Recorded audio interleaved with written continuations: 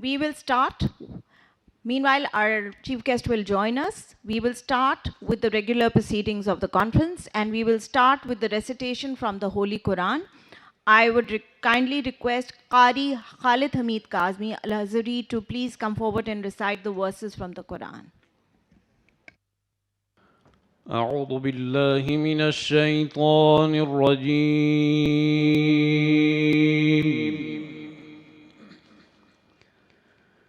بسم الله الرحمن الرحيم.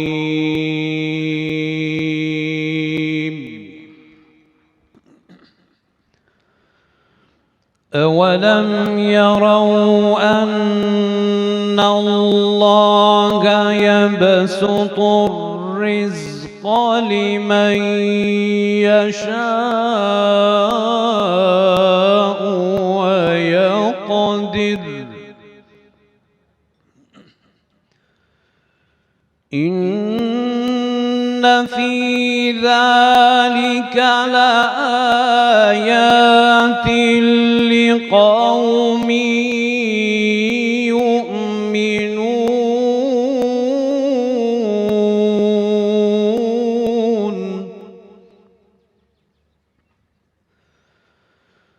فآت ذا القربى حقه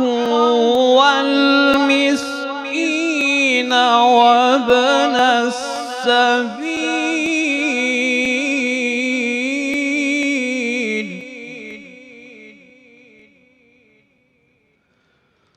ذلك خير للذين يريدون وجه الله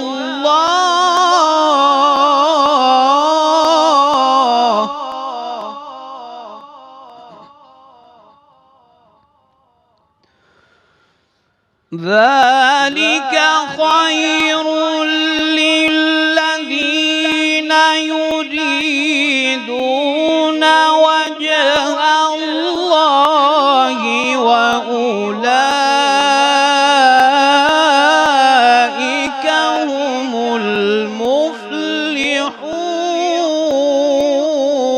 المفلحون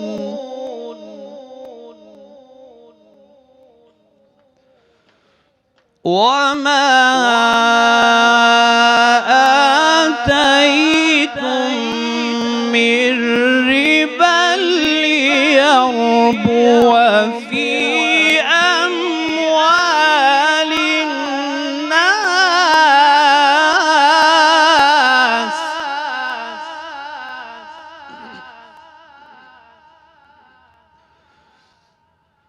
وما آتيتم من ربا ليربو في أموال الناس فلا يربو عند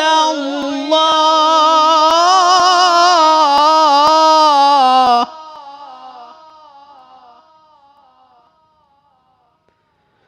وما آتيتم من زكاة تريدون وجه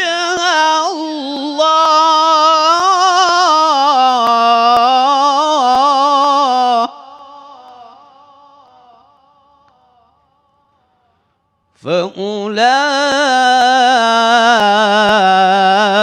فأولئك هم المضعفون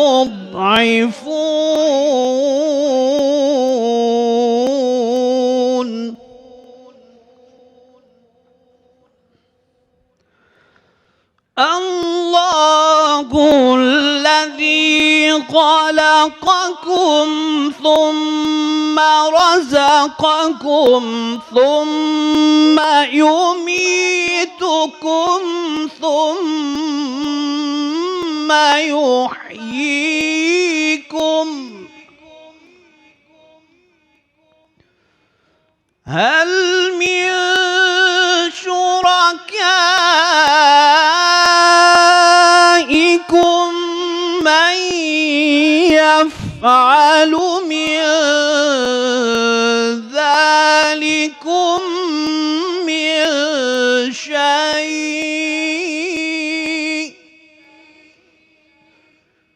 سبحانه وتعالى عما يشركون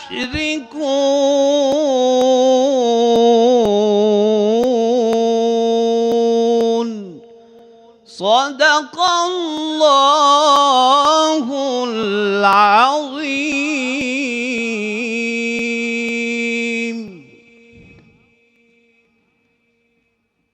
Jazakallah. Thank you. مولاي صل وسلم دائما أبدا على حبيبك خير الخلق كلهم.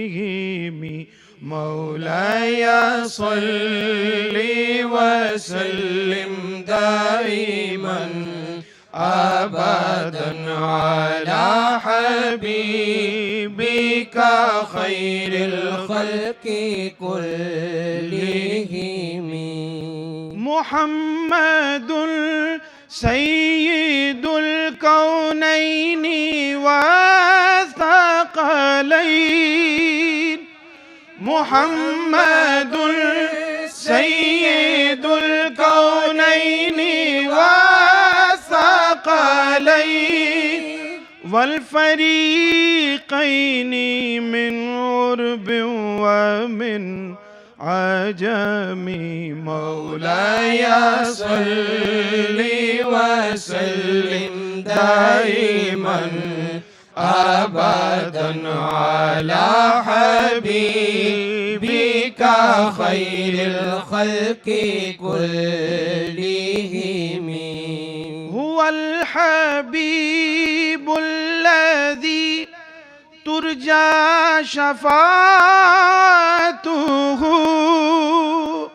هو الحبيب الذي ترجى شفاعته لكل غول من الأهوال مقتحم. مولاي صل وسلم دائما أبدا على حبيبك خير الخلق كلهم. يا ربي بالمصطفى بلغ مقاصدنا. يا ربي بالمصطفى بلغ مقاصدنا واغفر لنا ما مضى يا واسع الكرم. مولاي صل وسلم دائما أبدا على حبيبك خير الخلق كلهم. مولاي صل وسلم دائما أبدا على حبيبك خير الخلق كلهم. Minhaj University Lahore and its many ventures. We would like to run you through a video documentary of all that has developed under the banner of Minhaj University Lahore and its various ventures. Can you please play the documentary?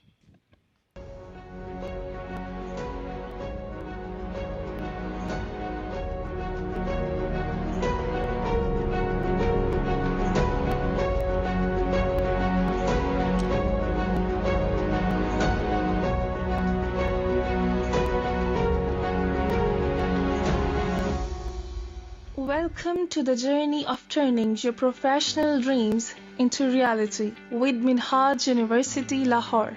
Founded by Sheikhul Islam Professor Dr. Muhammad Tahirul Qadri in 1986, and being led by the Deputy Chairman, Board of Governors, a very well-known educationist, philosopher, and economist, Dr. Hussain Mohiuddin Qadri. MUL is a rapidly growing university under the supervision of the Vice Chancellor, Professor Dr. Sajid Mahmood Shehzad. It is renowned for its excellence in delivering quality education and conducting innovative researches. Minhaj University Lahore was founded by Sheikhul Islam Professor Dr. Muhammad Tahirul Qadri in 1986 with a vision to produce a generation of great intellectuals and professionals coated in Islamic moral values and love for Pakistan. Here at Minhaj University Lahore, tens of millions of worth of scholarship is annually given to the deserving students. Minhaj University Lahore has a unique features such as research and international collaborations. Here at university, students have access to all national and international e-resources and databases in a very well-equipped libraries and laboratories. University comprises of 11 faculties, 36 academic schools, 15,000 students, 500 permanent and adjunct faculty, more than 300 PhD faculty members, 11 research centers, and publishes 7 research journals. At our campus, we fully understand and accept the profound significance that lies in attending professionals, conferences, webinars, and conventions. The noble goals of Minhaj University is to conduct in-depth research that leads to a world ruled by the power of knowledge, not biasness and conflicts. Research matters in university affairs, and Minhaj University Lahore is unique. It is unique because it has highly efficient research centers such as Hassan bin Sabit Center for Research in North Literature, the Center of Research and Innovation in Maritime Affairs, and Center for Economic Planning and Development, and then many research journals which are recognized by Higher Education Commission. We provide a distinguished educational experience for students based on real-life experiences through seminars, educational visits, and guest lectures. Community activities are also arranged to create a positive impact on society. Our legendary faculty is the heart of MUL. Highly qualified national and international faculty is available to mentor, guide, and inspire the students. With us, students enjoy the most safe and diverse culture while learning appreciation, humanity, respect, and ethical norms. Minhaj University Lahore is wholeheartedly dedicated to provide competency-based education through practical learning and hands-on experience, even job opportunities and internships to its students. The university has been working hard for the promotion of societal norms, for the development of the society, and to contribute to the economic growth of Pakistan. For this purpose, we urge and provide facilities to our students to go for internships, to go for entrepreneurship, and to do the e-commerce related activities. Minhaj University Lahore believes that the universities are engines of advanced knowledge, thoughts, and ideas. And for that purpose, we have 11 research centers, and those research centers published different research reports, periodicals, organized conferences, seminars, and workshops. To achieve zeniths of excellence, we have accomplished a lot and will continue to do so in the coming days. To increase the scientific, technological, and research thoughts and enhance the practical knowledge of our students, we have various advanced research laboratories, TV, and radio studios. MUL's proud distinction is its Ibn Sina Library, a resource center and modern robotic library. It is a multidisciplinary library designed to meet the reading needs and serve as a reliable source for the university's faculty, students, researchers, and staff. The library has an inquisitive infrastructure, an extensive collection of more than 50,000 printed and 150,000 electronic books. and digital access to HEC databases on various disciplines. Sports enhances social and cultural life by bringing together individuals and communities. To induce the sportsmanship in the students and groom them into good athletic personalities, yearly sports gala, inter-university annual tournaments, and cultural events are organized.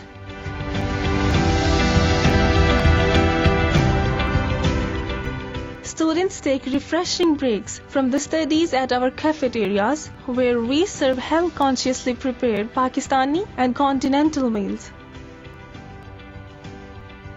Research conferences offer the opportunity to learn from peers, leaders, and research scholars alike, and forge useful connections about the latest research work. Until now, 13 successful research conferences have been conducted by MUL addressing some very crucial topics of prominent fields. At Minhaj University, Lahore, we make education more accessible and easier to afford by offering numerous financial aids, fee concessions, and scholarships. Join us to unlock your potentials and be one of the leading professionals of your field. A round of applause. Thank you.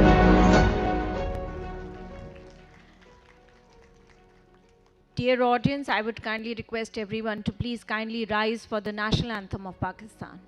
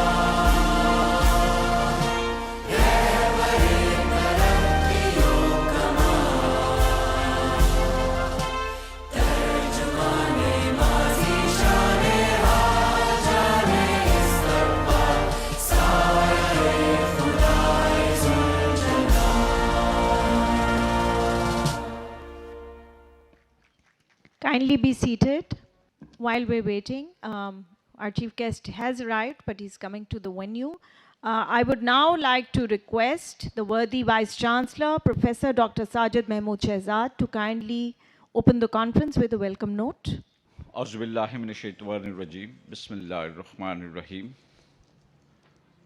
Worthy Deputy Chairman, Board of Governors, Professor Dr. Hussain Mahiuddin Qadri, respected Salim Asab, Deputy Governor, State Bank of Pakistan, Abdur Rahman Wadai Saab, Commissioner, Security and Exchange Commission of Pakistan, keynote speakers, paper presenters, respected panelists, guests of honors, professional bankers, worthy deans, head of the departments, faculty members, dear students, ladies and gentlemen.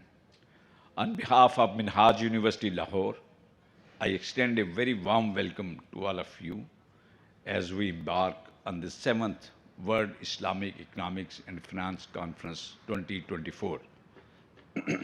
This year, the theme, From Practice to Impact, Aligning Islamic Economics and Finance in Light of Global Development and Challenges, reflects a critical turning point in our journey at Minhaj University, Lahore. Minhaj University, Lahore was established in 1986 by Sheikhul Islam Professor Dr. Tahir al-Qadri with the vision of creating an exceptional institute. But in the recent past, it has made significant development under the guidance of Professor Dr. Hussain Mahiuddin Qadri, Deputy Chairman, Board of Governors.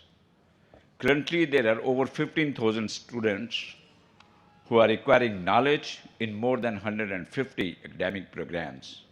We provide quality education as our aim is to provide quality education with our team of 700 teaching and non-teaching staff members. MUL is committed to providing quality education and excellent facilities. Our goal is to achieve development by implementing innovative infrastructure, all but while prioritizing a holistic approach to students' academic advancement. Dear participants, for years, Islamic finance has attracted minds with its ethical principles and unique offerings. It has grown rapidly, attracting investments and extending financial landscape. Yet a crucial question remains beyond the impressive figures. What is the real impact of Islamic finance on the life of an ordinary people? This conference is our collective answer. All of us gather here not just to celebrate our achievements, but to examine, reimagine, and refresh Islamic economics and finance, considering global realities. The conference sub-themes portray a vibrant picture of these realities. Participants will explore the socio-economic impact of Islamic finance, discovering its role in alleviating the poverty, fostering inclusive growth, and empowering marginalized communities around the globe. The post-Rabia judgment landscape seek innovative solutions that navigate legal and ethical framework that will be discussed during this conference. This conference will map the critical role of Islamic finance in supporting entrepreneurship and micro, small, and medium enterprises, driving economic vitality and creating sustainable livelihood. The world around us is grappling with profound challenges: climate change cost, a long shadow, economic inequalities expands, and geopolitical tensions are growing around the globe. The question is, can Islamic finance be a catalyst for positive change in these fields? The answer is yes. This conference will explore the prospects and challenges of aligning Islamic finance with global and geopolitical realities, seeking solutions that promote environmental sustainability, address inequalities, and foster peace and stability around the globe. Emerging technologies like central bank digital currencies and generative artificial intelligence present both opportunities and complexities for Islamic finance. The ethical implications and development of responsible framework for utilizing their potential will be examined here in this conference. The ever-evolving halal industry demands our attention. Through this conference, solution to overcome its challenges and unlock its huge potential for social economic development will be identified by our researchers. The Sharia governance, audit, and ethics remains the bedrock of Islamic finance. Participants will engage in critical discussion to ensure standards and ethical communities within these industries. They will explore their further commitments to resolve these issues. The expanding field of Islamic fintech holds huge potential. Its advancement area for future development and impactful integration into financial ecosystem will be explored. Finally, our focus will be turned to the Islamic capital market, analyzing its strength in the face of global instability and mapping its track for sustainable growth. This conference is not just an academic exercise, it is call for action. The globe through this conference is not a simple discourse. We have set certain goals. It's not only discussion, but a transformation. This conference aims to construct a path where Islamic economics and finance are not just theoretical concepts, but effective methods for building just and unbiased and sustainable future for all of us. The journey requires a collective wisdom and collective efforts of scholars, practitioners, policymakers, and industry leaders. Each of you brings invaluable expertise and perspective to the table. Let us engage in open dialogue, challenge existing theories, and co-create solutions that match the need of our time. In the end, I remind you that there are big challenges ahead, but our opportunities are immense. As this conference begins, let us, guided by the principles of compassion and justice, let us struggle to ensure that Islamic economics and finance truly live up to their potential, leaving a lasting positive impact on the world we share.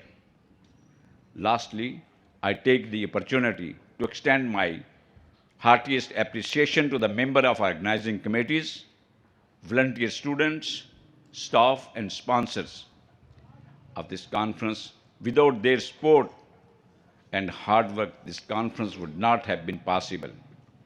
I am also deeply grateful to our collaborators, especially the Al Sadiq Institute of Islamic Banking and Finance as a platinum partner, Rural Development Community Program as a gold sponsor, and Pak Qatar Group as a silver sponsor. Now, as the Vice Chancellor of Minhaj University, Lahore, I declare the 7th Islamic Economics and Finance Conference 2024 officially open. Thank you. Thank you, sir. Dear audience, our chief guest, Mr. Salimullah, Deputy Governor for the State Bank of Pakistan, has also joined us. Kindly a round of applause for our chief guest as a welcome note. Thank you, sir, for being here. Now I would request Professor Dr. Ishaq Bhatti to kindly introduce the conference and run us through the proceedings that are planned in the next 2 days. Thank you. I would like to say thank you to our Vice Chancellor. He made my life easy to open. So, Bismillah Rahman Rahim. He covered most of the material which I wanted to cover. Thank you, Vice Chancellor Sahab. Ladies and gentlemen, Assalamu alaikum. On behalf of Minhaj University Lahore, I would like to welcome all of you to the 7th World Islamic Economic and Finance Conference. Today's conference is a part of Minhaj University's Lahore's effort to strengthen intellectual discourse for those who believe in innovation and industry collaboration. The 7th World Islamic Economic and Finance Conference theme is From Practice Impact, aligning Islamic economics and finance in the light of global development. This is in line with the United Nations Sustainable Development Goals. So in this conference, we will explore some of these issues. This conference will enhance our knowledge addressing to some of the socio-economic and financial issues faced by Muslim Ummah in light of United Nations Sustainable Growth, practice to practical and theoretical aspects to how industry and financial instrument can be collaborated into this conference. Interesting thing is, the idea of this conference started from Dr. Hussain Muhyiddin Qadri's arriving in Melbourne as a student. We don't know him. A single man, when he arrived in Melbourne as a student, I knew living him with one of my children's classmates. The idea of Minhajul Quran started from that day, the day he arrived in the city of Melbourne in Australia as a PhD student. Excuse me, I'm a little bit deviating from that issue. And today, a single man set up a Minhajul Quran campus, multi-million-dollar fundraising effort. A single boy, young boy arriving in the city of Melbourne and raising and building up millions of dollars of assets for Minhaj. And then academics of Pakistani and Islamic thoughts were encouraged to be motivated to launch Islamic finance in Australia. And not only that, the idea came how we can, as a group of Muslim academics, can contribute into Manhaj University's campus. I was, in those days, launching Islamic finance in Malaysia. I think at that time, Mr. Salamullah, our deputy governor, was there, and I was representing Malaysia, and some of the Pakistani delegates said, traitors. Hey, you are Pakistani, eh? I said, yeah, but I'm representing Australia. I don't know whether Mr. Salimullah. So this was motivated by our deputy governor, Hussain Muhyiddin Qadri. My dear ladies and gentlemen, beside this story, let me come to the point. The interesting part of the 7th World Islamic Economic and Finance Conference 24 is pre-conference workshop delivered by international experts who are still at Minhaj University Lahore to participate in our conference, to whom we like to acknowledge their contribution to Minhaj University. Being one of the co-organizers of this conference, my responsibility is to introduce the honorable keynote speaker, Mr. Salimullah, and to present a brief summary of the conference theme, which respectable Vice Chancellor already done it, so he made my life easy. Mr. Salimullah is not a simple man. He looks like a very simple man, but he is the Deputy Governor of State Bank of Pakistan, a career central banker with 29 years of experience in Islamic banking and banking, with developing fundamental instruments of finance and Islamic finance and contributing into Pakistan's economy.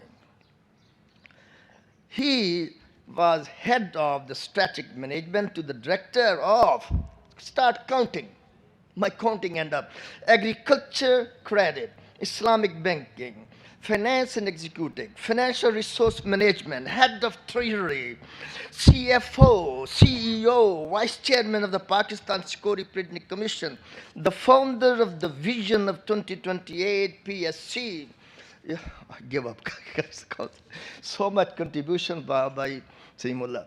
This conference will bring us the opportunity to take the wealth of knowledge from 4 panels with international speakers, 6 technical sessions, very technical, to address the theme of our conference.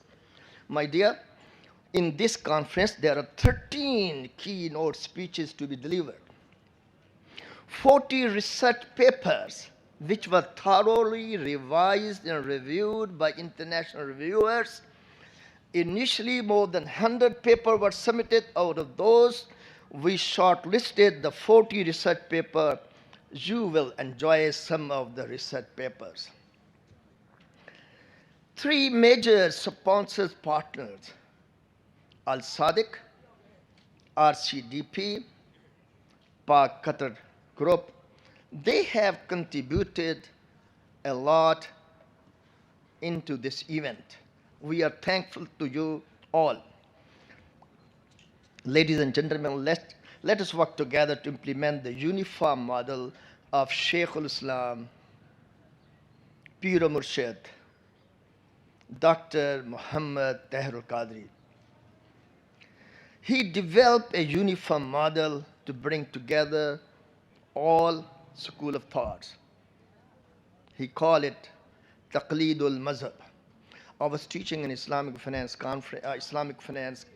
class where there was a dispute. What sort of model are we going to use? So I propose, read a book by our Shaykh al-Islam Tahir al-Qadri, who proposed Taqleed al-Mazhab, which build bridges between various schools of thoughts. These are the answers for those people who said, what sort of Islamic financial regulations you form? So I invite all of you to look into that book. And in this conference, we will try to learn more on that model. I request you all sit back together and enjoy this wonderful sunny weather of Lahore. Coming from Melbourne, I would like to say you guys, you are very lucky to have here. Thank you. Thank you, sir. While the speech was going on, we welcome Dr. Hussain Mohyuddin Qadri. He has arrived. Dr. Hassan Mohyuddin Qadri, he has arrived in the conference. Sir, thank you for being here. Dr. Hassan Mohyuddin Qadri is the Chairman, Supreme Council, Minhajul Quran International. A round of applause and a warm welcome, sir. Now, I would like to invite Mr. Abdurrahman Waraich, who is the Commissioner, Security Market Division, Security and Exchange Commission of Pakistan, to kindly deliver the first keynote speech. A round of applause, please. Dr. Hussain Mohyuddin Qadri, Dr. Hassan Mohyuddin Qadri, Mr. Salimullah, Dr. Sajid Shehzad, all the accomplished and distinguished panelists and scholars, the faculty members of Minhaj University, the students of Minhaj, ladies and gentlemen, Assalamu alaikum. I, on behalf of Securities and Exchange Commission of Pakistan, express my utmost gratitude to Minhaj University for remembering SECP, for partnering with us, and for inviting us to participate in this important and enlightening event. I would like to acknowledge the major contributions that Minhaj University has made and is making to this country and to the Muslim nation on an ongoing basis. Minhaj is doing a great job through application, by teaching application of Sharia principles to the daily issues and challenges that we face, integrating the Sharia principles with the economic and financial needs and challenges that we all have. And I know that Minhaj is doing the same in case of many other walks of life. The best thing is that the approach of Minhaj University is based on research and analysis and evidence gathering. Pakistan as a country and as a society has lagged behind when it comes to research and development.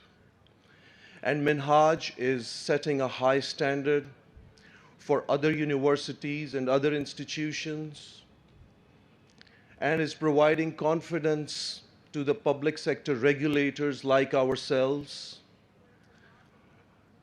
that reliable, credible, high-quality research can be done in Pakistani universities, and Pakistani universities can support the public sector regulators in improving the public policies and in making and setting better laws and regulations. What is even better is that Minhaj is always able to and willing to and enthusiastic about inviting international scholars, making people from all different schools of thought sit on the same table, exchange their ideas, share their research, and hopefully arrive at the solutions to modern day problems with consensus. And even in areas where consensus is not reached, this approach of engagement and brotherhood and consultation leads to mutual respect, even where the views of one school of thought disagree or different from those of another school of thought. There is still a lot of mutual respect and admiration, which can only be generated through a process of consultation and continuous engagement.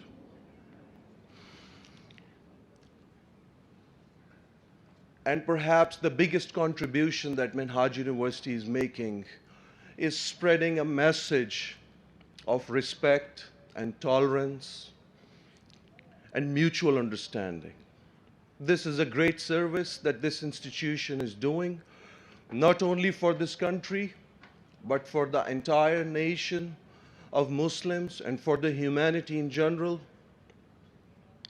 And we hope and pray that other institutions will also follow this standard. I would like to briefly speak about some of the key objectives of Securities and Exchange Commission of Pakistan.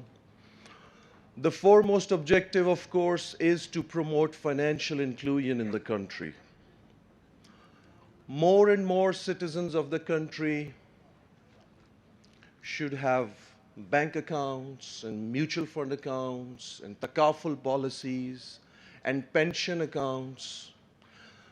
There should be financial institutions and financial products to cater to their everyday needs, to their short-term and long-term goals, and they should participate in all those products and all those institutions. They should be using all the products that are available to help them progress in their lives.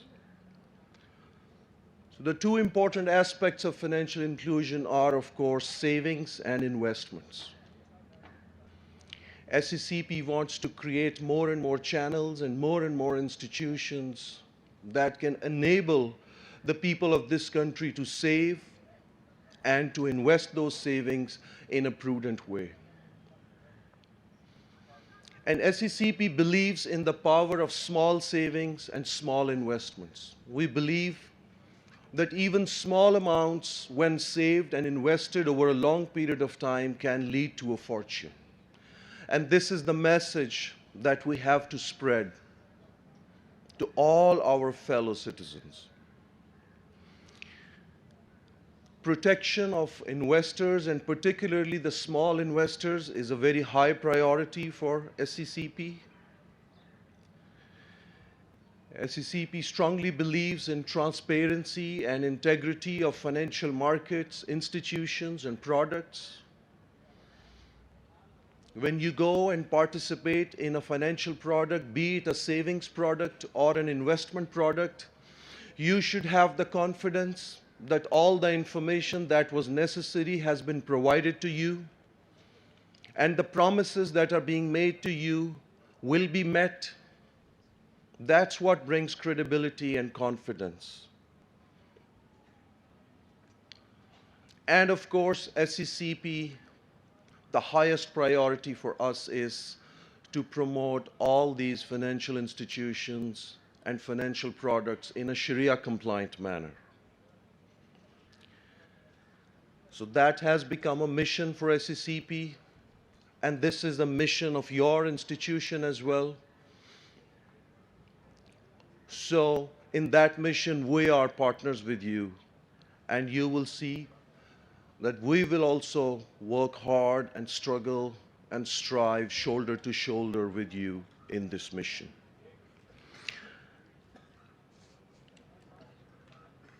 And SECP believes that education and awareness is probably one of the best strategies that the government and the public sector regulators can adopt. Sometimes making too many laws and regulations and enforcing them too strictly does not do the job. It is not enough. Oftentimes, persuasion, convincing the individuals and the citizens that the institutions and the products are serving their best interests, showing them how these can benefit them in their lives, is the best is the best thing that a government and a public sector institution can do. So education and awareness is becoming a very high priority for SECP. And we also believe that the regulator should make it easy for the citizens to participate and to benefit from the financial products. We think that due to technological advancements, there are opportunities to create this ease of participation for the individuals. And it has now become a high priority for us. We want to enable the individuals to participate in financial institutions and financial products with ease and convenience. All of these institutions and products should be available on their doorstep. SECP believes increasingly in research-based policy making. Experience has taught us that when policies are made purely on theoretical basis and premises, many of those policies don't work. So the best approach towards policy making should be based on evidence and research and thorough consultation and analysis. And we see a potential partner in Minhaj University when it comes to research-based policy making.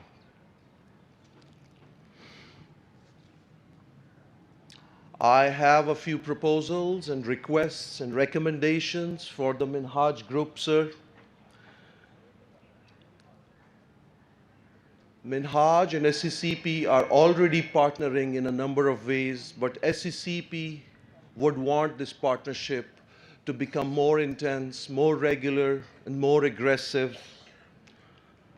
We would like your university, we would want your university to do research on many of the areas where we want to make new policies or we want to amend existing policies.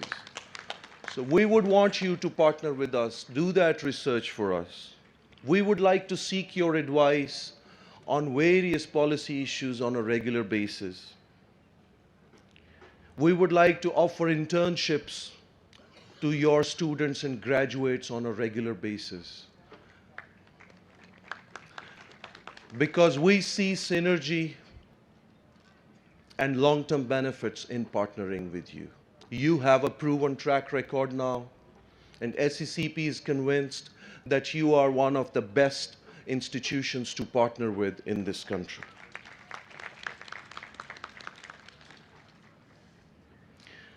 I would also request Minhaj University to offer dedicated courses pertaining to non-banking financial institutions. I believe that you are already providing this education as part of your university degree programs, but I would urge your Vice Chancellor and your management to do some consultation with SECP also in this regard, and preferably offer a few dedicated courses. Some of them can provide a general overview of the non-banking financial institutions and products that exist in our country, and a few of them can probably be more detailed and more expert level courses if someone wants to know more about the kaful or mutual funds or mudarabas. Such courses should also be available.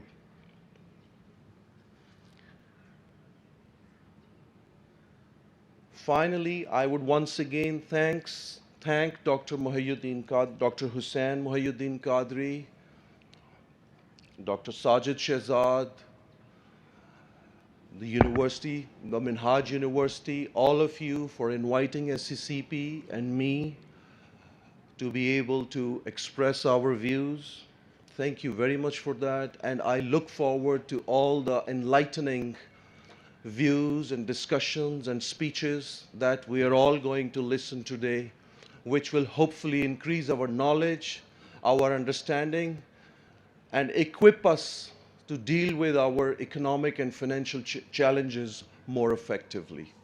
Thank you very much. Thank you, sir. I'll take the opportunity to welcome an honorable guest, Zafar Mahmood Chaudhry Saab. He's the Vice President, Lahore Chamber of Commerce and Industry. Welcome, sir, to the conference. Now I would request Mr. Mohammad Murtaza, the CEO for the Rural Community Development Program.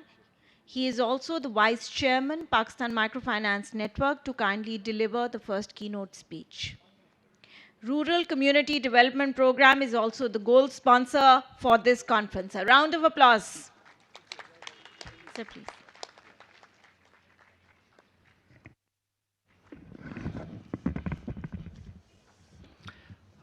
Auzubillahi minash shaitanir rajim. Bismillahir Rahmanir Rahim.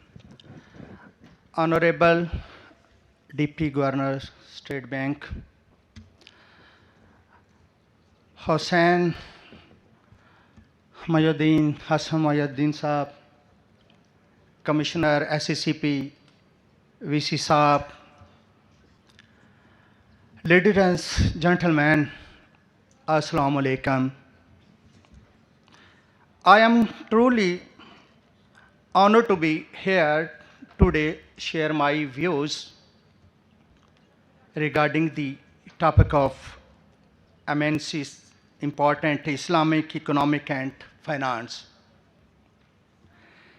The stage is honored with national, international scholars, academia, regulator, and practitioners who have dedicated their efforts to betterment of communities through Islamic economic and finance.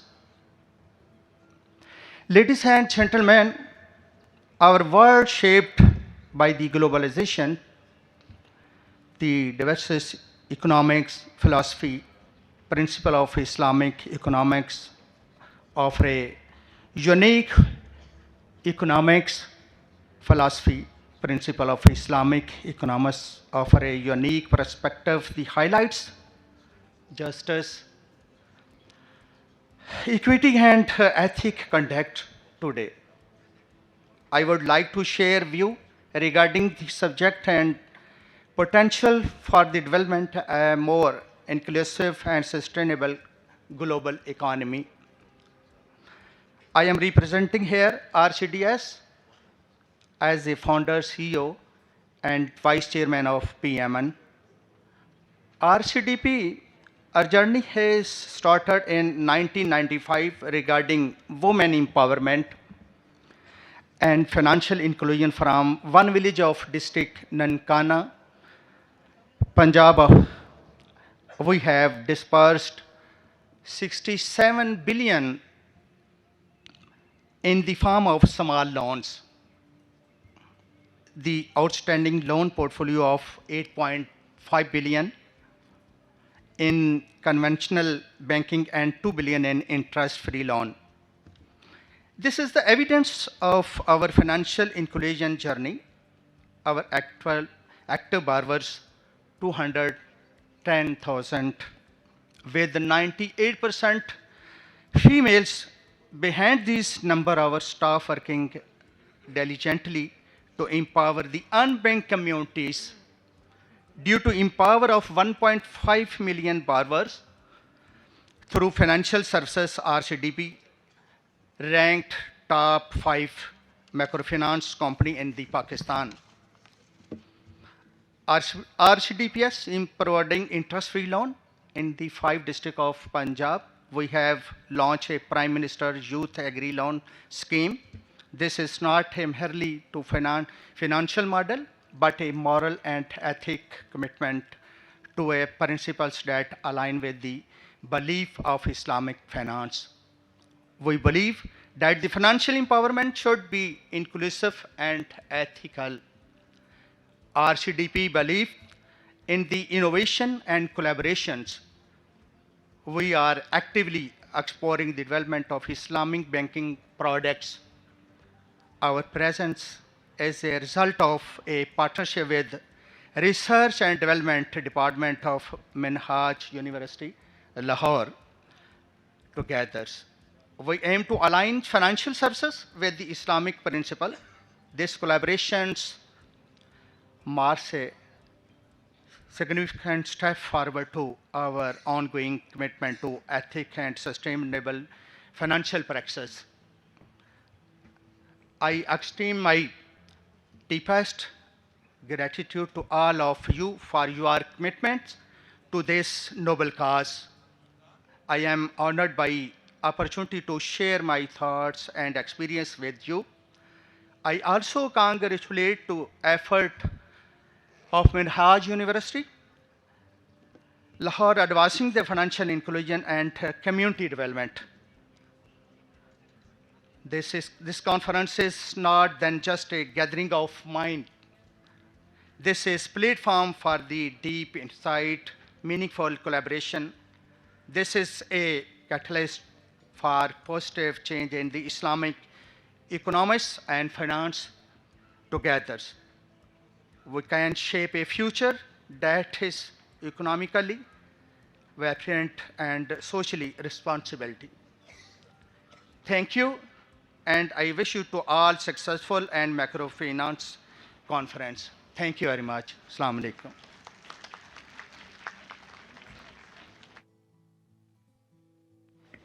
Thank you, sir. Now I would like to invite Professor Dr. Hussain Mohyuddin Qadri, the Deputy Chairman, Board of Governors for Minhaj University, Lahore, for his keynote speech on a very important topic of the current times. It's an issue that is being faced by the Muslim Ummah. The rest, Dr. Saab will be speaking about in his speech. A round of applause, audience. Thank you. Bismillahir Rahmanir Rahim.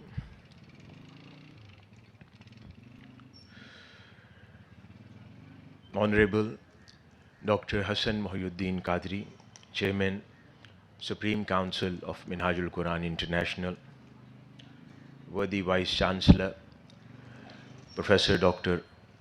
Sajid Mahmood Shehzad, Mr. Salimullah Saab, Deputy Governor, State Bank of Pakistan, Mr. Abdur Rahman Wadaich, Commissioner, SCCP, Sheikh Shabbir Hassan Mesami, Chairman Al-Sadiq Institute of Islamic Finance, Mr. Muhammad Murtaza, CEO, Rural Community Development Program,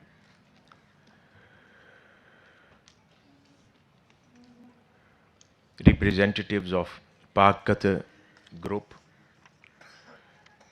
Mr. Zafar Mahmood Chaudhary, Senior Vice President, Lahore Chamber of Commerce, Honorable Dr. Qibla Ayaz, Chairman, Islamic Ideology Council of Pakistan, all the respectable, honorable dignitaries, guests, speakers who have traveled from various parts of the world to participate in this conference, presenters from all over Pakistan who will be presenting their works, papers, insights on the topic of Islamic banking and finance. Dear ladies and gentlemen, I welcome you all in the 7th continuous conference by Minhaj University, Lahore on Islamic banking and finance. I would also like to extend my gratitude and appreciation to all the co-chairs and co-organizers of this conference. Dear Dr. Mughis Shaukat, Dr. Ishaq Bhatti, and all other co-chairs and co-organizers of this conference. They have been part of this conference and initiative since the beginning, and I believe their continuous support and collaboration has strengthened this platform and forum. And this is growing every next year, alhamdulillah. I would also like to appreciate all the partners of this conference who have joined hands with Minhaj University Lahore to make this event possible. And I appreciate that they are taking part in those activities which are important for the flourishing and growing future of Islamic finance and economics in Pakistan. I would also like to congratulate all the staff and team members and university's conference secretariat under the supervision of our registrar, Dr. Khurram Shehzad, for putting their efforts in making this beautiful conference a success. So every single one among you who have put their day and nights to make this event possible and successful, I congratulate you all. And I would like to request the participants to give them a big round of applause.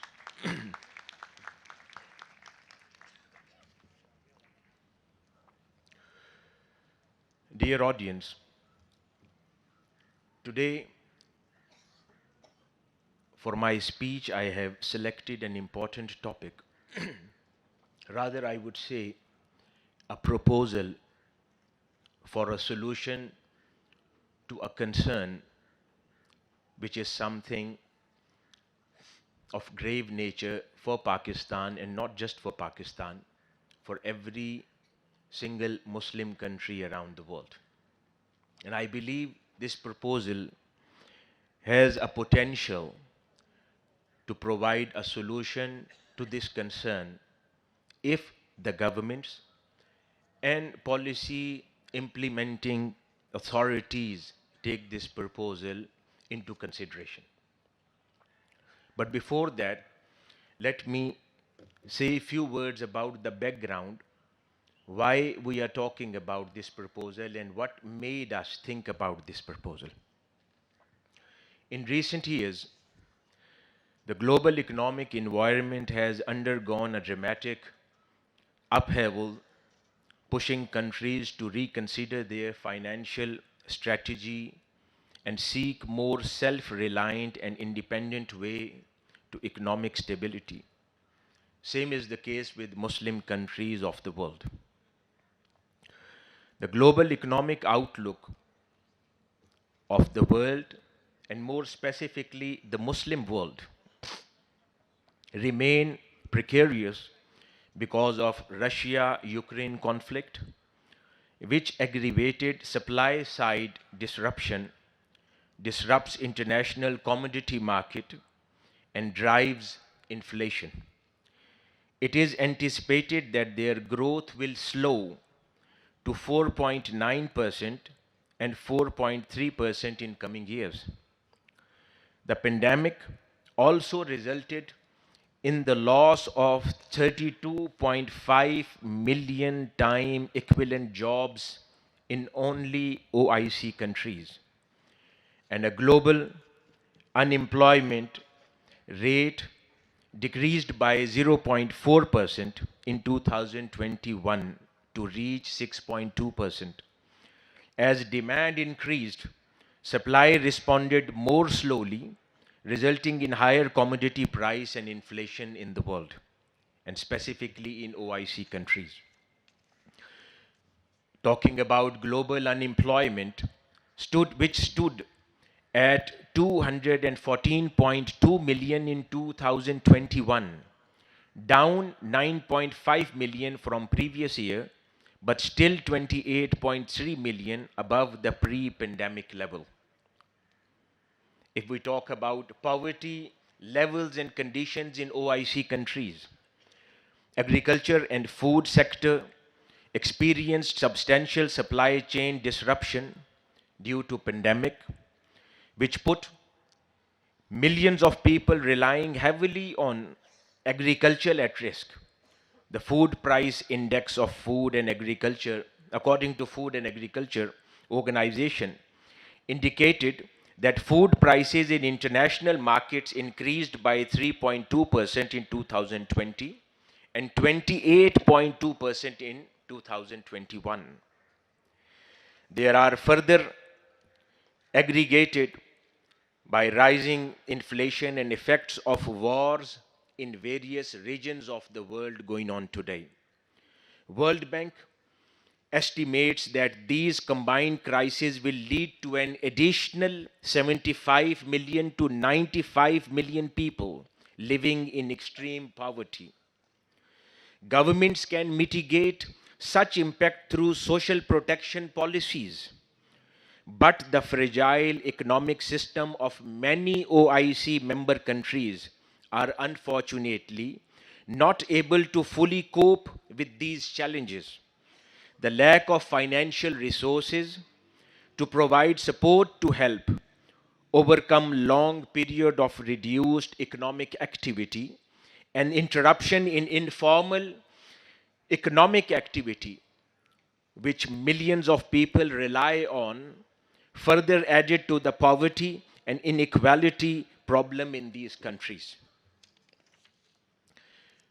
On the similar lines, if we look at the economic landscape of Pakistan, we see from June 2017 to June 2023, these 5 years unfolds as a tale of stark contrasts and resilience of an emerging economy.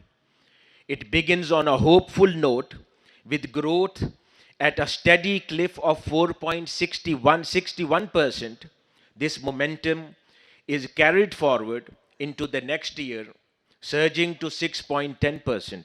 However, the narrative takes a dramatic turn as an economy dips into negative by June 2020, with a contraction of 0.94% by June 2023.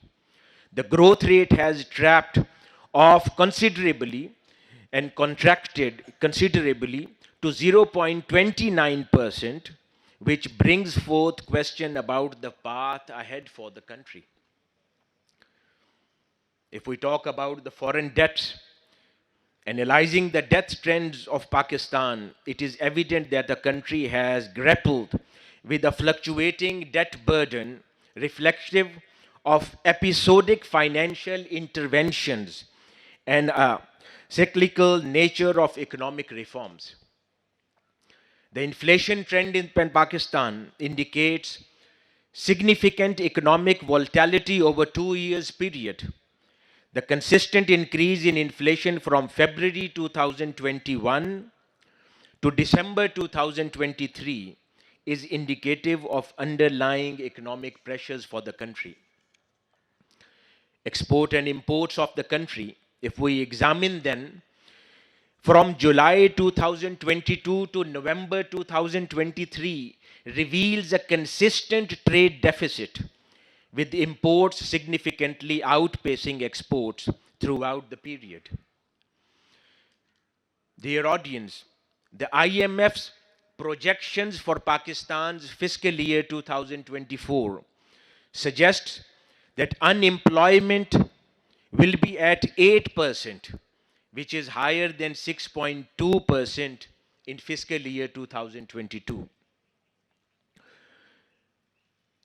Talking about the infrastructure of the country, the lack of investment in certain sectors like water sector has had a cascading effect on the country's economic growth, agriculture output, and employment, particularly in rural areas.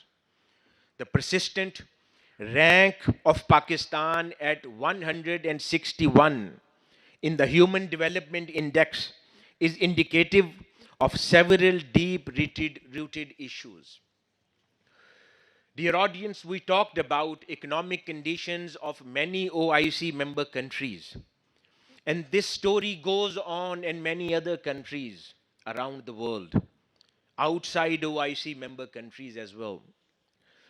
What happens when the country faces this kind of circumstances?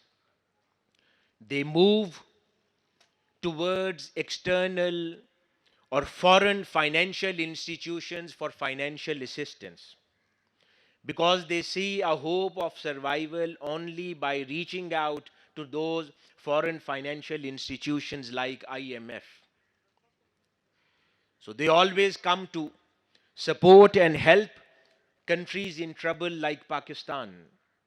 And they provide them with bailout packages, they provide them with financial assistance so that they can come out of those emergencies. But on what? They provide those assistance and financial support on interest basis. I would say a very high interest basis.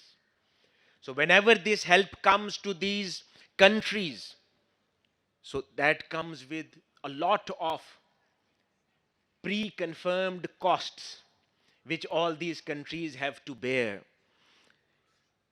to get rid of that financial crunch and crisis.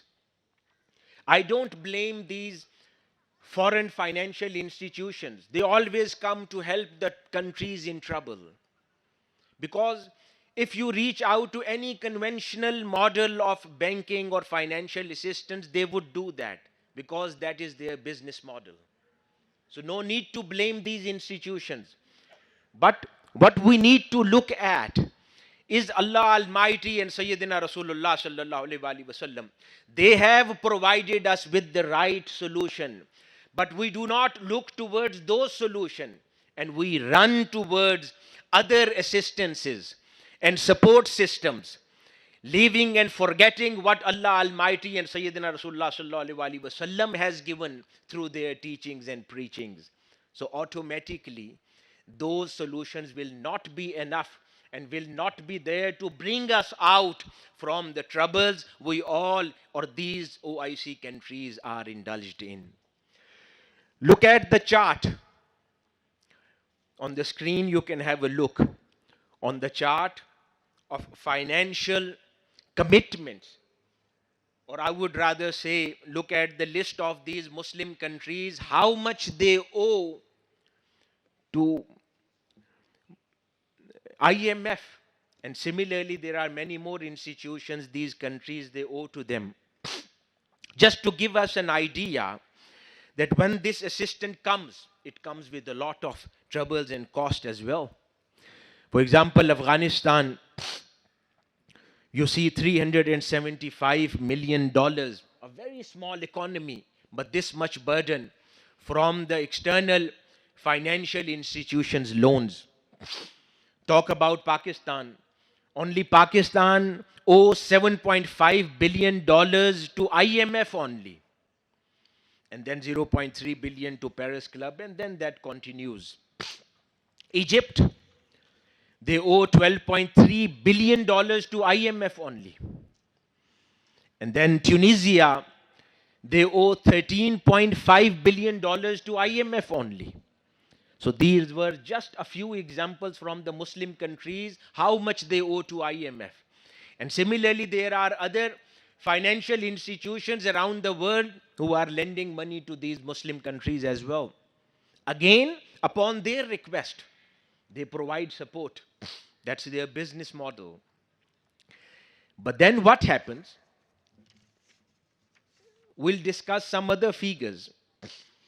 Let's say Pakistan, in 2018, the lended money from the foreign financial institutions was around 2.5 billion in one type of figure. And then with the added value of interest repayments, this whole amount and loan transfer changed into 19.49 billion US dollar in 2021. So around 7 billion or more amount was only going in interest repayments. Same is the case with couple of other countries like Indonesia. The external debt was around, in 2018, it was around $337 billion. But by 2020, $13.7 billion was peaked and added into this whole circle in the name of interest repayments. Same is the cases with Bangladesh. The principal amount which was given to these countries as a loan or money lended by foreign institution was this much, maybe $75 billion.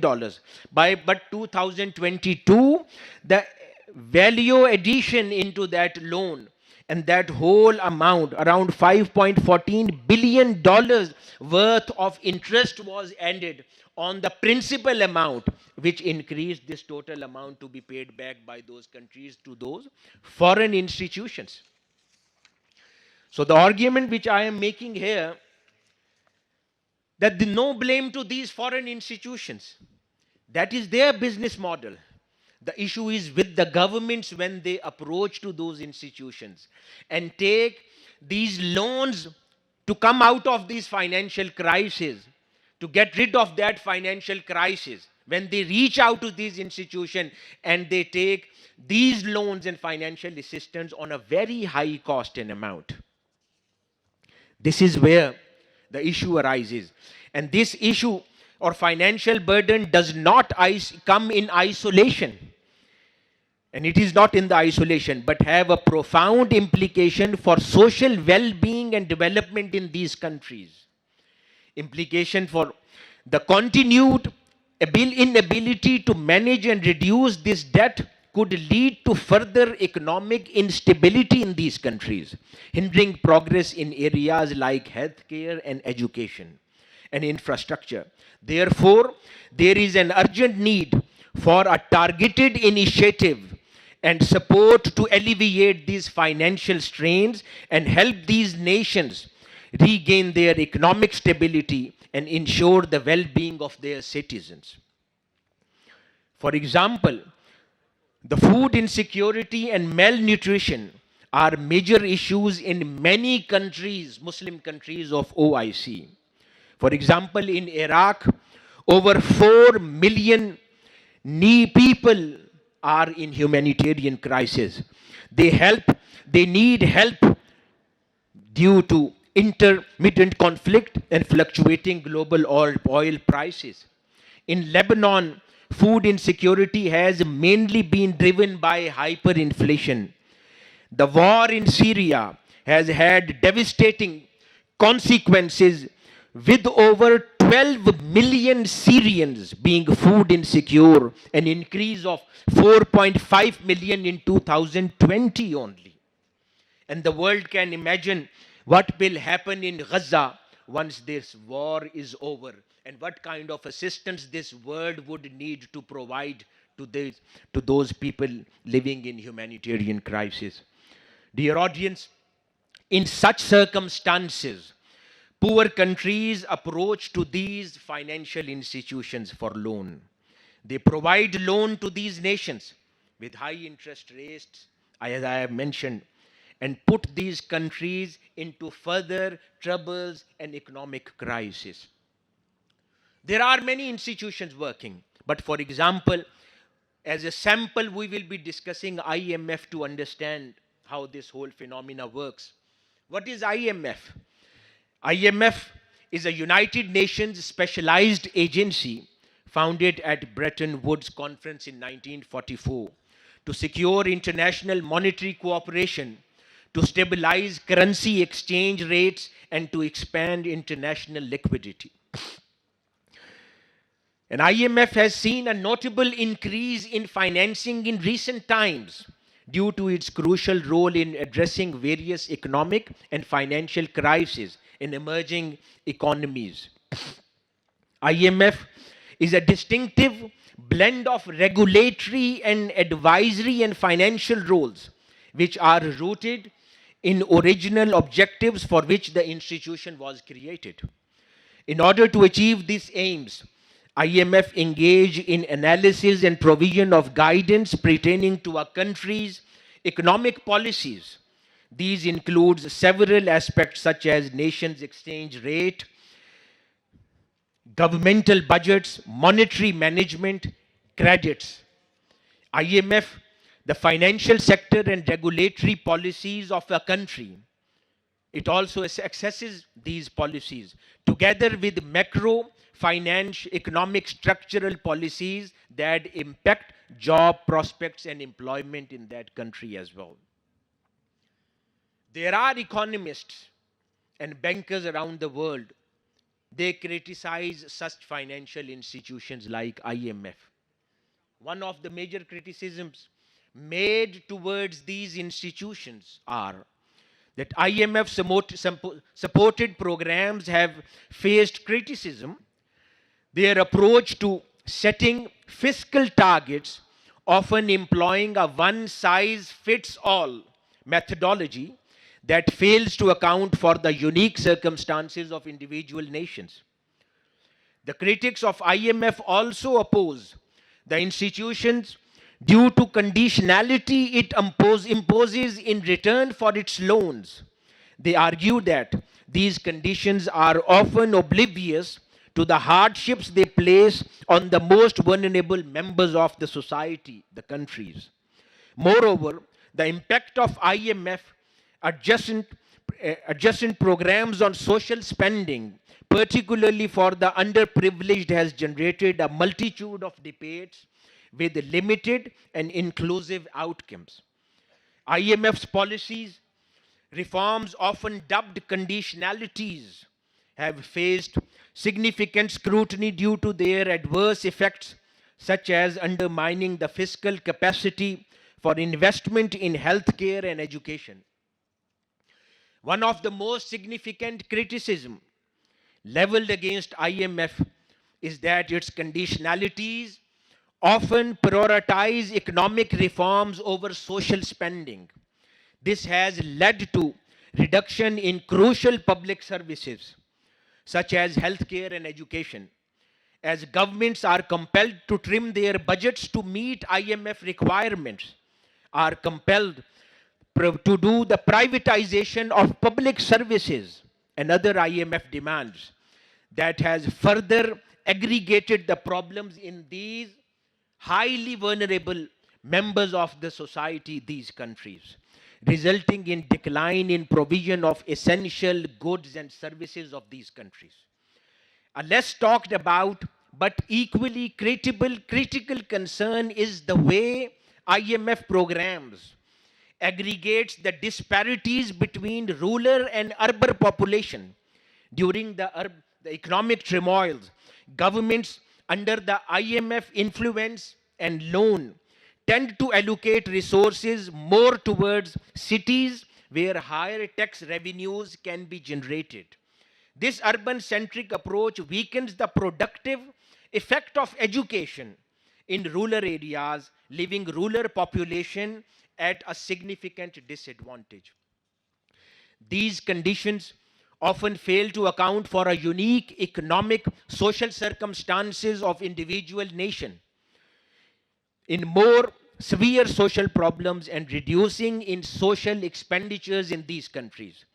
The IMF's dual role as both a lender and supervisor also presents an inherent conflict of interest comprising the effectiveness of these policies.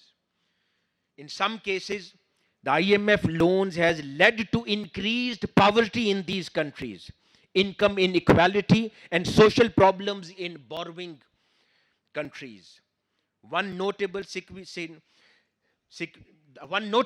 in IMF recommendations is the reduction in petroleum subsidies, especially in Pakistan.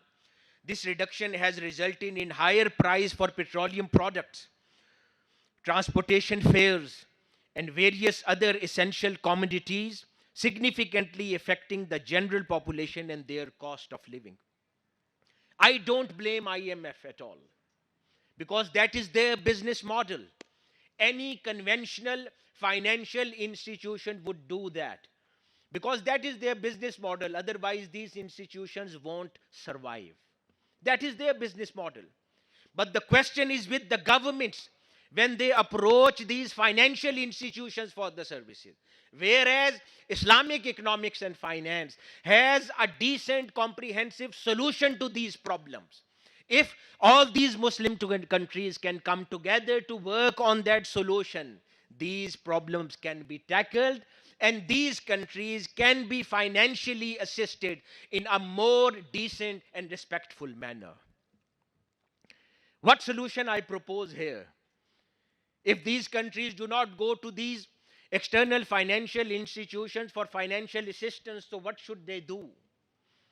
So talking about OIC member countries, I propose MCW, another global institution formed under the platform of OIC, Organization of Islamic Countries. And what is MCW? MCW is Muslim Common Waqf, which is a beautiful product of Islamic banking and finance, which can provide an ultimate comprehensive solution to going to these foreign financial institutions. If the Muslim countries can come together and work on this solution, I believe the members of OIC countries, and not just the Muslim countries, many poor countries and third world countries around the world, they can benefit from this institution without paying the high amount of interest on those loans and the financial assistance which are provided today by the conventional institution. In that case, they will be assisted by that MCW, the Muslim Common Waqf, without interest. That will only help these countries to come out of their financial troubles and crises without paying high amount in the name of interest, and they will have sufficient to invest on their social sector, public sector, on their health care, on their education, and on the community and people living in their countries. So before I get into the details of this model, let's talk about Waqf. For those students, brothers and sisters, who do not understand the concept of Waqf properly. What is Waqf? Waqf comes from the Arabic word waqafa, which means to hold. Once a Waqf is created, the property is detained, and neither the person who created the Waqf nor its beneficiaries are entitled to ownership.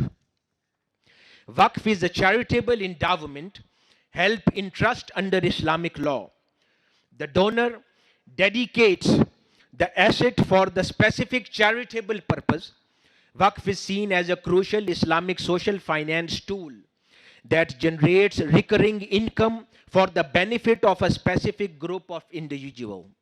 Contributing of a Waqf fund can be distributed for a general socio-economic needs such as building places, financial expenses, establishing schools, developing infrastructure, welfare of the poor, and sustainable entrepreneurship activities.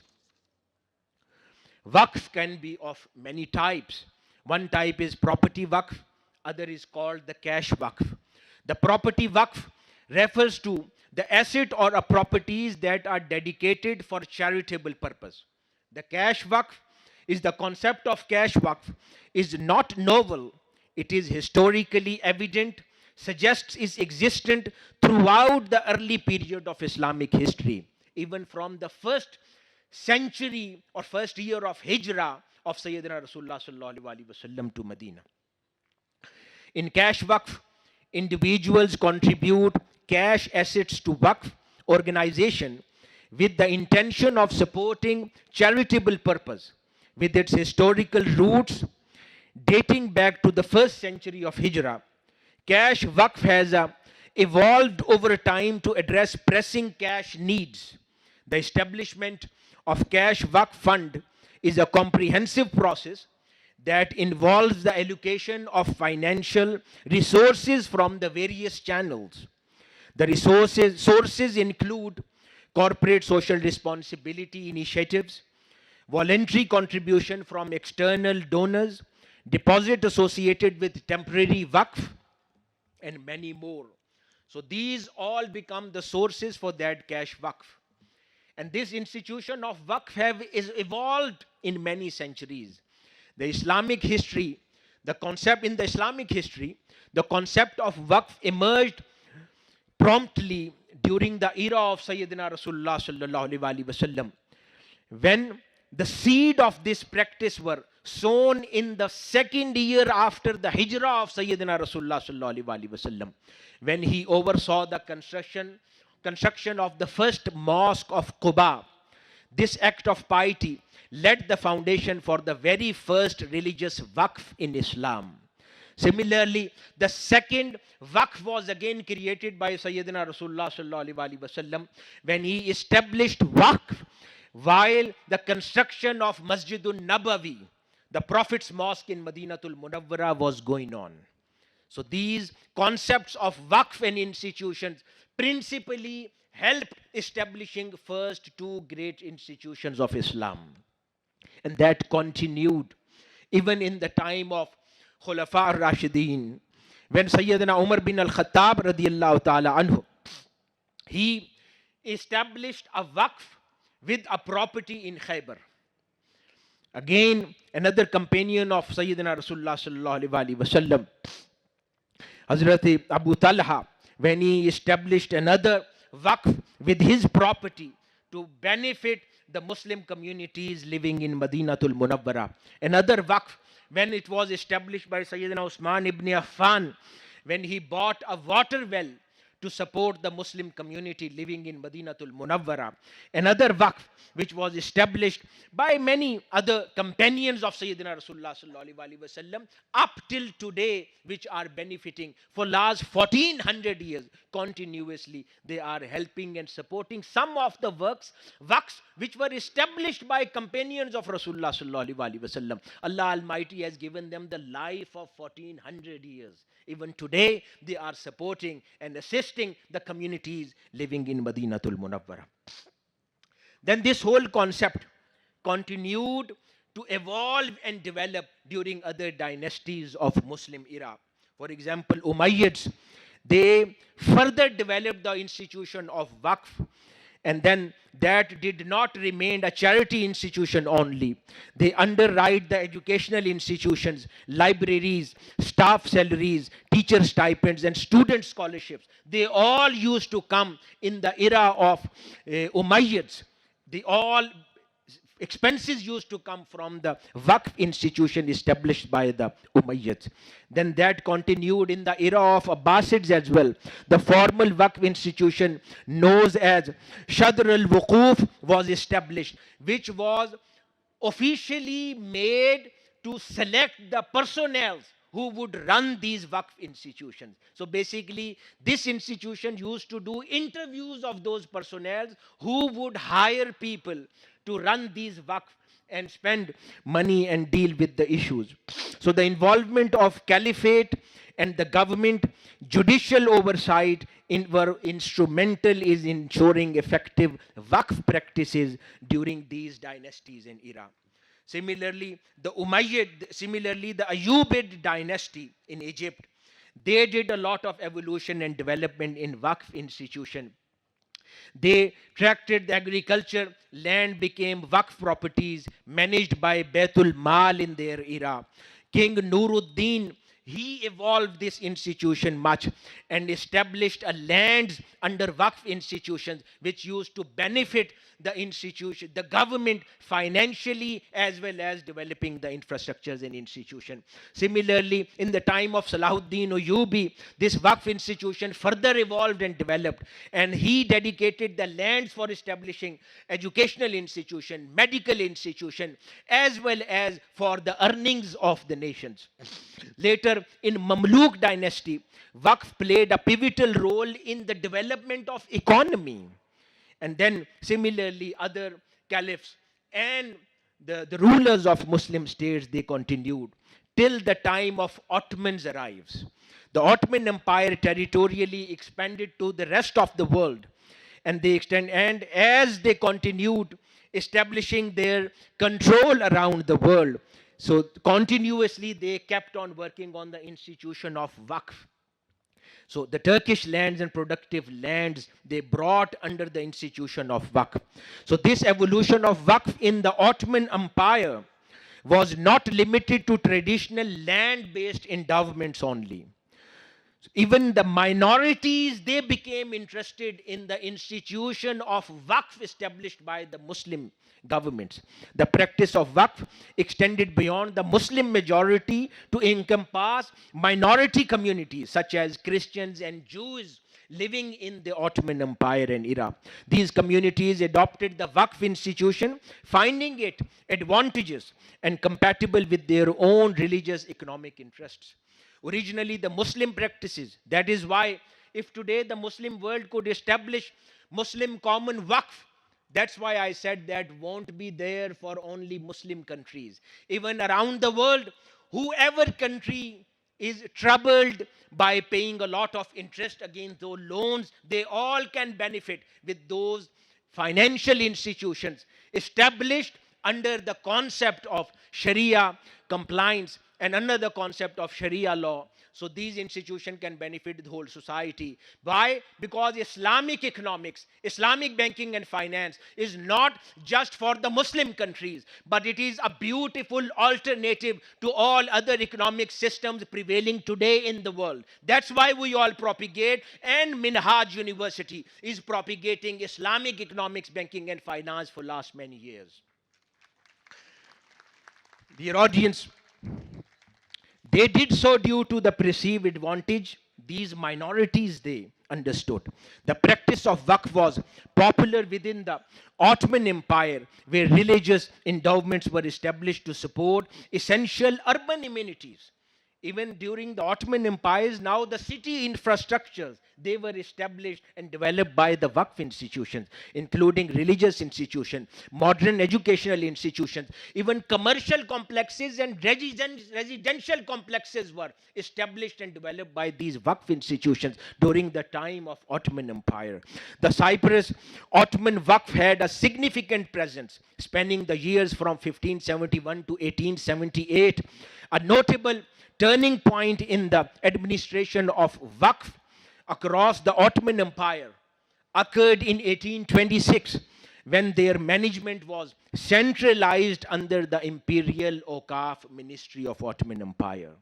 So these were few examples from the history of Islam that this institution has proved to be the successful one, without putting a lot of burden, economic burden, on the countries or a states or a principalities, and giving a lot of financial assistance towards developing more institutions, medical institutions, educational institutions, residential institutions, commercial complexes by Waqf and social finance tool. When Islam and Islamic economics has such a beautiful example and solution, why going towards interest-based solution for our economic crisis? Why cannot the Muslim countries, they can come together to establish Muslim common Waqf? There has a lot of money I see traveling in Middle East. On single buildings they are spending $2 to 3 billion. When we talk about these financials, when we look at these financials, that how much lending these IMF or other financial institutions are doing towards these countries, how much they would have done? $100 billion? $150 billion?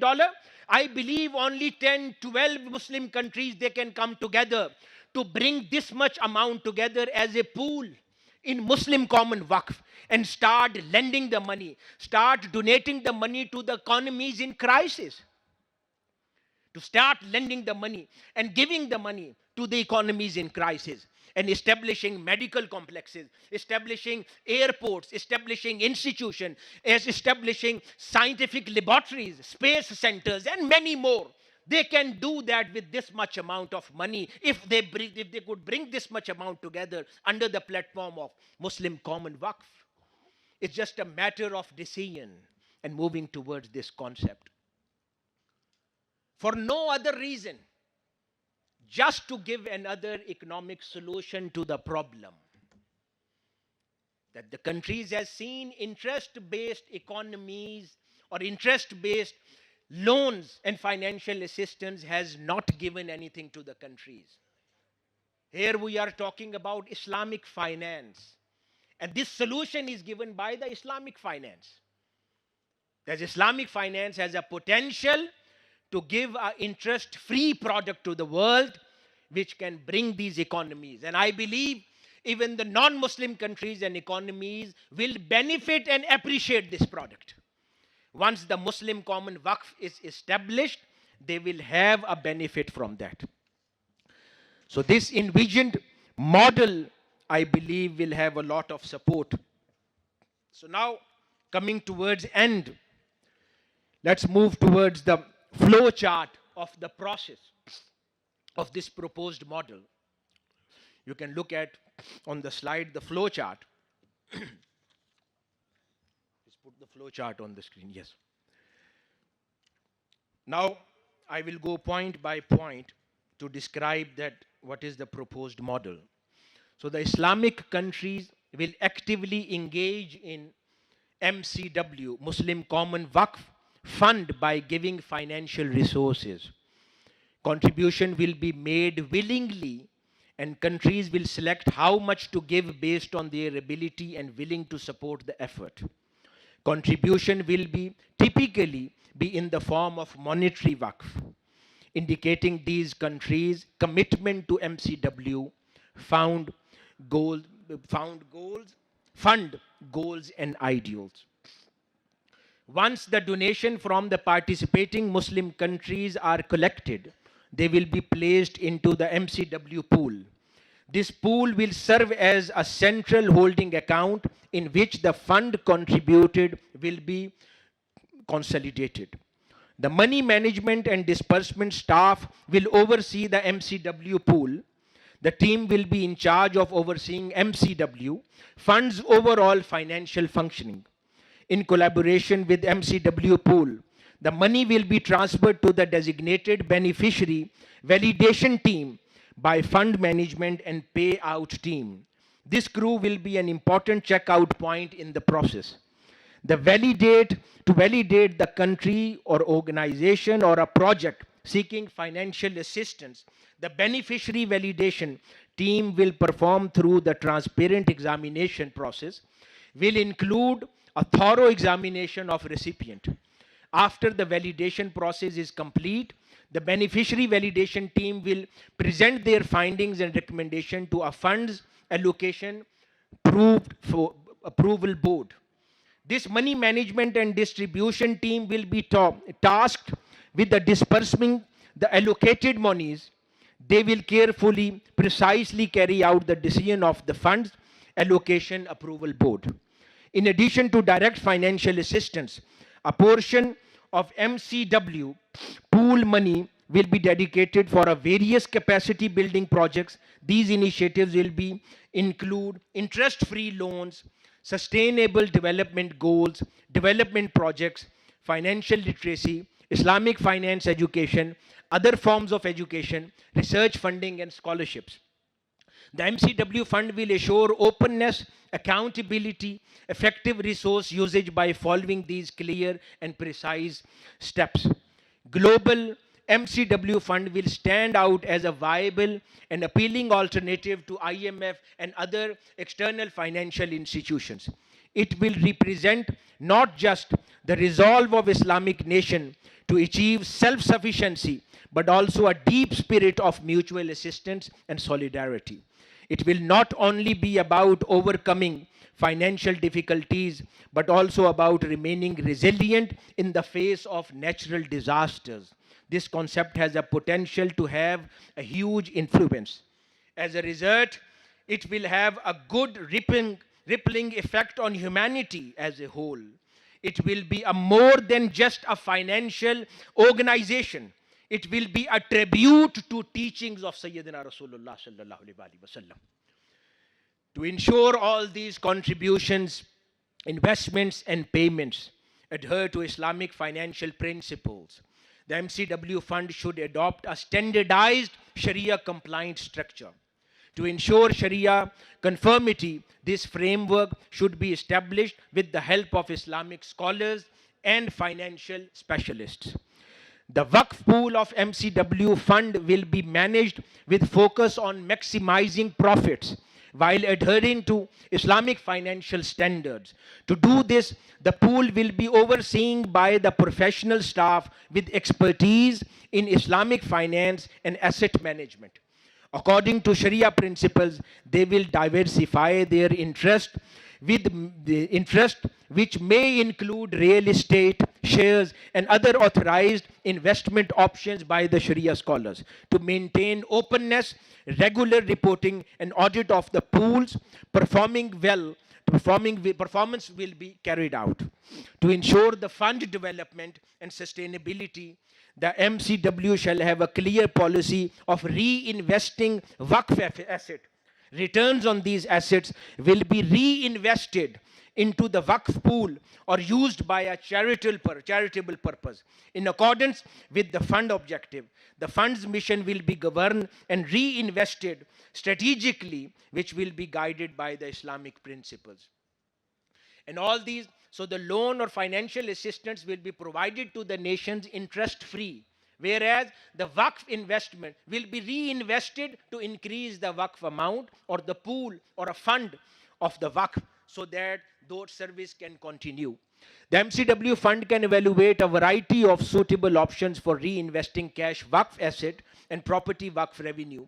Some of these choices include issuing Waqf Sukuk, Islamic bonds to raise cash for specific projects, investing in Sharia compliant equities or enterprises, Waqf shares, and using the funds for the charity efforts that align with the fund's goal.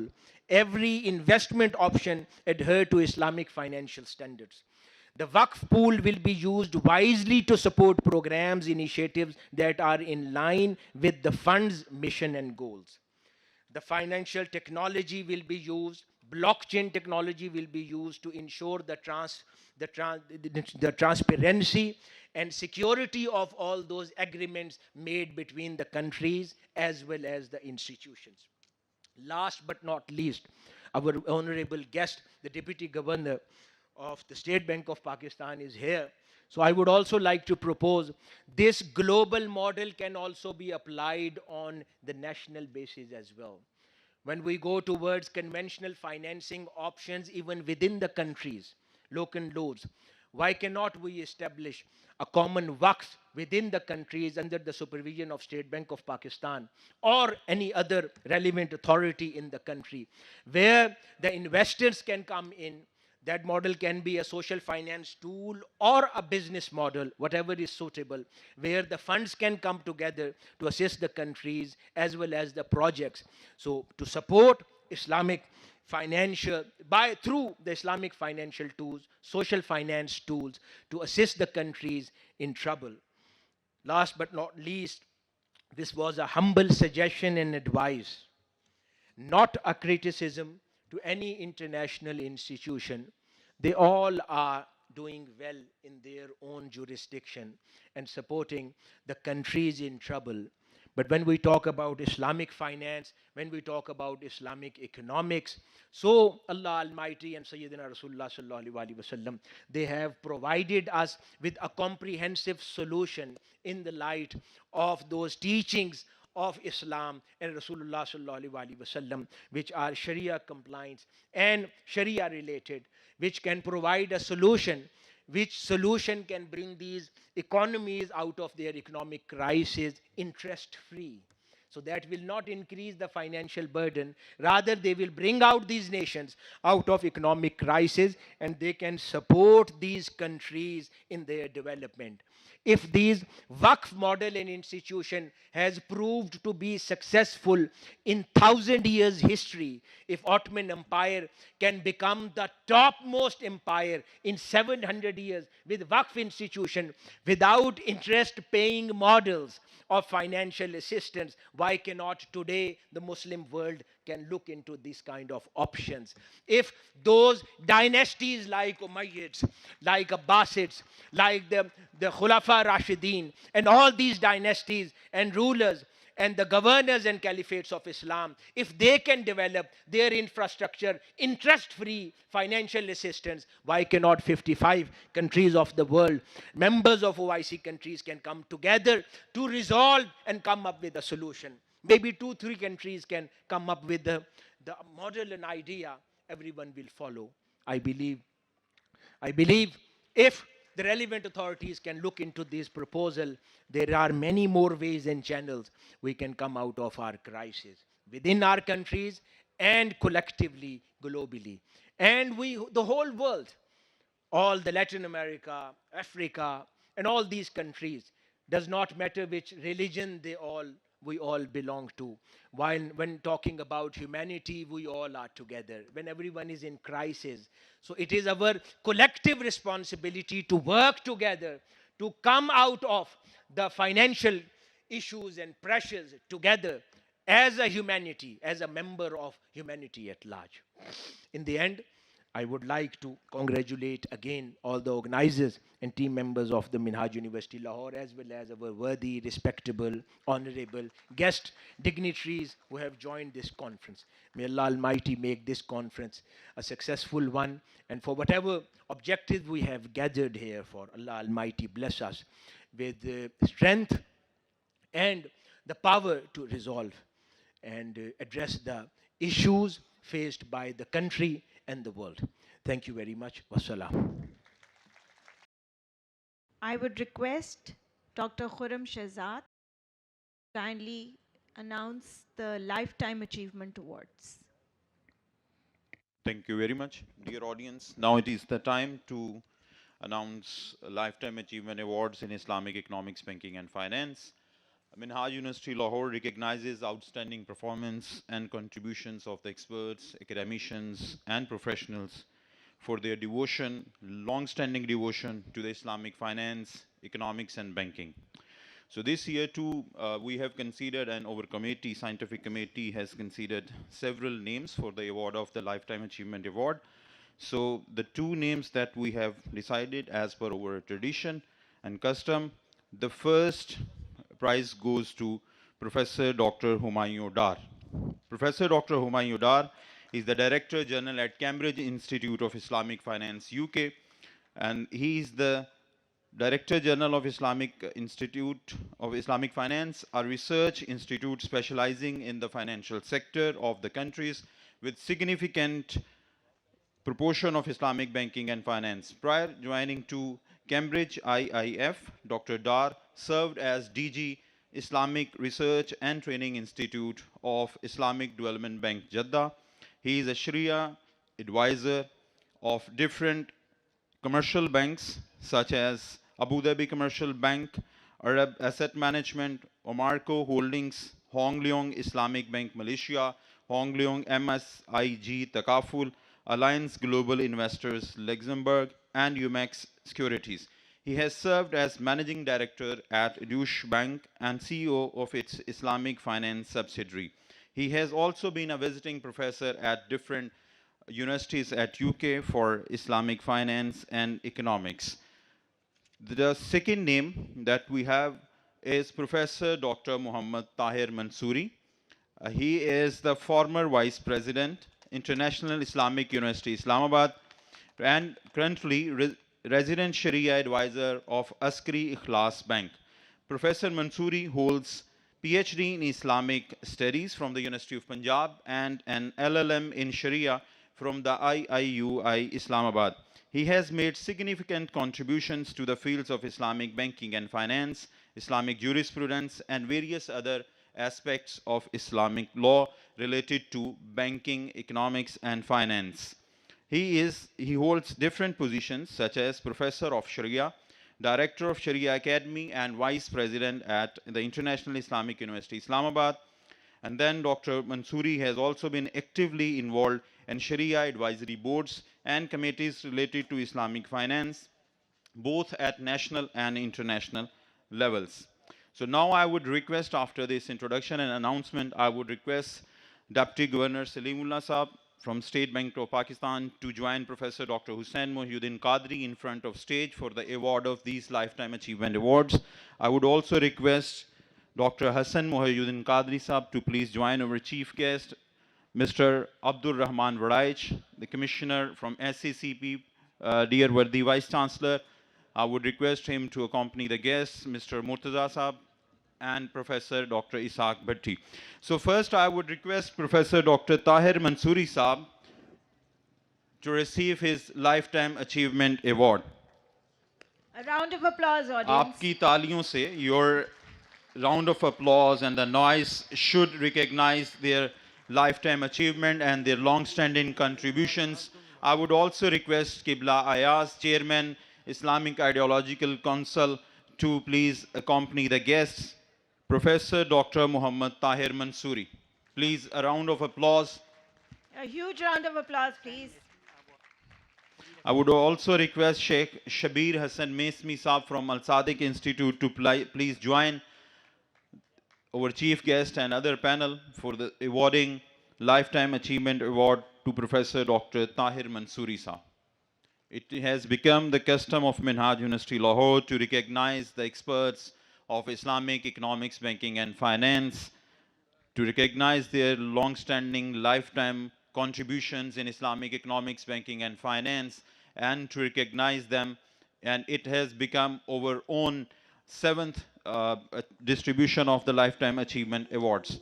Now I would request Mr. Mughis Shaukat to please come forward to receive the Lifetime Achievement Award of Professor Dr. Humayun Dar, who couldn't join unfortunately, but Mr. Mughis Shaukat will receive his Lifetime Achievement Award.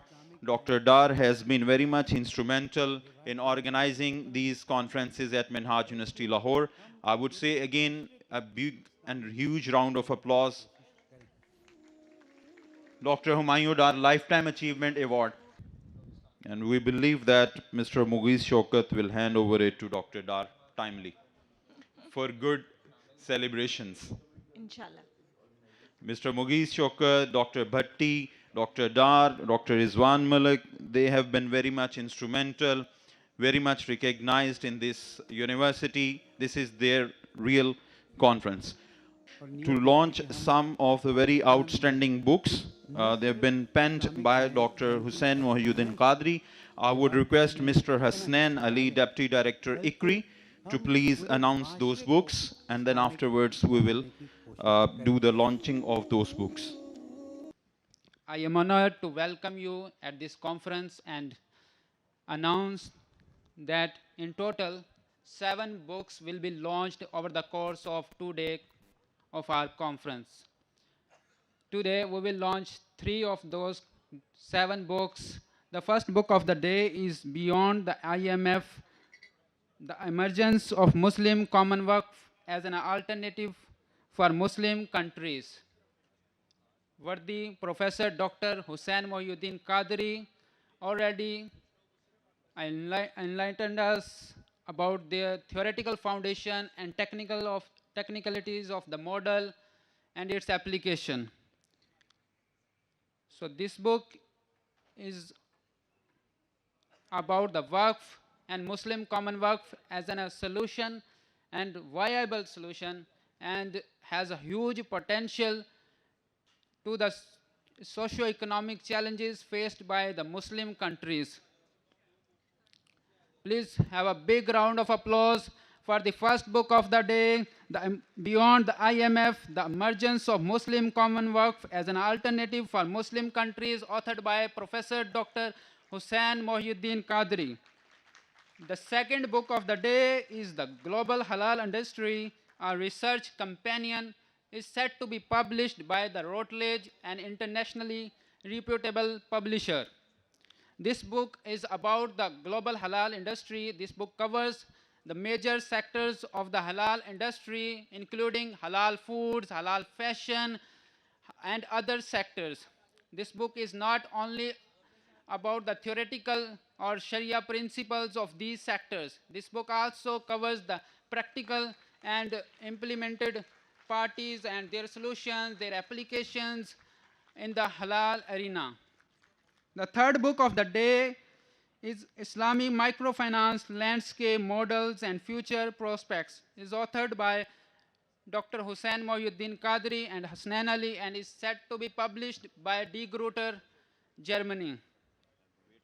This book is first of its kind in Islamic microfinance, which is act as a single platform to understand holistically Islamic microfinance, its landscape, its models, and its future trajectory.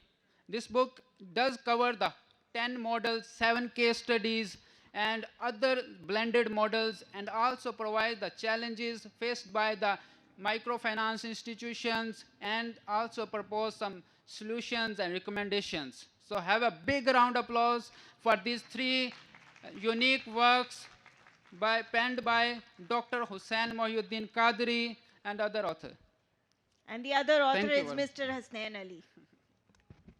Thank you very much, Mr. Hasnan Ali. Now I would request Mr. Salimullah to please join us back on the stage. Professor Dr. Hussain Mohiuddin Qadri, Professor Dr. Sajid Mahmood Shehzad, Mr. Murtaza, and then Mr. Abdur Rahman Baraij to please join us again on the stage. Now I would request Dr. Qibla Ayaz, Chairman, Islamic Ideological Council of Pakistan, to please deliver his keynote speech or share his remarks and thoughts about Islamic economics and finance and about this conference. Please, I would request you to welcome him with a big round of applause. Dr. Qibla Ayaz. A great honor for me indeed to be part of this international conference on Islamic economics.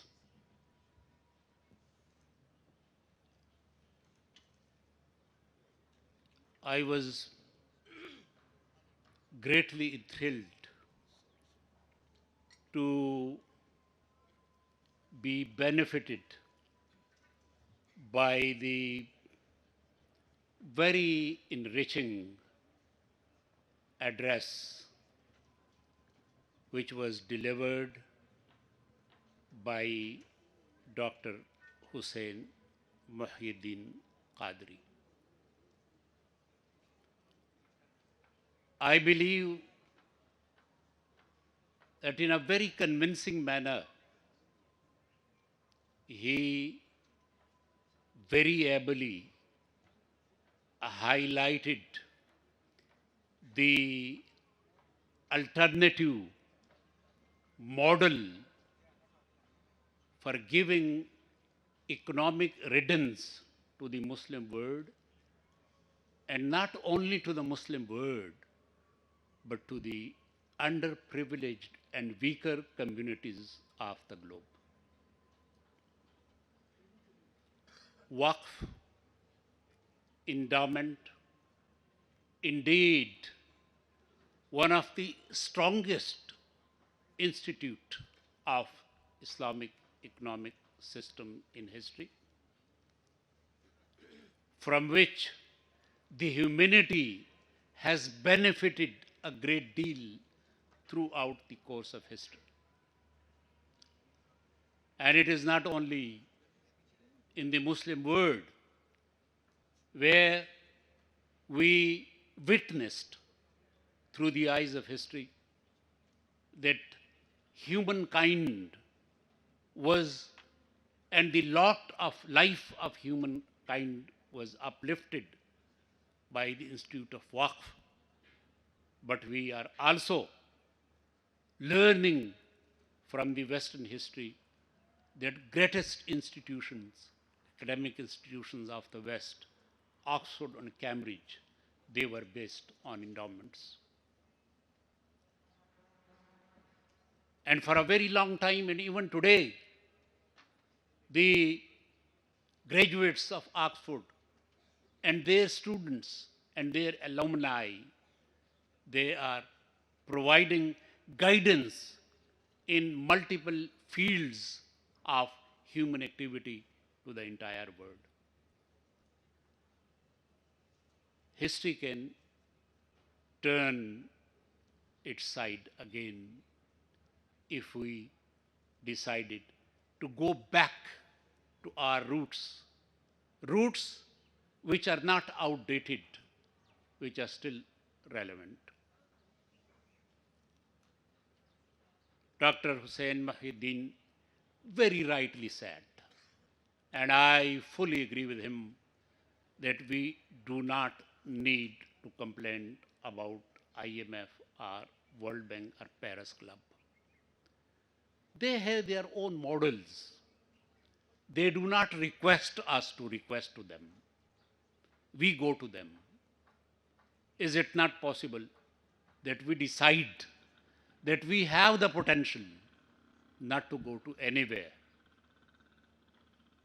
Muslim countries' Waqf is a viable alternative, great potential. So, with these words, I express my gratitude, and I am indebted to be part of this conference and in the company of not only the national experts and delegates, but international delegates as well, that they are now part of this conference. And I hope and I look forward that in the hours to come, more enriching papers would be read, they will be published, and we hope that this will be a very good academic base for our future generation to tread on and to adopt the alternative modalities which are being proposed in this conference. 8th February is ahead of us. And my 70 years experience of life has taught me one lesson, that always and even today, political stability and peace are two very important keys to economic stability and to self-reliance. So let us join in prayers that the 8th February elections provide us with a strong and stable political system, political government, which will hopefully bring political stability and as a result, economic stability, and the models which are presented today, I hope, in the form of 4 books, will become a dream comes true. With these words, I thank you very much indeed. May Allah, great treasure, be with us. Wa akhiru dawana and alhamdulillahi rabbil alamin. Thank you, sir. Dear audience, I would like to request the Honorable Chief Guest, Mr. Salimullah, the Deputy Governor, State Bank of Pakistan, to kindly come and deliver his keynote speech. A round of applause.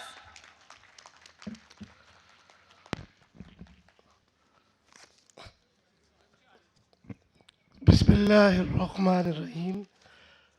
Nahmaduhu wa nusalli ala rasulihil kareem. Very dear Dr. Hussain Mohiuddin Qadri, Dr. Hassan Mohiuddin Qadri, Qibla Yaz Sahib, Professor Dr. Shahzad Sahib, Abdul Rahman Walaj Sahib, please forgive me. When I landed last night, I was okay, but in the night, I don't know what happened, that I'm not having a good throat. But still, I would like to share my ideas and views on this very, very important event.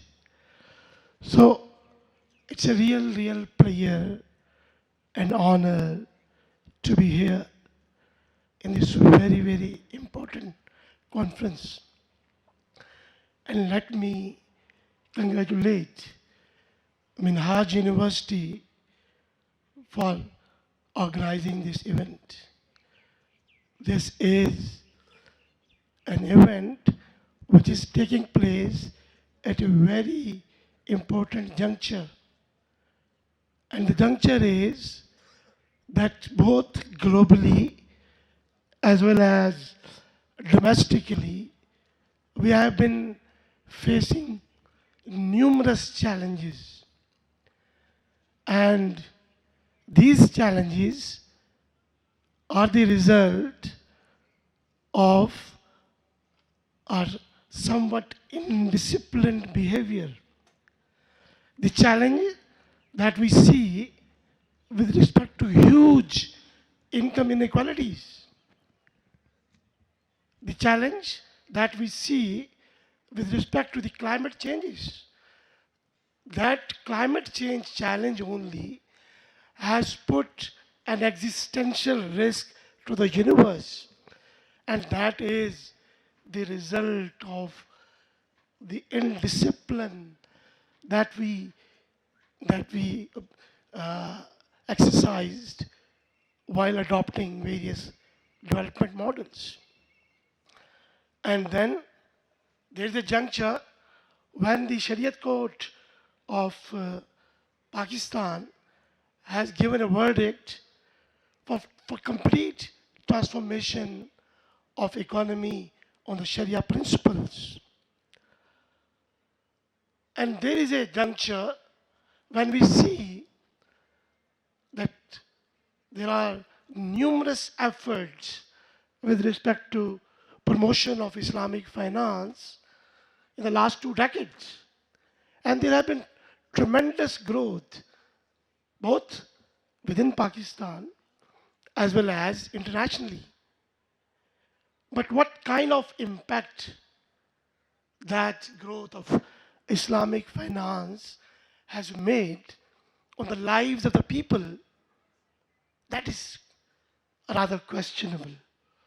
That although we need to see that if that was only needed, that we have 20% growth or 30% growth or 50% of the overall banking in some of the countries is being done on the Sharia principles. But still, we can't see the impact. My very dear Hussain Mohiuddin Sahab gave a very passionate speech with respect to the virtues of Islamic finance and the Waqf model that he has presented. And I fully agree with him that this is an instrument which so far we have not fully tapped, we have not fully utilized. And there is an urgent need that if not internationally, if not at the OIC level, but at least at the national level, let's start using the instrument and institution of Waqf to propagate Islamic finance, particularly to address the severe and abject poverty issues that we are facing. We can witness huge level of disparities. When you would see that, let me give you an example. There was a very sort of a common or a viral videos going on the social media of a particular marriage. On those marriages, we have 1, 2, 3, 4, 5, 8, 9, 10 functions. And each function is having 40, 50 dishes being served to the guests. Hundreds of millions of rupees being spent on just 1 or 2 functions. But at the same time, we see a whole lot of deprived people not having enough to have even 2 meals a day. So these huge disparities can be addressed by using the institutions of Waqf. But let me emphasize one thing.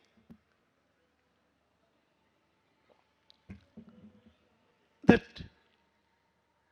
the problems that countries like Pakistan is facing will only be addressed. That the problems that we face, we'll have to address these problems by disciplining ourselves. You would see no house can operate if it has a an imbalanced budget. If I'm earning, say, 100,000 rupees and I'm spending 200,000 rupees, my house can never be sustainable. I would always be in trouble, requesting my friends to help me. So the solution only lies either I reduce my expenses or I increase my income level.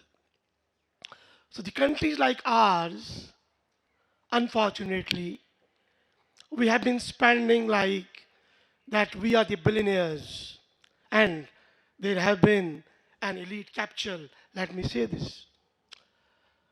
We have been spending as if our currency, PKR, is just like the US dollar, and everybody in the world will accept that, that rupee in consideration of the goods and services that we have procured from those countries.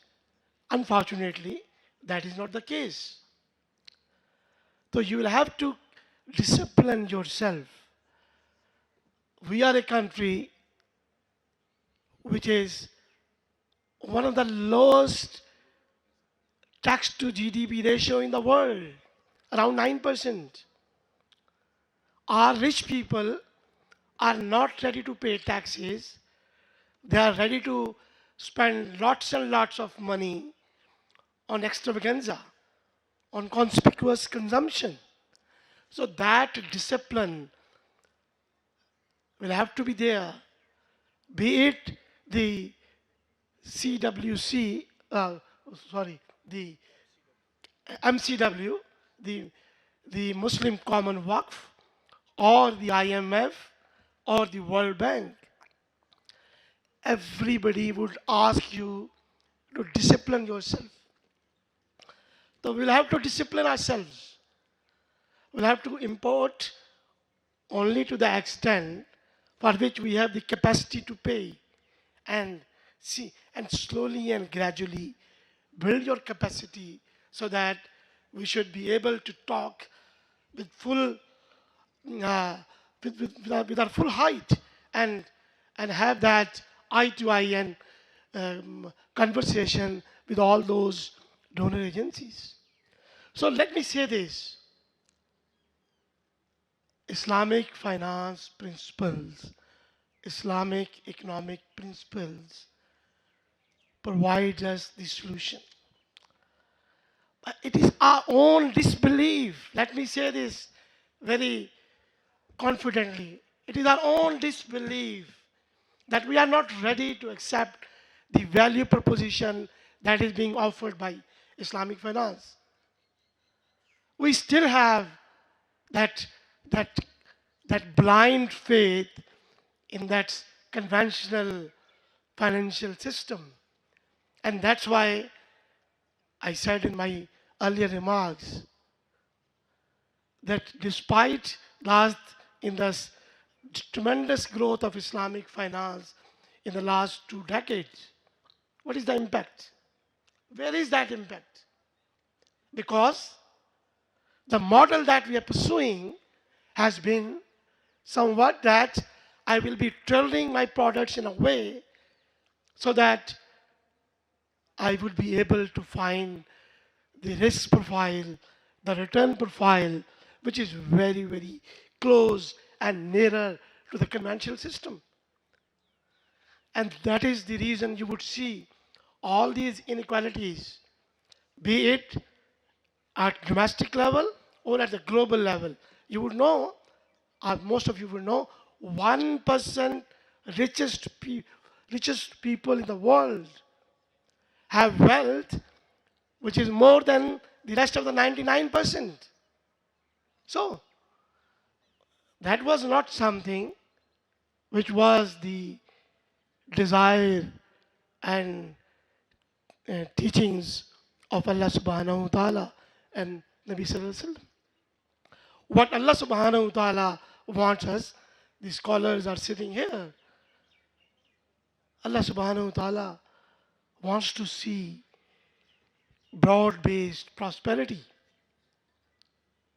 Allah subhanahu wa ta'ala doesn't want to see that a few buckets of extravaganza and wealth and glamour and everything, and then the galaxies of poverty and deprivation. That Allah subhanahu wa ta'ala doesn't want to see. And that's why we have been, and those who have been given the resources as a trustee, let me say this, these resources have been given to you as a trustee, and being a trustee, you are duty bound to abide by the overall confinements and the requirements of the donor. The donor is Allah subhanahu wa ta'ala. So, what we're doing, well, Allah subhanahu wa ta'ala wants us that distribute zakat, sadaqat, khairat, all these things. But at the same time, these zakat, sadaqat, khairat, very important, including the institution of waqf. But at the same time, Rab wants us, let's use each and every productive asset, each and every asset, be it the financial capital, be it the lands, be it the human capital in the form of intellect, every resource that Allah subhanahu wa ta'ala has given to us, the natural endowments, etc. Everything should be put to the productive use so that the new wealth can be generated. We can only feed the growing population if we are creating further wealth. If we are not creating wealth, then we will always be begging to others. So we will have to create wealth by deploying all our resources, human, physical, financial, everything. Nothing should be left idle. Then we will be able to generate wealth. But this is not sufficient. Just wealth creation is not sufficient. We will have to make sure that the wealth so created is being equitably, justly, and fairly distributed amongst the providers of the resources. If I have given given my skill mix, my abilities to manage things, somebody else has given the financial capital, somebody else has given the physical capital, each and every provider of the capital should be fairly, justly, and equitably compensated. Should have that share in that wealth that has been created. So right now, you would see either it is the conventional banking system or the Islamic banking system. Although they are partly contributing towards wealth creation, I'm saying partly, not fully, but they are a complete failure with respect to the equitable distribution.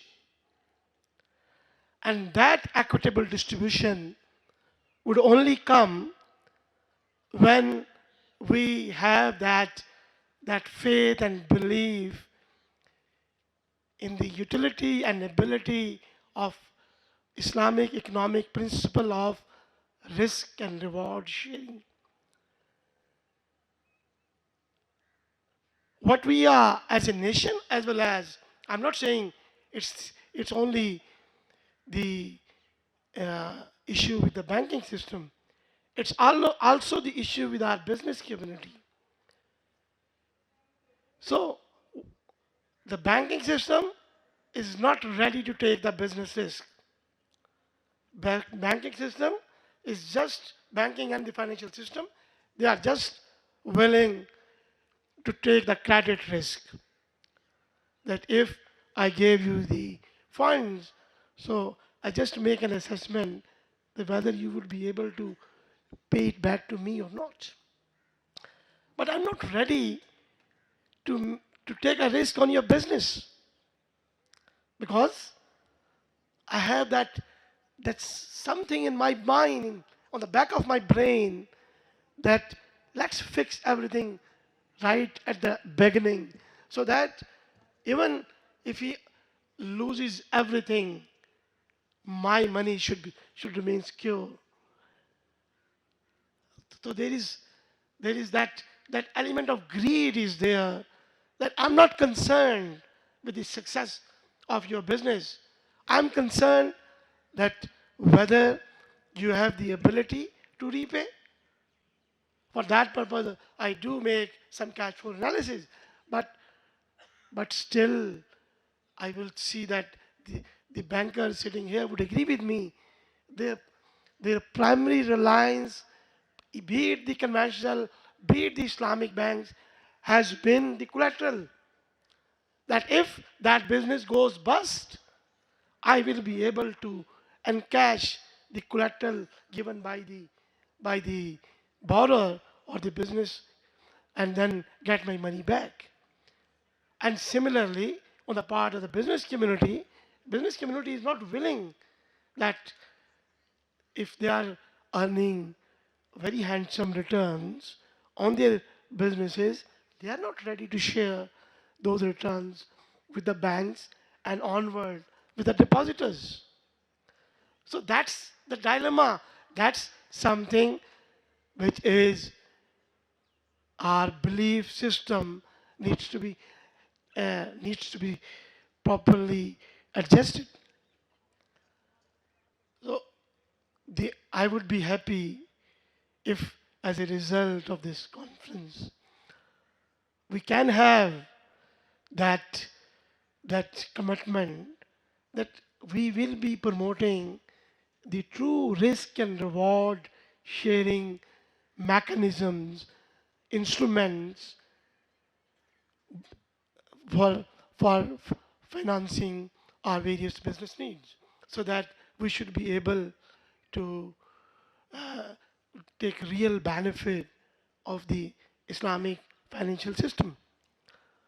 So what the institutions like Minhaj University can do in this respect? We have not taken adequate amount of research and put due amount of effort in developing the proper risk management systems. That if I would give you some funds on profit and loss sharing basis, so what are the possible risks and how those risks could be mitigated?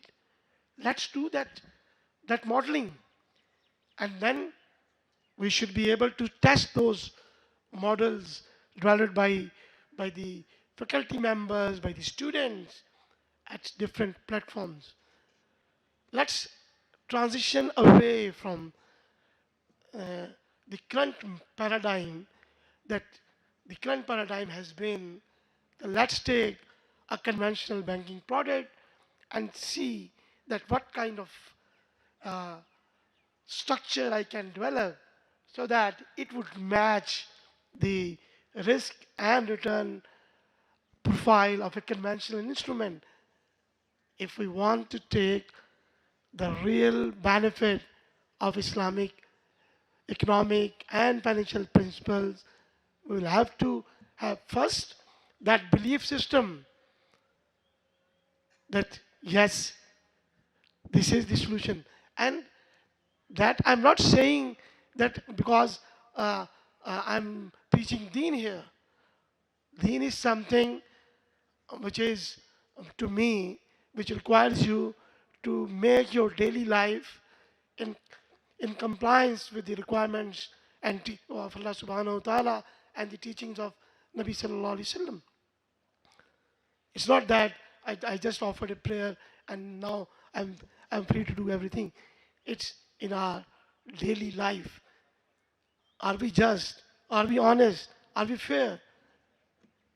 Nabi Sallam used to, he has been a trader, and he used to inform the buyers that this packet of date is having some moisture and that packet of date is not having the moisture.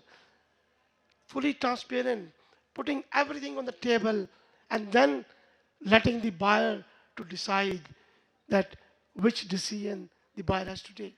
So to me, Islamic finance and Islamic banking is a movement, is a tahreek, is a movement towards aligning our daily life with the teachings of Nabi Sallallahu with the commands of Allah Subhanahu wa Taala. It's not possible that I'm not truthful, I'm not honest, I'm not fair in my dealings, but at the same time I'm preaching Islamic finance. So my um, request to all the participants and the audience would be that let's see that how can we take benefit from the true value proposition of Islamic financial system. Lastly, we have the Sharia court decision whereby the whole economic system and the financial system is to be transformed on the Sharia principles. And extensive effort is going on at the state bank level, at the banks level, as well as at the ICCP level, so that we should be able to transform our policies, our regulatory framework, the legal framework, products, etc., which are in conformity with the Sharia. But here again,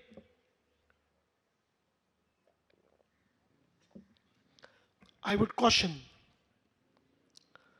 that while we must proceed towards that transformation as decided by the Shariat court, but at the same time, my dear professionals and colleagues having the Sharia knowledge as well as the economics and financial knowledge, it is the duty of all of us to see that we develop such a system that when it transforms, we are able to reap the real value proposition of the Islamic financial system and the Islamic economic system.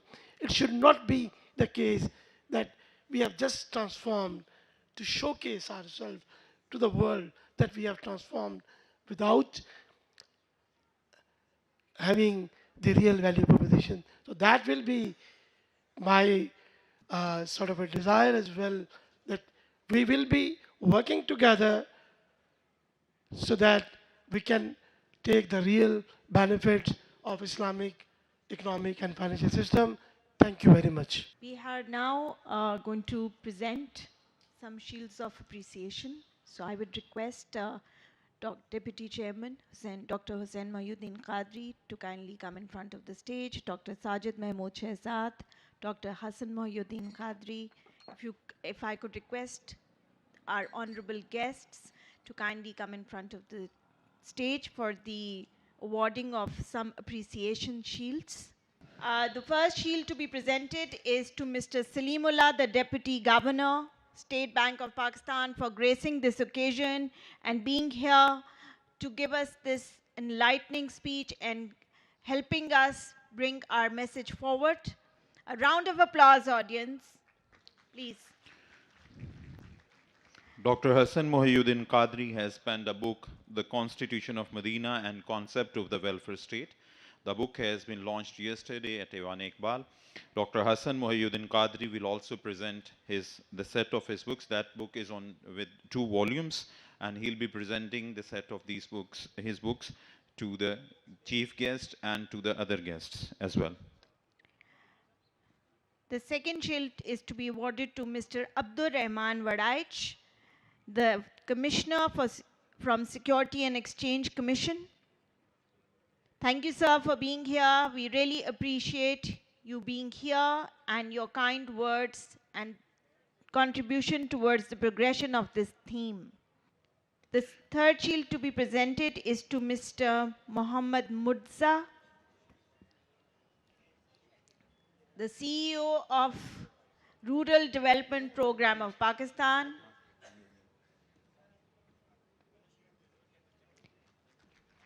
The books are being given to, they have been given to Mr. Salimullah, Deputy Governor, State Bank of Pakistan, and to Mr. Abdur Rahman Wadaich. He is the Commissioner, SCCP Pakistan, and the next shield is for Mr. Muhammad Murtaza. The shield is for Mr. Muhammad Murtaza, CEO, RCDP, and the RCDP is also the gold sponsor for this conference. He'll be given the set of books of Dr. Hassan Muhyiddin Qadri as well. The next shield is to Dr. Qibla Ayaz, the Chairman, Islamic Ideological Council, Pakistan. Pakistan. Thank you, sir, for being here. Dr. Qibla Ayaz. The shield is being presented to Dr. Qibla Ayaz, Chairman, Islamic Ideological Council, Pakistan. Don't worry, you will be having lunch soon, so be enthusiastic and energetic as well. So we will be having, and I would be requesting all the guests to please have seats, and we'll be moving towards the panel discussion, and that would be moderated by Professor Dr. Ishaq Bhatti Saab. So I would request Professor Dr. Ishaq Bhatti Saab to please join us on the stage. I would request Ms. Salka to please introduce other panelists as well. Ladies and gentlemen, the topic is Prospects and Challenges of Islamic Finance in light of global and geopolitical settings. Let's begin by introducing our esteemed panelists. Joining us today are Professor Dr. Selina Qasim, representing the International Islamic University, Malaysia. Professor Dr. Tosif Azid from the Qasim University, Saudi Arabia. Mr. Majid Pire, Head of Islamic Finance at the Securities and Exchange Organization of Iran.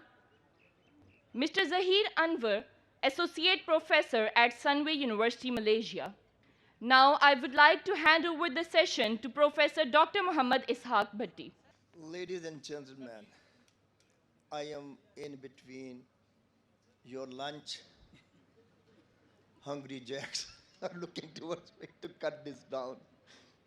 Let's see how we're going to proceed there. And so some of my colleagues are really feeling very hungry. Some of you travel all the way from north to east. I'm very sorry, guys. I will cut it short down. I will disobey the timing because I know you guys are very hungry. So let me begin asking a direct question from one of my senior wonderful scholar from Malaysia, International Islamic University, my sister, the younger sister.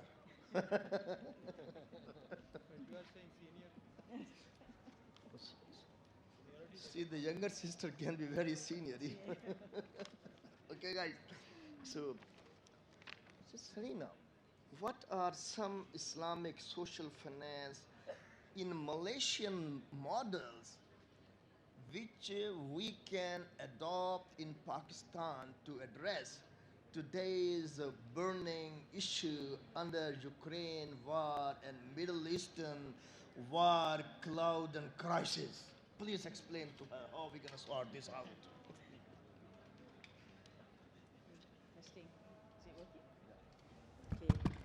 Bismillahirrahmanirrahim. Assalamualaikum warahmatullahi ta'ala wabarakatuh. First of all, I would like to thank Minhaj University Lahore for organizing this timely and very important conference. I would also like to extend my gratitude for the warm hospitality accorded to us, which makes our stay in Lahore a wonderful experience and forever to be remembered, definitely. Now, I agree with Prof. Isha This is very much, time is not on our side. So the approach will be, I think in the interest of time, it is very important to stick to the scope and theme of the discussion. And this is important to actually maintain the narrative that in the current global and geopolitical tensions here, there is a growing interconnectedness of the economy in the world. So what we have today is a situation of difficult economic situation where due to the growing interconnectedness of the economy, much of the economic and financial situation in many parts of the world are very much dependent on the developed economies, especially the US. At the moment in the US, interest rate is at high level. It was at 5.5%, a level which is 5.5%. This was 17 years ago, pre-crisis, global financial crisis. So we have also the very hawkish stance by the US Central Bank, the Fed, where they want to defend their dollar. Okay, because of this, we see that many of the exchange rate, with the very strong dollar, the exchange rate in many other countries are actually weakening. So we have a situation of weak domestic currency and high interest rate level. So these two are so-called double whammy, which give the impact on the standard of living of the people.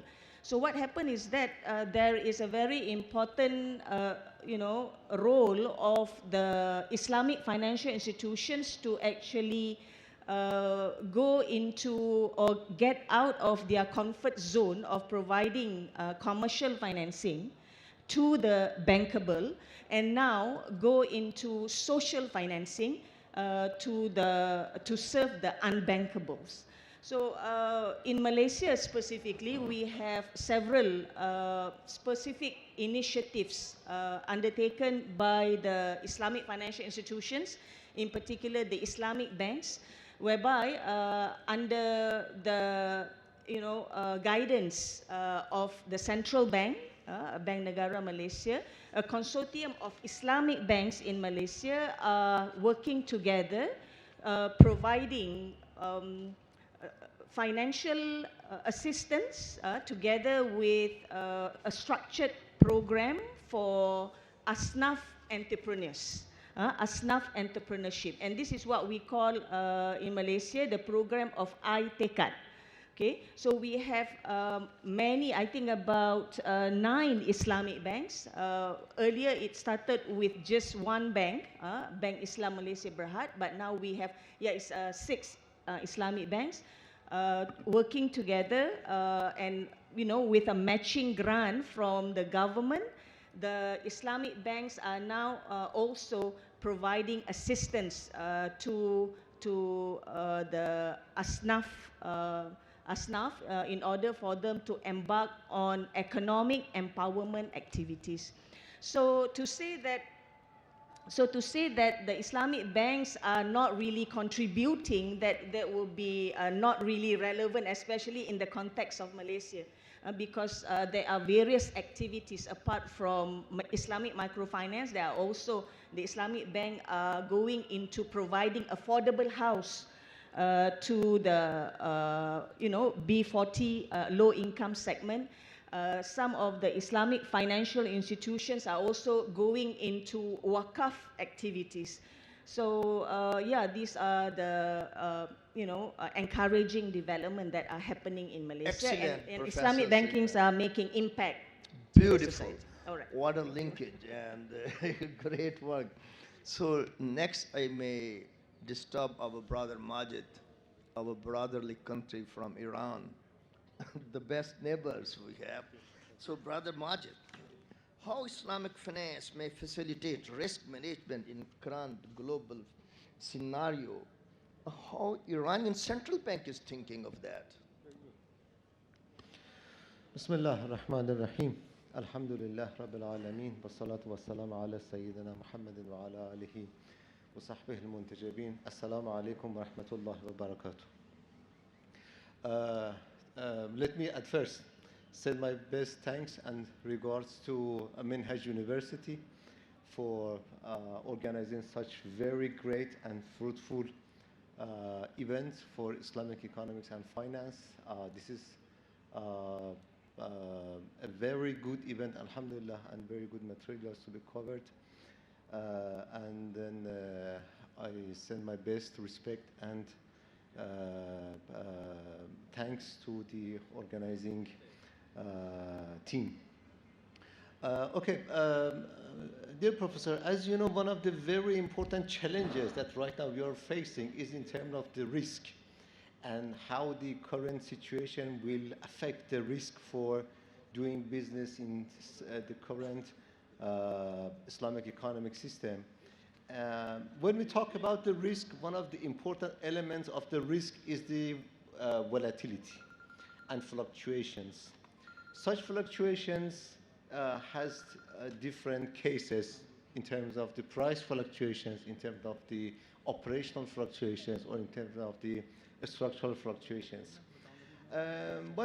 Definitely when we compare the structure of Islamic finance in comparison with the conventional finance, we see that reliance of the Islamic finance to the real economy has caused to many positive effects, and it has a very good result for managing the risks.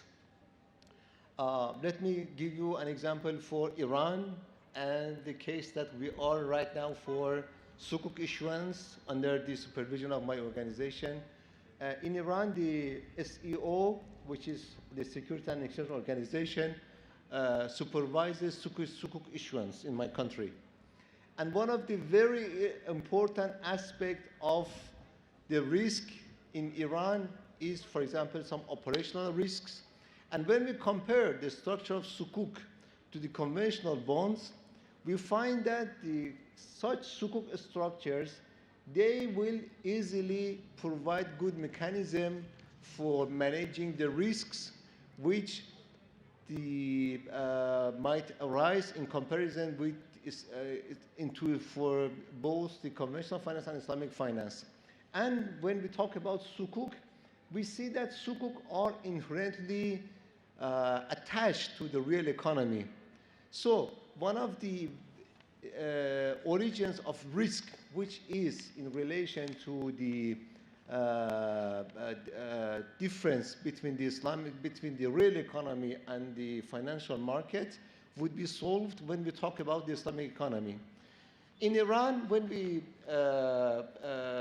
issue the sukuk, the originators, the issuers should comply with the Islamic principles, and as a result, many of the real aspects of the economy will mirror to the financial market, and those related aspects of risk would be solved in light of the Islamic economy. That was a case that I would like to highlight in terms of the risk management with the Islamic framework in comparison to the conventional system. Thank you very much. Jazakallah khair, Brother Majid, excellent point of view.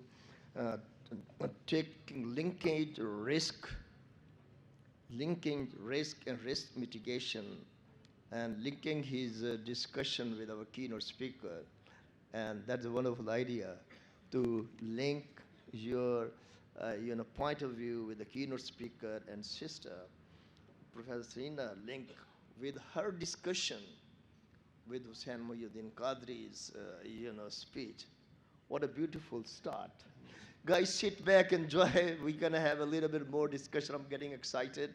And my next is elder brother, Professor Dr. Tosif from Al-Qasim University in Saudi Arabia.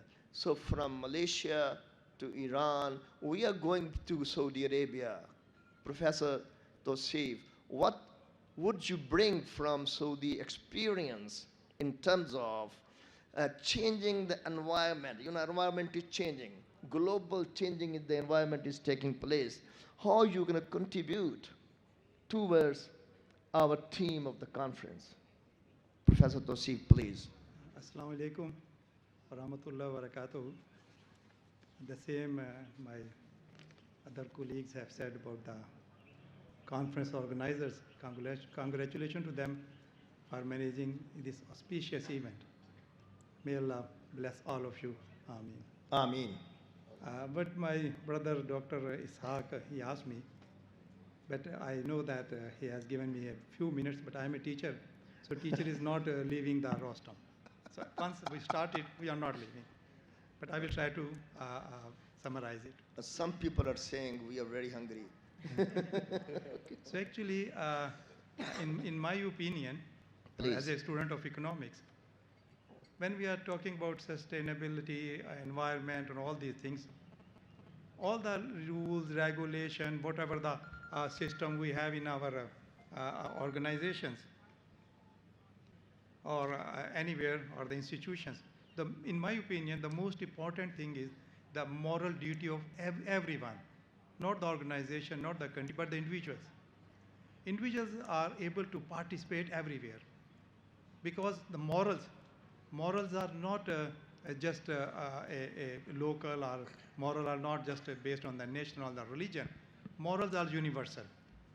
And whenever we are using the moral, the cost will be there because there's no any free lunch and there's no any free rider. So we have to do that, how we can use our morality, our moral values for the sustainability and the environment. The one thing is that most of the resources which we have nowadays, we are not using, and what is that? That is the wastage, which we call circular economy. Because we have to create the resources instead of wasting them. And generally we are not able to recycle. And most of the, more than 90%, even 94% wastage, we are not able to recycle. And when we are not able to recycle, what will be the impact? The impact is air pollution, impact is bad externalities, and what is the impact on that? That's the health of the people. The number of diseases which have been observed and empirically has been found that is due to the bad externalities and air pollution. And if you know that these greenhouse gas emissions are 62% from production and extraction process of the natural resources. And what we have been observed empirically, that from the last 50 years, 50% usage of natural resources, and that will be threefold in the next 2050, in the period of 2050. And if we will use these resources, this is our moral duty. But I'm saying moral is not related to any religion or not related to any jurisdiction. So we can earn and we can recycle $4.5 trillion by 2030 through this recycling wastage.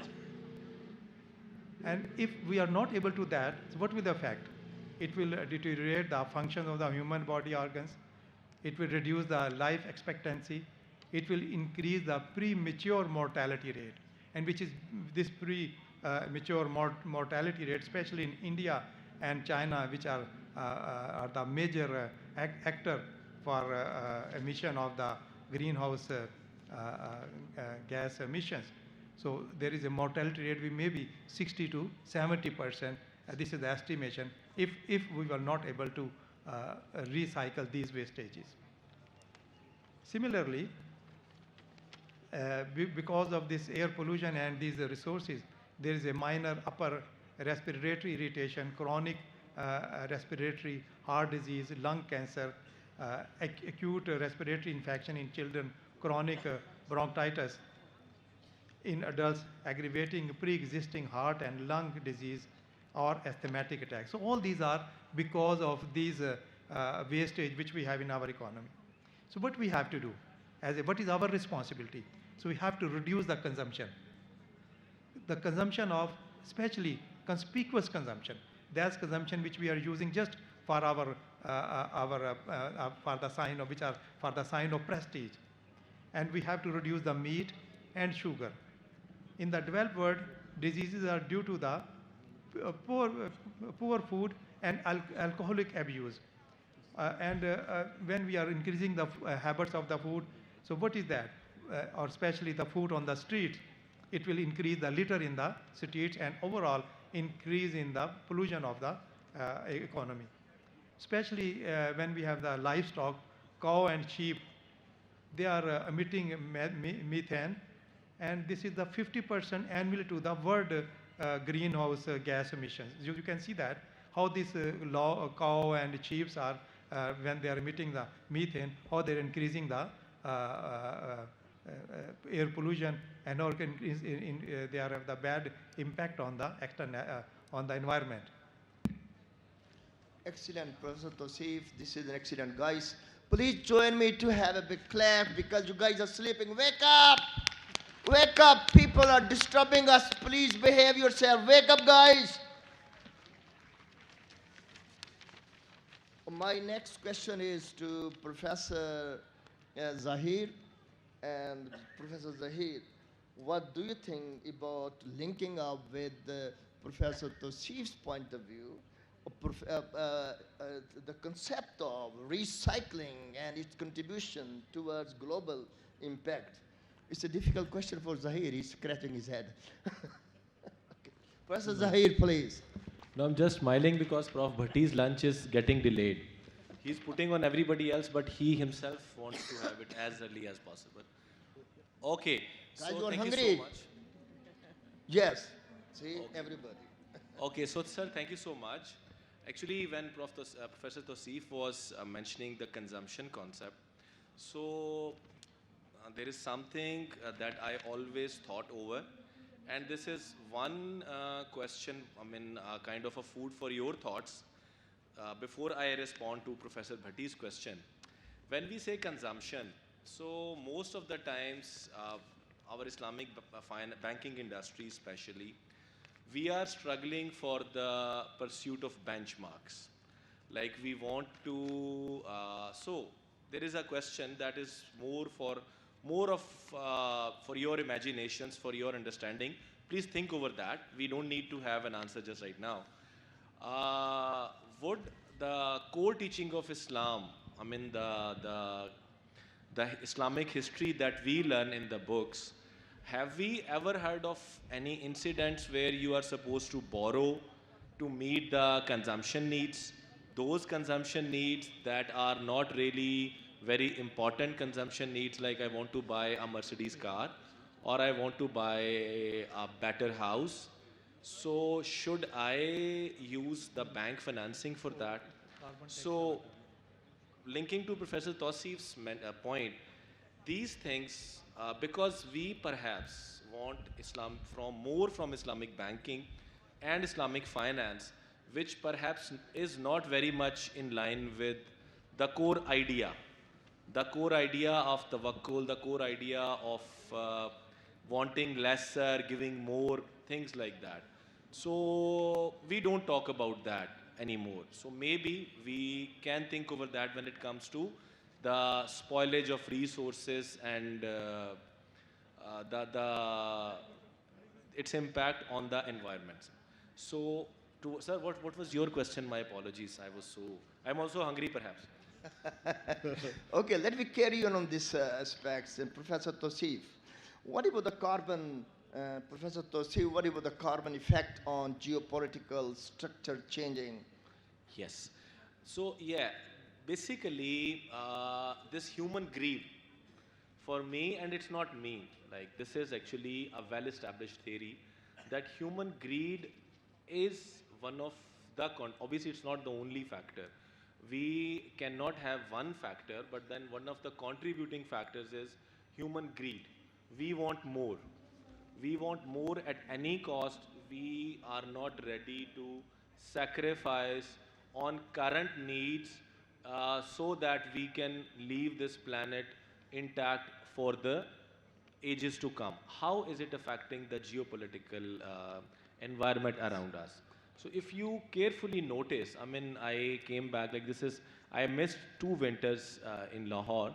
So very quickly, since that time is short.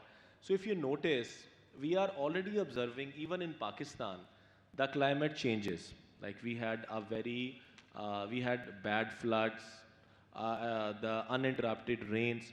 All these things somehow are linked to this facade fil earth, the overconsumption, and linking it with for the conference, for the theme that for which we are sitting here. So Islamic teachings, they, on the other hand, I mean, this is my understanding of how we have observed the life of Prophet Sallallahu Alaihi Wasallam and his companions. So the message is definitely, not perhaps, it's definitely the message is to, like, just like if you look, we are supposed to leave food whenever a little hunger is left. What's the idea? What's the idea? Don't overconsume. Don't burden yourself. This is implementable to all the walks of life. Thank you so much, sir. Excellent. We're going to stay in that area of environment, circular economy, and again, I may disturb Professor Tosif to ask him about the carbon trade concept and its effect on geopolitical and what role Islamic finance can play in this situation. Professor Tosif, thank you. Again, there's a constraint is the time. Again, there is a constraint of the time, so I will just. So you got only 2 minutes. So generally, if you will see that, we have a 195 countries, those have the signatory of the Paris Agreement. 75% unable to reduce greenhouse gas emissions by 2030. 12% they were just partially. 6% they are incomplete, sufficient capabilities, and 70% are 100% insufficient. So these are the countries which we have. So in this situation, what we have to do? If we will not impose the carbon dioxide tax on those countries or the individuals or the households, then the effect is not as we want to do that. For example, what we have, this is the responsibility of the households. What is the responsibility of the household? They have to use efficient environment products if they want to consume. And if they will do that, as you can see that 40% carbon dioxide will reduce. And what we have to save, $5 billion all over the world. So because the short of time, just what I want to say, there should be imposition of a trade tax on the product which we are the cause of emission of carbon dioxide. Jazakumullah khair. Thank you, Brother Isaac. Excellent. See, the proposal came of imposing a carbon tax on an industry who make our environment and circular economy disturbances. So this part is now over. Let me come back to our original speaker, Brother Majid. How can Islamic finance institution collaborate with conventional finance system to address shared global challenges we are facing? What is the stand of Iranian's central bank on that situation? Very good. I believe that when we talk about the systematic or systemic aspects of the economy, definitely both the conventional and Islamic systems should collaborate to solve many human-related issues.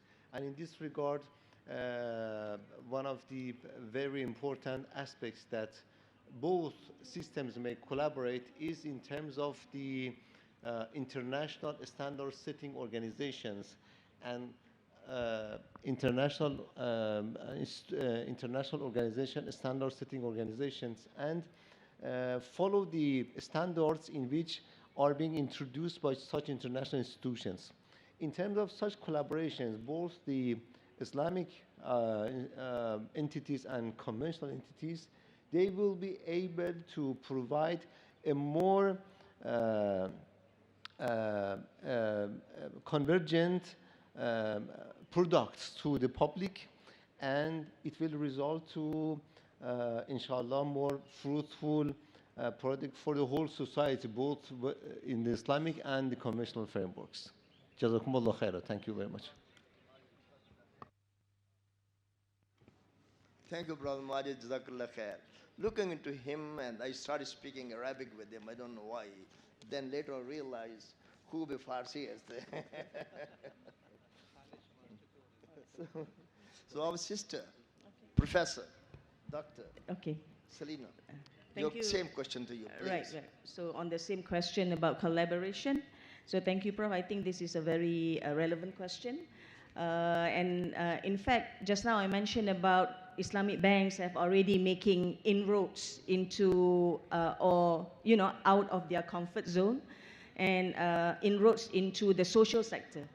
So this cannot be done if the Islamic banks continue to be confined using the conventional or traditional banking model or the intermediary model. So how they can go out of their comfort zone and going into the social sector is by way of collaboration.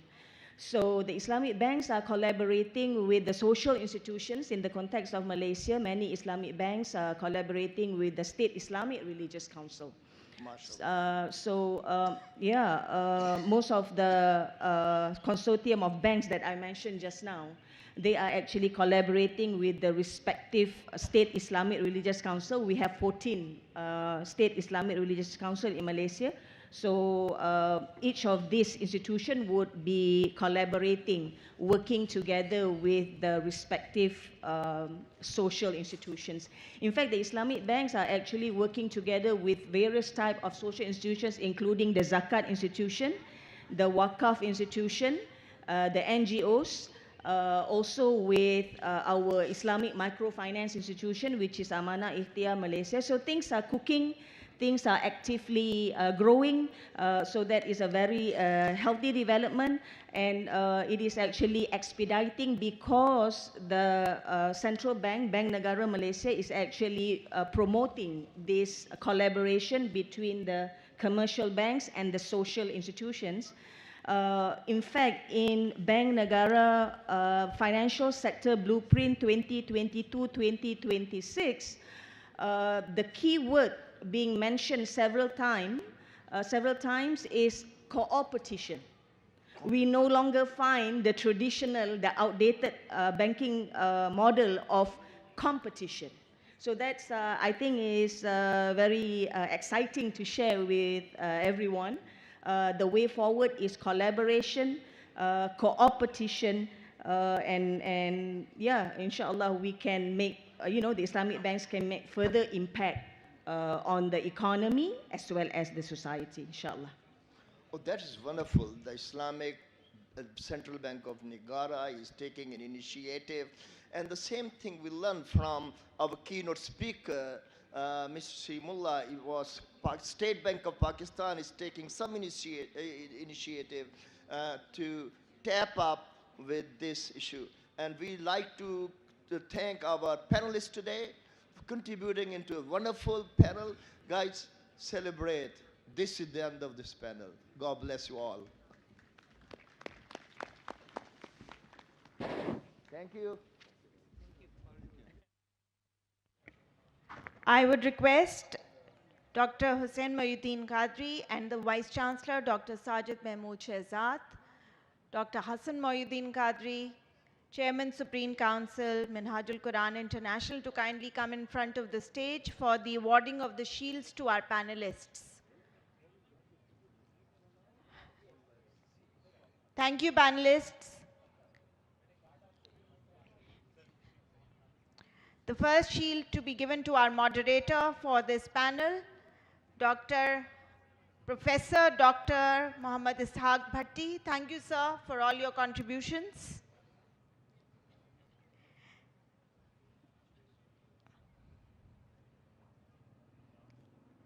Dr. Selina Qasim, the panelists for this session.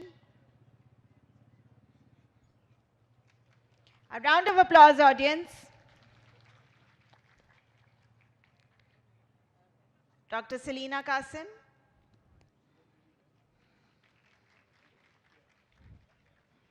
I would request Dr. Tausif Azad to kindly please come and receive his shield of appreciation. Thank you, sir, for being here.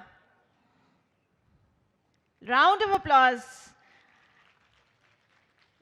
Yes, and Dr.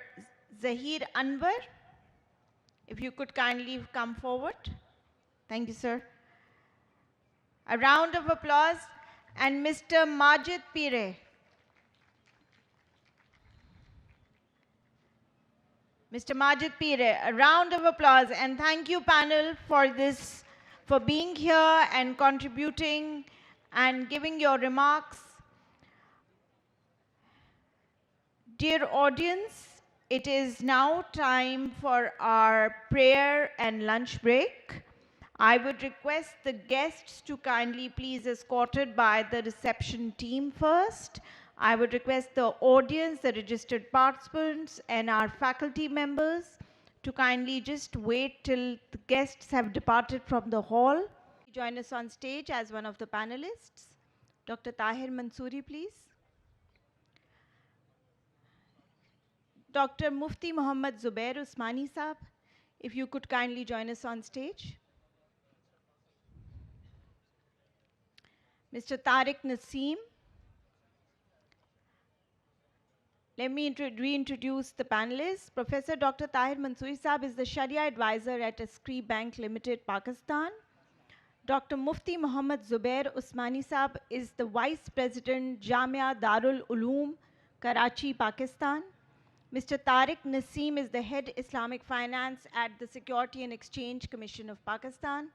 Mr. Ali Salman, he's the Executive Director, Policy Research Institute of Market Economy, Prime, Pakistan.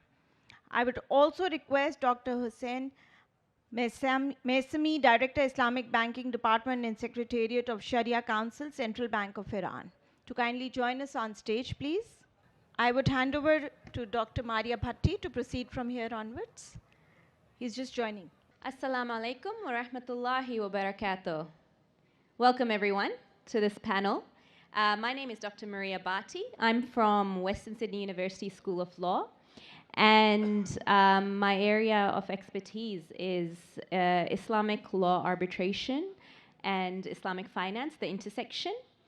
I would like to welcome you to this pivotal discussion on the recent landmark decision by the Sharia Court of Pakistan, which declared the interest-based banking system incompatible with Sharia principles. So here we have a very distinguished panel, which I'll introduce shortly. What our panel will discuss today is that we will delve into the practicalities, the benefits, the challenges, emphasizing the innovative Sharia-compliant financial products. And this discussion will highlight the necessity for alternative profit models, risk sharing, and a robust framework ensuring transparency and accountability. So this panel will consider the global impact. It will investigate scenarios for other countries and how financial bodies might respond, particularly in the context of this judgment. Collaboration among government entities, financial institutions, scholars, and the public will be emphasized for successful implementation. So as this industry transforms, educational initiatives to create awareness of Sharia-compliant financial practices will be crucial. So join us now for a concise, we will go until 3:20 p.m. So I would just like to request our panelists to keep your sections short. I'll give you 5 to 7 minutes to generally discuss the impact of this landmark verdict by the Federal Sharia Court of Pakistan. So let me introduce you, firstly, I'll introduce you to all our panelists here today. So we have, firstly, Professor Dr. Muhammad Tahir Mansoori, who is the Sharia advisor at Askari Bank Limited. We then have, after that, Dr. Mufti Muhammad Zubair Usmani, the Vice President, Jamia Darul Uloom, Karachi, Pakistan. We then have Mr. Tariq Naseem, Head of Islamic Finance, Securities and Exchange Commission of Pakistan. We have, all the way from Iran, Dr. Hussein Messami, Director of the Central Bank of Iran and member of the Iranian Association of Islamic Finance. And finally, we have Mr. Ali Salman, Executive Director of Policy Research Institute of Market Economy, Prime, Pakistan. So I would like to invite all of our panelists to speak around 5 minutes, 5 to 6 minutes, we're very specific, about the measures that the government should take after this judgment. And what responsibilities does the government have now, given that, you know, the Federal Sharia Court of Pakistan has declared the interest-based banking system incompatible with Sharia principles? So what responsibility generally does the government have? What is the impact of this? And generally just speaking to this theme. So I will give 5 minutes to each, 5 to 6 minutes to each panelist, and I'll hand over firstly to distinguished guest, Professor Dr. Muhammad Tahir Mansoori. Bismillahirrahmanirrahim. Alhamdulillah Rabbil Alamin wa salatu wassalamu ala Muhammad wa alihi wa sahbihi ajmain. Respectable session chair and audience, Assalamu alaikum wa rahmatullahi wa barakatuh. You are aware that in the month of April 2022, Federal Sharia Court gave its its historic judgment on the elimination of interest. This judgment was in continuation of its previous judgment, which was given in 1991. And in their judgment, the Federal Sharia Court declared around 22 financial laws repugnant to Sharia. In the recent judgment, the Federal Sharia Court, obviously it has upheld or endorsed the same decision or judgment, and it has directed the government to transform the whole economic and financial system to a value-based Islamic economic and Islamic financial system by the end of December 2027. This is a deadline. Now, what are the requirements and how can we transform this system to an Islamic financial system, and what are the what measures should be taken? I think that the first thing is that we need a compatible, supportive, conducive legal framework that should govern the Islamic banking and Islamic finance. Currently, Islamic banking does not have any proper legal framework. In other words, the Islamic banks, they are complaining that they do not have a level playing field. And we argument जो कि PTI जो दे रही है कि that we are not deprived of level playing field, rather we do not have any field to play. Obviously this can be debated, but this is fact that current Islamic banking, Islamic finance does not have currently any legal framework, proper legal framework. The Banking Companies Ordinance heavily tilts towards conventional banking. This is the one thing. Securities Act, Naseem Saab, and he is the, what you call it, I mean, he is the expert of this field. Securities Act 2015 contains many instruments, many financial instruments, many securities which are repugnant to Sharia. Financial Futures Market Act also contains many provisions which are against the Sharia. And for example, the derivatives, index, what you call it, these stock futures, commodity futures, 70% of the derivatives are cash settled. They are not delivered. It means that according to Sharia, they are just a Qimar and Maisir. And this means that this is a game of chance and this is a gambling, nothing more, speculative activity. So it means that there are some basic laws which need to be aligned with Islamic principles, such as Securities Act, Banking Companies Ordinance, State Bank Act, Futures Market Act, and in the same way, Public Debt Act. In Public Debt Act, this is a 1944, through which the government borrows.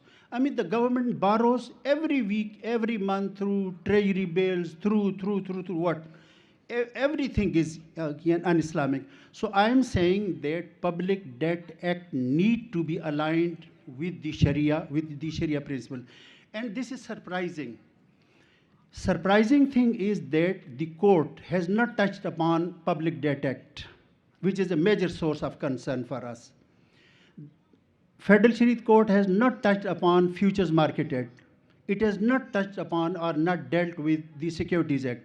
And it means it has ignored the total, and now it is saying that transform the whole system, not only financial system, but economic system to a true value-based Islamic, what you call it, Islamic financial and Islamic economic system. And in para 155, Federal Shariat Court has given certain objectives, which are maqasid sharia. And it means that the Federal Shariat Court is saying that the transformation should be value-oriented. You should not focus only on contract mechanics. It means that take into consideration the higher purposes of the Sharia or the maqasid the Sharia for this transformation. So this is point number one, and I think my time is over because I have some other points which we will deal with it later on. Thank you so much. Excellent response. I myself have learned a lot from what you have said, and I think earlier we were chatting and you made a really good point.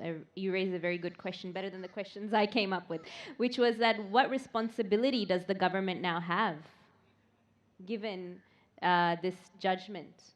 So I thought that was a very good question as well.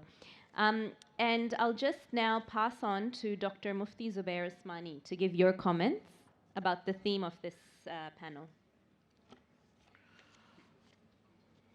Bismillahir Rahmanir Rahim. Nahmaduhu wa nusalli ala rasulihil kareem. First of all, I thank to Minhaj University to invite me in this conference, and I found this conference is very, very nice, mashallah, in this field, in the field of Islamic finance. My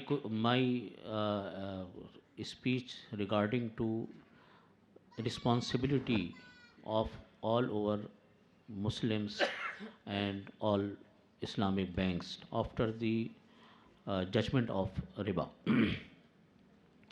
We must take care if we want to improve Islamic banking and Islamic finance, and we must take some steps after the judgment of riba, because judgment of riba, three times courts is announced the prohibition of riba judgment to the Federal Shariat Court, and one decision is announced by the one judgment and verdict announced by the Supreme Court of Pakistan. After three judgment, my responsibility and all of the Muslims' responsibility that we must to increase the Islamic banking system in the Pakistan and all over the world. As you know, that all the world, his experience two system of two economic system, capitalism and communism. But nowadays, the Islamic bank nowadays Islamic banking system is experienced, Alhamdulillah, in all over the world, especially in Pakistan, Saudi Arabia, and and Bahrain. But responsibility, and this is a very mistake for in this environment, that the lack of knowledge, because a lot of Islamic banks have a staff, but he does not have the education regarding to Islamic banking. This is my responsibility, this is my very importance, that we provide Islamic finance education, Islamic banking education, and maqasid sharia education. This is a very must. If we have not education regarding Islamic banking and Islamic finance and maqasid sharia, maybe this a lot of the mistakes should be maybe happen by some time. Number two, all products, manuals, and procedures should be according to the Islamic finance, and we should avoid to hila, because hila stage in the beginning, but now Alhamdulillah we have crossed the beginning stage and we enter the Alhamdulillah aggressive stage for Islamic finance, Islamic banking field. Allah Rabbul Izzat قال الله سبحانه وتعالى حل الله البيع وحرم الربا. That means Allah Rabbul Izzat is permits the business, but He's prohibited the riba. Therefore, we should adopt this ayah according to the Sharia principle and Quran and Sunnah. Therefore, my request for all of Islamic banks to provide proper education, proper system, and proper knowledge and maqasid sharia knowledge to Islamic banking department and Islamic banking staff, and all request to universities like a Minhaj University and like other universities, to all universities is provide Islamic education, Islamic finance, and Islamic banking system regarding to the in the light of the maqasid sharia and Quran and Sunnah. Some issues regarding to this issue. Thank you so much, Dr. Mufti Muhammad Zubair Usmani. Mashallah, some very wise words from you, especially in relation to the comment about education and the focus on education. And I guess naturally the question after that would be, how does one actually transform the knowledge into practice, right? So we've got education around Islamic finance, but now how do we even have a Supreme Court verdict, but then how does this get transformed into practice so that we can actually make a real life impact to transform the conventional system into an Islamic one, especially in Muslim countries, right? So I think that's something, obviously, a very sort of broad point, but it was very interesting to hear from our two panelists so far, and I'm interested to hear more now about this topic. And so we have now, I think the seating arrangement has changed. Dr. Hussein Mesami from Iran. So a bit of a different perspective. Very lucky to have you come here from Iran. So we're interested in your thoughts generally about this topic. Thank you very much. بسم الله الرحمن الرحيم وبه نستعين وصلى الله على سيدنا محمد وآله الطيبين وصحبه المنتجبين. Dear brothers and sisters, it is an honor for me to be here and present something in this distinguished conference. First of all, my special thanks will go directly to Minhaj University for conducting such endeavor, such professional endeavor actually. And I believe these kinds of conferences will help the business of Islamic banking worldwide to come up with conclusions, to come up with clues, solutions for the challenges that it is facing. Actually, about the topic of the panel, which is the fatwa or verdict or judgment of the court in Pakistan, I believe it is a very important fatwa and it would have some important effects on the whole Islamic banking system, not only in Pakistan but internationally. I think, as she said, I am director of Islamic Banking Department of Central Bank of Iran.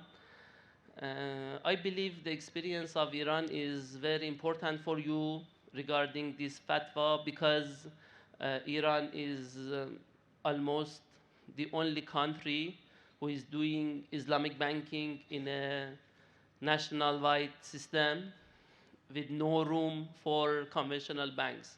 In Iran, we have 30 full-fledged Islamic banks, right? 30. All of the system is completely and 100% Islamic, or at least supposed to be Islamic, with almost 24,000 Islamic branches. I repeat, 30 Islamic banks with almost 24,000 branches, Islamic branches. So we have a kind of 4 decades experience because the law, Usury Free Banking Act, which is the pillar of the Islamic banking system in Iran, was ratified in 1983. And it is almost 40 years of experiencing national-wide Islamic banking practice. So, in my view, it is important for the country, big Muslim country like Pakistan, to make use of the other countries' experiences, especially in conducting Islamic banking in whole system. Tomorrow, inshallah, in my keynote speech, I will discuss about the Iranian experience more. But for this panel, I have 4 points which are important, and I want to mention them. And these points or clues come from the 40 years of experience of Islamic banking system in Iran. First of all, I believe that if this judgment is going to be implemented in the financial system, or as my brother said, in whole economic system, there is a need for a strategic plan, or a plan to make pave the way toward making the fatwa implemented. In this plan, you should pay attention to the strengths, weaknesses, potentials, or pros and cons, in other words. It is important. Making use of the experiences of other countries, as I mentioned. For example, in Iran, when we implemented Islamic banking in a big era, or in the total system, we missed a very important thing, which is competition. Competition is very little in our country in Islamic banking, and it is a problem. So the first point is a strategic plan, and the second one is making use of experiences of other countries. R&D makes the third point. Research and development is very important in this regard. The story is completely different when you go from a dual banking system to a country-wide Islamic banking system, and the needs become different, right? In a dual banking system, when, for example, you don't have good solution for a problem, you should make use of conventional instruments or ways. But in a 100% Islamic system, there is no way for that. I want to give you an example from the Central Bank of Iran. For example, for years, we didn't have OMO, open market operation.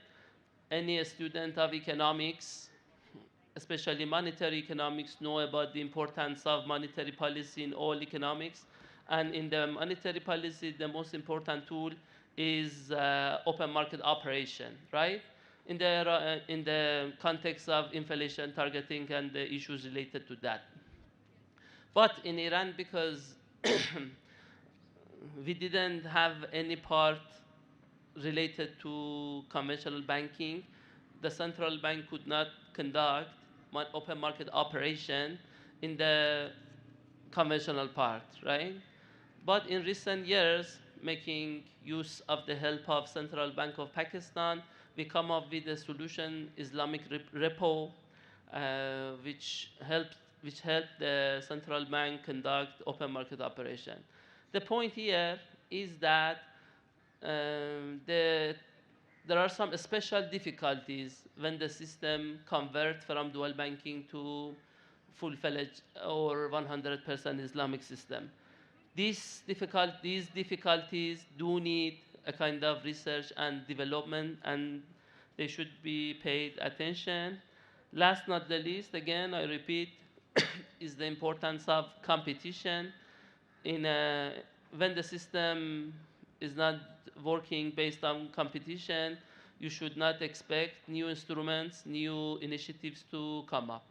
I believe that much is enough for this round, and then I would be available for the next round. Thank you. Thank you so much, and thank you so much for visiting us from Iran and sharing your perspective. And obviously, this is really important for us to learn from other countries and the global implications. So that was a very, very good point, especially in relation to the research and development and the point about competition. So those were very good points that you mentioned. Another interesting question, if any of the panelists want to address this, is what are the issues, if any, with the current products and the fact that obviously there are different interpretations about Islamic banking and finance products, and what kind of views the panelists would have on that.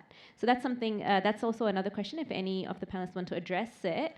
And I'd like to now move to Mr. Ali Salman and to hear your thoughts about this topic generally as well.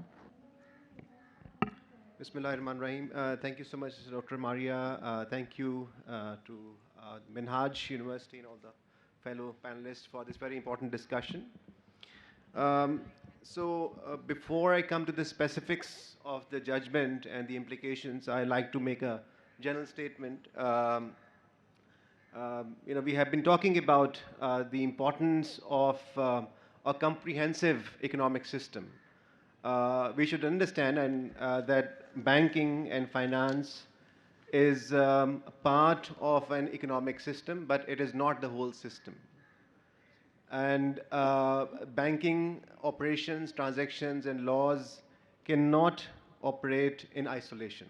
It will be a product of the direction of the economic system. So therefore, I think it is important that while we talk about, rightly so, the inspiration from Islamic principles and its impact on the banking laws, we should take a step back and ask ourselves, what are the general principles of an economic system? And from those principles, of course, then we can derive specific banking or financial systems as well. I published a book about 2 years back. It was published by Acton Institute in US. And this book is available free of cost on internet, on Amazon also. You can buy it. Sorry for this marketing pitch, but I thought it's important to bring this because in my humble opinion, there are 8 important pillars of the Islamic economic framework. First of all, it is the price freedom. And by the way, I based my book not just on the basis of the theological resources, but I draw essentially from early Islamic history. And I provide examples of how these institutions of Islamic economic framework were actually established during the time of Prophet Muhammad sallallahu alaihi wasallam, and also then expanded from that point of view. So first of all, it is based on free market pricing. I provide details in the books. I'm not going into that. There are ahadiths which support free market prices. Secondly, free trade or minimum restrictions on trade. Thirdly, very strong institutions of Hisba, the market inspector or market regulator. The idea of sound money. We live now in the era of paper money or fiat money. In fact, now digital money, obviously. But essentially, this is all based on fiat transactions. Right? So we have graduated from a gold-backed currency about 50 years ago. The world has moved on.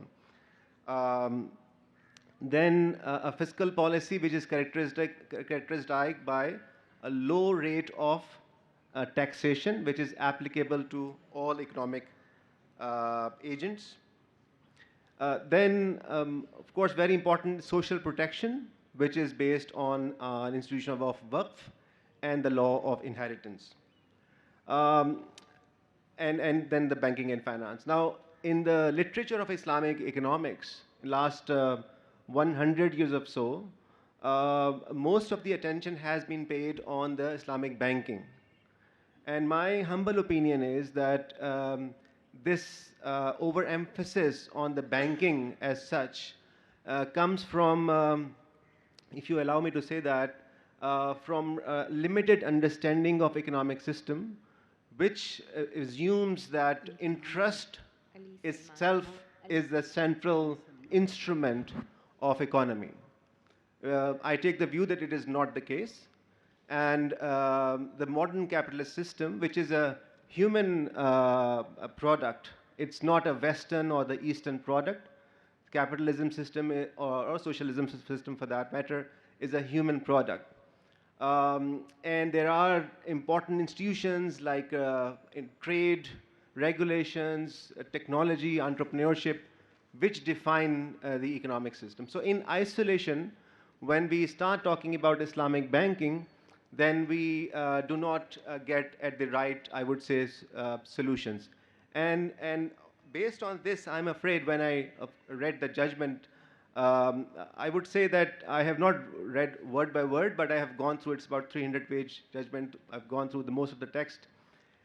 One of the point which the judgment raises is appreciation of an expansion of Islamic banking as we know it today. And today, of course, we have very important representative talking about Islamic banking sitting here. In my opinion, the idea that there is still a benchmark rate in the Islamic banking, of course, the transactions are based on some kind of benchmark rate, which is LIBOR in most of the cases. We heard about Iran, but also if maybe you can correct me, but Iran also has the banking charges and also a provisional profit or minimum guaranteed profit to depositors when we talk about short-term and fixed-term investments. So there is still this instrument in one way or other on which the banking functions. And I'm afraid that the banking itself, which has now become an instrument of money creation, right? So it's become of money creation. Earlier on, the money creation was a function of the central banks, right, in the last 100 years or so. But now the private banks are creating more money. And how they're creating more money is that they are lending more than they have the deposits. So because of what we call fractional reserve banking. So fractional reserve banking becomes core of the problem, which we are not addressing. And we don't see it also being reflected in the judgment because the literature on Islamic economics does not adequately address the whole issue of how money is created. And unless you address that, I'm afraid that we will continue to create these alternatives which are more nominal in nature rather than principally different instruments of finance. So I believe that Islamic views does offer a higher ethical standards of finance. The idea of profit and loss sharing is very strong. But in practice, this may be just 3%. This idea of profit and loss is maybe just 3% of the global Islamic financial markets. And rest of the transactions still happening in the benchmark-driven, some kind of fixed or guaranteed profit. So that's a dilemma which we are facing, and that dilemma is because of, I'm afraid, narrow focus of the Islamic economics literature on the interest as such. Thank you. Thank you so much, Dr. Ali Salman. I think I have a lot of thoughts based on what you've said. Firstly, LIBOR has now been replaced. They don't use LIBOR anymore. But I think your point I agree with in terms of this is a systematic issue, and the fact that you're approaching this from an economics perspective is amazing. Would love to read your book.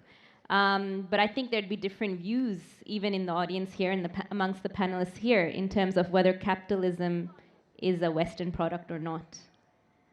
I believe it is, just to give you my view there. But it's as Prophet Muhammad ﷺ said, differences of opinion is what makes the ummah stronger. But very, very interesting points that you mentioned. And the fact that you've given this so much thought is amazing. So I'm sure lots of people here would love to talk to you further about this. And I'm really glad that you addressed it from a systematic perspective. So that's very, very interesting. So I'd like to now move on. As usual, we are running out of time, but we do have, I think, 10 more minutes. Yeah, 10, 20 more minutes. So I'd like to pass over to our final speaker, Mr. Tariq Nassim. I'm sure you've got many views about this topic as well. Bismillah ar-Rahman ar-Rahim. Assalamu alaikum wa rahmatullahi. We know that this is the third judgment on the subject from the Federal Shariat Court, 1991, 1999, and now 2022, and still in sub judice appeal filed. But what is the difference this time? This time, instead of defending its positions, the state decided to implement this. And the government of Pakistan decided to implement this by forming a high-level steering committee at the level of finance minister, chaired by the governor, State Bank. Members includes chairman of CCP. And this steering committee is providing the way forward for actual transformation of entire financial system. Obviously, it has two components, banking and non-banking. For banking, they decided to convert entire banking system in Pakistan by 2027. But in non-banking side, the sectors we regulated as CCP, the situation is a bit different. This is because the sector dynamics are different. And our approach is to first enable Islamic financial services in our regulated sectors. Unfortunately, not all regulated sectors have alternatives for financial services that they are providing. For example, we do not have any single Islamic private equity, private capital venture fund in Pakistan, registered, domiciled in Pakistan. So this is causing a huge problem in the economic financial ecosystem, where these type of institutions are meant to provide much needed financing to the SMEs in the economy. Secondly, for example, we do not have alternate financing models for digital lending. Currently, we are witnessing a surge in digital lending apps in this region, in this country, with various issues and challenges as well as some benefits.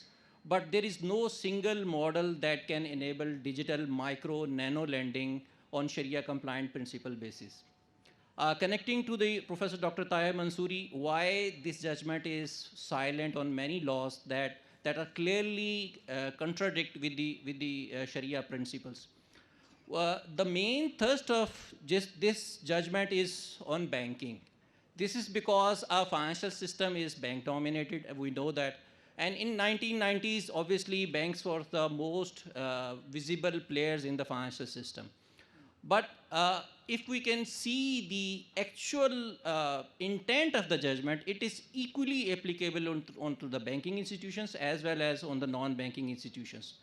But in fact, in my view, it is beyond financial institutions as well, because the constitutional objective is elimination of riba from economy. And financial system, be it banking or non-banking, is subset of economic system. It is only to provide financial needs for economic activities, nothing more. So financial system is meant to provide capital, financial resources for actual economic activities. The ultimate objective is to Islamize the economy, and for Islamizing the economy, we know we need to go beyond financial system, beyond banking, and beyond financial services that we regulate in Pakistan. So my view is to see the bigger picture and plan accordingly. As Brother Hussain mentioned, we need to develop strategic plan, and that this is exactly what we and State Bank are doing. We are developing a series of plans, short-term, medium-term, long-term plans to actually achieve this constitutional and religious objective in Pakistan. And one final thing I wanted to add from the connecting the discussion in the morning, that we often hear this objection on Islamic finance that it is not creating an actual impact on ground. So I would like to draw your attention to another dimension of this issue. In particularly in Pakistan, we can see the Islamic finance, Islamic financial institutions are subset or a minor portion of overall financial system. So if they need to create an actual impact on ordinary citizens of Pakistan, we need to see other hindrances and challenges, for example, financial inclusion. More than 90% of Pakistani female citizens are financially excluded. They do not have access to formal financial services. More than 70% of my countrymen, fellow male members of societies, are financially excluded. When majority of our population is financially included, how can we expect our financial system to create an impact for the ordinary people? So in my view, it's our joint responsibility to first focus in financial inclusion and then try to address the challenges, the issues through the systems, the setups, the processes that are Sharia compliant and meet the requirements of Constitution of Pakistan as well as Sharia. Thank you. Thank you so much, Mr. Tariq Naseem. Really interesting, your perspective. You had so much practical knowledge there that we can all learn from. And the fact that you mentioned this point about financial inclusion and mentioned gender, I thought that was amazing. So yeah, you are doing some excellent work, I can tell, and you're full of knowledge. I can see that Dr. Mohammed Tahir Mansouri is burning to say a few more words and comments. So please, I'll pass on the mic to you. Love to hear from you. Actually, first of all, I endorse the analysis of Dr. Ali Salwan as well as Tariq Naseem, that Islamic banking, Islamic finance is a subset of economic system. This one. Dr. Ali Salman, he has said that the basic thing is the economic system. Why it happened that Islamic finance disassociated itself from its mother discipline, and now we say no. Our duty is just to, to eliminate riba from the banking system. Elimination of riba in banking, this is the sole objective. Disregarding the objectives, Islamic objectives of Islamic economic system, which is a fair distribution, fairness, efficient allocation, non-concentration of wealth, all these things. I'm saying, Tariq Naseem Sahab knows that in the judgment of Supreme Court which was delivered in 1999. Supreme Court in its judgment identified around 20 evils of riba. Okay, these are social evils, these are economic evils, these are the moral evil, these. I am saying that after implementation of Islamic banking, how many evils have been eliminated? Nothing. I give you one example, and I am talking about fair distribution. One leading bank earned 70 billion rupees profit while it gave to its saving depositors, which is a major chunk, only 8%. Leading conventional bank earned 45 billion and it gave 21%, 20.5%. That's why our finance minister said that Islamic banks are cheating their customers. They are underchanging. They are not giving the true returns to theirs. And she said that I will recommend to the central bank to impose minimum deposit rate, MDR, which is a 20.5%, and which is a policy rate minus 1.5. I am saying that this means that conventional banks are more ethical, more humane, more customer friendly than Islamic banks. What is the impact? Another thing I tell you, one bank has earned, he has collected 1 trillion rupees on account of current account. This means on which it is paying nothing. If you have given, if you have used this money for financing at the rate of 25%, it means that 25 billion rupees you have earned without doing anything. While Holy Prophet ﷺ says that, خِيَارُكُمْ أَحَاسِنُكُمْ قَضَانٍ, and he says that the borrower should pay to the lender in good way. This means that we should pass pass on the inflation impact to the depositors. I am not saying fixed amount, but give them in good way. So I am saying that even the ambiguity of this law is favoring Islamic banks. Even if they do not have any level playing field, they are the beneficiary. But this is what I'm saying. Thank you so much. Some very, very interesting thoughts there. I can see everyone is very passionate about this topic, and rightly so, and there are lots of different views and opinions, and it was a very insightful discussion. I hope you all learned from it, and I'd like to just extend my gratitude to our panelists for sharing their invaluable insights. So today's discussion not only deepens our understanding of the challenges, but also the benefits. And I hope that there's continued collaboration and innovation in shaping the future of interest-free banking. Thank you, everyone, for your participation and engagement in this crucial dialogue. Thank you. I would request the panelists to kindly receive their shields. I would request Dr. Hussain Mayuddin Qadri to kindly come in front of the stage for the awarding of the shields to our panelists of this auspicious session. We will be now moving towards the concurrent sessions, which are in the auditorium in the Al-Farabi Hall and the Ibn Khaldun Marquis. Dr. Maria Bhatti, being the moderator of this session, kindly come in front of the stage and receive your shield of appreciation. Thank you so much for moderating this session so well.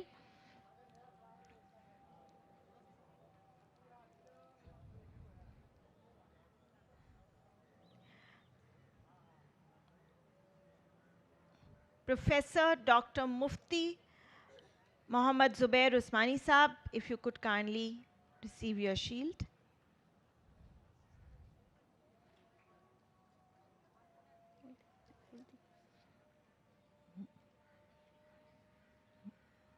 Mufti Mohammad Zubair Usmani Saab. Thank you so much for being here. A round of applause, audience.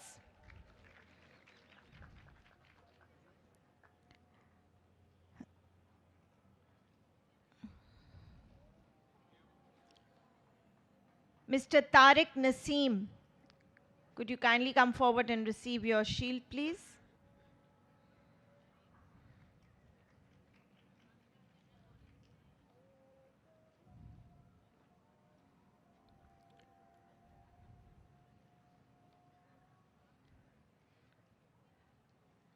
Professor Dr. Muhammad Tahir Mansoori Saab, if you could kindly come forward.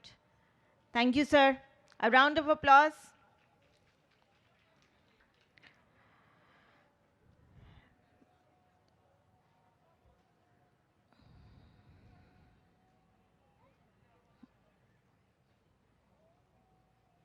Mr. Ali Salman, sir, kindly receive your shield.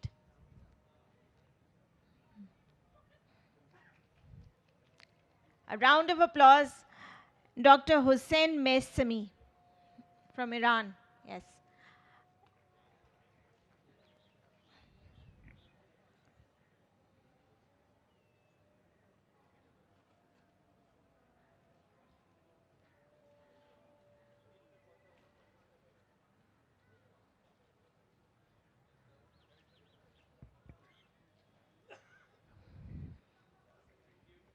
Dr. Hussein Mesami, sir, kindly receive your shield.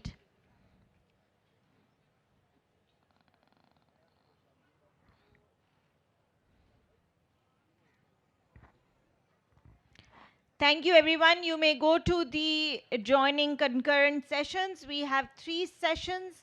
Please, our hall management, our reception and guest teams will be escorting you to the 3 sessions.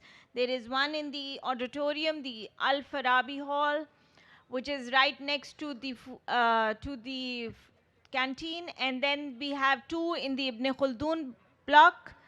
They're at the 3rd floor. Kindly join. Our teams will escort you there. Kindly join us for the session. Your tea is waiting there. Whichever session you decide to go to, you will find that the tea stalls have been put up there so you can enjoy a hot cup of tea and also attend the session. I welcome all of you to first of this concurrent sessions, and right now we are into first of the 6 technical sessions. The theme of this session is rethinking of Waqf models and Sharia frameworks in the contemporary paradigm. This is Sayyid Umair Abbas and I'll be coordinating this session. To formally begin the session, I would like to introduce and invite on stage the speakers of this session. Our session chair is an eminent researcher and academic. He is professor in economics. He currently holds State Bank of Pakistan's Shujaat Ali Hasni Memorial Chair, University of Sindh, Jamshoro. Please give a warm welcome to Professor Dr. Shabib Haider Syed. Sir. Our keynote speaker has joined us all the way from Malaysia. She is highly respected and renowned personality. She is the Professor and Dean, Institute of Islamic Banking and Finance, International Islamic University, Malaysia.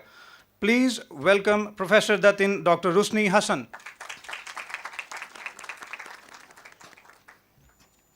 Time to invite our presenters of this session. May I request Professor Dr. Tosif Azid to join us on stage. Professor Azid has joined us from Qasim University, Saudi Arabia. Next, we have with us Dr. Henry Tanjong. He will be joining us from University Ibn Khaldun, Bogor, Indonesia. Next, we have Dr. Noor Laili Abdul Ghani. She has joined us from National University of Malaysia. Please join us on stage, ma'am.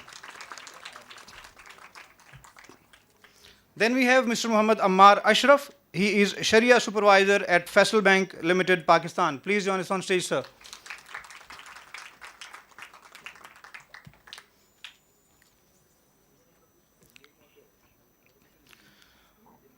Unfortunately, 3 of our presenters, they were unable to join us due to their personal commitments. But I would like to call University of Darussalam, Gonto, Indonesia, Dr. Muhammad Usman from International Islamic University, Islamabad, and last but not the least, Dr. Helza Novalita from Pejajaran University, Indonesia. So before we proceed, let me share with you that we have 1 hour and 40 minutes in total, which makes it 100 minutes. All the speakers, they are requested to stick to the decorum we have already shared with you. The question and answer session will be conducted once we are done with all the presentations. Ladies and gentlemen, time for the keynote speech. May I request Professor Dotun. Time for the keynote speech, and for that, may I request Professor Dotun, Dr. Rusni Hassan on stage. Please welcome. Or here. It is up to you. Bismillah ar-Rahman ar-Rahim.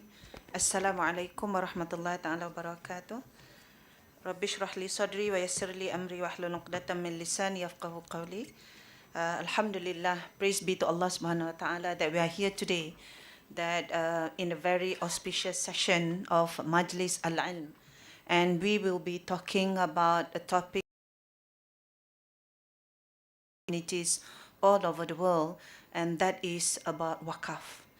So, Alhamdulillah, the session with the keynote speech by our Professor Muhyiddin Hussein on Waqaf have been where he has already explained about the Waqaf, that have given us a very good overview on what Waqaf and the importance of the instruments of Waqaf all over the world throughout the Islamic civilization. And most importantly is the way forward for the Muslim community all over the world globally to think about a new mechanism, how to empower Waqaf in our global community. So today's session, I will be addressing a topic about rethinking a Waqaf model and the Sharia framework in the contemporary paradigm. So as we know that Waqaf is a charitable endowment, the definition have been shared with us in the morning session, whereby when we look into the Waqaf, we are looking at the financial instrument that holds a very good and immense potential as to be the mechanism or instrument for economic development. Of course, today's session, I will be sharing with you my thought in terms of the way forward on how we should be addressing the issue pertaining to Waqaf. The issue of Waqaf have been debated, have been discussed, have been researched a lot throughout the Muslim community, the research and whatnot. And most importantly, people are talking about the biggest issues and challenge of Waqaf is that the governance issues, the administration and management, and the fact that even though Muslim countries are very strong in terms of their Waqaf, however, the countries or the Muslim countries are not unified. They are not together in terms of developing Waqaf and whatnot. This is again not to mention about internal or domestic challenge that the countries are having and facing as regards to the administration of Waqaf. Now here, I would like to share some of the important points, in my view, that we would be able to do in terms of the way forward for Waqaf, to unlock the potential, and then for us to look into the biggest and then utilize the full potential of Waqaf. Now, here are some key areas for us to rethinking. Number one, expanding the scope of Waqaf. I think it's timely for us to need to be looking forward, especially at the modern time, at the present time now, we are looking about technology, we are facing about technology and whatnot. I think we need to expand our thinking and horizon as regards to the Waqaf asset. Let's move on beyond physical asset, but let's explore the potential of digital asset for Waqaf to be, we can unlock the potential. So we are talking about cryptocurrencies, blockchain, and so on and so forth. And many countries, example in Malaysia, we have issued the Sharia ruling as regards to the utilization of digital assets by our Sharia advisory body. So I believe that this is the way forward for all countries.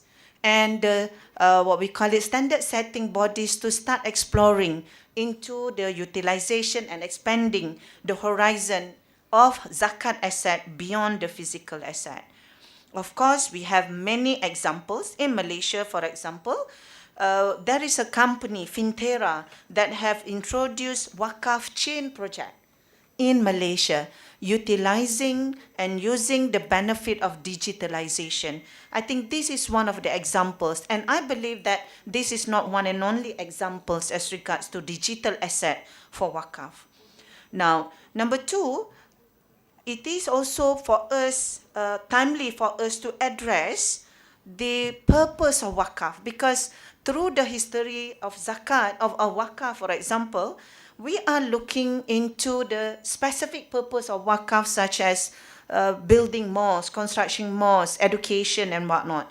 But having taken into consideration of the existing presence, what we call it, issues and whatnot, I think it would be good for us to look into other contemporary needs for Wakaf, such as environmental protection, healthcare, refugee relief, and so on and so forth. This is beyond the traditional one. Some of institutions have done doing that. However, we need to be doing more. Okay. Now, number three is that talking about modernizing Wakaf management, and we look into the research that have been conducted on the area of Wakaf.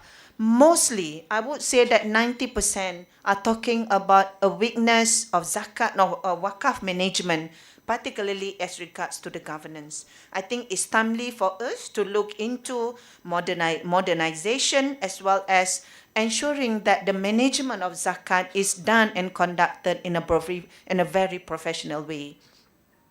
So we are talking about competent, what we call it, Wakaf managers to handle and administer zakat. Now, other than that is that innovation in Wakaf utilization. I would like to share the experience of Malaysia, whereby the Association of Islamic Banks in Malaysia have come out with the initiative that we call My Wakaf initiatives, that have been, what we call it, participated by many banks, almost all banks in Malaysia, as regards to strengthening the Wakaf. So we are looking at the projects of which each of the Islamic banks have contributed the Wakaf, and the distribution and collection of zakat is done by the association. This is where we have the pool of zakat, what we call it, contribution, and the way that how it is distributed to the people, to the B40, for example, as regards to the, what we call it, providing the affordable houses and so on and so forth.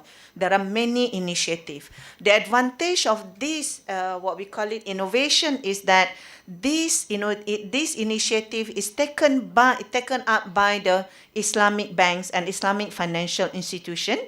They are known with good governance. So reporting and good governance is whereby I believe that this is a good opportunity for Wakaf organization and institution to learn from. So sharing the good governance practice between the financial institution, which is highly regulated, that we know that there is a mandatory for them to ensure good governance and reporting. And I believe this is where the opportunity, the room for the Wakaf organization to learn from such institution. Now, other than that, of course, we are talking about advocacy and awareness. That is my last point that I would like to share. Of course, it is a continuous, what we call it, conversation that we should be having about zakat, about wakaf, about sadaqah, about Islamic social finance, and about Islamic financial instruments. Yes, we can say that all of us know about zakat and wakaf. We have been talking about zakat and wakaf. Hundreds and thousands of research have been conducted on zakat and wakaf. But believe me, it is not sufficient. We need to continue talking about it, having good conversation. And I believe that today's session, the session today, this is a good initiative for us, a good example of us to have a conversation on wakaf. We have our fellow speakers, what we call it, presenters here, of course, that I know close with me, Pak Henry, for example, always talking about wakaf and zakat. So I believe that this is the area that we need to be having a continuous interaction, continuous conversation. Don't stop.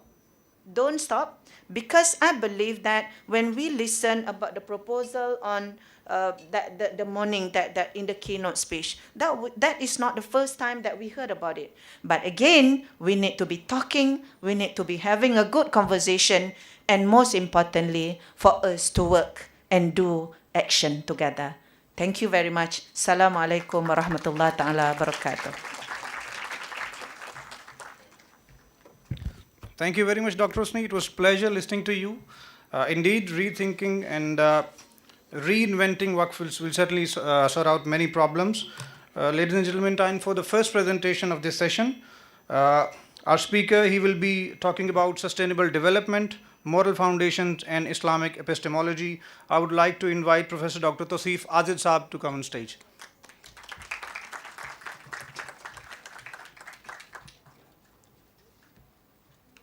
Bismillahirrahmanirrahim. Nahmaduhu wa nusalli ala rasulihil kareem. Assalamu alaikum wa rahmatullahi wa barakatuh. Actually, this is not for me because this is a waqf, but I have to go. So they just like this, they have grafted me here. It is good for me. And the second thing is, when the Wright brothers, they have a first fly of the aeroplane. So the people from the village, they were very happy. So they invited both of brothers and celebrate the function. So first they asked to elder brother come and say something. He said, "But I have to say my brother will say that. I'm not very good in communication and speech and all these things." And when his younger brother came, he said, whatever I want to say, my brother already has been said that. So whatever I have to say, Sister Husnu has said it. So there's no need for me. And I'm also in a hurry, so I have to leave as soon as possible. But as I told you before that I am a university teacher. So when someone is a teacher, it is very difficult for him to leave the rostrum. So that is again problem I have. So my topic is sustainable development, moral foundation, epistemology. Actually, always nowadays I'm working on the moral aspect of the economics, finance, and all these things. So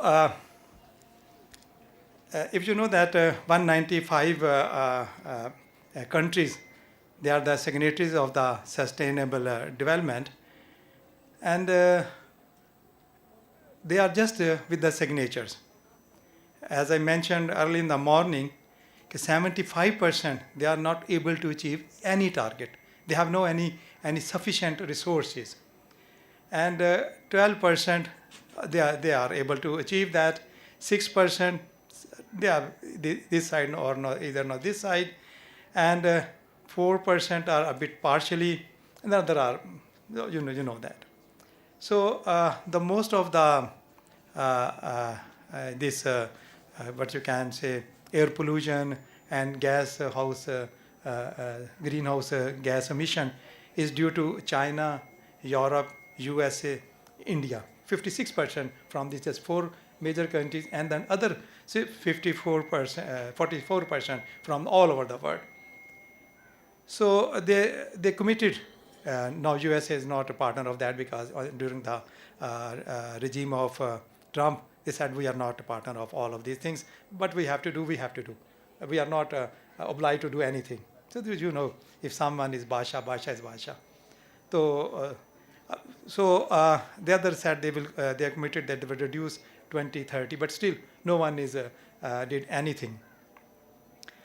If you will see that coal-fired powered plants, they are the maximum greenhouse gas emission is from these coal-fired power plants, and still 2,400 are in the planning phase globally. And still they are working, and they have to use all these things. And the problem of as I mentioned early in the morning, from the households also. Households, they are not able to use efficient environment-friendly energy sources. If they will reduce and they will use these energy-efficient resources, so you can see that 40% carbon dioxide will reduce from the atmosphere. This is from the household. And household is very, you can say, significant partner increasing the carbon dioxide in the air. And if they will do that, 40%, then we can say $5 billion, which we are spending on just these to clean the air. And if we will reduce this greenhouse gas emission, then we can achieve $12 billion per day.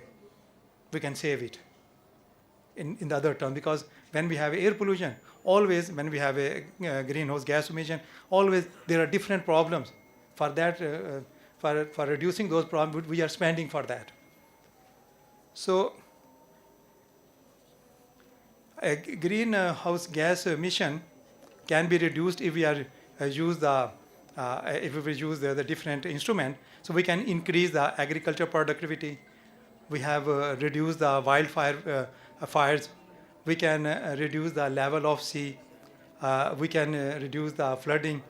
We can reduce the upsurge, extreme temperature, and severe weather storm. But we are not able to that. Due to that reason, every day we are came across these sort of things. The problem is what we have to do. You can see that there is a number of things which are there. This household sector is a really very bad, and this is our duty, and this is our moral duty, to reduce this what you can say this greenhouse gas emission and the carbon dioxide from the air. For example, this is the waste which we have. इसे आप कूड़ा करकट कहते हैं. Only 9% can be recycled or going to be recycled. 91% still in the air, still in the roads, still in the houses, still there. And what is the effect of that is a very bad effect. There is a effect of deterioration of the functions of human body organs, life expectancy, premature mortality rate, minor upper respiratory irritation, chronic 5 minutes, okay. So number of diseases are there. So what we have to do? The thing is, if you are the student of accountancy, you know that we have a triple bottom line. The first priority to the people, second priority to the planet, and third priority to the prosperity or the profit. So we say 3 P's. But when we have the moral avenue, so we have the 5 P's. The fourth one is peace. Without peace, we cannot. And peace is from the individuals. If I am the king of, Allah maaf kare, I'm the king of any country. So this is my duty, the moral duty, to maintain the peace in the world. If we are the individuals, we do this. And the second thing is participation, partnership. So everyone has to consider himself as a moral duty. He has to participate in reducing the green gas house emissions. You know, whenever we have these sort of things, there are number of problems from the different, I have no time to discuss. But the one thing is that is known as a conspicuous consumption. Conspicuous consumption is the very bad thing nowadays, which is increasing the greenhouse gas emission. And it is also increasing the inequality in the world. What happened? Conspicuous consumption means those goods which are the sign of prestige. And everyone wants to use those, because I am a poor man, but I want to use those things which is using by the rich people. And due to that reason, I am borrowing from the bank. And I am in indebtedness, and due to indebtedness, inequality is increasing. I have to pay interest rate, I have to pay different things, and due to that reason, this inequality is increasing. When this inequality is increasing, what happened? I'm consuming more and more and more. And when we say that, when we are consuming more and more on the street, so 40%, more than 45% litter we are spreading in the street, in the air, and everywhere. A number of things which you see that we are drinking like these bottles, and we are throwing these bottles. We have a Pepsi, we have different types of wrappers, and we are throwing in the air. And ultimately, this is creating the problem. So this conspicuous consumption. Before I know that 15 years, 20 years back, we don't know what is this. Nobody's drinking. Just we have a glass and water. We're drinking that. We don't know about these crisp things on this chocolate and number of wrappers are there. Not only here, everywhere. But no, before these things are there, but it's using by the rich people. But now everyone is using this. And due to the consumption of these things, there is a lot of greenhouse gas emissions. And this is our moral duty. And this is my request to all of participants. They have to take this oath that we will use our own energies and to reduce the greenhouse gas emissions, inshallah. So my time is finished. Jazakumullah khair, Umair. Umair is very good. He's giving me a very small time because it is good for me. Otherwise, I have not anything to say. Jazakumullah khair. Assalamu alaikum wa rahmatullahi wa barakatuh.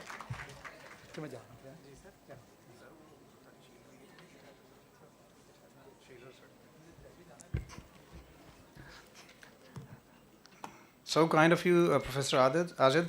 Ladies and gentlemen, now we'll move to the video presentation. As I mentioned earlier, that Dr. Rahmat Agung Hidayatullah, he was unable to join us physically, so he has sent us his recorded video. And the topic of his speech is Aligning the Philosophy and Practice of Islamic Human Resource Development to Face Global Challenges at WIEFC-based University. Allow me to introduce myself. My name is Rahmat Agung Hidayatullah, member of authors from UNIDA Gontor, Indonesia, University of Darussalam Gontor, Indonesia. I want to present my paper on the title Learning the Philosophy and Practice of Islamic Human Resource Development to Face Global Challenges at WIEFC University. The existence of human resource places a cohesive working mechanism in the organization. In the realm of campus education, student daily life are an inseparable part of Islamic insight and religious spirit through learning method and conceptually and practices.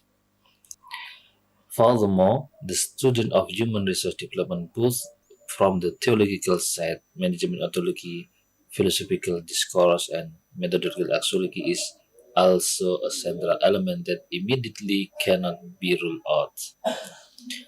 The study of mechanism of campus, organizational growth, and human involvement in human resource development is nothing but a form of exploration of the concept of humans as the base creation aksana takbir, as the Fajrons on earth, Khalifatullah, a group of intellectuals, ul albab, and the actualization of natural protection by maximizing the potential in human insan kamil.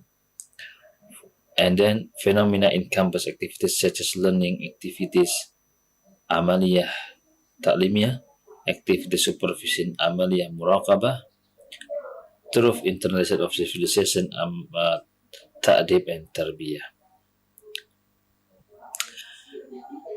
This paper aims to further review the concept of Islamic human resource development at WIEFC University as an effort to produce entrepreneurship capability of students in campus environment that integrated dormitory system and academic activities, namely in the University of Darussalam Gontor in Indonesia. UNIDA Gontor is leading WIEFC-based university in Indonesia that also utilizes WIEFC funds for the purpose of economic empowerment.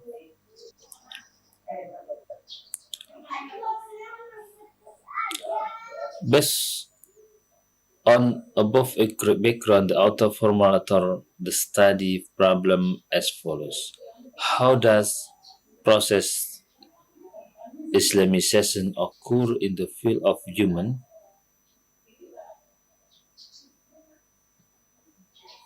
to develop Islamic human resource development HRD? Number two, how does the concept of man in the perspective of Islamic worldview differ from the concept of man in other worldview? And number three, how is the development of Islamic resource development based on the implemented at Wakaf-based university to face global challenges. Based on the formulation above, the objective of this study are as follows. Number one, explain in detail and in depth how the process Islamization occurred in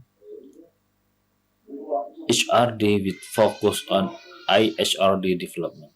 Number two, identify the value and principle that shape the Islamic view of human being. Number three, provide a deeper understanding of implementation of HRD at Wakaf-based university to face global challenge. Our literature review, there are three elements of worldview. Number one is God. God is core belief of HRD. Number two, human as subject of IHRD. And number three, nature as a complementary of IHRD. This particular study is considered field research. The method of data collection are interviews, observation, various form of documentation such as recording, photos, slide, book, and scientific journals. Since the data is narrative based, is classified as qualitative research. In this grounded research, the process will be through several phases, namely problem formulation, data collection, data preparation and analysis, and discussion of comparison of result with previous literature or theory. Through this step, researcher succeeded in developing four types of conceptual framework that reflect the relationship between the first core category, the second core category, and the main core category.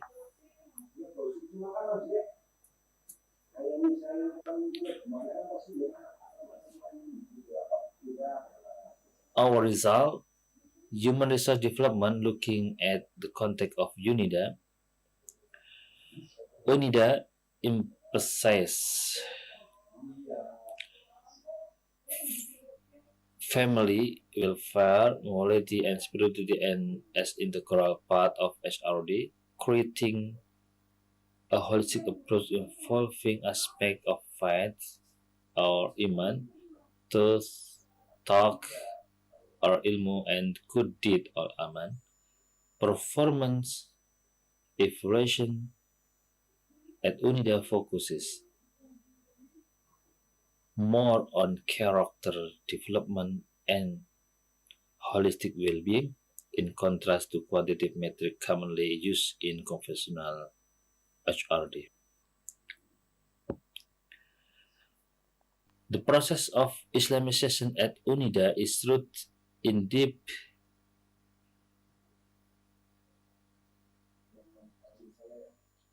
understanding of human element. Human being as complex being possess elements such as reason, heart, and passion that play a key role in development of the individual. There are 5 layers of the process of Islamization, including intuition, encompass, product, behavior, sciences, and worldview. Islamization at UNIDA involves improving key elements in these layers to form individuals who are aware and consistent in applying Islamic principles in life and sciences.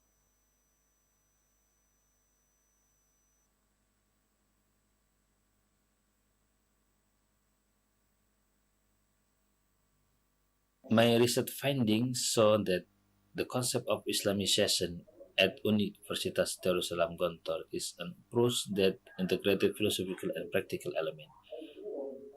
Synthesis as a concept of integration between science and Islamic values became a guideline in the Islamization of science in UNIDA, emphasizing the importance of integrating Islamic value is all aspects of life and science. The clear and structured vision of world-class university mission and campus school supports the direction and objective of Islamization of science at UNIDA, demonstrating the determined to become a globally superior university with a strong Islamization approach. Our recommendation, number one, further research could focus on human resource development based on efficacy, ideological or cultural incalculation. Number two, further research could focus on the efficacy of human resource development in developing certain competencies. Alhamdulillah, and thank you for your attention. Assalamualaikum warahmatullahi wabarakatuh.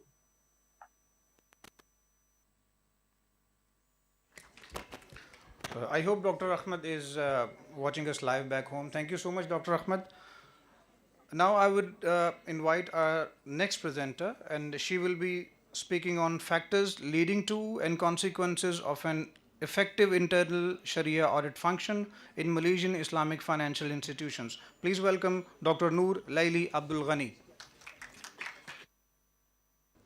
Bismillahirrahmanirrahim. Alhamdulillahirabbil alamin wassalatu wassalamu ala asyrafil anbiya'i wal mursalin wa ala alihi washabbihi ajmain. Rabbi shrah li sadri wa yassir li amri wahlul 'uqdatam min lisani yafqahu qawli. Assalamualaikum and a very good evening to everyone. I think presenting during evening session is quite challenging, especially during winter. Okay, so today I'm going to present about factors leading to and consequences of an effective internal Sharia audit function in Malaysian Islamic financial institutions. So before we look at what are the factors leading to and consequences of effectiveness of internal Sharia audit function, let's look at what is the focus of effectiveness that I'm going to point out. It is about achieving a set of objectives. And if we look at the definition of effective internal audit function provided by IIA 2010, it is about achieving objective assurance, effective internal control system, as well as effective risk management and effective governance. So from that definition, I built up into the effectiveness of internal Sharia audit function, which is about achieving independent, doing independent assessment, and then to provide the objective assurance of Sharia compliance in Islamic financial operations, as well as having a better management of Sharia non-compliance risk. So why do we need to study about the effectiveness of internal Sharia audit function, especially to look at the factors leading to and the consequences of effective internal Sharia audit function? It's because of all Islamic financial institutions in Malaysia has already established the Sharia control functions, which includes risk management, Sharia audit function, Sharia review function. So in terms of practices, it's already there. But how can we ensure that every single Islamic financial institution have already come up with a function that is effective and being able to achieve better management of Sharia non-compliance risk? So that's why I'm going to look at examining the elements that contribute to and the outcome of an effective internal Sharia audit function, and the scope of my study is in Malaysia for all Islamic financial institutions in Malaysia. This study is so significant because it can enhance the accountability of Islamic financial institutions, as well as providing some efficient regulatory measures and monitoring. Okay, so based on the literature review, overall, in terms of the literature review, a lot of studies have been done on effective internal audit function. So those are the studies. And some of the studies have been done on effective internal Sharia audit function, but that study is being done in Bahrain, in Yemen.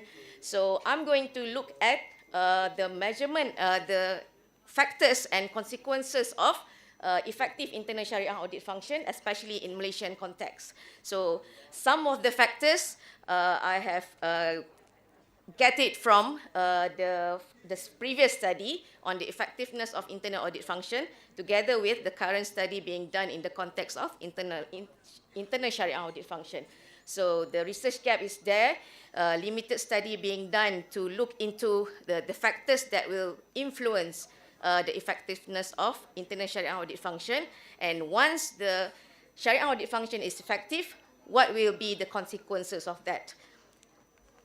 All right, so these are my theoretical framework. So basically, in order for an organization to achieve, to be effective, they need to depend on certain factors within their organizational structure. So in Islamic financial institution, these are the 4 factors that will be contingent upon establishing an effective internal Sharia audit function, which is internal control system, Sharia risk management function, management support, and function of Sharia committee members. So as a consequences, once the internal Sharia audit function is effective in Islamic financial institution, the IFIs is accountable to provide the full disclosure and social accountability to demonstrate their compliance on Sharia. So that's why I would like to look into the extent of Sharia governance disclosure provided in the director's report, as well as the extent of Sharia compliance disclosure provided in the Sharia committee report. Okay, so I have developed 6 hypotheses to establish the theoretical framework, right? So in terms of the methodology, so this is a quantitative research method. I'm looking into Islamic financial institution as a unit of analysis. So basically, I'm studying, this study is being developed according to the institutional perspective. So it is a small total population because we have 47 Islamic financial institutions in Malaysia, but in the end, the final sample that I've got is only 39. So I have developed the measurement based on the current regulatory framework that has been issued in Malaysia, and my measurement has been validated by the expert through the expert validation test, and I have adopted survey questionnaire to be distributed to the head of Sharia audit as the respondent in each Islamic financial institution. So one institution only have 1 responses from the head of Sharia audit. So they will answer about how effective are they in terms of establishing their internal Sharia audit function, and whether those factors in their institution is effective or not. And on the other hand, to see in terms of the consequences of effective audit function, I have done the content analysis on the annual report for each and every Islamic financial institution to look at the extent of Sharia compliance disclosure in the director's report as well as the Sharia committee report. So for the data analysis, I have adopted the partial PLS structured equation modeling. Okay, so based on the PLSM results, we can see that out of 6 hypotheses that I have developed, only 1 hypothesis that shows positive and significant. And as we can see from the formative structure modeling, I adopt formative structuring modeling because the measurement that I have developed is like really define the variable that I have included in my framework. So as you can see here, the powerful prediction is, oh sorry, I cannot see my slide. Okay, the most powerful prediction is actually for this framework is in terms of the internal control system. So only internal control system that shows positive and significant influence towards effectiveness of internal Sharia audit function. So we can discuss on the results and findings why it is only internal control system that shows contingent positive effect on the effectiveness of internal Sharia audit function, probably because COSO internal control system that I have adopted as the measurement in my study, it has been widely established in all Islamic financial system, in all Islamic financial institution in Malaysia. Whereas why the other factors are not, it is positive. I mean, the relationship is positive, but not that significant. Probably because if we look at the Sharia risk management function as of now, maybe the current function and process are still insufficient, probably because they are still using the conventional risk, I mean, to get the Sharia risk management function is being done together with the conventional risk management. And in terms of the management support, maybe the management is still indifferent on the nature of internal Sharia audit function. And the function of Sharia committee members, probably the current function is still, and the responsibility is still insufficient. Whereas when I look at the consequences of effective internal Sharia audit function towards the disclosure in annual report, still the relationship is positive but not that significant. Maybe because the current regulation still not in line with full disclosure accountability. Yeah, they are still wanting to meet only the minimum disclosure requirement, not like go beyond what has been required. Same goes with the extent of Sharia compliance disclosure in the Sharia committee report. Majority of Islamic financial institutions only follow the minimum disclosure requirement. Okay, and as a conclusion, based on the framework that I have developed, only internal control system that shows a dominant contingent factor on an effective internal Sharia audit function, and whereas all other factors indicate a positive relationship, but the relationship is not significant. So I would say that there is a crucial need for further improvement to effectively manage Sharia non-compliance risk. And my recommendation is that since internal control system is the dominant contingent factor towards effective internal Sharia audit function, probably we need a dedicated Sharia internal control framework. And since Sharia risk management is not significant to influence effective audit, maybe there is a need to have a dedicated Sharia risk management framework, and there's a crucial need to enhance management competency in understanding better management of Sharia non-compliance risk, as well as when I look at the results of across all Islamic financial institutions, it shows that the full-fledged Islamic financial institution has developed effective level of Sharia audit function as compared to other type of Islamic banks. So that's why the findings would help other type of Islamic financial institution to foster the Sharia compliance risk culture. And there's a need for the Islamic banks to enhance the Sharia disclosure requirement in the annual report. So with that, that's all from me. Thank you very much. I'm sorry for the gentleman in front cannot see me while presenting. Thank you. Well, thank you very much, Dr. Noor. But we were able to listen to your wonderful thoughts. It was nice to have you here. Ladies and gentlemen, we have a short announcement. Professor Azid, he has a flight scheduled right away after a few hours, so he wants to leave. I would request all management to present him his shield and the certificate, and to do the honor, I would like to request Professor Shabib Haider Syed to please come in front of stage.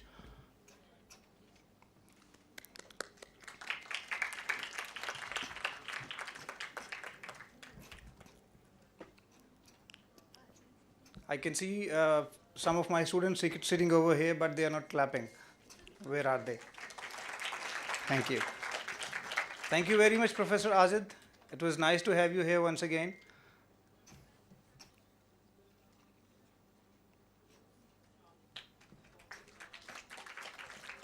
Thank you so much, sir. Ladies and gentlemen, now we have another video presentation, and our next presenter, he will be, sir.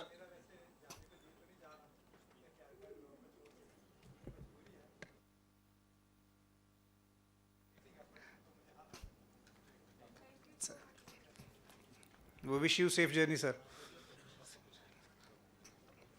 So our next presenter, he will be talking about Waqf potentials and challenges, a lesson from Pakistan, and it will be Dr. Muhammad Usman Saab.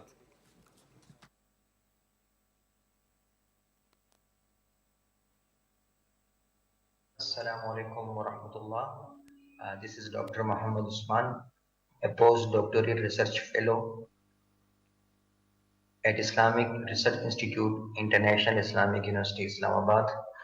First of all, I would like to thank you to the 7th World Islamic Economic and Finance Conference organizers and to the Minhaj University for such a wonderful and beneficial conference. In this conference, the title of my presentation is Waqf Potentials and Challenges, a lesson from Pakistan. As all of you know, aware that we have to complete our presentation within 8 minutes.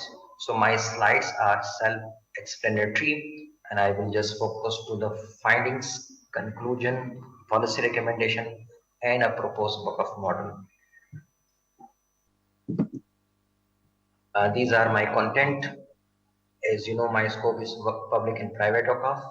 I will discuss for the both public and private Waqf rules and regulations, potentials in public and private Waqf, challenges faced by the public and private Waqf, and conclusion and policy recommendation with a proposed hybrid Waqf model.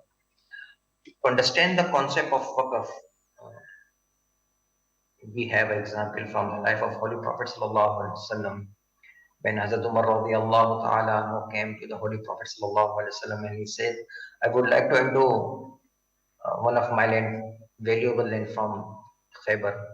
So Holy Prophet sallallahu alaihi wasallam said to him, in Shihta, habbasta aslaha wa tasaddaqta biha. If you want to hold the original and charity the proceeding from it. So Hazrat Umar radiallahu ta'ala endowed with the condition that la yubayu asluha wala yuhabu wala yurithu, cannot be sold the original and cannot be gifted and cannot be inherited. So these conditions create perpetuity, irrevocability and inalienability. Waqf is known as one of the earliest model of an endowment with the characteristic of perpetuity, inalienability, and irrevocability. These characteristics offer all essential, including religious, social, economic, and educational needs. In perspective of economics, Waqf is a persistent public service that utilizes a private wealth to establish institution for the public benefit. Consequently, Waqf is a private institution or trust which provides support to the government in public services. However, in Islam, it is the responsibility of state which has to provide assistance to the common welfare, but Islam also authorized the third sector, including an institution of Waqf and an institution of Waqf to help the state in prosperity and public welfare. These are some records from the history we discuss from the life of companions Hazrat Umar radiallahu ta'ala anhu, and these are from the Mamluk till the Ottoman Empire with the reference and name of the Waqf institutions. This is literature review and this is my policy. Sorry, this is my methodology. I am following the qualitative research. Data collection and data analysis methods are available here. For validation, I use multiple data sources and member checking. And the objective of my research is to explore the Waqf potential in Pakistan, both in public and private Waqf, and to explore the Waqf challenges faced in Pakistan, both in public and private Waqf, and to propose a Waqf model for Waqf development. These are the rules and regulations, some laws from Pakistan, public Waqf from the different states and provinces, Punjab, Sindh, Khyber, Azad Kashmir, and especially capital territory in Gilgit-Baltistan. When we come to the private Waqf, we know that in Pakistan, private Waqf are considered under the not-for-profit sector. That's why in Pakistan, private Waqf are registered as Society Act 1860, Trust Act 1862, or under the Section 42 Private Limited Company. These are the some evidences from the public Waqf. You can see shops, houses, plots, masajid, graveyard, rooms, and others. I will just focus to the agriculture and commercial land. You can see in Punjab we have 74,964 acre land. In Sindh we have 10,912 acre land. Same as in Khyber Pakhtunkhwa, 2,113. And similarly we have some commercial sections. So we have very huge potential, including Kashmir, uh, about the Waqf in public sector. These are some evidences. How the Waqf institution are generating their resources, I have mentioned here, self-explanatory. Due to the limit of time, I will just show to all of you some social services available here and some religious attraction. From the private Waqf, I selected few Waqf from Pakistan, and you can easily understand and see the financing entity, funding, resourcing, fund management, and their fund utilization. As my objective is to focus on my findings and hybrid model. So just come to the issues and challenges from the government side, public institution and private institution. You can easily differentiate, and from the societies. So you can pause and easily watch and find the detail from my paper. So the study found that the country has huge potential in public and private Waqf. In private sector, Waqf are not aligned with the Waqf laws and incorporated mostly as trust, foundation, society, and private limited company. In a public sector, Waqf under the government has great potential as compared to the private, and having a huge amount of asset in real estate, agriculture, commercial, etc. in various area and various province of Pakistan. These are my policy recommendation. Consistent Waqf laws. The Waqf need robust laws, need and regulatory framework for the both public and private Waqf. Waqf laws. In Waqf laws, we need to segregate the definition of Waqf, their binding principles, and etc. We have to understand that the government officials, staff should be familiar about the concept of Waqf and their auxiliaries. And Waqf asset and properties and business should be exempted from the all form of taxes. And good governance require competent and highly qualified office and staff that should have good moral, interpersonal, and managerial skills. And establishment Waqf has mandatory to audit and manage their accounts. Furthermore, Islamic financial institution can play a great role, and there is a strong need to introduce Waqf in the national curriculum. And finally, in the country, there should be a single body and authority having information databases regarding the Waqf properties. This institution will facilitate government in legislation, Waqf institution in human capital development, and etc. Finally, this is my proposed Waqf model. We have Mamlukat Waqf, non-Waqf assets, but can we, the holding of Waqf, we have Waqf seat. From Waqf seat, we can invest them in the real estate business, financial sector and businesses. And from these investment, we can develop Waqf distribution. And from the Mamlukat Waqf, we have another channel to develop a Waqf institution. So in the final, you can see in hybrid Waqf model, we have Mamlukat Waqf and Waqf seat. And from these both sources, we can develop any Waqf institution for health, education, and anything else. Thank you all of you. I hope I have completed my presentation within a time limit. Thank you all of you, and I am available for any Q. Thank you very much, Dr. Muhammad Usman. I hope you can see us. Ladies and gentlemen, our next presenter, he will be talking about a Waqf-based credit card structure for Islamic banks. I would like to request Mr. Muhammad Ammar Ashraf to present his paper. بسم الله الرحمن الرحيم نحمده ونصلي على رسوله الكريم أما بعد. Respected teachers, colleagues and students, Assalamu alaikum wa rahmatullahi wa barakatuh. My name is Muhammad Ammar Ashraf and I am here to present my research paper on the topic of a Waqf-based credit card structure for Islamic banks. As we are aware that the credit card is a need of time, and in the recent times we all are facing the situation in which we have observed that the use of this credit card becomes mandatory. We also know that the contract of the conventional credit card is a riba-based contract. So as per Sharia, it is an impermissible contract and inappropriate to use this conventional credit card.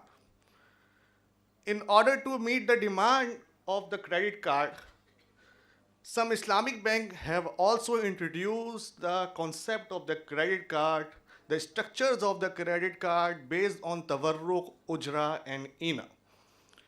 But the issue is none of the structure of above mentioned structure is accepted by a majority of the Sharia scholars of the industry. So we need a structure, there is a dire need to develop a structure which is acceptable to majority or all of the Sharia scholars of the industry. So I have enhanced my research in this field and tried to develop a structure which is based on cash waqf, which is this is the credit card structure model based on the cash waqf. So the number one is this model includes both compensatory and non-compensatory contracts. There are four parties in this contract. Number one is customer, the one who is willing to avail the credit facility. Number two is bank, the one who is willing to offer the credit facility. Number three is waqif, which will create a waqf pool. And number four is waqf pool, which is a separate entity. So first of all, bank will create a waqf pool, and now bank will work in two capacities. Number one as a bank, and number two as a waqif and waqf pool manager of the waqf pool. And bank will create a waqf deed in which he will incorporate the masale of waqf and the conditions of the waqf pool. These are the masale of the waqf, which is loan, qarza hasana, charity, hiba, kafala and hawala. And the conditions are, the number one condition is all waqifin must sign a waqf deed which include helping individual via qarza hasana, hiba, sadqa, kafala or wakala. The amount for the membership will be set by the pool administrator, which will be changed on case-to-case basis. For example, if someone needs 5 lakh rupees from the waqf pool, their membership fee will be 6 lakhs. A bank would then submit this 6 lakh rupees on their behalf. The second condition is the amount required by the waqf pool. The amount required by the waqf pool will be submitted by the bank on behalf of the customer. And the number three condition is, in a particular case of credit card, the waqf pool will prioritize assisting its customer through hiba. However, the pool managers also have a sole discretion to provide support in the form of kafala, hawala, and qarza hasana. So, the situation is, customer wants money. Right now, he has no money. He wants to avail this credit card facility. To who will the customer will ask the bank to provide the membership fee. The amount required by the customer to be a member of the waqf pool will be submitted by the bank on behalf of the customer on the waqf pool, which is 6 lakh rupees. This will be submitted by the bank on behalf of the customer. So the situation is, if a customer requires a credit card limit of 5 lakh rupees, the bank will allocate 6 lakh rupees to a waqf pool. However, in accordance with the waqf pool condition mentioned above, the customer will only be eligible for 5 lakh rupees as a gift in the form of waqf pool, in the form of hiba in the waqf pool. The remaining 1 lakh rupees in the work pool will be managed by the work pool manager. After deducting the fee of 90,000 rupees, the pool manager will invest this amount in Sharia compliant avenues. The profit will be generated will be solely will be to the pool. Solely the pool is the owner of this profit. The funds within the work pool will be utilized solely for the betterment of the society. In accordance with the condition established by the work pool, the assistance can be extended in the form of qarza hasana, hawala or charity. On the customary part, the customer is liable to repay 6 lakh rupees to the bank because he has availed the membership and availed 5 lakh rupees from the work pool, and this membership which is eligible of the member of the work pool, this membership will be done by the bank on behalf of the customer, and bank is submitted this 6 lakh rupees on behalf of the customer on the work pool. Firstly, bank will demand 5 lakh 10,000 rupees from the customer, not a 6 lakh rupees, because bank has already recovered 90,000 rupees from investment as an investment agent of the work pool. So now bank will only demand 5 lakh 10,000 rupees from the customer, but there is a twist in this model that bank can also demand 90,000 rupees at the late payment charge, late payment fee as a penalty, because the bank will only request 5 lakh 10,000 rupees from the customer for giving the remaining 90,000 rupees, which the bank has already recovered as the wakala fee for managing the pool. At this point, bank has recovered its entire principal amount of 6 lakh rupees with 90,000 rupees from the wakala fee and 5 lakh 10,000 rupees from the customer. So, if the customer delays the payment of the 5 lakh 10,000 rupees, bank has the right to impose a late payment charge. Bank has a cushion to impose a late payment charge up to 19,000 rupees, which will be the income of the bank. However, the bank will only demand the initial 5 lakh 10,000 rupees and waive the remaining 90,000 rupees as it has already received its total amount. If the customer further delays the payment after paying the 90,000 rupees as late payment charges, the bank will refrain from imposing additional late payment charges as the cushion for the late payment has been completed. At this stage, the bank can only accept the payment amount as a charity, which will not contribute to the bank's income. If the bank managed to sell 5,000 rupees through this model, then we will have a 50 million amount in the work pool, and which is not in the ownership of the bank, not in the ownership of a customer, not in the ownership of a state bank. This amount, 50 million amount, will solely belong to the work pool, and we will disburse the amount as per the condition and masale of work. I hope you all understand the concept.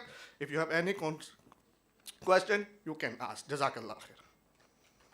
Thank you very much, Mr. Muhammad Ammar Ashraf. Ladies and gentlemen, now we move to the second last presentation of this session. And the topic of this presentation is Urgency of Sharia Governance for Waqf Management. And for this, I would like to invite Dr. Henry Tanjung from Indonesia. Bismillahirrahmanirrahim. Assalamualaikum warahmatullahi wabarakatuh. क्या हाल है? ठीक है ना? ठीक ठाक हो? हरियत से? Actually, I would like to present my paper about urgency of Sharia governance for Waqf management. This is not usual research. This is policy brief research funded by Central Bank of Indonesia. So I and my friend did this research, complete, done. So I want to show you the results. This project funded by Central Bank of Indonesia, 2.5 million rupees. And okay, next. Yeah, I am Henry Tanjung. I am associate professor Ibn Khaldun University, Indonesia. Same with this name of these buildings, Ibn Khaldun Block. but my Ibn Khaldun University. So same Ibn Khaldun. And in the country, I was appointed by President of Indonesia as a member of Indonesian Wakaf Board. So the great responsible for dealing with 400,000 Nazirs, whole country, whole Indonesia. 400,000 Nazirs. So this is not easy task. This is very difficult task actually. And what our central bank asked our Indonesian Wakaf Board, please make an instrument to measure the Sharia governance in Wakaf organization. How? Can you make it? I fund this research, please, and we complete in 1 year. Okay, so this is not usual research. This is policy brief research and expensive research actually. Next, literature review. I took 10 papers. One of them is Professor Rusni Hassan paper on and Adnan Yusuf 2020. And from 10 papers that I reviewed, some practice of Wakaf governance has been investigated, but not formulated. In Indonesia, Malaysia, Saudi Arabia, and Republic of Guinea, at least in 4 countries, has been investigated. Most of them conclude that the Wakaf governance is not practiced well. Okay? Some of them propose some aspects must be included in the governance of Wakaf. There is no literature which mention what kind of dimensions and indicators which can be implemented to measure Wakaf governance. And we did it. Therefore, this study has significant role to be accomplished. Next. Methodology.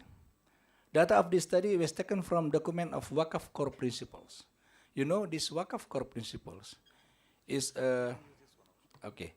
Wakaf core principles is an initiative of Indonesian Wakaf Board and Bank Sentral of Indonesia and launched in the annual meeting of World Bank and IMF 2018. Okay, so this Wakaf core principles is a worldwide document launched in annual meeting of World Bank and IMF 2018 in Bali, Indonesia. So we use it because this also, I'm also as a team to formulate the Wakaf core principles. Sharia governance in Wakaf core principles comprises 5 principles. Okay, we around 7 countries together, international working group, to make this Wakaf core principles, and we built 5 principles. Firstly, operational and Sharia compliant risk. Second one, Sharia compliance and internal audit. So we combine with Sharia and audit. Thirdly, financial reporting and external audit. Fourthly, disclosure and transparency. And fifthly, abuse of Wakaf services. So these 5 included in Sharia governance in the Wakaf core principles. Next. The essential and additional criteria of each principles then was used to derive indicators of Sharia governance. Because I'm also, Dr. Irfan, also in the team of the Wakaf core principles, so it's easy for us to elaborate more. After getting the dimensions indicators of Sharia governance, the next step is to have a focus group discussion of stakeholders to complement the dimensions and indicators. Next. Results. Based on Wakaf core principles, number 25 to number 29, there are 5 dimensions of Sharia governance I mentioned before.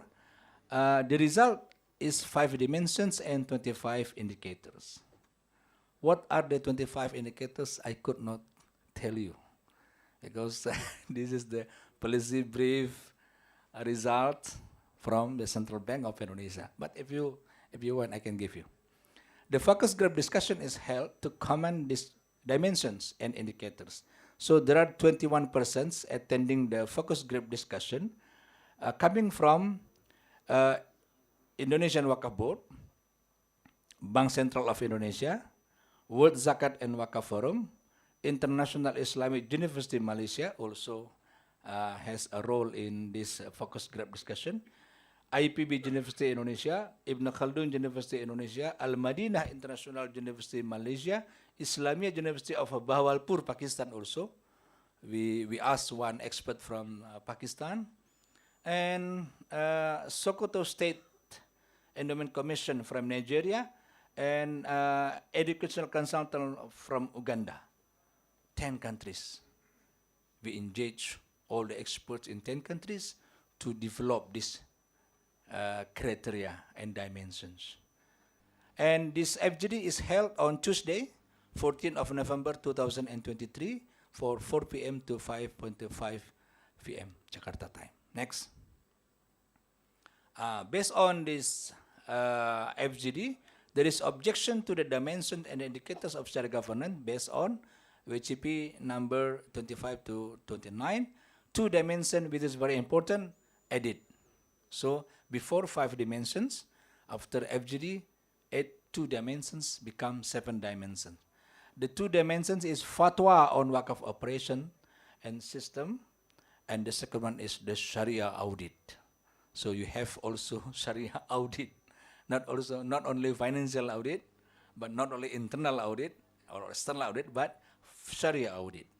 Therefore, the dimension of Sharia governance consists of 5 before plus 2. As a result, the dimension and indicator of Sharia governance are 5 dimensions and 32 indicators. Next slide. Now this one, before FGD, the left side, and after FGD, the right side. And you can see, before FGD, operational and Sharia compliant risk, 5 indicators. After FGD, operational and Sharia compliant risk, 7 indicators. So all 33 indicators. Next. Conclusion. Sharia governance is urgent for Wakaf management. Of course, in all organizations. Yeah, governance, good corporate governance, good Wakaf governance, Sharia governance is very important. In the Wakaf core principles document, Sharia governance comprises 5 principles, and after we have some research, we added to 7 dimensions and become 33 indicators from 25 indicators. And this is as a conclusion. And next slide. This is a recommendation. To measure the implementation of Sharia governance in Wakaf institutions, those 7 dimensions and 33 indicators can be applied in all Wakaf organizations in all world. It is hoped that this, with this Sharia governance measurement, future Wakaf management will be guaranteed in terms of Sharia compliance, especially when Professor Hussein Muhyiddin said we should establish Muslim common Wakaf. Yeah? So it should be Sharia governance. Otherwise, there is no trust in that. Thank you. Assalamualaikum warahmatullahi wabarakatuh.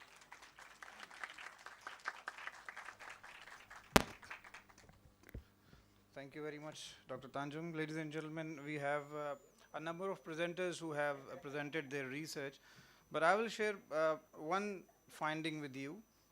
And according to my research, and my research is in line with a number of researches, it states that having a hearty meal, we tend to sleep. Is it so? No. So moving towards the last presentation, which is a video presentation, and it talks about implementation of Sharaka principles in the establishment of a Waqf asset management company, and it will be presented by Dr. Helza Novalita. Please play the video. Assalamualaikum warahmatullahi wabarakatuh. Good morning, ladies and gentlemen. Honorable the Committee of 7th World Islamic Economic and Finance Conference, organized by Minhaj University Lahore, Pakistan, on 27 and 28 January 2024,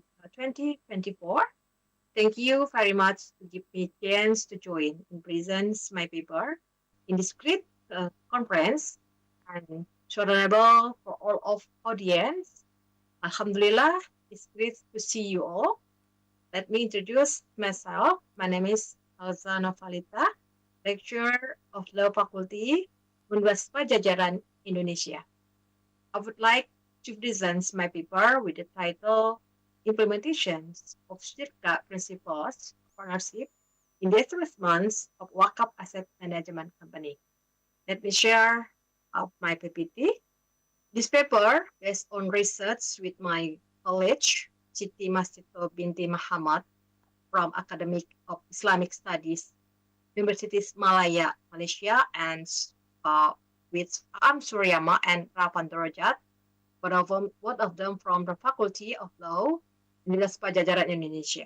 For the first present paper, I begin from the introductions.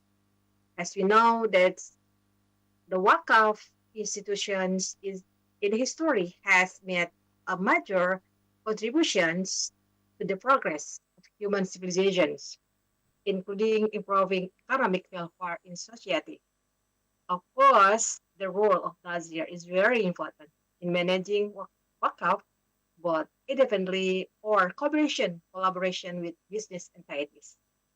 Nazir, who manages Wakaf, requires partnerships with various personal institutions. In Islamic concept, we know about shirkah as the basis for the establishments of business entity, including the effort to form a Wakaf asset management company. This paper have purpose to study how to implement the shirkah concept and the formations of Wakaf management company. And we hope that this discussion will provide a new insights and rich knowledge in economic and Wakaf law, including social engineering on the improvements of Wakaf asset company. Because the concept of Wakaf company is new Wakaf contemporary for this area. And for the second sections, we will discuss about the literature review that we use in this paper. Begin from what is the meaning of corporate Wakaf. According to the Wakaf under corporation, is more than a charitable and philanthropic act by a business entity. Is an initiative to combine a Wakaf concept and apply it to achieve business and corporate objectives. Of course, consequently, it intends to redivide the role and functions of business organizations by giving back to society and then reaching out to the community. And based on the Wakaf Law Indonesia number 41 of 2004 on Wakaf has provided an extension of the function of Wakaf, not only for the sake of worship, but also for advancing for public welfare. Productive Wakaf development can be done by two companies.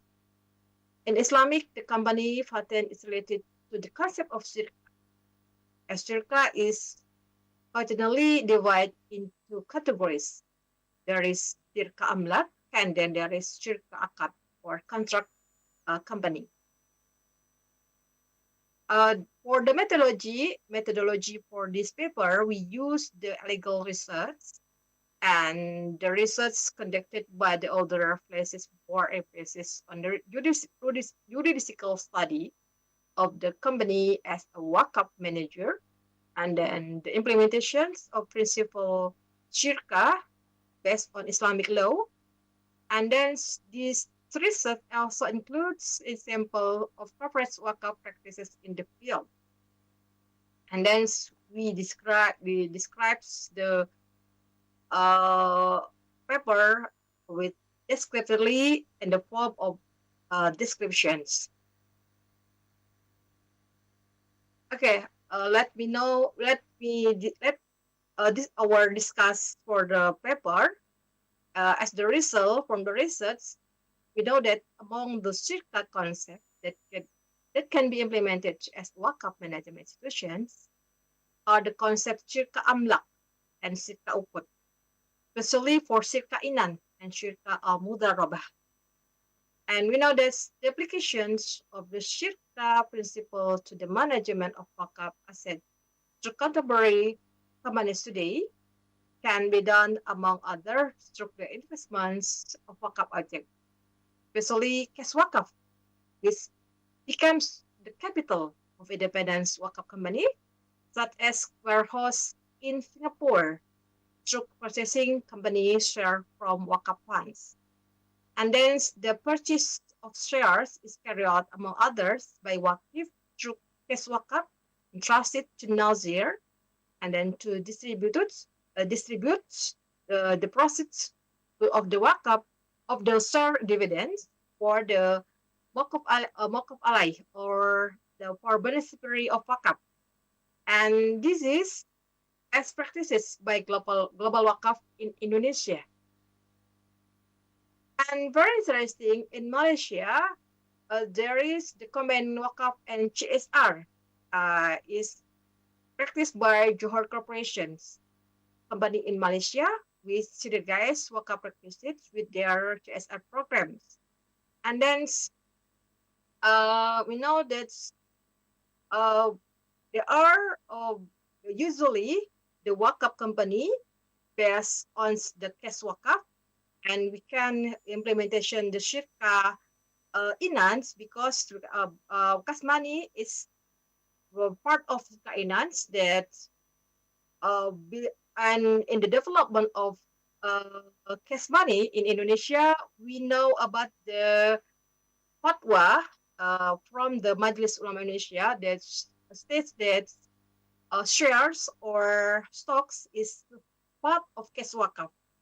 And then we know that share wakaf is very develops pattern for development wakaf for this area, because we know this the capital of company is usually based on the shares, and no share can be object wakaf. Besides the concepts, the CSR in Malaysia has successful to combine the wakaf and the CSR. In Indonesia, the concept of CSR is carried out by the Philips Securities Company. They collaborations with the Dompet Duafa Foundation through the application of Shirka Mudarabah principles. Dompet Duafa act as the capital owner, while Philips Securities as the manager. Of course, as manager, Philips Securities has the right to share profit, but Philips Securities doesn't take to its shares and mix their CSR programs. The synergy between wakaf and CSR is suitable combination. Thus, CSR programs will be implemented in the suitable manner due to the external nature of wakaf. Okay, as the conclusions for this paper, the application of Shirka principle to the formation of wakaf based on company can be carried out to the implementation of Shirka Amlak, which is an alliance of joint ownership of assets that can be obtained from various transactions. It goes transfer of ownership, which is in Sharia permitted, such as through grants, buying and selling, inheritance, and so on. And then the application of wakaf in shirka is through jointly owned assets that are donated and managed jointly or through a third party. Then the results are channeled towards the purpose of the wakaf pledge. Like with like shirka akad or ukut can be applied from the concept of shirka inat and shirka mudar. It can be alliance capital originating from cash wakaf. Okay, that's the end of the presentation. I hope this presentation makes our development wakaf for better for the future, and develop wakaf can be synergized with company. And as recommendations, first, wakaf management, especially money, can also be done through companies engaged in Islamic finance, such as Islamic banks, where the money wakaf funds are invested through Islamic financial products or Islamic financial instruments. And the second, as recommendations, wakaf management can be integrated with ESA programs, including implementing the principle of shirka mudarabah with the company and Nazir wakaf, where the profits from managing the share wakaf are used as company social funds with arsenal through the Nazir wakaf. Okay, I would like to end this presentation by thank you very much for your time and attention, and I hope our presentation will useful for the development wakaf for the future. And I would like to thank you again, and I would like to thank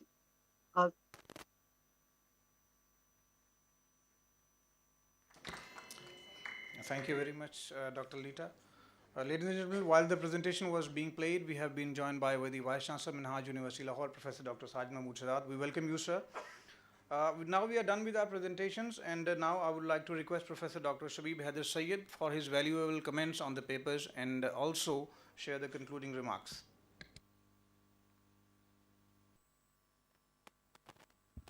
Thank you, Umair. Well, the first thing which is comes into my mind is that we are engaging the students and engaging the such a intellectual people is most important thing in a conference. Later on, for me, the important thing is that Tosif Ezaz Sahab left in hurry, and he used the word in his paper, leaving no one behind. But he left all us behind. And unfortunately, he also left Islamic epistemology behind, because his comments on sustainable development are valued, and it's a contribution from his side. If I look at the paper, like urgency of Sharia of our worthy intellectual, using the focus group discussion, and I will found that if we have been not restricted with time, he might have shared a lot of other things of his research, which we are not able to hear due to his time limitation. One thing which really put me in a thinking mode is that why we try to rationalize the existing instruments like credit card, one of our what the colleague has mentioned. Because if we say that it is not one of the innovation or invention of Islamic economics or Islamic finance, then it will be sufficient. And most of the conditions he put it are just arbitrary conditions. I mean, there is no scientific based on it. And ultimately, who will bear the risk if they are not going to, people are not going to pay back? So that is one of the issue which concern me, a Waqf-based credit card structure for Islamic banks, as well as my one comment on the paper my right hand side, what the colleague said. I have read the paper and I found that internal control system and Sharia audit was significant. But if I look at the model, the R square is very high and with insignificant coefficient and but less than 10 of VIF. Technically speaking, I would say that it shows that variables lacks the variation. That is why the structural equation modeling, which we call pathway coefficients, that path coefficients become insignificant. Because R square is high, but if t value is less than 1, then R square should not be such a high value. So I will suggest that she will look at it again, the variations in the model. The most importantly, my thinking is that that is a very good idea put by Rosni Hassan, that Waqf is an instrument through which we provide social protection. Especially the countries like us need more education, better health condition.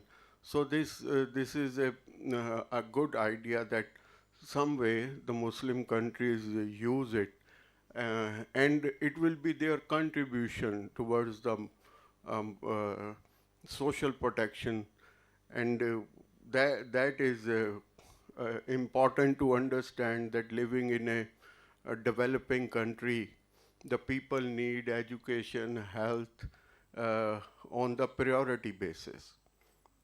The last my concern is that I hope that maybe some of you take it as a future research challenge, that how to put this in a monetary management of the economy at macro level. We have Islamic finance, we have Islamic banks, but how if a future Islamic central bank is there? How that is going to manage those instruments, and what will be the role of monetary policy? Because we are mixing up. Security exchange is something separate, because overall system should be more complicated than looking at them individually. I am very thankful to our learner,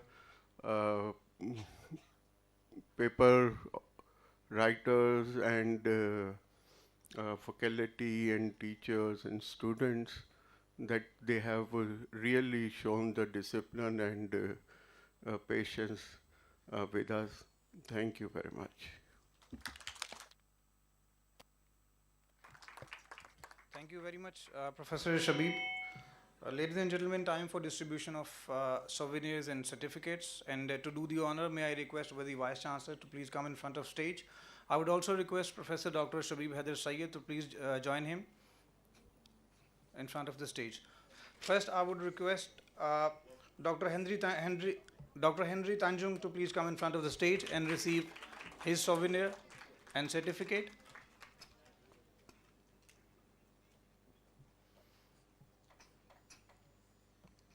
Please give him a warm round of applause, ladies and gentlemen. They are our guests from overseas. Next, I would request Dr. Noor Laili Abdul Ghani. Please come in front of stage and receive your souvenir, which is a token of appreciation and acknowledgement from Minhaj University, Lahore.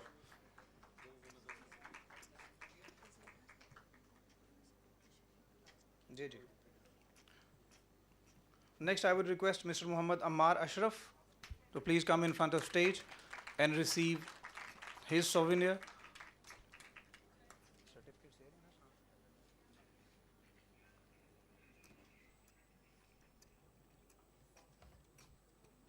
A warm round of applause for Dr. Laili.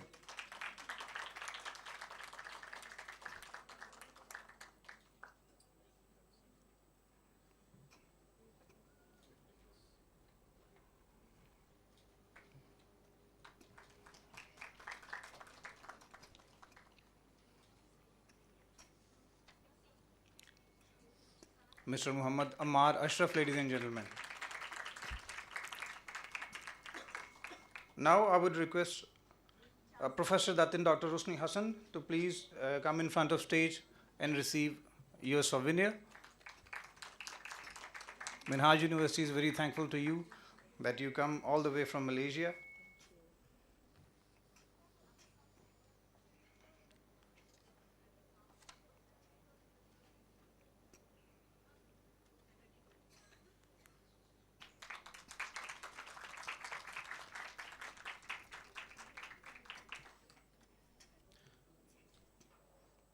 Now I would request over the Vice Chancellor to present the souvenir to our session chair, Professor Dr. Shabib Haider Sayyed.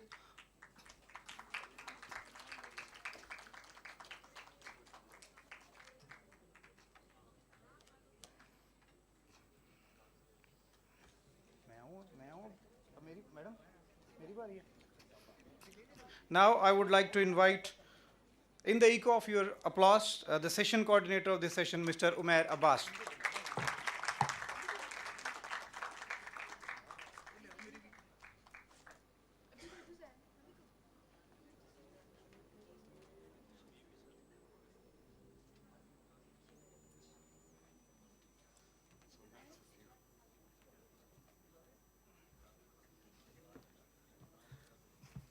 Thank you very much, ladies and gentlemen. This brings the proceedings of our day one come to an end. And please do join us tomorrow. Our technical sessions start at 9:45 sharp. And inshallah, we'll have another day of back-to-back discussions and very interactive sessions. Till then, good evening and goodbye for now.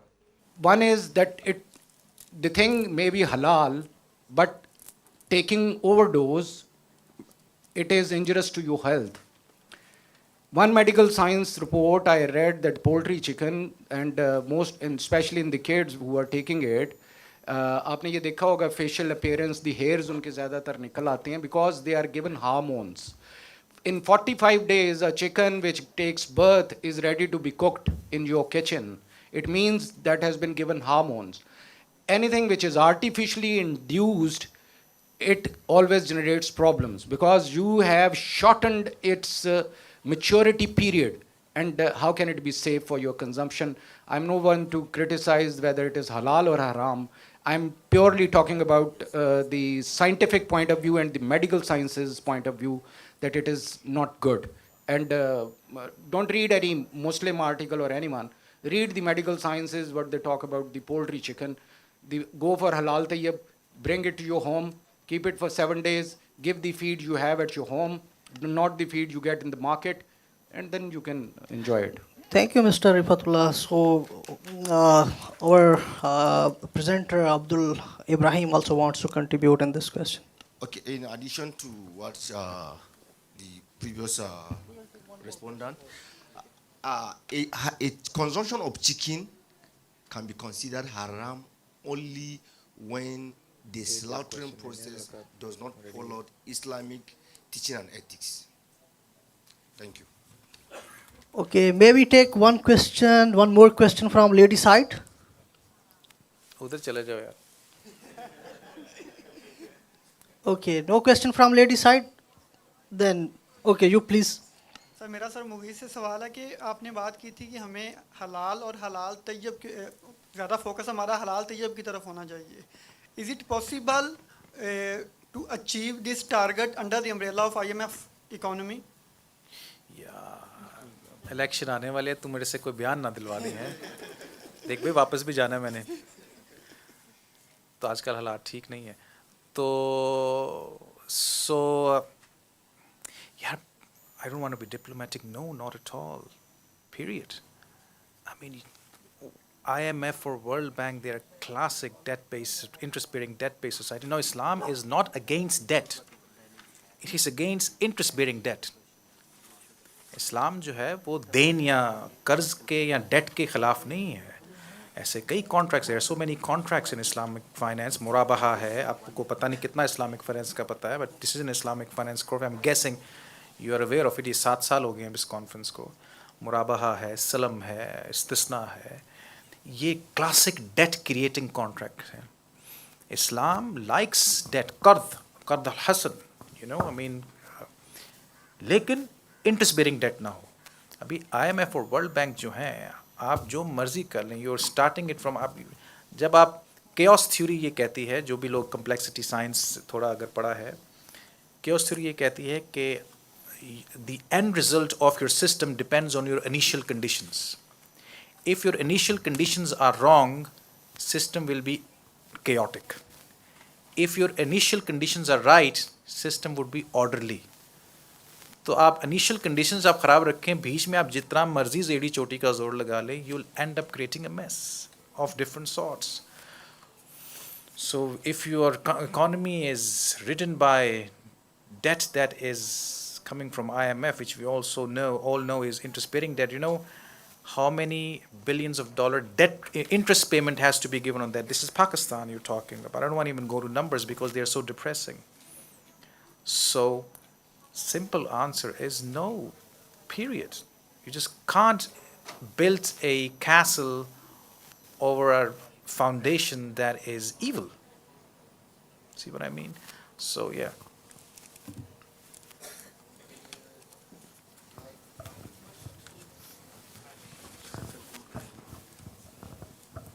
Alhamdulillah. I'm sorry, the chair, for my throat something. I just want to draw the attention of the people around here that the question of halal, haram in Islamic muamalat or financial dealings or businesses or whatever is something that is already predetermined by the Sharia. إن الحلال بين والحرام بين. The two are clearly explained. This is haram, this is halal. So why? Because each and every Muslim is in need of that knowledge. So it is a common knowledge among the Muslims that this is halal, this is haram. So the problem is وَبَيْنَهُمَا أُمُورٌ مُشْتَبِهَاتٌ. Between the two are things that are not clearly spelled or not clear. They are mutashabihat, ambiguous. So لا يعلمهن كثير من الناس. Most of the people do not know their verdicts. They may be halal, but they may also be haram. But the people of knowledge know that this is really halal and this is really haram. So as for such things that are so ambiguous in our mu'amalat, we are simply required to leave it. ومن اجتنب الشبهات استبرأ لدينه وعرضه. Whoever lives ambiguous issues will be saved from his religious and his person. He will be saved from shame. So if you also want to, you must know. If you want to go into it, you must know the verdict. So you must go near to the people of knowledge in order to learn about ambiguous issues. But for the common practice of the Muslims, halal is manifest and haram is manifest, and this is a common knowledge required by each and every Muslim because of his day-to-day practices. Thank you, Mr. Chairman. Thank you, Professor, for sharing your view. Now I would like to conclude the session. First of all, I would like to thank the Manhaj University and team coordinator for providing this wonderful opportunity to connect the scholars from different countries. And it's a big opportunity for the local scholars to connect with the international professors for possible collaboration. So I would conclude the session. So we had two keynotes and 5 research papers. These papers are timely and interesting.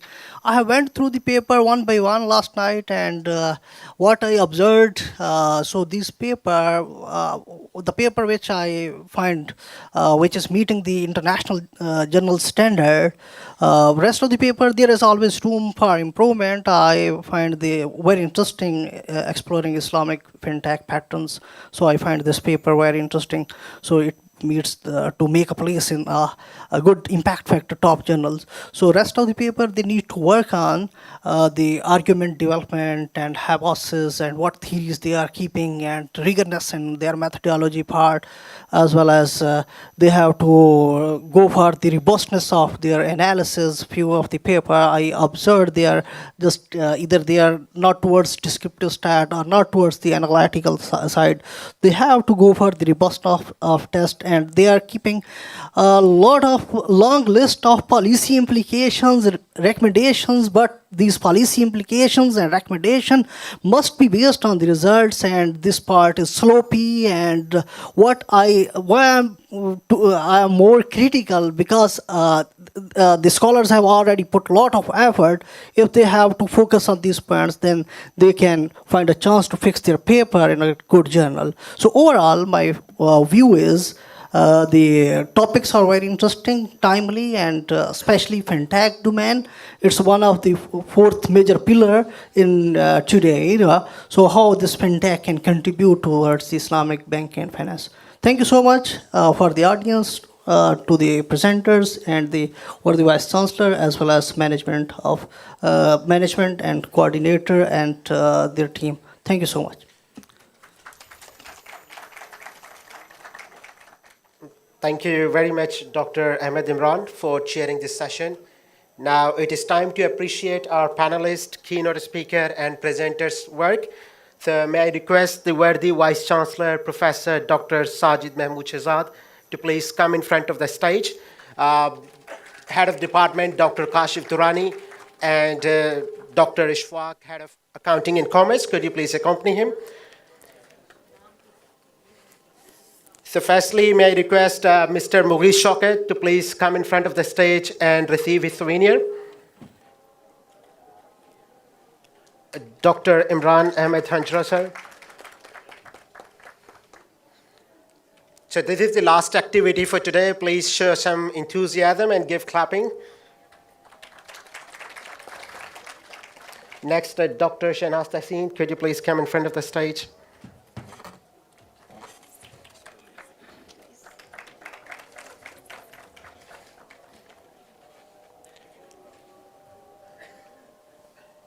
Dr. Abdul Ibrahim, could you please follow?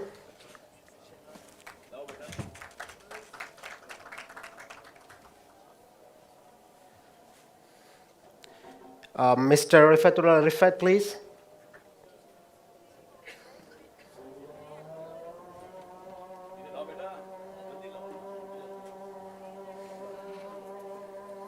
And lastly, Dr. Muhammad Awal Suleiman, please.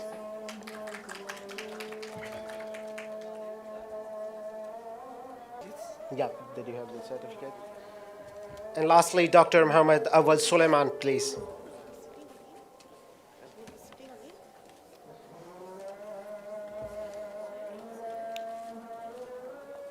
And then I'd like to invite myself to receive.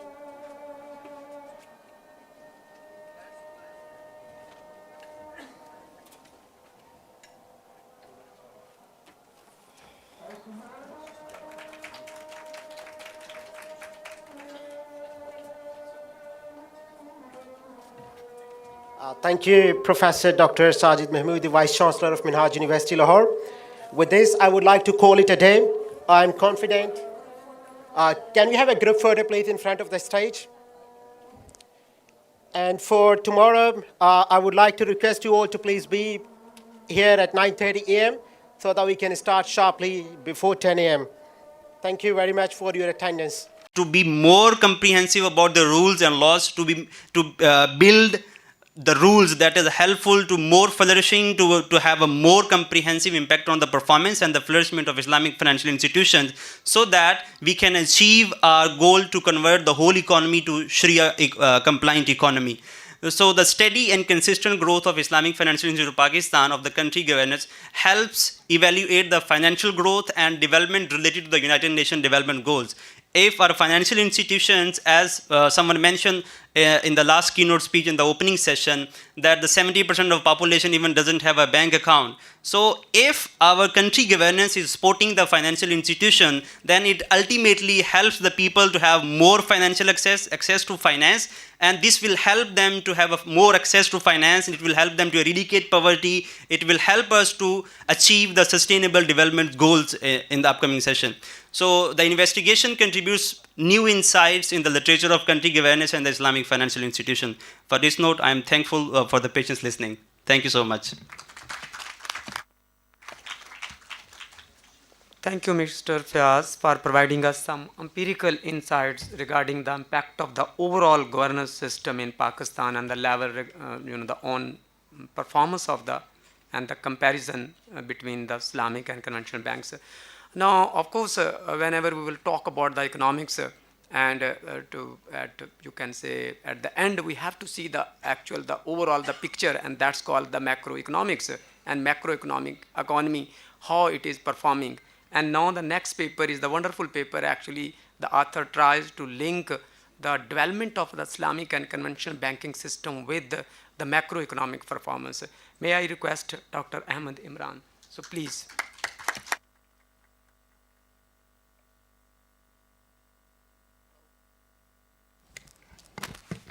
Hello, I am audible. So, Bismillahir Rahmanir Rahim. Good morning to all of you. I would like to thank the Minhaj University for providing this opportunity to share the insights of my research paper. So this paper is related to how the Islamic banking development is related to macroeconomic efficiency. So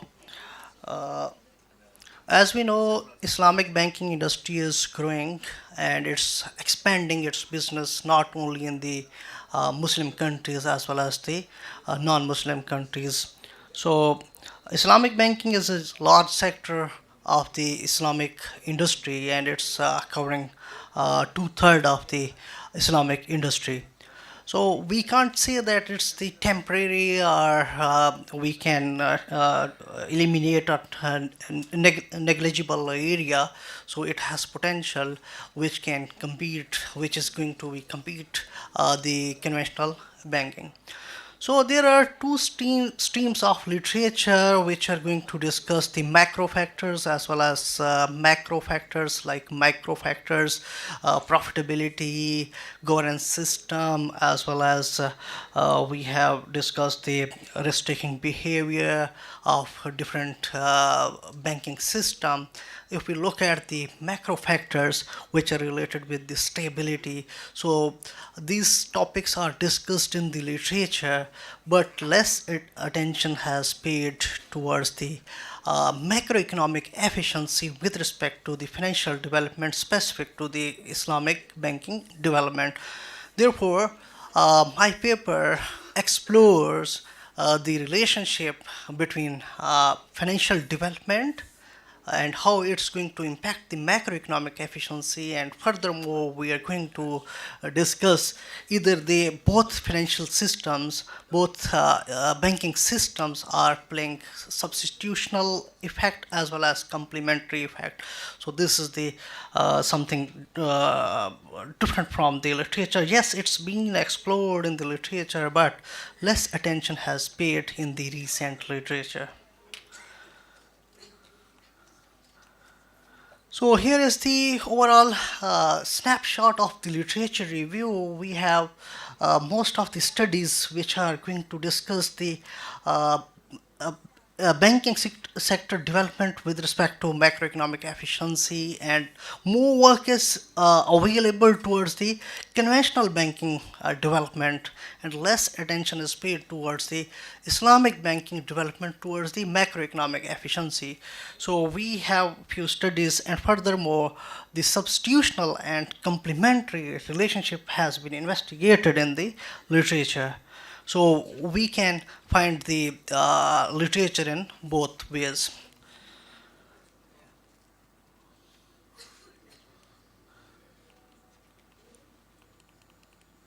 So for methodology, we utilized the panel data and the sources of data. We collect the data from the bank scope for the bank specific variables, and the macroeconomic variables data is extracted from the World Development Indicator. So the data sample is the time span of the data is 2001 to 2022, and we selected the countries which are having side by side both banking system like Islamic banking and conventional banking. We selected the economies like Indonesia, Malaysia, Pakistan, and UAE, and for analysis, descriptive statistics just tell us the overall picture where the trend is going, and which component of these two major banking system is contributing more towards the overall its volume. Then for hypothesis testing, we applied the one-stage stochastic frontier approach, and this approach we follow the approach of Lehman et al. To 2015, and it measures the technical efficiency, it measures the overall macroeconomic efficiency, as well as it tells us what is the gap between actual production as well as the potential production.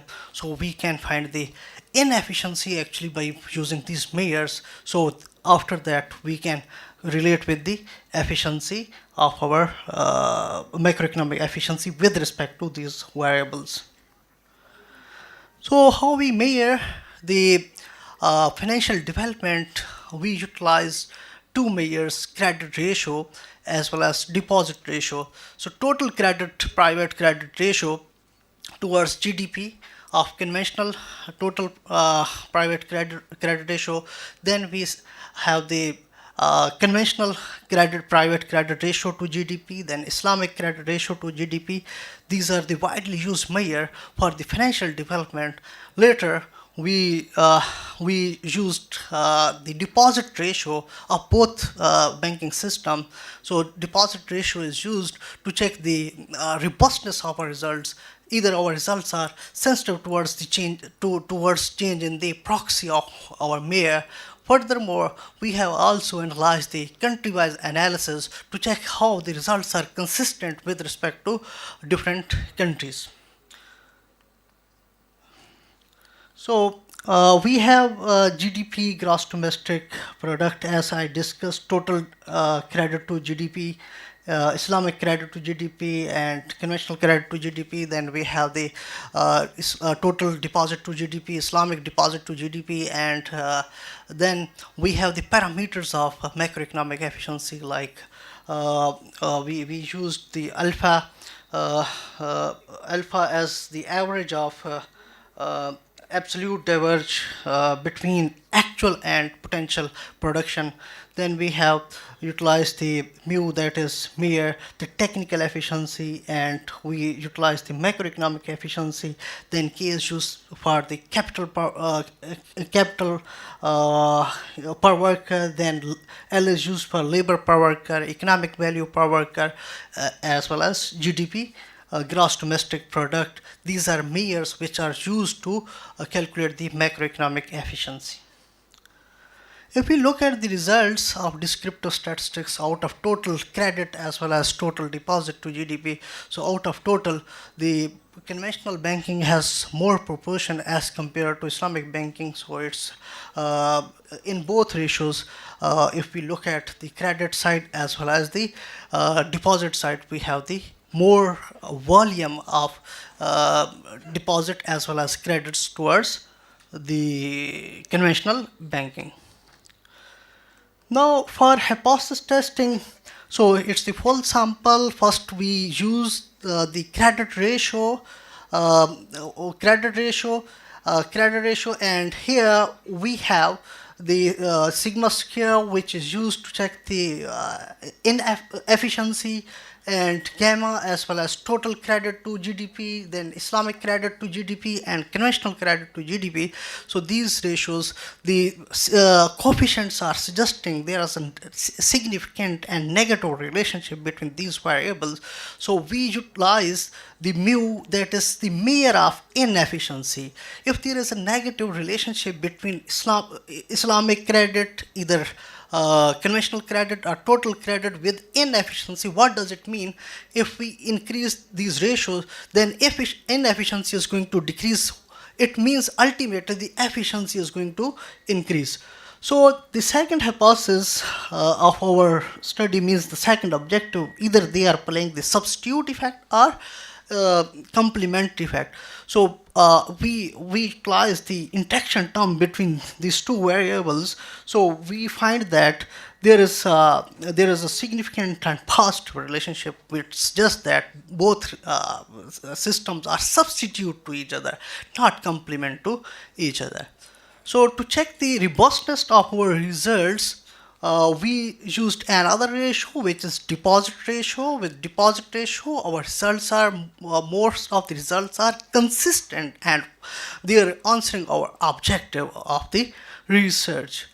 For more in-depth analysis, we further analyze the we utilize the country-wise analysis with both measure of Islamic banking development, both measure of financial development, like credit ratio as well as deposit ratio. So we are finding the most of the results are consistent. They are providing the same trend with respect to full sample, because they are the countries which are having both banking system. They are working hand in hand. They are working side by side. So obviously they are we are getting the results consistent, and we are getting the objective of our results. So both ratios we utilized to check in all countries. So this is what we did for the robustness of our results. So here, how our results are, findings are supported by literature, as I explained in the early part of my presentation. So the work is available with respect to macroeconomic efficiency and conventional banking development. So results are consistent, but the Islamic banking development, that was the less explored. We find recent study, Ma et al. 2023, here they worked on the they utilized the Islamic banking development as also contributing towards the macroeconomic efficiency. So we find that both banking systems are substitute to each other, not complement to each other. Here I conclude my research. As we know, the objective of research is to investigate the relationship between the Islamic banking development towards the macroeconomic efficiency, and we find, yes, there is a significant relationship between these two variables. So it functions as an alternate to traditional banking rather than the supplementary. So the results are largely robust to using the credit as well as deposit ratio, and we can say the findings add to weight in the evidence, suggesting that the Islamic banking is increasingly converging in its operation towards the conventional banking. So both banking system may perform as a substitute as compared to complement.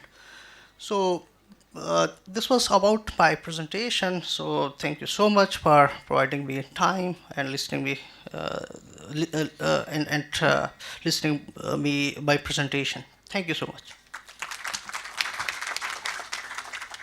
Thank you, Dr. Imran, for enhancing our understanding on the role of the financial sector and especially the Islamic and the conventional banking development in macroeconomic efficiency, which is actually one of the very important topic.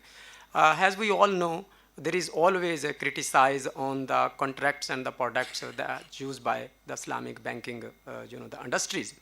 And now our next presenter, Dr. Kamal, he will give the presentations about the role of and the critically analyze the profit and loss sharing trading the contracts in Islamic financial institutions.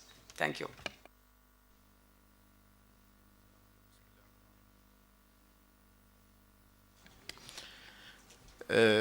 Ostensible PLS trading a contract in Islamic financial institution, what's past is a prologue. This research aims to discover the historical foundation of the ostensible profit and loss sharing trading contract practiced in most Islamic financial institutions. The research tried to discover the historical background of the ostensible contract. By the way, ostensible contract is a quasi-debt contract, is a falsified contract. It's seems like trading, but it's not trading. It's debt. It's debt covenant, which is practiced almost in all the financial institutions. Do we have a historical background for such a thing? We need to deep. Is it ontological problem? Is it mispracticing? Or we have much more to dig in deep? Is it a theoretical one related to epistemology, which is a knowledge of the theory itself, the theory of the Islamic finance? The research tries to discover the historical background. If we have a persistent problem, we all criticize the practices, but the problem still there, persistent problem. So we need to dig much more in deep to try to find something else. The historical background of the ostensible PLS contract in Aryan monotheistic religion, which is Judaism. Do we mimic the conventional finance or we mimic Judaism? Let's see. And compare their symptoms with those found in Islamic finance institution nowadays by analyzing the history of usury prohibition versus in both religions and their interpretations. Then analyze the ostensible contract emergence in both religions as a suspected roundabout to bypass the usury prohibition rules. Now let's go to the literature, and the ostensible contract pretexts in the Islamic finance literature normally rounding around 4 pretexts, 4 justifications. Let's go with them. Now, essential for a newborn infant industry. This is refuted inductively and deductively. Now, we are more than 50 years in the industry. Is it infant industry? Are we babies? No, for sure not. Non-Islamic legal and regulatory constraints, but if we found this contract in the Islamic countries, Islamic-based regulatory countries, like Saudi Arabia, like Qatar, like Pakistan here, like Malaysia, Bank Negara Malaysia, and we find this contract. Agency and control issues in the BLS contracts is going to be more expensive. We need to control them. We need to mitigate the risk. It's not relevant. It's an irrelevant issue. It's found in the stock market also. So if you're going to have a PLS, if you're going to have a profit and sharing contract, mitigate your risk. You need to, if you're going to be in the industry, mitigate your risk. It's not relevant to say, I'm going to the non-BLS contract, I'm going to haram because halal is so difficult. Finally, and the most difficult point is the contract is legitimate because time value of money is allowable, in fact, in trading, not in debt. And we have this in Quran, وَأَحَلَّ اللَّهُ الْبَيْعَ وَحَرَّمَ الرِّبَ. So it's allowable, it's a contract, it's a trading contract and allowable. This is the most hard, this is the hardest one to be refuted because it's allowable, it's valid, it's halal. Depending on what? In contract party's intention. Let's go to Judaism back. To bypass the usury in Judaism, we have 3 routes.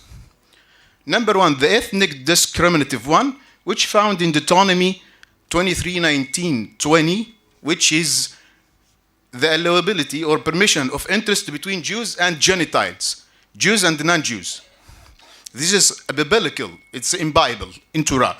You can lend on interest to the Gentiles, to the non-Jew, non-believers. They are criticized in Quran in this.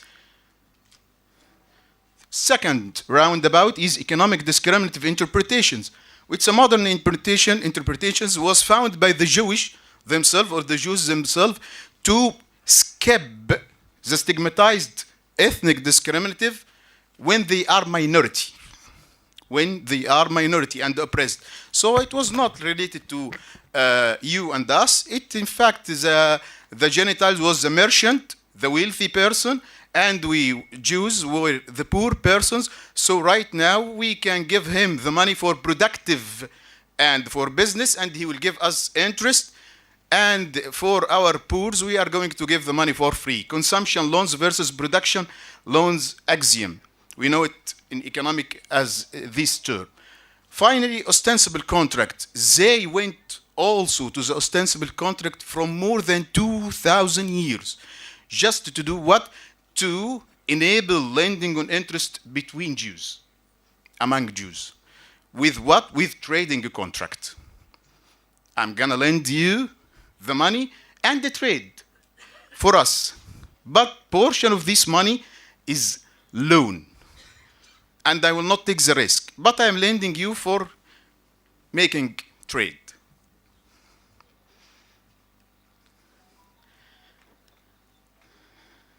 Do we have this in Islam? Yes, in fact, we have this. We have ethnic discriminative interpretation in one opinion in Hanafi, that in Harbi we can lend on interest to two non-Muslims. This an inconsiderable opinion, however, utilized. We have economic discriminative interpretation, production loans versus consumption loans. Yes, we have it. In the secular states, the Islamic secular states under political oppressions, they told us, okay, lending on interest is applicable as long as it is an investment. Please give the government the money, and we are going to give you sukuk, whatever, and we are going to give you your money back with interest. Finally, ostensible contracts, yes. Right now it's found in the Islamic financial institution as a reply to the other two things, as to practice trades in our banks, which is most of the non-PLS contracts in the Islamic financial institution. The same three roundabouts, the same three roundabouts. Results. The apparent commonality between Islam and Judaism while addressing the usury issue that the both religions literature based from restriction towards slackness through three fundamental ideologies: ethnic, economic, and ostensible trading a contract. However, timing, magnitude, premises could differ. Ethnic discriminative interpretation. Do I have time? Ethnic discriminative interpretation for usury prohibition scripture was the first and the most approved in Judaism. Its strength stemmed from its Kalamullah. God ordered us to do this. Because it's in the Torah verses, which are Judaism's first and the most vital legislation scriptures, that the ethnic interpretation was theoretically accepted, practically implemented. The economic discriminative interpretation for the Judaism was sheltered the plausible defense for Jews when they are a minority, and they need to skip the ethnic discriminative in front of the others. We are all ones because they are minority. Finally, the ostensible contract was the last resort for the Jews to be allowed to lend from each other's at interest, because it's ultimately forbidden. Whilst the ethnic discriminative prohibition is not mentioned or even hinted, there is no single discrimination hinted in Quran, in fact, related to interest. No ethnic, no economic, no financial status, poor or rich. Riba is absolutely forbidden, not permitted, with no conditions, with no condition. It's not ethnic only. Even hinted at in the Islamic usury prohibition. An inconsiderable opinion happened, and we can say that we have chosen it when we are minority. It's the opposite of the Judaism, in fact. Islamic literature, because trading was differentiated from loaning, in the same verse. ذلك بأنهم قالوا إنما البيع مثل الربا وأحل الله البيع وحرم الربا. So the trading is mentioned in the same verse. So we didn't need to discriminate between trading loans and consumption loans. There is no meaning. We have trading and we have charity contracts, loans. Finally, the ostensible contract were the last serious resort to slack the interest prohibition in Islam, which unfortunately has been utilized. Despite the Sunnah unfolding these types of contracts, rigid reception of them from the early Islamic jurisprudence, contemporary Islamic finance practices opted for the opposite and they choose to apply these contracts. Modern Islamic finance practices followed the footsteps of the early Talmudic ostensible trading contract.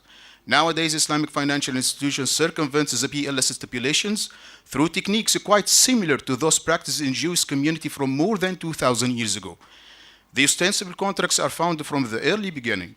They will always be the last resort for interest prohibition relaxation because they deal partially with the sophisticated hidden variable, the contract party intentions, niyyah. Is it trading or is it charity? So, thus, beside being a pointless attempt to reinvent the wheel, the ostensible trading contract are considered to losing the moral compass of Islamic finance and will eventually cost the Islamic financial institution their credibility. And I'm sorry to say this. Thank you. Thank you. Dr. Kamal was providing critical analysis of the PLS trading contracts in the light of the Quran and Sunnah. When we talk about the financial markets, definitely there are the two, we can say the types of the market we discuss, the money market, but we cannot ignore the value of the capital market. But unfortunately, when we actually see the Islamic capital market, it is relatively less developed. Our next presenter actually will tell us the state of the sukuk market in Pakistan. Mr. Muhammad Musa, please.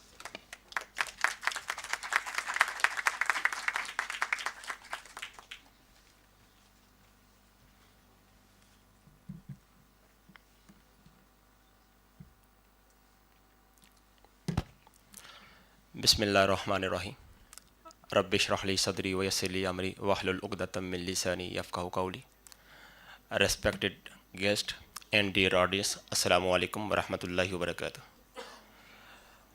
I am Muhammad Musa from International Institute of Islamic Banking and Finance, International Islamic University, Malaysia. This is my topic, developing sukuk market in Pakistan.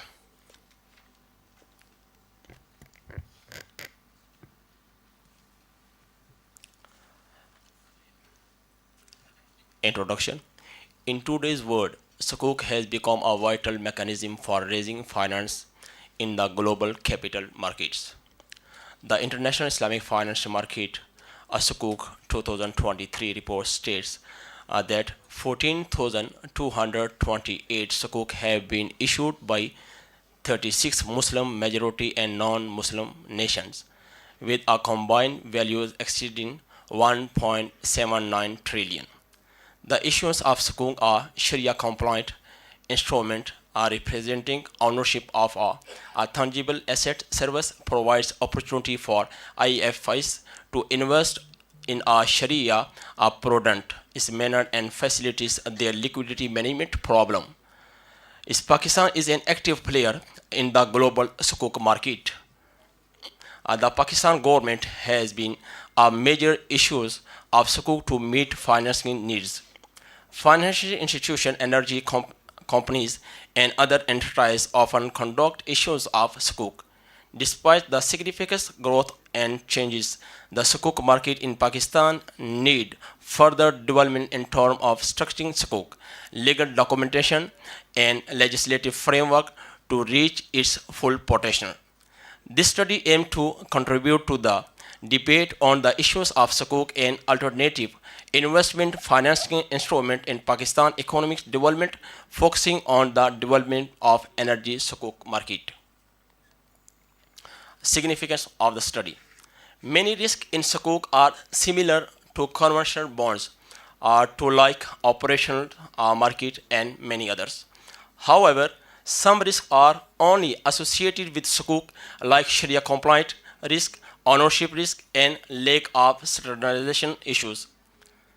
Many studies prove the volatility is a fundamental variable in evaluating. It is vital in option pricing and extensive use in regulating financial institutions. Sukuk has confirmed its availability as an alternative means to mobilize medium to long-term saving and investment from a huge investor base. This is literature review and its methodology. This paper's research methodology approach is qualitative. We took its 2010 to 2022 period its paper, and this more than 50 papers. Benefits of Sukuk Pakistan. By reducing a reliance on traditional instrument, the issues of Sukuk promotes Sharia-compliant pathways within the domestic Islamic capital market. Infrastructure projects that are funded via Sukuk, such as hospital, train, track, solar park, dams. Maybe 3-4 years ago, we know about dams. Is dams fund, and park, and many other things. Is Pakistan current energy mix primarily consists of thermal power generation, which is predominantly is fueled by coal, petroleum, and LPG. Additionally, hydroelectric power production plays a significant role, while unclear wind and solar power generation remain relatively limited. As per channel checks, the governance of Pakistan has chalked out the distribution plans for PKR 200.9 billion worth of proceeds from the energy sukuk. This is a table and a sukuk market proposed approach. Many countries wish to develop in the domestic market of for sukuk, but a well-is function domestic markets requires a supporting Islamic finance ecosystem. Its conclusion: it is a known fact that Pakistan is suffering with poor economic health with lots of burden of external debt on its shoulders. The lack of electricity, so maybe during Brother Fia's presentation our lights is off. So it's big problem and issue in Pakistan is electricity. And then gas and other basic necessities, including poverty, unemployment, water shortage, and workforce.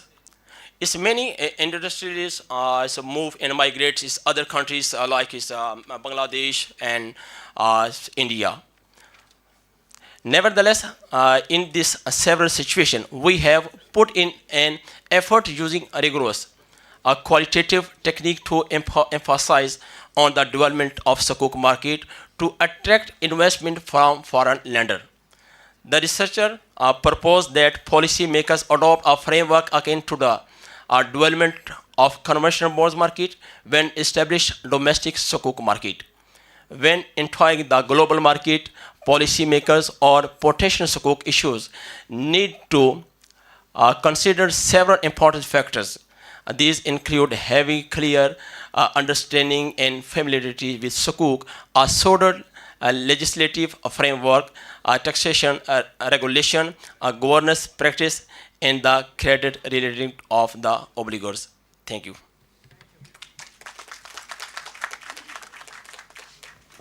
Thank you, Mr. Muhammad Musa, for the updating us regarding the sukuk, the market, the development in Pakistan. And now we next two presentations are recorded presentation online. Okay, video. So they are ready. Yes. Okay. Now next, the Mr. Zain Razak, he will give the presentation on the economy of the state, a study of the Maududis critics of capitalist economy. So please.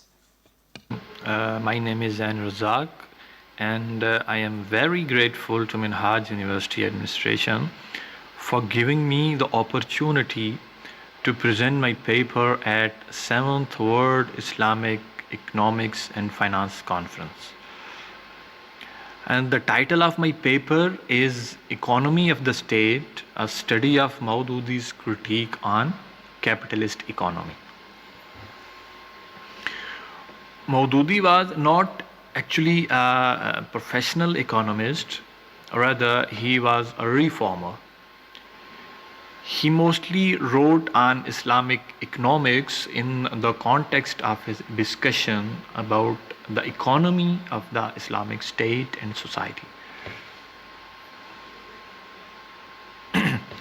There are actually two groups of Muslim scholars who responded capitalism, especially in the Indian subcontinent. One of them conceptualized capitalism as an economic system and criticized capitalism in this context. While the other group of scholars, though in a minority, see capitalism as a complete, comprehensive, totalizing, all-encompassing system. Maulana Maududi and Mufti Taqi Usmani belongs to the first group of scholars who respond and criticize capitalism by conceptualizing it as an economic system, while Dr. Javed Akbar Ansari and his fellows belong to the second and minor group, who conceptualized capitalism not just an economic system, but an totalizing, all-encompassing system. My paper has two sections. The first section deals with Maududi's conception of capitalism, while the second and the final section of my paper consists of Maududi's critique of capitalism. The Islamic alternative to capitalism proposed by Maududi is not within the scope of this research paper. First of all, Maulana Maududi determines what the actual economic problem is. Is this an economic problem that some may earn more than they need while others earn less? Or through inheritance, some have good resources, some receive very few resources, and some have no resources at all? Is it a problem that some people in society are not able to participate in economic activities? No, not at all. According to Maulana Maududi, these are not the problem, not the economic problem of the society. Rather, these are the natural consequences of human society, and these phenomena are not an evil phenomena to worry about their elimination. For Maulana Maududi, the real economic problem is how to stop collective oppression and injustice while maintaining the progress of social life, and how to overcome the barriers that cause many human beings to lose their potential simply because of lack of sources. According to Maulana Maududi, capitalism is based on some foundational principles which I mentioned here, such as ownership rights, a right to freely use the resources, personal profit, competition, maximization of profit, non-interventionist role of the state. These are actually the fundamental principles on which capitalism is based. By adopting these principles, capitalism addresses this economic problem which I mentioned above. Maulana Maududi claims that these principles are natural principles on which the human economy has been based since the past. These principles are not newly adopted by capitalism, but Maududi claims that the solution provided by capitalism is an extreme solution, like socialism, which is at the other extreme. These natural principles are not the cause of the flaws found in capitalism, but according to Maulana, there are some other reasons. The main reasons are these fundamental principles were exaggerated by the capitalism. Capitalism was not only based on these principles but also included many false principles. Certain principles were ignored, which were as necessary for a natural system economy as above principles. Some of these principles were negated due to the self-interest. I'm going to conclude my discussion. Maulana Maududi claims that there are three different perspectives to look at the economic problem. Some people look at the economic problem from a purely economic perspective, while some exaggerate its importance to such an extent that economic problem becomes the sole problem of the whole human life, while some go so far as to build the entire system of the human life and morality on economic foundations. Maulana Maududi negate these perspectives. Then Maulana derives his Islamic alternative by criticizing and identifying the flaws in capitalism and socialism. As Maulana claims that Islam is in the middle way between the capitalism and socialism. In my paper, I have identified Maududi's concept of capitalism and his criticism of capitalism, which is enough to understand how Maududi responded to capitalism. But if anyone wants to fully grasp the Maududi's view about capitalism, he needs to uncover, he needs to unpack the Islamic alternative which Maulana proposed against the capitalism. Thank you very much. Thank you. Mr. Zain was telling us about the principle of the capitalist and also actually the critics of the Maulana Maududi on those the principles, and of course he actually highlighted the alternatives. Now we have another the online presentation, and that is by the Dr. Dafazi, and on B Musharka, an Islamic banking system contract. Please. Bismillahir Rahmanir Rahim. Dear brothers and sisters in the audience, chair of the session, Assalamu alaikum wa rahmatullahi wa barakatuh. My name is Fawzi Girshar. I'm from University of Tripoli, Libya. I'm to present today the instrument B Musharaka as an Islamic banking system contract. Introduction.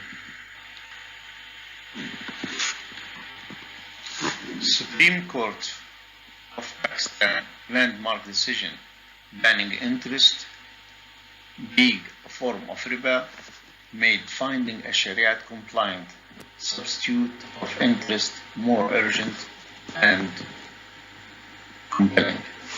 Islamic banking systems was introduced decades ago to get rid of riba in modern banking. However, Islamic banking system suffers from two major drawbacks. First, loose compliance to Sharia teaching, which made it unconvincing to some believers. The failure to respond to modern banking needs and concerns due to the impracticality made it difficult and next to impossible to adapt IBS in Muslim countries as the major banking system. Musharaka and Mudaraba are the only two instruments that are based on Sharia, not only compliant with it as other contracts are. Thus, Musharaka is most suitable for modifications to be used to eliminate riba in banking. Musharaka contract in interest-free banking. As we have mentioned, maybe Musharaka would be the most or the best candidate for modification to be more practical and fulfill the objective of getting rid of interest or riba. Musharaka has some shortcomings regarding application in conventional banking and finance, makes it impractical and difficult to implement. These shortcomings include results are not predictable, no benchmark is available to estimate profit, no maximization of profits for the customer, as in the case with using interest, profits distributed at the end of the transaction, not during, no built-in incentives to customers to make targeted profits. Bank is a full managing partner, which is a disadvantage to the bank.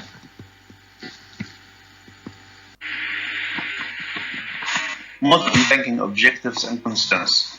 Any instrument to get rid of riba in modern banking must consider conventional banking objectives and concerns, which include existence of profit calculating factor as interest rate is prefixing of profit, results must be positive and granted to the bank, periodical advance collection of profit and principal, guaranteeing profit and principal, open financing to different projects, project protection or consumption loans. Profits calculated as percentage of capital. Most of these concerns and objectives of conventional banking are fulfilled by interest rate factor.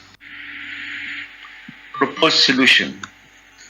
Newly developed contract based on Islamic banking system Musharaka is introduced under the name of B-Musharaka, BM. B-Musharaka contract is based on Sharikat Al-Annan. Some modifications were introduced to Al-Annan company are proven to comply with Islamic Sharia teaching. Modification make practical Musharaka contract in fulfilling all modern banking and finance concerns and needs. B-Musharaka contract structure. We have seen what is B-Musharaka, so we skip that. Then the structure would be B-Musharaka is based on monetary partnership between the bank and the customer.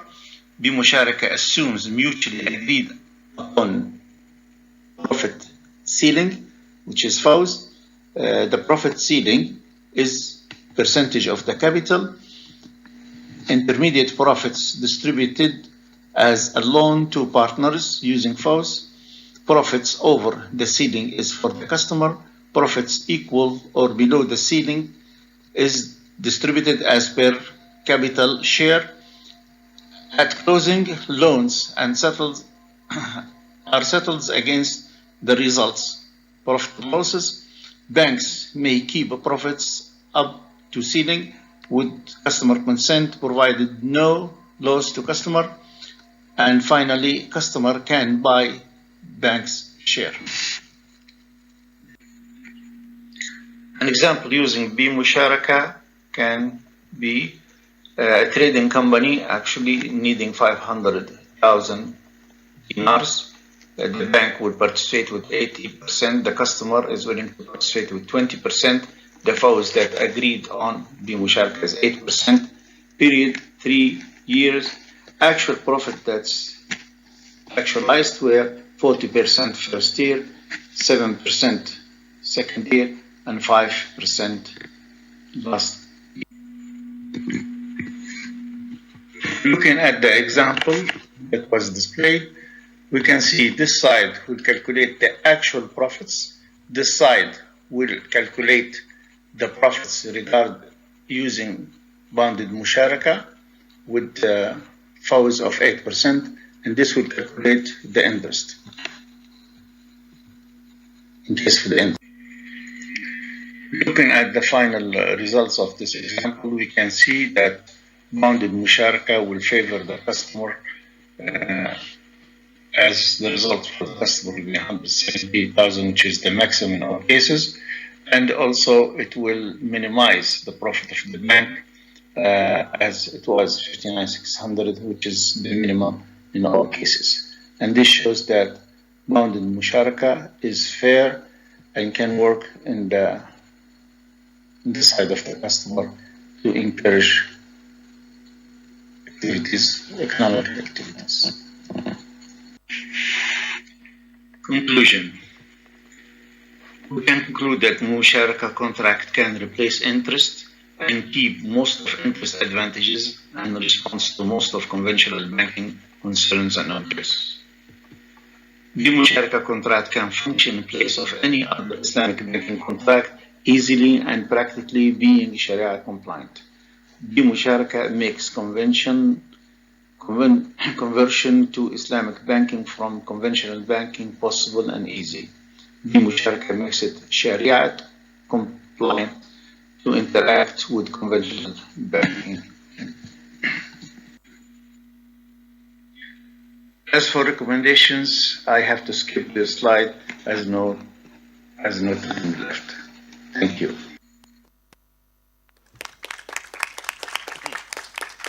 Thank you. This was the presentation on the Musharaka and Islamic banking system contract.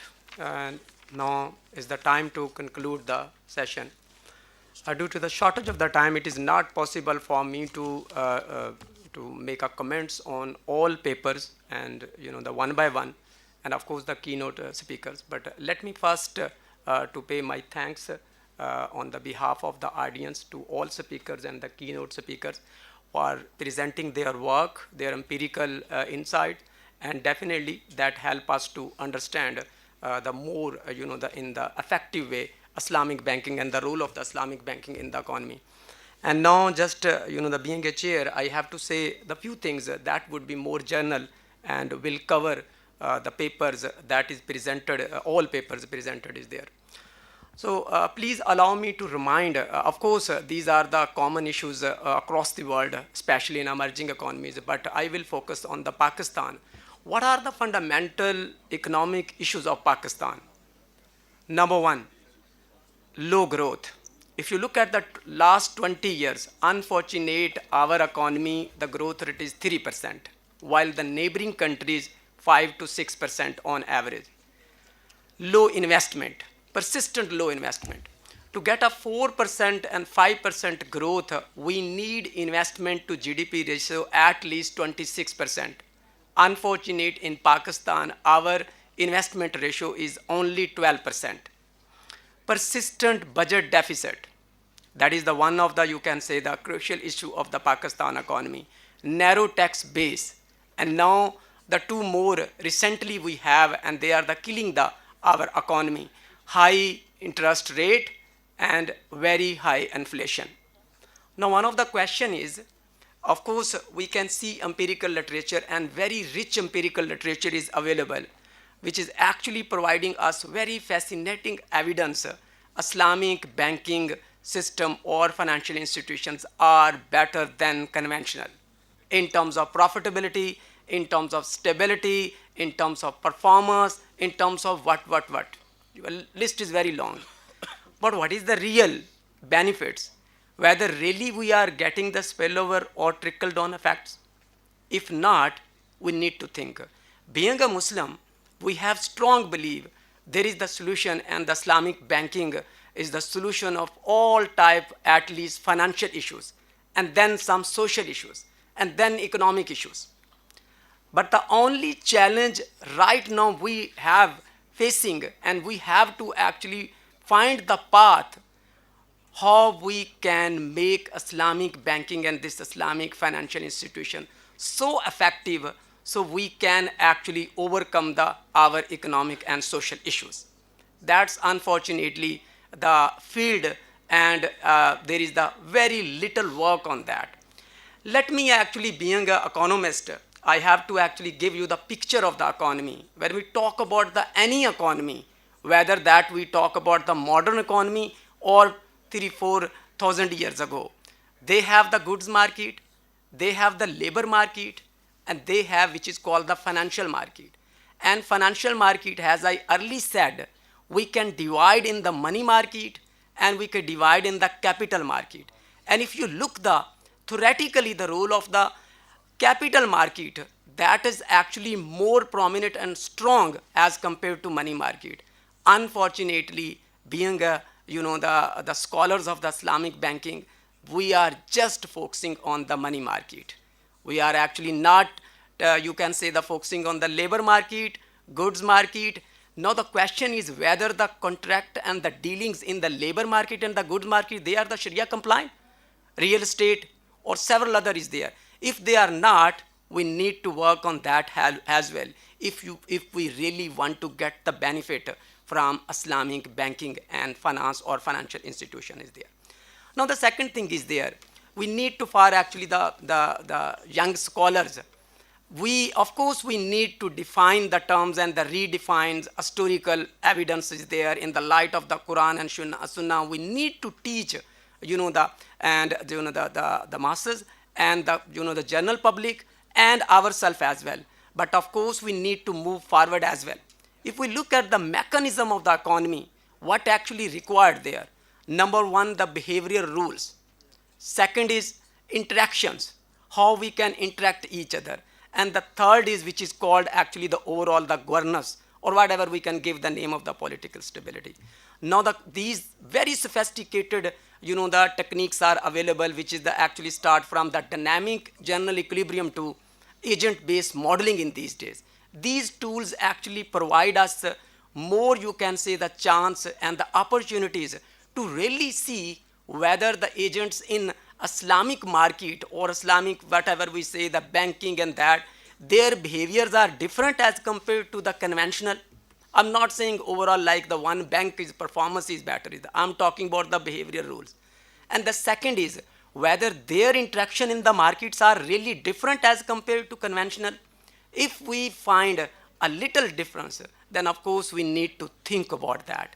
Without thinking and without paying attention to that, I am actually afraid we cannot harvest the benefit which actually theoretically we always talk about. Last but not least, we are actually being at least Pakistani, we are confused. Which growth model we need? Whether we need the social, the economy, or we need the market economy. On one side, we talk about everything should be free and the prices should be determined by market forces and the size of the government, footprint of the government, and the government intervention should be less. On other side, we always demand free electricity, free actually the, you can say the atta, and the free education and free this is that. So we are confused actually, and what I actually see conclude, whether that is our financial sector or physical sector, from so many years, we are just behind only one thing, and that is unfortunate is called dollar. So our all policies are dollar based. We need to change, and I think Islamic banking and Islamic banking, the institution, Islamic finance institution, that can play a real role here by connecting financial sectors with real economy and the efficient allocation of the resources. That is the only solution here. Otherwise, just they are earning a lot of profit and the rest of the economy is the same state. Thank you once again.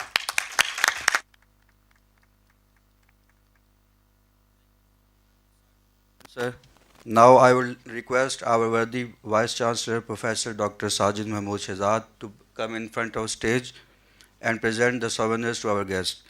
And I would also like to request Khurram Nawaz Gandapur Saab to join him in front of the stage. Please, a big round of applause.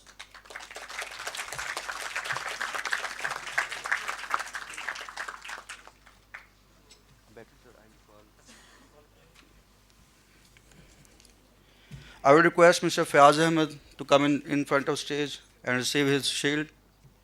And next is Dr. Ahmed Ibrahim Hanjra. Please come in front of stage.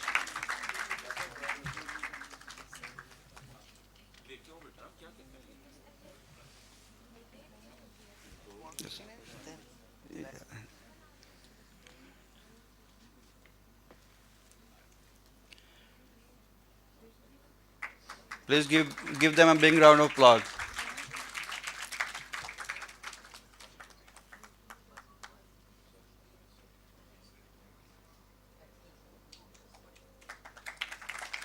Thank you. Next, Dr. Ahmed Imran Hajra. He is from Rabat Business School, Morocco. Dr. Islam Kamal.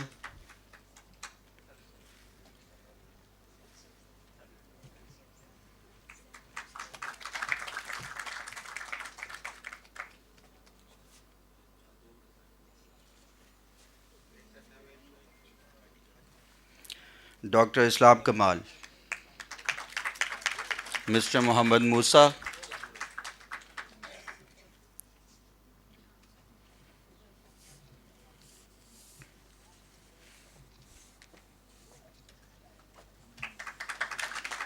Now I will request Professor Dr. Abdul Rashid to come in front of the stage.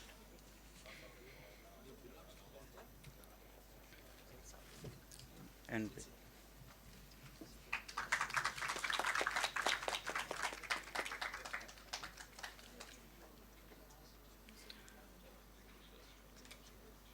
Professor Dr. Abdul Rashid, please give him a big applaud.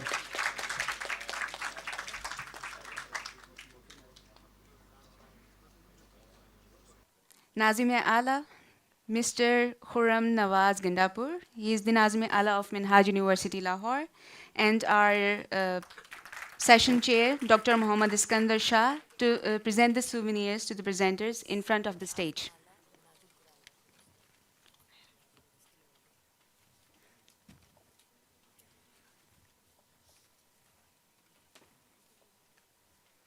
First to our keynote speaker, Professor Dr. Selina Qasim.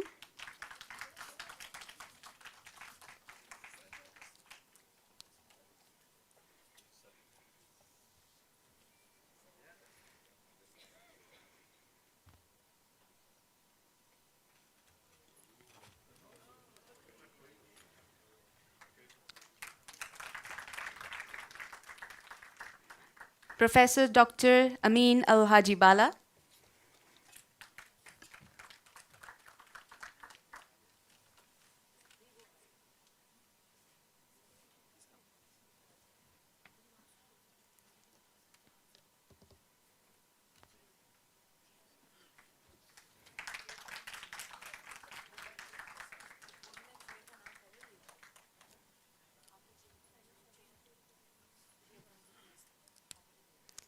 Mr. Abu Bakr Ibrahim Mairija.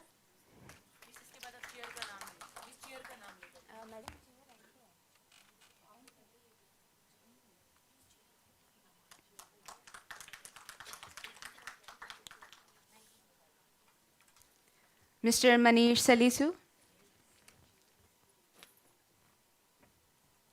A round of applause, everyone.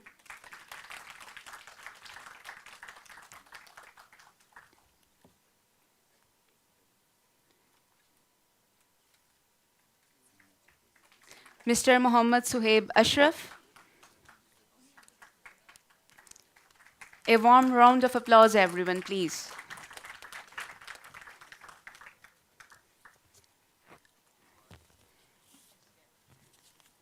I will request Vice Chancellor Dr. Sajid Mahmood Shahzad and Nazim-e-Ala Minhajul Quran, Mr. Khurram Nawaz, to present the shield to our session chair, Dr. Iskandar Shah.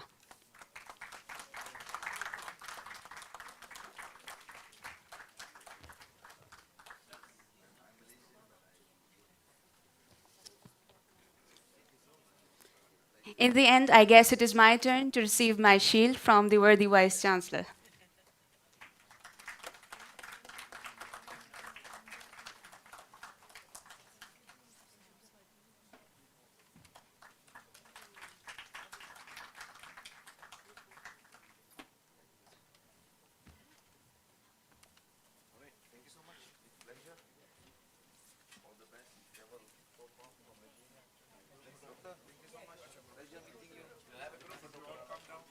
Panel discussion. I would request all participants to kindly settle down, take your seats. Our guests, our honorable guests, speakers, international and national, they're all here. So we will be starting the panel now. I would request the food management and the hall management teams to please prompt everyone to join us in the hall.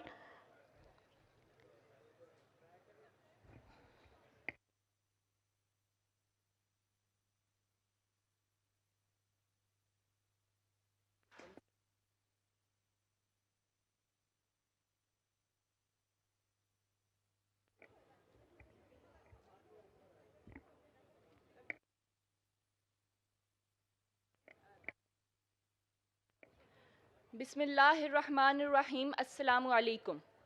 Your Excellencies, distinguished guests, ladies and gentlemen, welcome to the plenary session of this international conference. We are about to embark on our third panel discussion focusing on the development of Muslims' common Islamic social finance pool to address socio-economic problems, possibilities, and impediments. Moderating us through this exchange of ideas is Dr. Mughis Shokat, Senior Manager at the Accounting and Auditing Organization for Islamic Financial Institutions, IOFI, Bahrain. Sir, please join us on stage.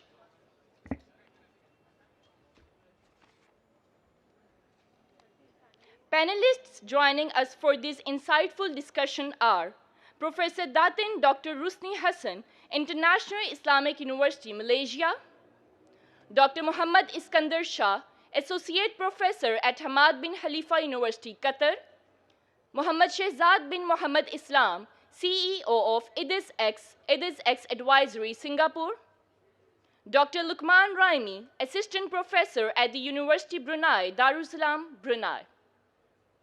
Now, I would like to hand over the session to Dr. Mughis Shokat. I would request the panelists to join the stage. Now, I would like to hand over the session to Dr. Mughis Shokat. Over to you, sir.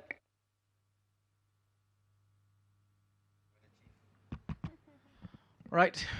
Auzu billahi minash shaitani rajim. Bismillah ar-Rahman ar-Rahim. Assalamu alaikum to all of you and a very good morning. In the Pakistani winter, I was told that it is extremely chilly, but since I've arrived, it is extremely pleasant. So perhaps it is me coming to Pakistan and I should visit more. Anyways, ladies and gentlemen, thank you very much for being a part of this very, very important session. I call it the mother of all the sessions. Why? Because what has been built yesterday, especially from the opening of the conference, this includes a very, very important speech by none other than Dr. Hussain Qadri himself, who has put forward and laid the foundation for us. As a matter of fact, in last night dinner, I was telling you that you have actually made it much more easier for me because you've given us all the material that we were supposed to discuss in the session. So we would still hope that we can add some extra value with the help of my very learned and honorable panelist and build further on what was submitted yesterday. Now, ladies and gentlemen, this session talks about a very, very important theme called social finance. And in this case, we are talking about social finance that relates or is uprooted from Islamic's perspective. There are a number of items that social finance covers. It is one of those themes in Islamic finance or Islamic economics that is still very, very, very under-addressed. A lot needs to be done. As a matter of fact, this theme is so important that it needs a separate conference in itself on Islamic social finance, because the way the world is moving, the way things are moving, not only in Pakistan, but all over the world, especially for the Muslim Ummah, we need solutions coming now from social finance. Otherwise, we are overburdening the Islamic financial system that is driven mainly by Islamic banking. So again, this tells you how important this session is. Lukman, you're here. Assalamu alaikum, brother. Very, very important session, ladies and gentlemen. Please keep your eyes and ear open. This is a topic that may give you some other topics for your own research as well. Huge room to play, huge room to maneuver. Listen to these very, very top-class experts that Minhaj University has brought for you under one roof. It's a luxury, it's a massive luxury, so make the most of it. And let me now officially start the session. Guys, of course, I have sent you some pointers. First of all, Assalamu alaikum. Aap kaise hain? Aap theek hain? Prof. Rusni, Iskandar, I mean, Iskandar, how many times you've been in Pakistan? 17 and you have not learned Urdu? Come on. Prof. Rusni, aap kaise hain? I'm good. G. Just G is a common answer for them. Okay. I mean, it's been 2 or 3 days, and you should have picked up some slang. Come on, come on. Okay. Uh, Folks, you are extremely learned individuals in your own streams. What we have right now is Malaysia. What we have right now is Qatar. What we have right now is Singapore, right? Singapore, yes. What we have right now is Africa. You have three continents, or three regions of the world gathered on one stage talking about this very important topic. Each of you is a master in its own field, leaders, pioneers, experienced individuals. I want to ask you, before I venture into the business end of this session, I want to ask you, what do you think are the two core problems that the Muslim countries are facing that necessitates the idea of having a common social finance pool? Of course, a common Muslim Waqf was yesterday submitted by His Excellency Dr. Hussain, but this session will not only build further, but will expand the whole idea. So each of you, again I repeat, what are the two core problems in your experience and your understanding and your ideology, given the status that you carry in the markets? The two core problems that necessitate not only support of social finance, but also the support in form of a pool, a common pool of social finance. Might I start with Prof. Rusni? Thank you very much, respected Mr. Morris, who I've known long time. Okay. Thank you very much, first of all, for organizer Minhaj University for having all of us, myself as well as other esteemed panelists for the session today. And I believe that the conference that we are having for these 2 days has addressed a very crucial and important, I would say, theme that is on Islamic social finance. And then we are having a lot of conversation on Islamic social finance.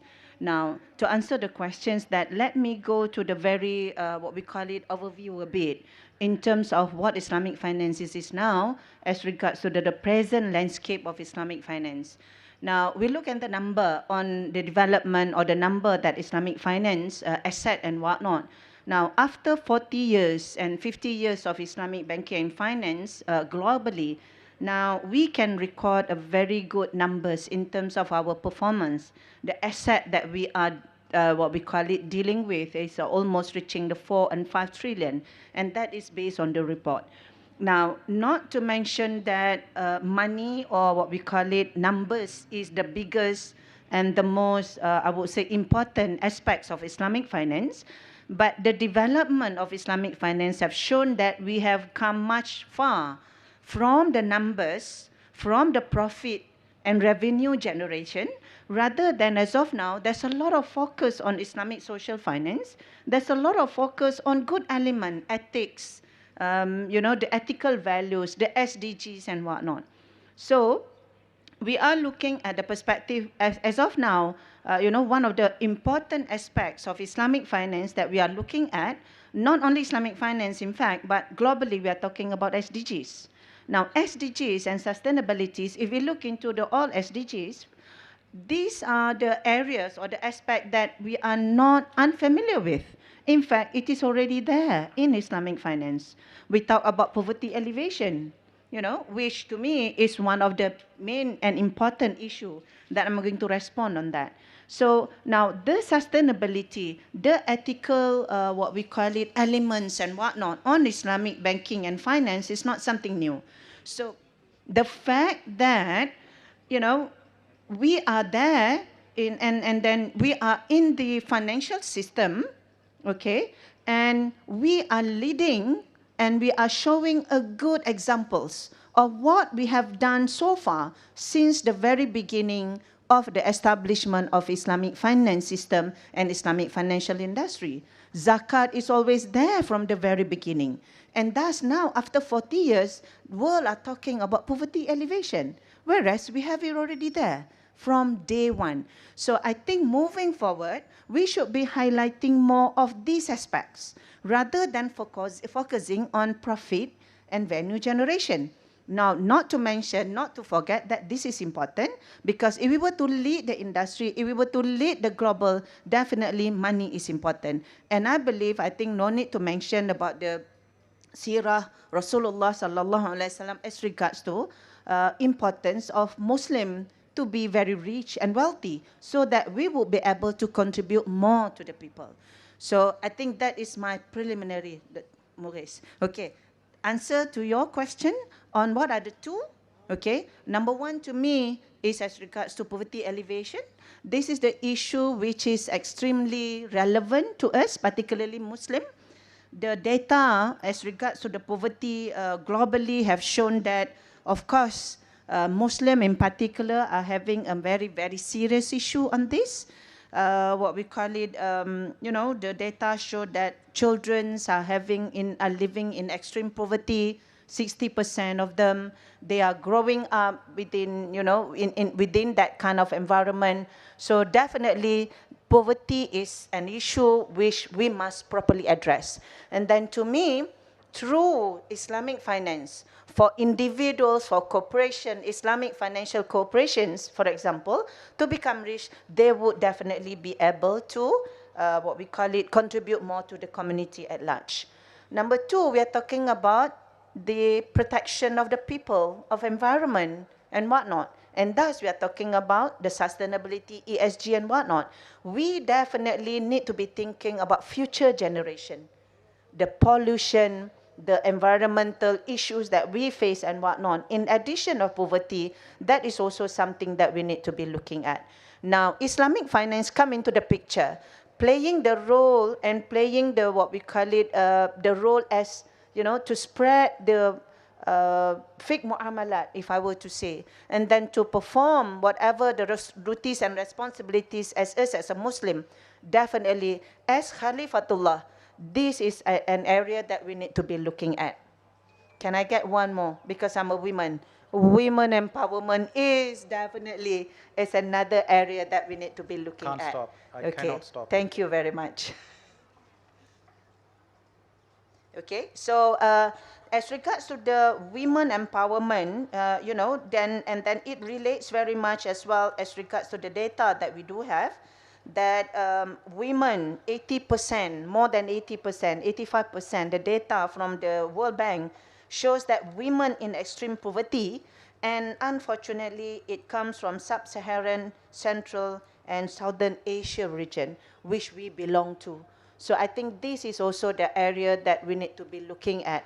I'm so blessed by the, the visit that we have here, and then I visited Minhaj Women League, which I believe that they have done an tremendous job as regards to the women empowerment.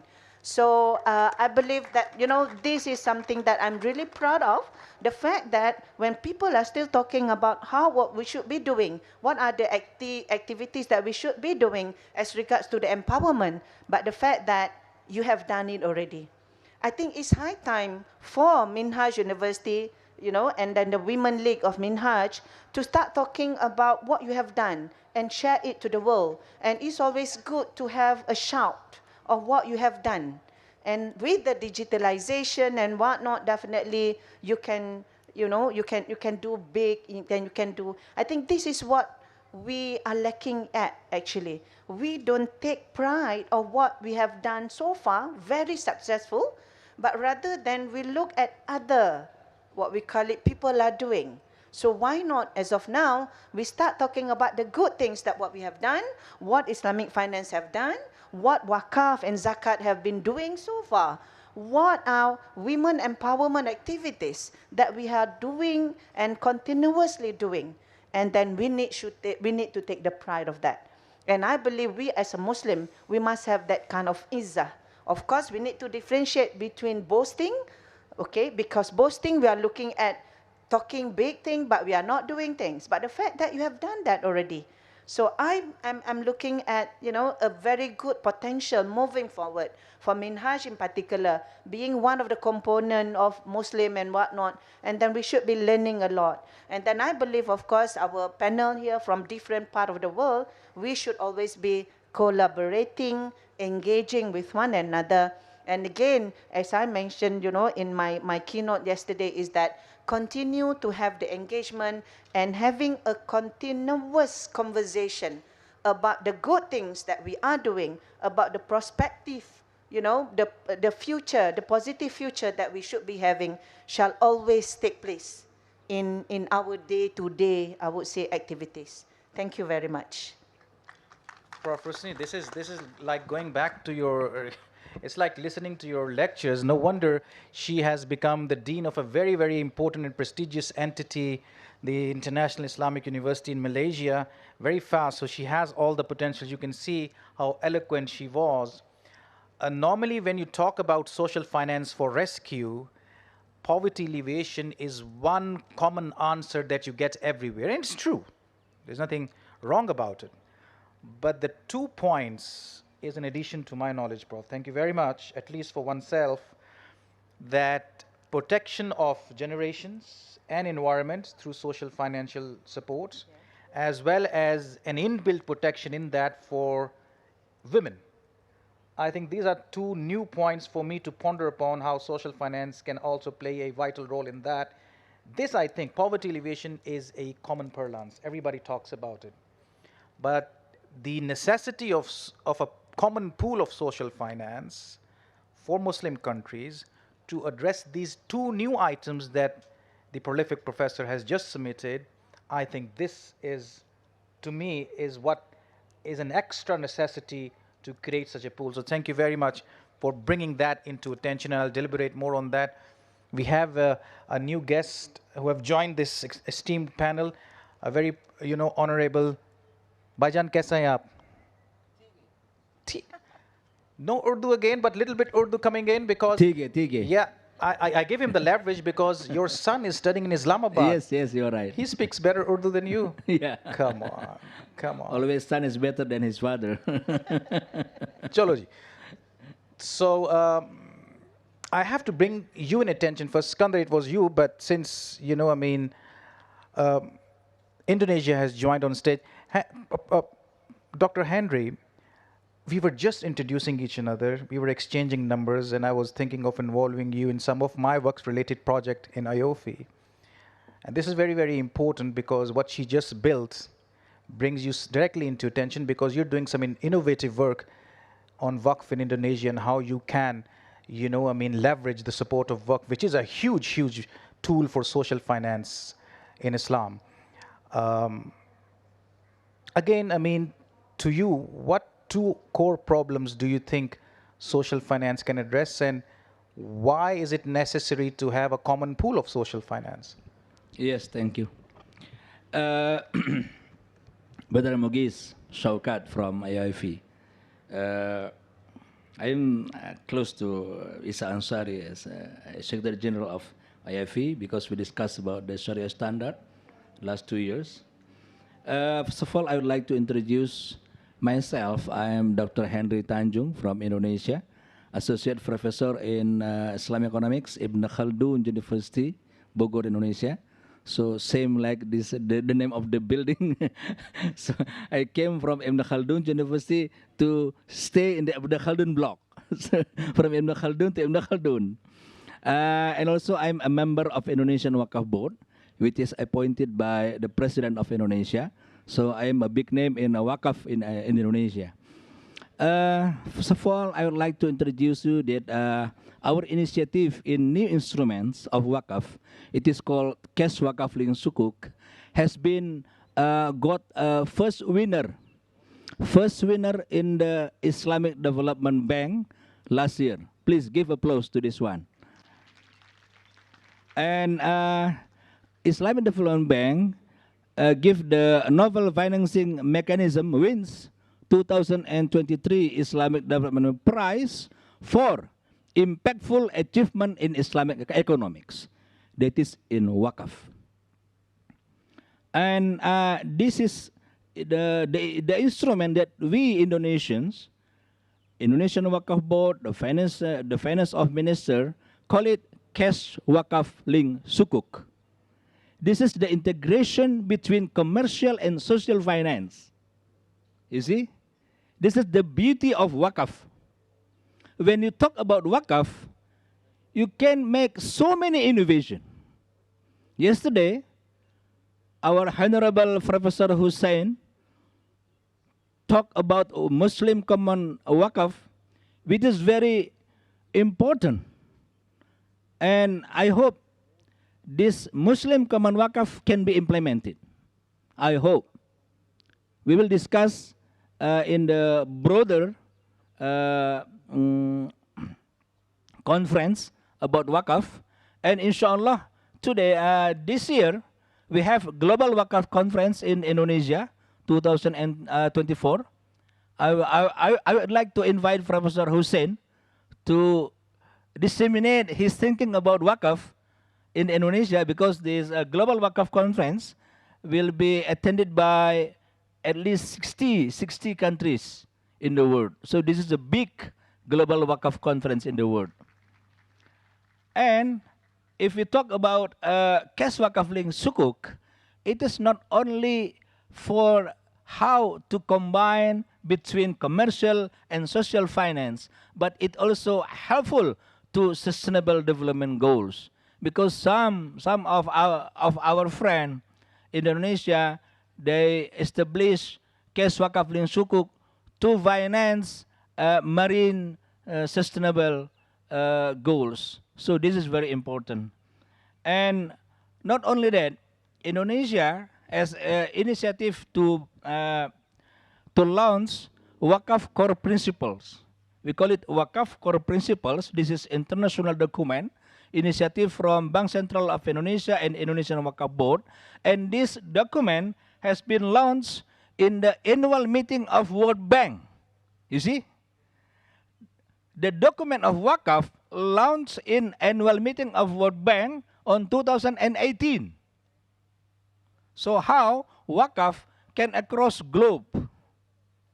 Because Wakaf for humanity. Muslim, non-Muslim can pay Wakaf. And the beneficial also can be Muslim, can be non-Muslim. So if we talk about Wakaf, this is global issue. And Alhamdulillah, yesterday I talked about the Sharia governance of Wakaf management. That is research conducted by Indonesian Wakaf Board, which is funded by Central Bank of Indonesia. You see, that's why I said I could not open all these result of research, because this is expensive research because funded by Central Bank of Indonesia.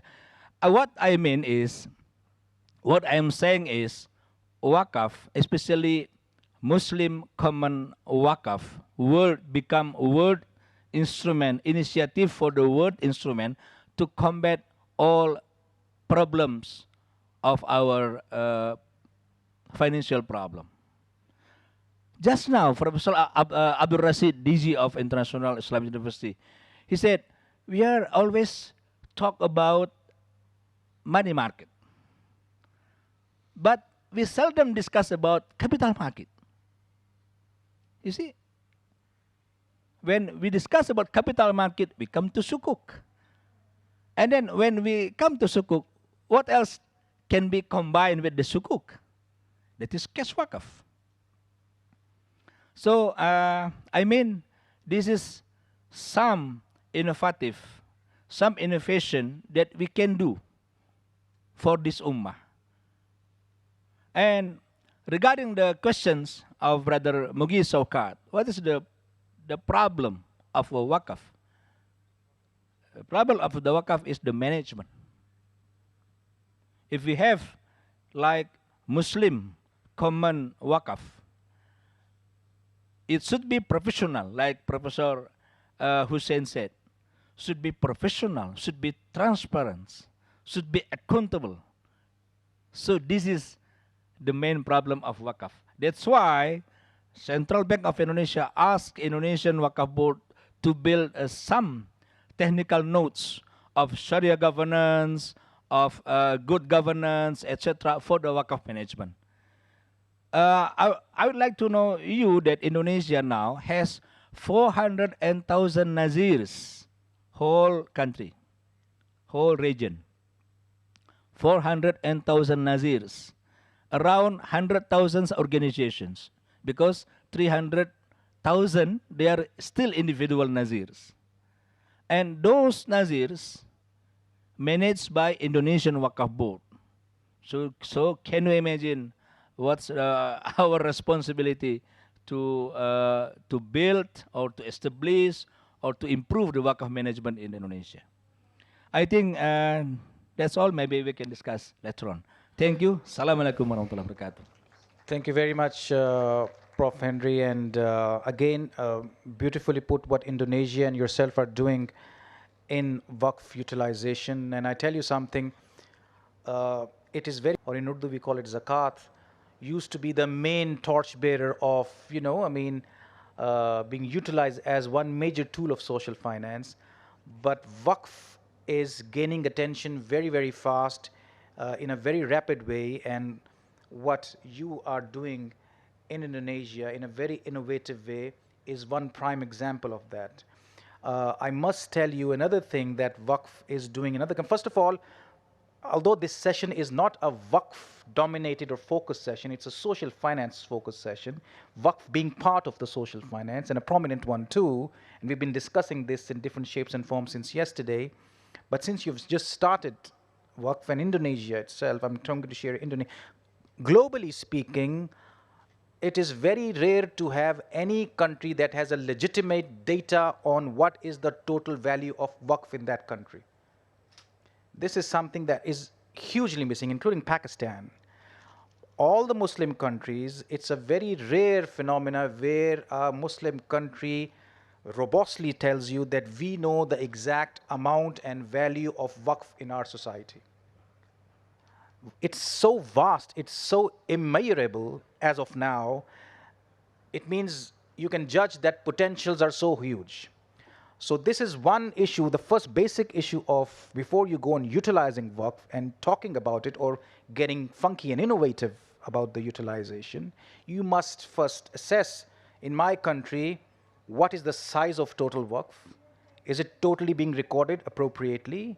And then the second data point that should be, what has been the maximum utilization? Believe you me, in Indonesia, and you'll back me up on this, 65% of the Waqf land in this case is all mosques.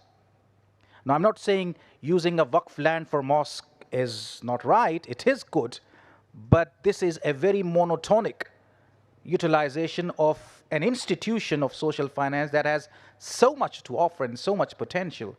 Cash Waqf is a recent phenomena.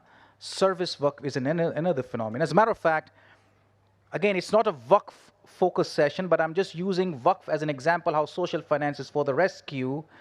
In Oman, and Prof. Hussain, you were there last March when Oman launched the most innovative current Waqf utilization. They call it the Ghirath Fund, where like Sukuk, somebody was talking, you were talking about just now capital market.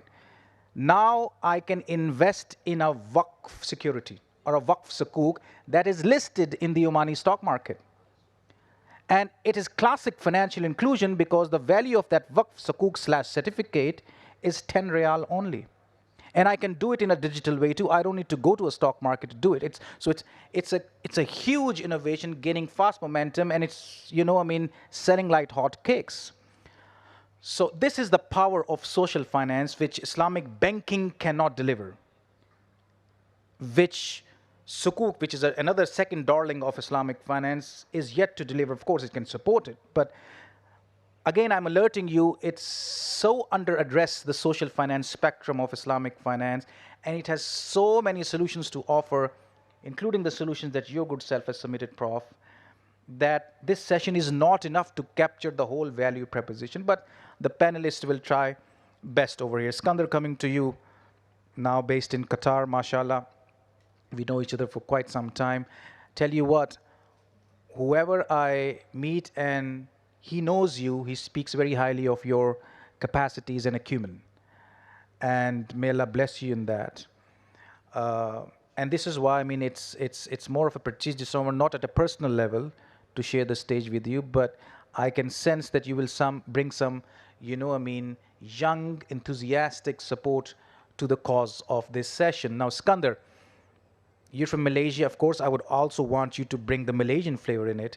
Your two core problems, and then does it really necessitate to have a common pool of social finance, or one mode itself is enough? So first of all, thank you so much. When I saw Brother Mugi's names, my friend Mugis as a moderator, I know that this is going to be a great session. I mean, we know the. Brother, what's your definition of great? Yeah, I so doubt it. we'll just try to make it better or live up to the expectations. Again, the conversation is actually going in the right directions. The beauty about this session is that we are trying to expand the role of social finance. In the past, a lot of people, when they discuss social finance, they only talk about distributions. They talk about what is the most efficient way for us to distribute zakat, how to harness the power of zakat. And then the last 2-3 years, and you can probably see that WACF is actually taking over.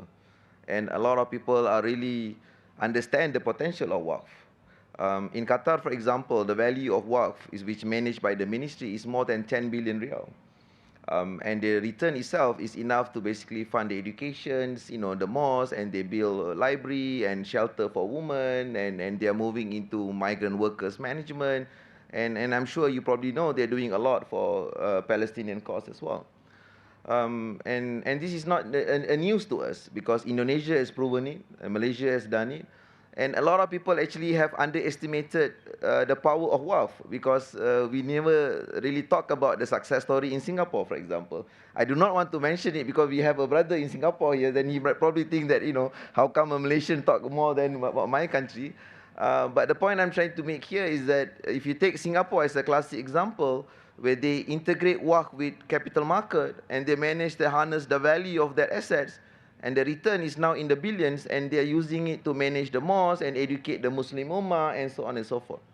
So the point I'm trying to make here is that, from an ideal land that probably has little value, is actually converted into a commercial land, and the return of it is actually, preserving the value of Islam, for example, in Singapore. And I'm sure the same thing can be done in any other parts of the world.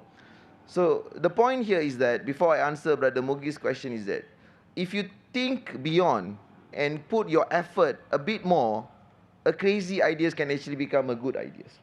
I think great ideas. I think this is exactly what we need from young people out there who are actually listening to us. And I always say this, why exactly we are talking about the same thing again and again in the conference? Because a good ideas has to be talked about all the time. We do not want the good ideas to die off. I think that's the most important thing. 20 years ago, I can talk about it because now, I graduated probably 25 years ago. When people mention Islamic banking, everyone say, how you can do Islamic banking? It's an antithesis of banking itself. But because of the effort of some scholars, especially the first mover like Dr. Rusni and her generations, I'm not saying that Dr. Rusni is that old, but I'm just saying that giving credit to her as a pioneer and the first generation, they work extremely hard to put a system in place. And talking about systems, and now I'm coming back to what Mother Mugis have said, the two common problem, and a lot of people always look at the obvious problem, but I just want to go beyond and try to relate to Professor Hussein keynote yesterday, which is really a stark reminder of how important it is to have a strong multilateral institution in the Muslim world. So if you ask me what is the number one problem, I think this is number one problem. Just think about it. The world GDP is about 100 trillion, and the global liquidity market is about 170 trillion, right? And majority of the liquidity is also belong to the Muslim countries. A lot of people say Muslims are poor. We are not that poor. We are quite rich. Indonesia economy is more than 1.5 trillion US dollar. Pakistan is 400 billion. If you think about the population I just mentioned, in 2050, Indonesia probably will have 400 million people. Nigeria, 400 million people. Pakistan, 300 million people. Muslims are very good in terms of increasing populations, one way or another. But in the Western world, the population is actually decreasing. All right? So we have a great opportunity and we have great instruments, but what is exactly lacking? The strong will of a multilateral institution in terms of managing this global liquidity. So where this global liquidity is going? It's going back to the West. You take all the top 10 sovereign wealth funds, 5 of them belong to Muslim world. Abu Dhabi, Kuwait, Qatar, Saudi Arabia. Even you take Aramco, for example, their profit alone last year was 160 billion US dollar. It's half of Pakistani GDP, only one company, all right? So there's a huge liquidity in the Muslim world. But the problem is that we are not able to tap that liquidity because we don't have a strong financial center in the Muslim world. None. Even Malaysia, we are trying so hard. But because we don't have a political stability, not a strong currency, we are not able to become really the hub of the financial center. But we can still solve it, strong leadership and everything. But what is exactly lacking today, if you ask me, being in academia for 25 years, is a shortage of a good talent in the Muslim world. I think Brother Mugis can agree. He worked in GCC. He can add to my presentation after this. Agreed, hands down already. Yeah. It's not easy to find an expert in terms of, derivatives management, even WACC management, even AI, machine learning, all the advanced things that are happening. When it comes to the Muslim talent, it's a serious shortage. But it's really heartening also. I travel to Indonesia often, Pakistan often, Turkey often, and a lot of people ask me, why you are traveling to all these countries very often? I said the talents will come from these countries. This will be the future of the Muslim Ummah. But the point from now on, so you have to work harder. Investment banker in America work 18 hours, sometimes 16 hours, sometimes 14 hours. But if you have a culture that you only work 4 hours a day, how are you going to compete with them? All right? And now they have created AI. And they're going to become more productive than us. All right? So how exactly we going to compete with them if we continue doing the same thing and hoping just for divine intervention to save us from all this fast-moving world? Having said that, there's a great opportunity. There are a lot of universities are coming up. Pak Henry has established a university. Ibn Khaldun in Indonesia is part of a big institution. A lot of institutions coming up. Minash University have 15,000 students. So this is all the good things. But let me just stop here. I just want to say this is the key problem. Our inability to manage global liquidity, the failure of a multilateral institution. I will use the word failure because it's alarming that why most of our funds keep going to the Western world, are not staying in the Muslim world, and not investing in the right thing in the Muslim world because our inability to create new ideas and being more innovative with our future. So that's all, Brother Mugis. Thank you so much. Well, thank you very much. I think, this shows you that the audience is alert given the response that you just received. And 3 things before I move to Luqman and then, of course, our tech guy over here. First of all, Skandar, 25 years ago, you graduated. I thought your total age is 25. I mean, come on, I just term you a young person. Come on, but still young, still young. I'm still young. And number 2, how do you know the 4-hour working day routines? These are inside secrets of GCC. Do not make it public. You're also in GCC. These are trade secrets, my brother. How do you know this info from Bahrain and Oman and all that? Come on. Yeah, I mean, this was a hidden secret, brother, now made it public. What an important information, my brother, that you've given. I think this is another key area. I thought that she has brought some new ideas into attention. Iskandar has done exactly the same because terming up, and correct me if I'm wrong, Iskandar, that you said the lack of active financial markets. Of course, political will and stability is always there, and every country faces that in some shape or form, including Malaysia and even states. But the lack of active, and not only active, complete financial market is one of the major core issues that is dampening the utilization of not only social finance, but financial modes in general. and this would double itself if social finance is attempted. So if I want to elevate poverty using social finance, I need markets that support my utilization or innovative utilization of social finance. So let alone having a complete financial market, you don't even have an active financial market. And whatever financial market you have, it has its own operational and political caveats. So very well put forward, my dear brother Skandar. Luqman, the African region is being presented, ladies and gentlemen, in this session. We are very honored to have you. Africa, the Muslim community in Africa, I have some personal information from Nigeria. We were just, a couple of months ago, we were there attending a huge event in Nigeria. We're planning with the Security Commissions of Nigeria another major event in Islamic finance, and Waqf would be one, or social finance would be one theme of that session, inshallah. What is your story? First of all, tell me from, of course, experience based on the African perspective, what are the two core problems that perhaps you guys are facing in Africa in general? And then do you think that a common social finance pool would be the right way forward to solve them? Yeah, thank you for the question. Looking at Africa as a continent, there are so many problems, obviously, as you have rightly mentioned.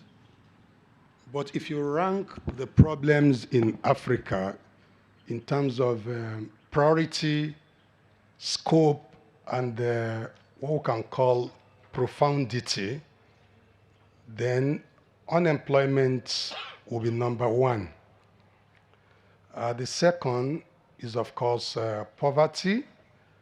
And these two fundamental problems actually leads to the third one, which is very, very significant, and that is crisis. You may call it violence, you may call it conflict, but the most important thing is when people are unemployed, especially nations with high, population. Nigeria is over 200 million, and so many other African countries. So when you are unemployed, you become hopeless, helpless, and helpless. And you have energy. Where do you dissipate this particular energy? Of course, through anger, war, violence. And that's the reason why Africa is one of the recruiting grounds for terrorism, crises, etc. So when you rank it, it's actually unemployment and poverty. However, as you have rightly mentioned, Nigeria and some African countries are actually leveraging Islamic social finance as a complement. Because in Africa, the responsibility of governance, the responsibility of managing the economy, the responsibility of providing social welfare, economic justice, stability, etc., rest with the government and the private sector. But because of inefficiency of the market forces, that is inability of government and the private sector to do everything, Islamic finance, particularly Islamic social finance, came up as a complement. And in Nigeria and some African countries, Zakat institution is actually growing. And also, all the Zakat institution at private level and at governmental level also added Sadaqat. They said Zakat and Sadaqat Foundation. Because Zakat is, of course, very, very rigid in terms of collection, computation, disbursement, and so on and so forth. But Sadaqat is, of course, very flexible. So most bodies in Nigeria actually pull Zakat and Sadaqat. Wherever they cannot give Zakat, maybe to non-Muslim, who is in need, who is hopeless, who is helpless, they give Sadaqat. So the third one, which is also very promising, is the Waqf.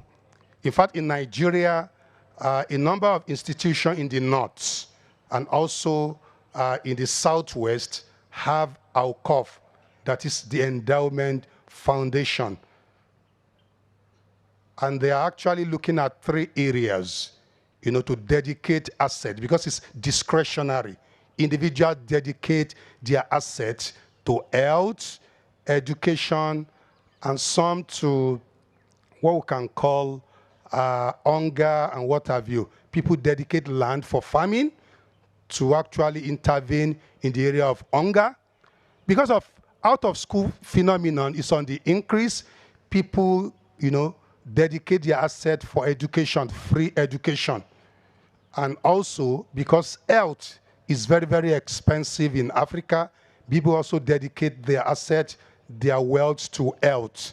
So these 3 pool of instruments are actually promising in Africa with specific reference to Nigeria. I thought I would be asked to talk on Brunei because that is where I am currently. Maybe subsequently I will talk about Brunei. Thank you.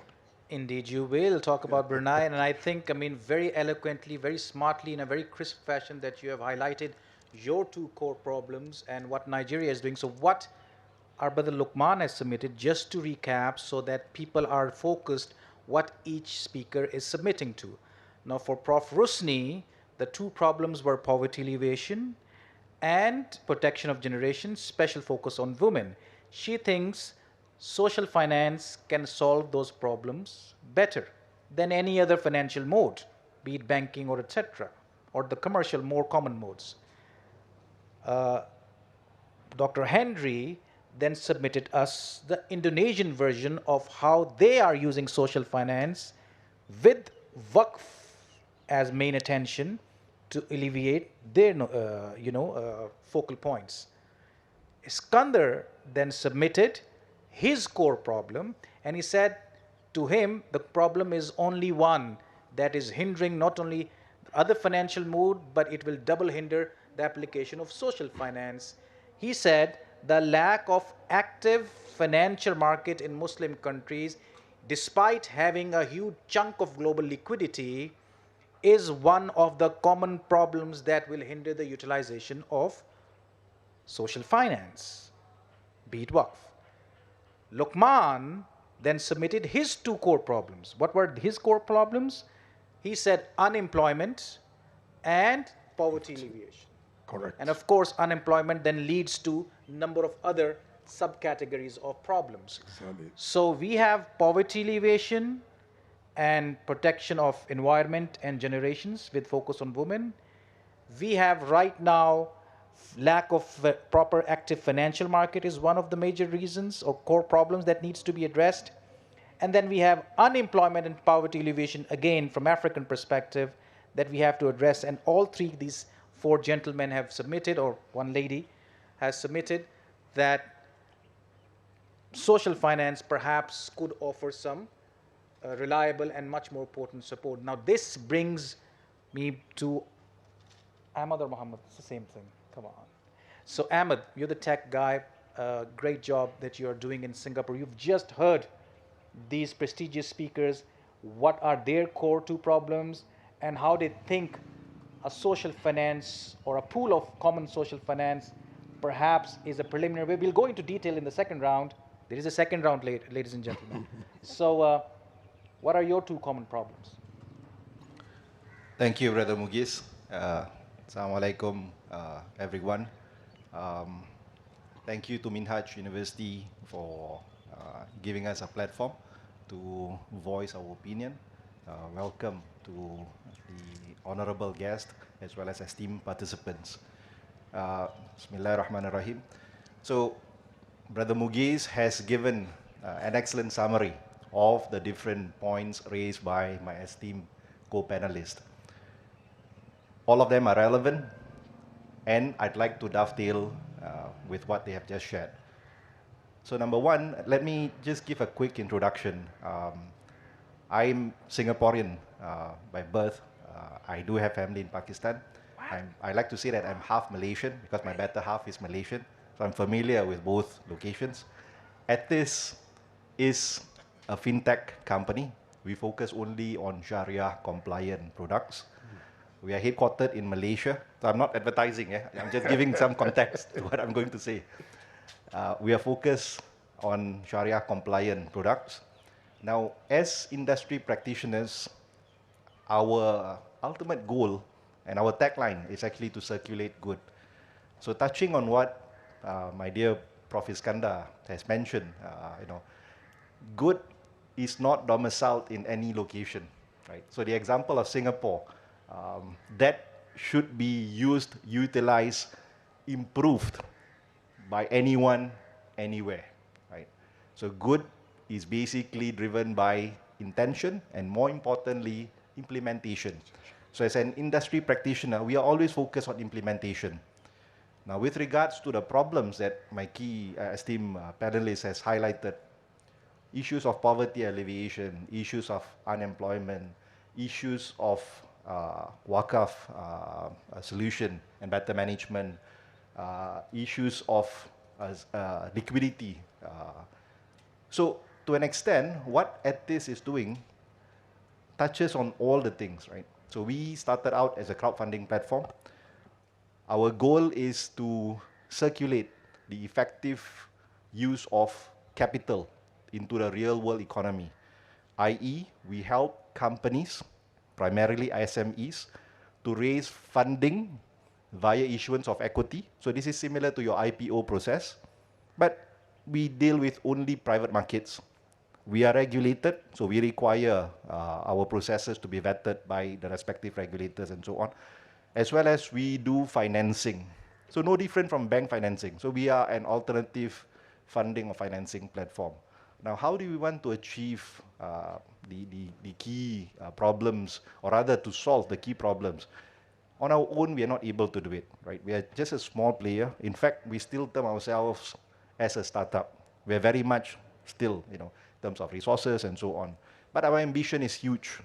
Our ambition to contribute towards the challenges facing the Ummah is very evident. How can this be done? It's through close collaboration, and I would say enabling collaboration between three key entities.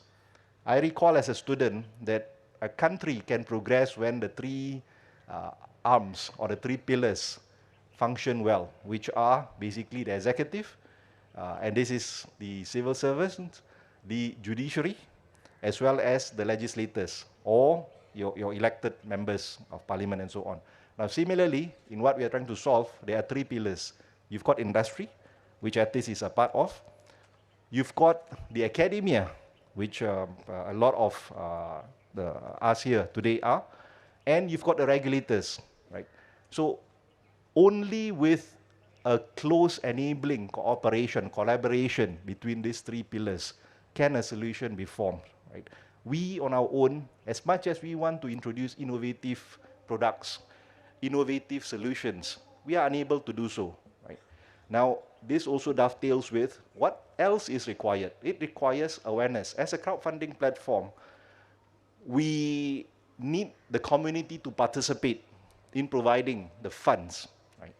So the academia can play a significant role in this awareness. Again, on our own, we have limited budget and resources to basically market the solutions that not just ETIS, but any fintech or alternative finance platform can bring to the market, right? So through academia, through robust regulation governance, which both Prof. Henry and Prof. Iskandar has mentioned, then we can gain the confidence of the community to participate.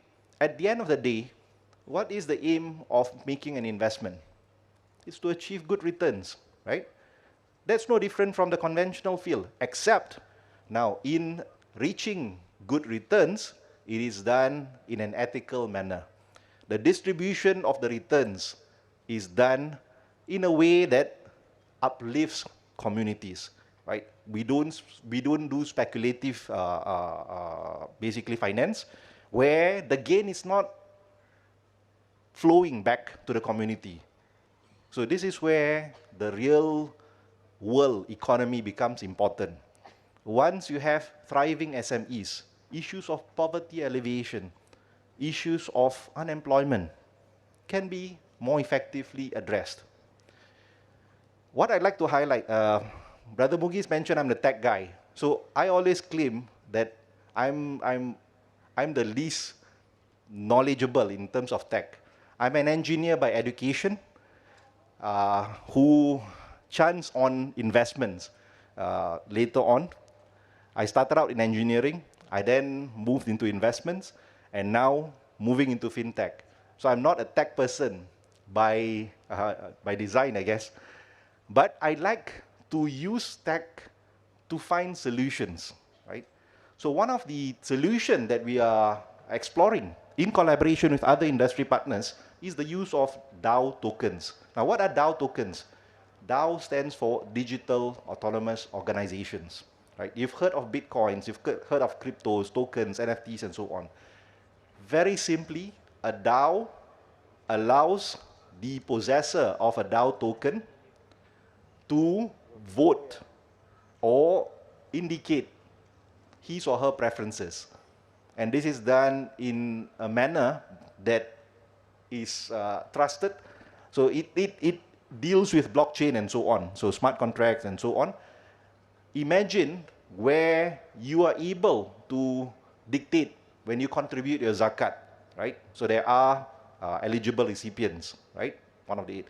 You as a zakat giver, you are able to indicate to the organization, the trustee that's handling your zakat, who you want to deliver that zakat to, right? And this is fully traceable. Can you imagine the impact in terms of how it encourages people to actually contribute more zakat?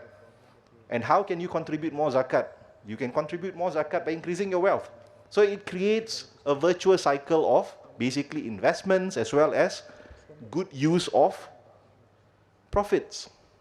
So those are the ways that we hope we can contribute towards this very important and key ecosystem. First of all, thank you very much for this very detailed explanation of what Ethis is doing and how they're trying to address. I want to ask you, and I had a hunch about this. So you're half Desi? Are you kidding me? He's half Desi. So, come on. Yes, I am half Desi, if that's the definition of having Pakistani roots, and half Malay. You're a half local. Cool. Yeah, but please don't ask me to speak Urdu because I will just answer Torah. I judged it already. The start of the session was to judge the level of your Urdu. Anyways, so I think what Ethis is doing, and I have personal privy to all of this information, and we have like brothers, very rightly so, and the use of technology is the future or current way forward to utilize financial sector, let alone social finance. Now, guys, we are now building up the situation before I wrap up this session that all of these folks have submitted their version of 2 core problems. Some of them are common problems, some of them are very distinctive problems. And Brother Muhammad, the half Desi, has agreed that he agrees with all the problems that are submitted and how Ethis is trying to address. It means all of them have already a consensus, which was the maqsad of this session, that to address the problems they have highlighted, do they say yes or a no to the creation of a social finance common pool? So right now, Alhamdulillah Rabbil Alameen, in this session, we have not only highlighted the 2 core problems from each of them, and we now know what those problems are in a collective way, but all of them trust on social finance and trust on a common pool of social finance. In 1.5 minutes for each, what do you think should lead, what mode, as a matter of fact, do you think should lead the common social finance pool to address this problem? Prof. Rusni. Okay, thank you very much. 1.5 minutes or half minute? Okay, just to wrap it up, actually, there are 3 keywords that I have here throughout listening to our esteemed scholars here. Number 1 is that we have a common issues, that these issues that can be further, what we call it, we can resolve it through education, through ta'awun, And it is rightly, the Quran talking about وَتَعَاوَنُوا عَلَى الْبِرِّ وَالتَّقْوَى. So I think this is the true spirit that we are here today. We are gathering all the good minds for us to be talking about, what are the common problems. Then most importantly is that the way forward for us to resolve that particular issues.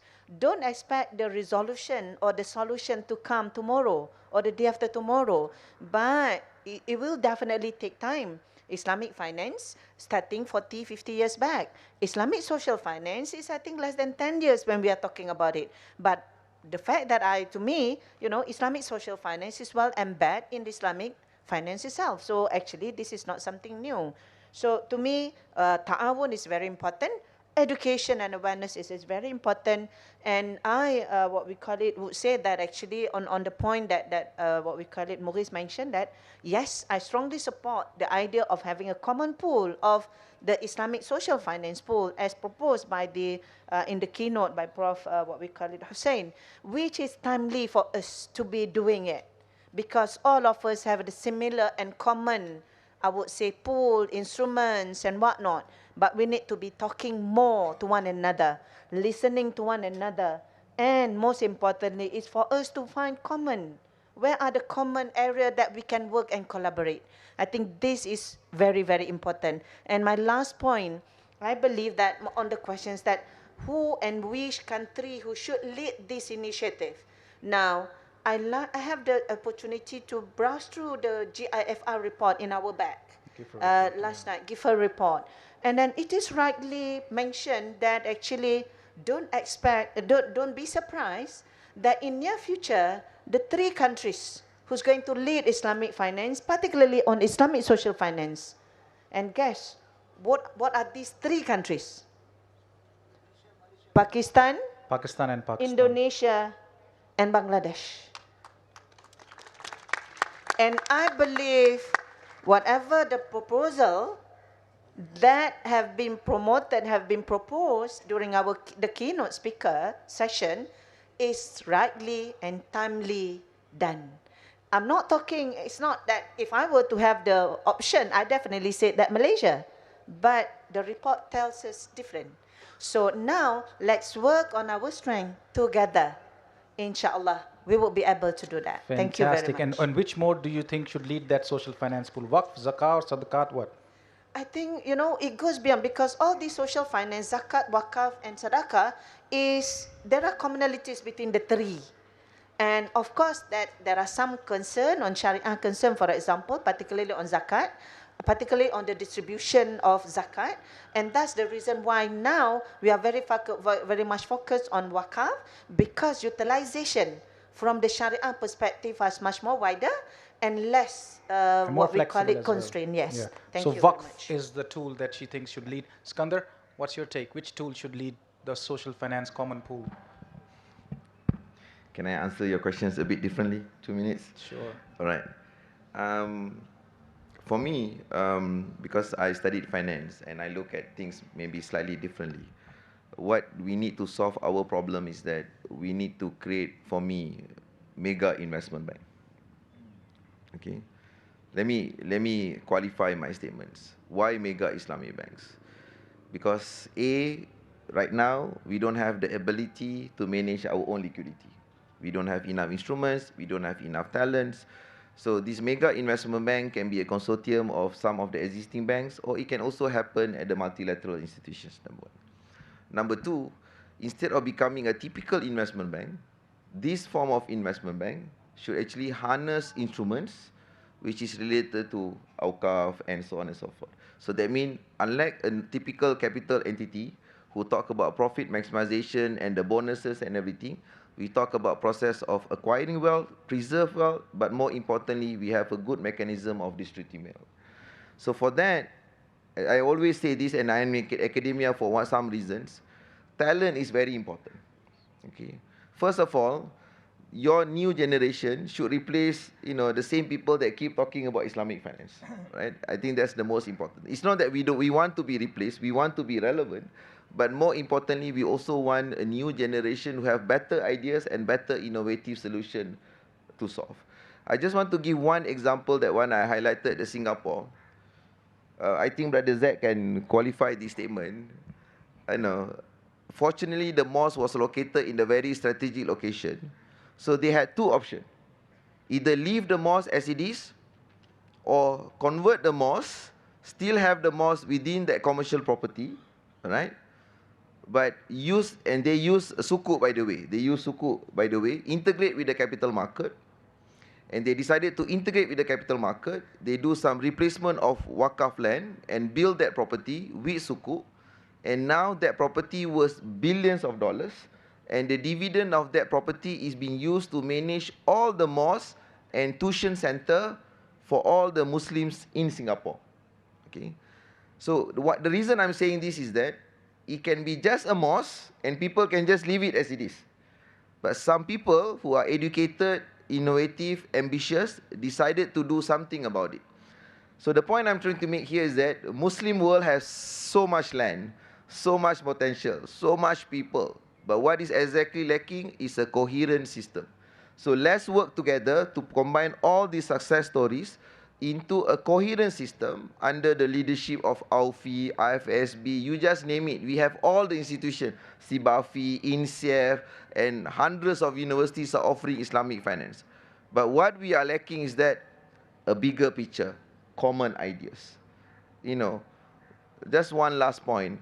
Everyone is so against this Palestinian thingy, you know, boycott Coca-Cola, boycott Pepsi, you know, boycott McDonald's, boycott Starbucks and everything. You know, I really commend that this is an amazing idea. But people have failed to understand why Starbucks is so successful. Because behind Starbucks, there is a company called Vanguard, BlackRock, and all these things. And they manage 20 trillion US dollar in terms of fund management. So you can have the best coffee in the world. But if there is no funder behind you, your idea will not go forward. But trust me, some of the coffee are much better than Starbucks. I think everyone can agree with that. Right? But they have the funding, they have the support, they have the ecosystem to decide who's going to be successful and who's going to fail. Unfortunately, in the Muslim world, we make the best biryani in the world. We make the best kebab in the world. But you cannot find even one franchise that you can travel around the world and say, I want to go to this place and eat. Why? Because we don't have a coherent system. That's my point, Brother Mugis. Thank you so much. Thank you very much. But there is a Saudi brand coming, Al-Baik. You have it in Qatar? Al-Baik, yes. Anybody would... Yeah. Oh, yeah, the political issue, yeah. But in other parts, Al-Baik is coming. Dr. Henry, what is your mode that can lead the social finance pool? Of course, Waqf. Yes. I'd like to say one verse of Quran in Al-Baqarah. أعوذ بالله من الشيطان الرجيم يمحق الله الربا ويربي الصدقات. This is straightforward to the solution of riba. Does it mean sadaqat?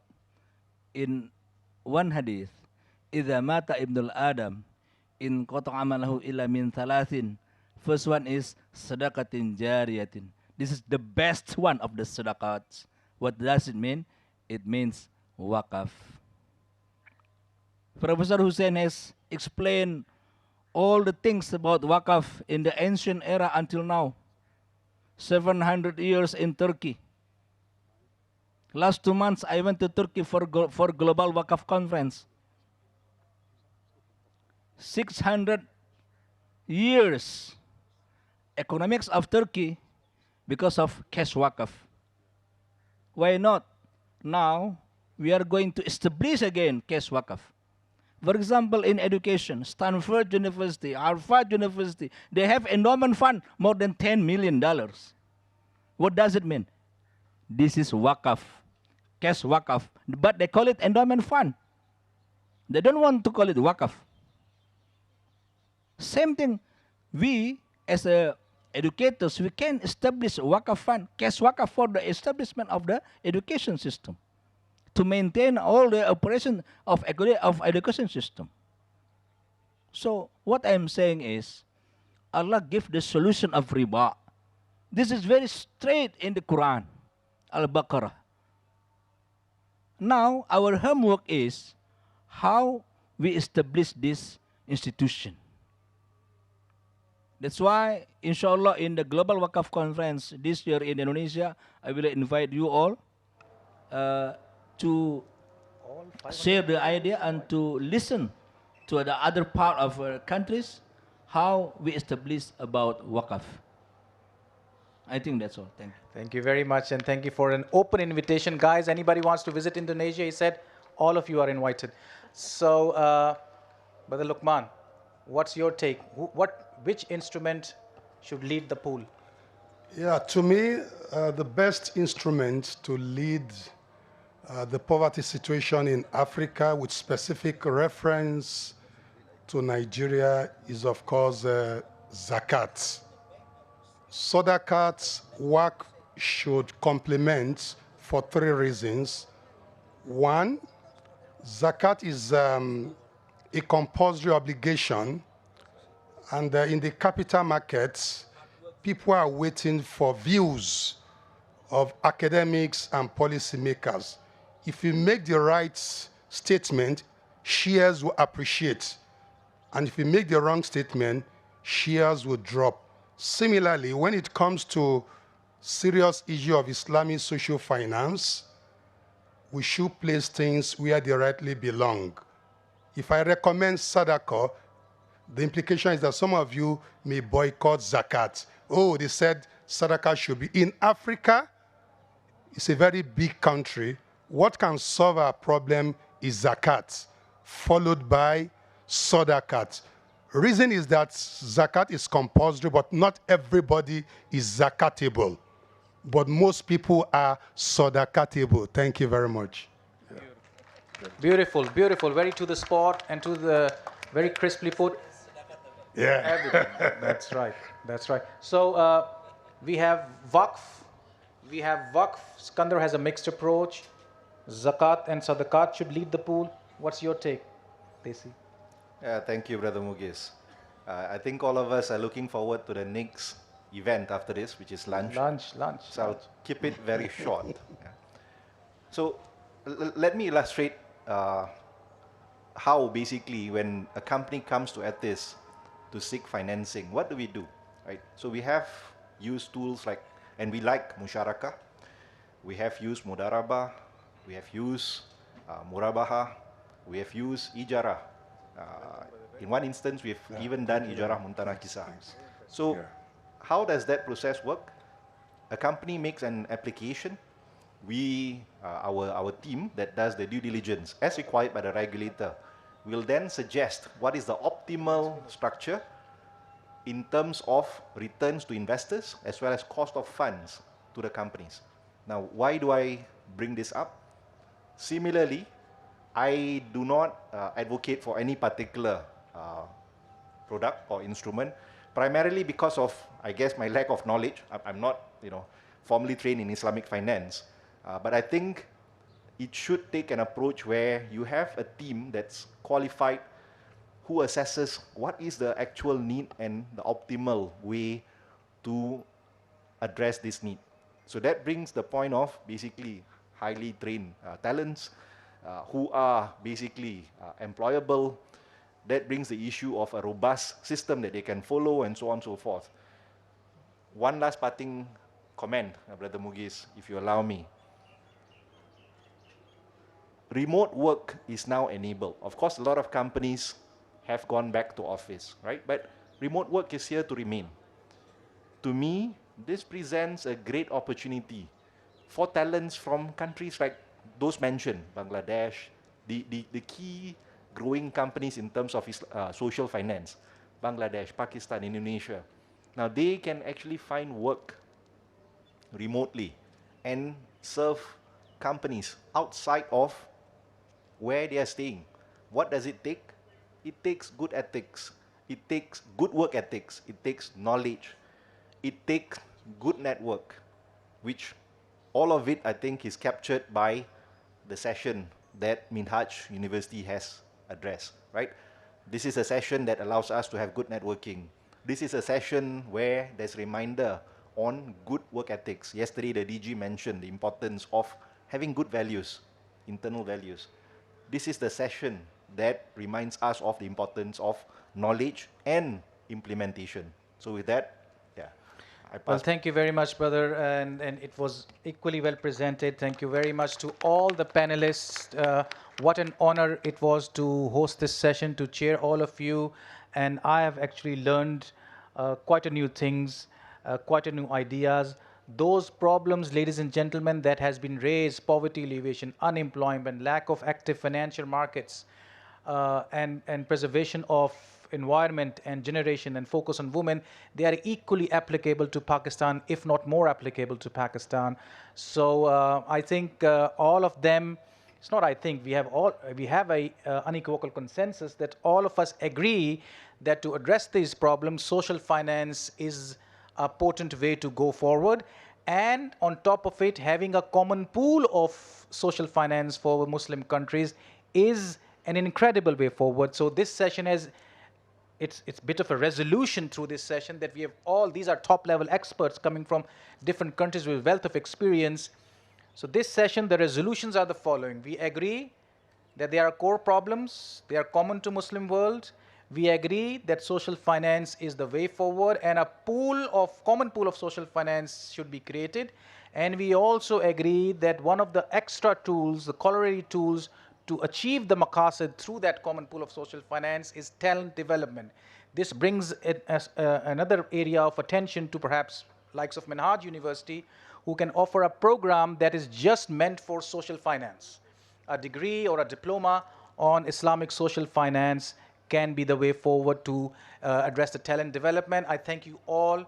I believe that the outcome of this session, which I've termed as a resolution to create that social common finance pool, which is very much in line with your presentation yesterday, Dr. Hussain, should be put in the closing communique of the conference. We've heard what SECP has said. We've heard what these beautiful people have said. I think we are all in consensus. We are there to support. If Minhaj can at least locally take this initiative forward, and sky is the limit then. So thank you very much, ladies and gentlemen. Thank you for your patience. I hope you learned before the session and now post the session. You have seen the value addition in your knowledge and hikmah, especially regarding social finance. And I thank you for your patience. And Salamat Datang ke Pakistan. Thank you. Thank you. I would request Dr. Hussain Mohyuddin Mubarak to kindly come in front of the stage, the Vice Chancellor, Dr. Sajid Mahmood Shehzad, Dr. Ishaq Bhatti, and I would also request Mr. Majid Pire. Sir, please come in front of the stage for the distribution and the awarding of the shields. And the Nazme Ala Saab, Khurram Nawaz Gandapur Saab, kindly come in front of the stage. We are now awarding the shields, and after this we have the prayer and lunch break. The first to be awarded the shield is Professor Datin Dr. Rusni Hassan. If you could kindly come in front of the stage. A round of applause by the audience, please. Kindly receive your shield, sorry. And then I would request Dr. Maurice Shaukat. Sir, the moderator, I think this session was very well moderated. A round of applause. Thank you, sir. And we had conclusive information on the distribution of the wealth.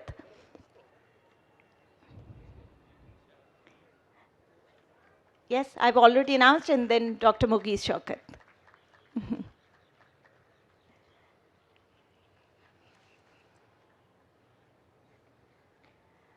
Dr. Mohammed Iskandar, please, if you could kindly come forward. Dr. Mughis Shaukat is receiving his shield now.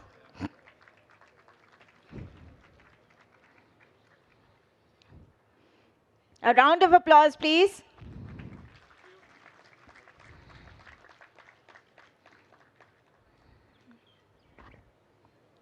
Dr. Mohammed Iskandar, please, could you come forward and receive your shield of appreciation? Thank you for being here.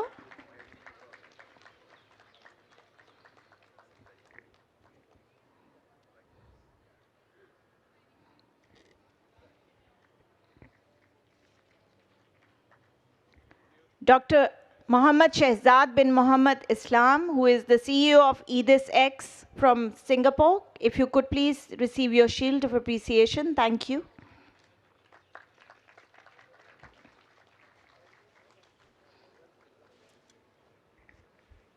Thank you, sir. I would request Dr. Henry Tanjung to kindly please come in front of the stage to receive your shield of appreciation for being here.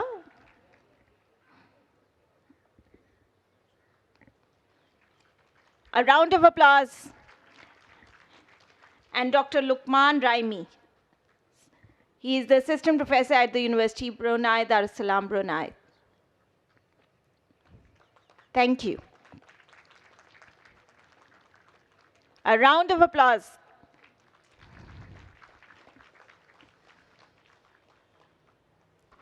Thank you, everyone. It is time for our lunch and prayer break. I would request everyone to say their prayers and then go to the lunch.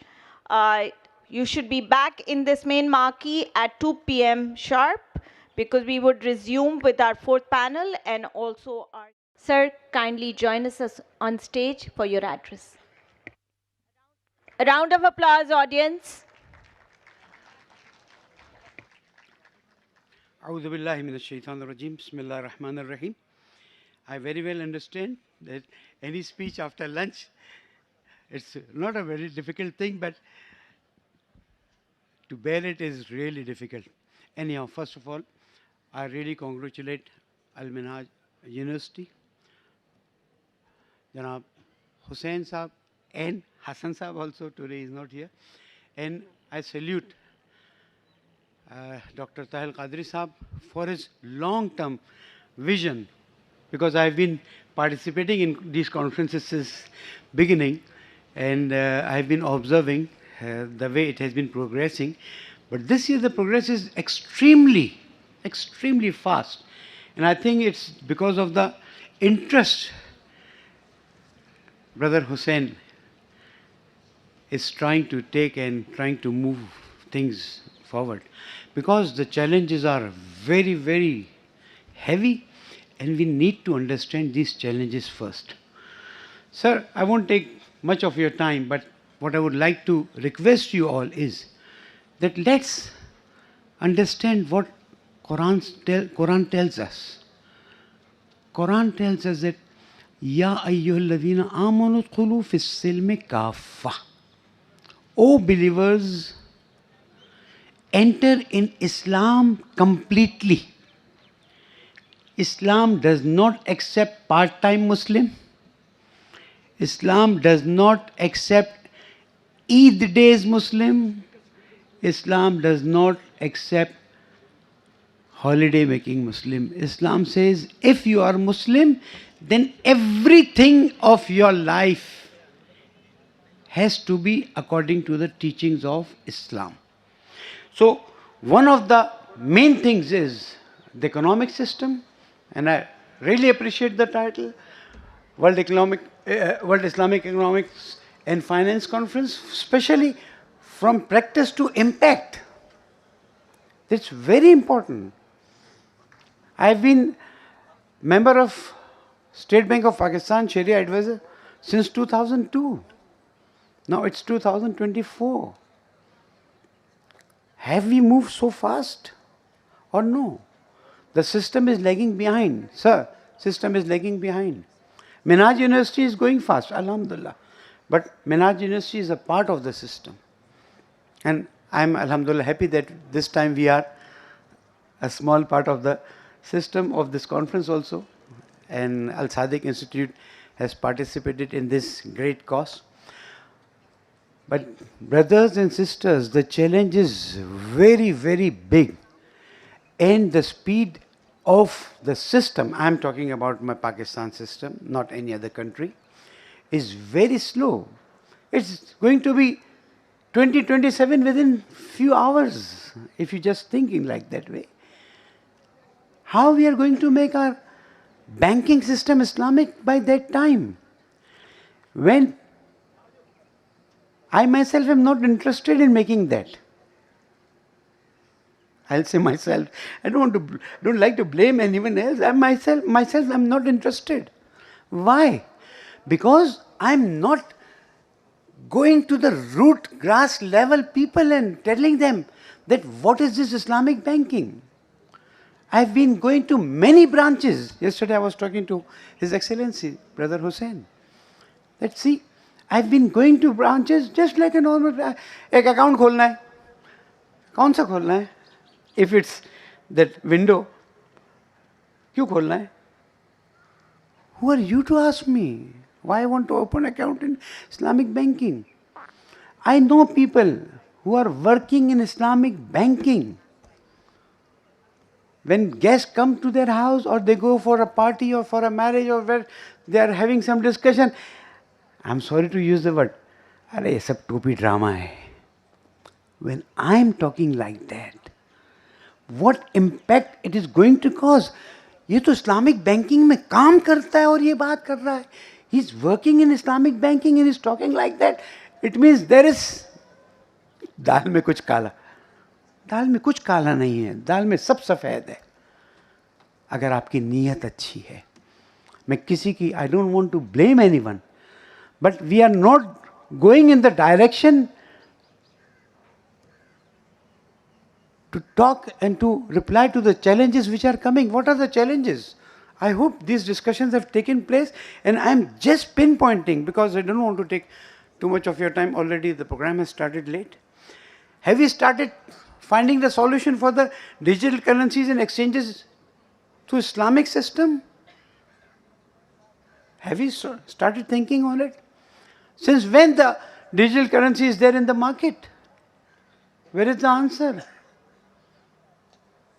I don't find any solid reply to this problem. I'm not talking about any specific fix, I'm talking about the whole system. What about the blockchain used for the smart contracts? World is going for the smart contracts through blockchain system. Are we answering those questions? Are we trying to solve those problems? We have not been able to solve the basic thing that when a share is sold today, is it being transferred to the buyer on the same moment or not? Still we are in that discussion and we are not ready to find out the solution. दर्द दिल है मैं करूँगा. Technical बातें मेरे दोस्त और भाई और मेरी बहनें करती रहेंगी. They will technical discussions you people, and that's why I'm sure I was not given any specific topic. I need to know the answer. Now everything is blockchain. The contracts are blockchain, smart contracts are there. LCs, guarantees, everything. Have we found out the solution? No. What about the carbon credits? Now we need the carbon credits. World is going towards that. And many of us even don't understand what carbon credits are. The environmental solution is through carbon credits. One of the solutions, I'm sorry to say. Metaverse is there and the virtual world space is challenging all our things, including the Islamic economic system. How are we going to answer them? I don't know. But I have some other points also, which I want to tell you. The challenges being faced by Islamic finances. And I think this is the right forum. At least I speak out. فَذَكِّرْ إِنَّ الذِّكْرَى تَنْفَعُ الْمُؤْمِنِ. याद दिलाओ इसलिए कि याद दिलाना मोमिन को फायदा पहुंचे. Maybe a brother or sister pick up a point from my discussion and may go ahead with that. My question is, are we going to develop the HR for the oncoming Islamic banking system or Islamic economic system? I don't like to say Islamic banking system because I say Islamic financial institutes. The word bank is for some other system. Anyhow, we are using that. HR development has not been taken seriously, sir. I respect whatever is being done in this university and some other institutes. But 2027, whole system becoming Islamic, you won't find HR except that you start working from now very fast. Product development, there's a very, very big challenge. We have not been able to develop products the way the world needs. World needs money. If you provide them with halal, they are happy. Otherwise, also they may be, I'm sorry to say, happy. So you have to take care. Regulatory challenges. Who's going to answer to these regulatory challenges? I think regulatory challenges can only be solved if the Islamic banking systems inclusive of all the fiqhs. All 5 fiqhs should be included in all Sharia advisory boards or anywhere where a system is being developed for Islamic banking. And if we go in one direction, it's going to fall down. Believe me or not. Dil se baat kar raha hu. We need to have inclusive all fiqh, all sharias on board. Otherwise, these challenges will be a really big problem. Then I'm surprised. Still, banks are not ready to become Islamic. Being in State Bank, I get things. Feedbacks are coming. Why? Conventional banks are allowed to advertise. One of the questions was, still I can see conventional branches are being opened. How come? We cannot afford it. If we are going to change the whole system to Islamic by December 2027, then why new conventional branches are being opened? No, we need to understand. We need to help Islamic banks to manage the liquidity management, to manage the liquidity, and it's a big problem. I'll say, if we really take it seriously, and if we really go down, especially if, and I know many people are here from the banks, अल्लाह को हाजिर और नाज़िर जानिए और अल्लाह से वादा कीजिए कि हम रिबा का मुकाबला करने के लिए तैयार हैं. Allah has promised, in tansurullah yansurkum wa yuthabbit aqdamakum. First you have to take a step. You have to help Allah subhanahu wa ta'ala. Astaghfirullah, inna Allah ala kulli shayin qadir. How can we help? No.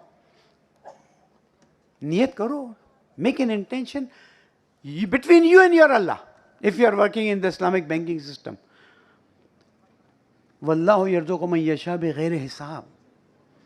You will get so much that you can't even think about it. But if your niyat, intention will be clear, it will be with barakah.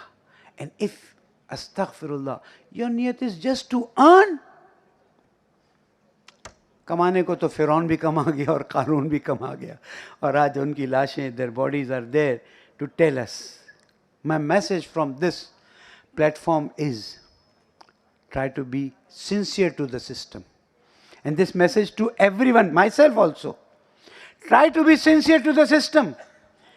And don't let those people whose interests don't allow us to move forward fast to enter the system. मैंने दिल की बात बंद अल्फाज में कही है. And if there is a closed forum, I am ready to sit there and speak out. I don't want to pull anyone's leg. But people ask me, when they see me, they ask me, how come conventional banks are bound to give this much minimum of the profit or interest? And how come Islamic banks are free? How much bonus these Islamic banks are going to distribute among their shareholders? Can anyone check? When you distribute the bonus, what about those who have their accounts in their banks? What is my salary in Islamic banking system? Can there be any check and balance in that system? Or no? Because Islam is there and I have taken fatwa from a mufti, so everything, no. We are answerable. If we act in a way which challenges the Islamic system, believe me or not, I am not going to take more minutes. If we act in a way, and because of my action, Islamic system or Islam is being challenged, I am answerable to Allah. Is there any board who can check the salaries and the of those who are on the boards? No one is there. You can't talk even. Today what I am talking is going to be a big problem for me, but anyhow, I am not afraid of anything except Allah subhanahu wa ta'ala. I hope I have been able to make you people understand, my sisters, you people also take things seriously. You are an important part of the system.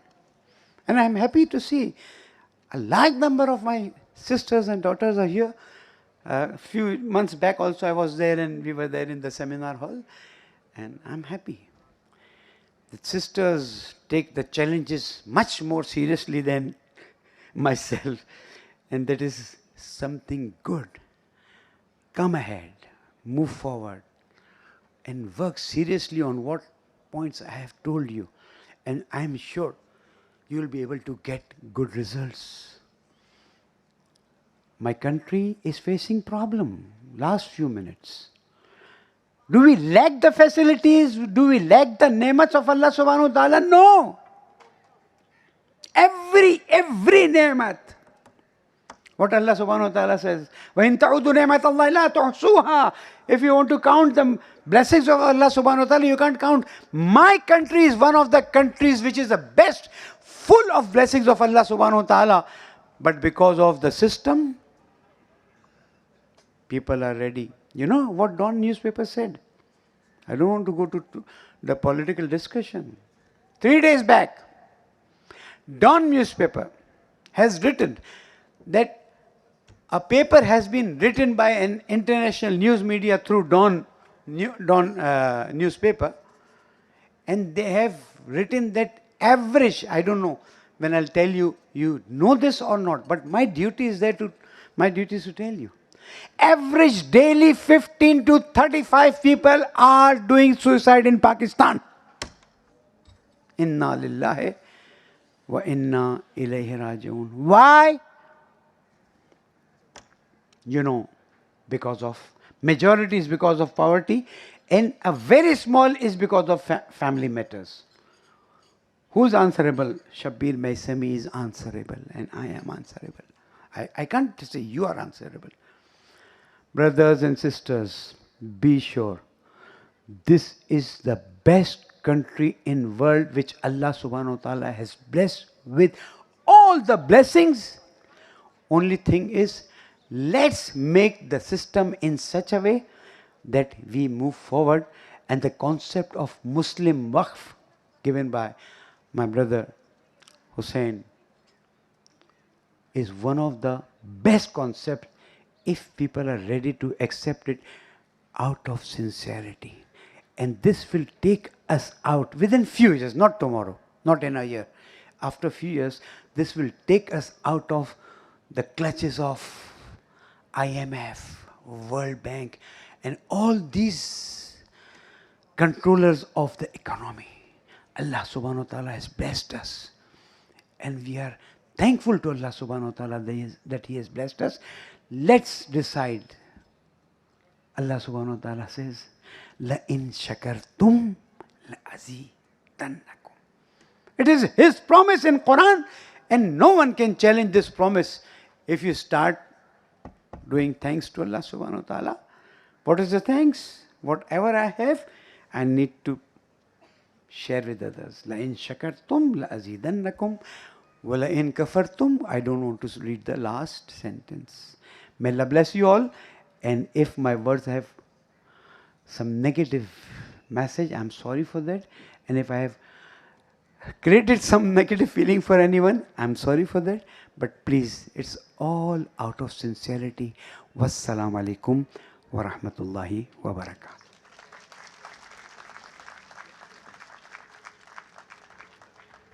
Thank you, sir. A round of applause.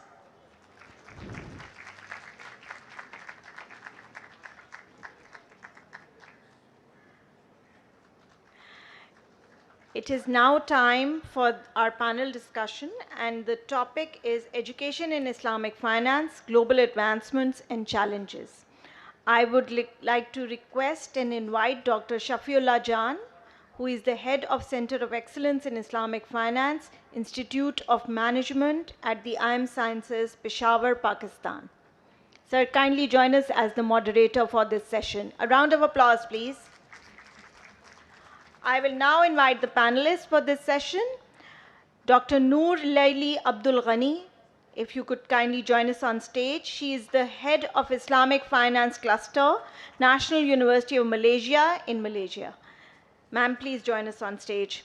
Dr. Abdul Sattar Abbasi, he's the head of Center of Islamic Finance at the Comsats University of Lahore, Pakistan. Dr. Saad Azmat, he's an associate professor at the Lahore University of Management Sciences, Pakistan. Kindly join us on stage.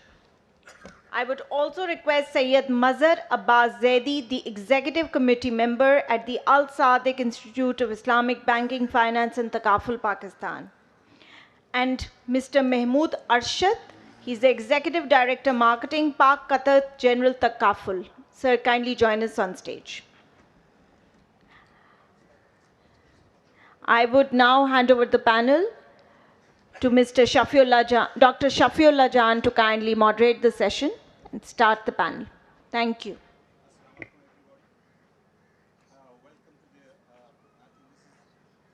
Can you guys hear me?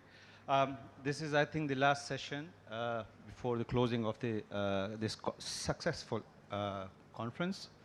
Our theme of the panel discussion is the Islamic finance education, global advancement and challenges. And I think, as we know, with challenges come opportunities. There are a couple of challenges that we experiences while when we started the Islamic banking program in Pakistan. And these challenges still exist. So I'm going to present some challenges. I'm going to try to have some solutions before we ask the panel some questions in relevant for relevant themes. So when we started Islamic finance, one of the biggest problem we encounter is the national standard curriculum. So what happened is different institutions were promoting and offering Islamic finance degrees according to their understanding of the curriculum, as there's no standard curriculum from the Higher Education Commission, Pakistan. And I think this is a problem in the long term because due to lack of standardization, the future HR may not be able to receive the level of education that they deserve.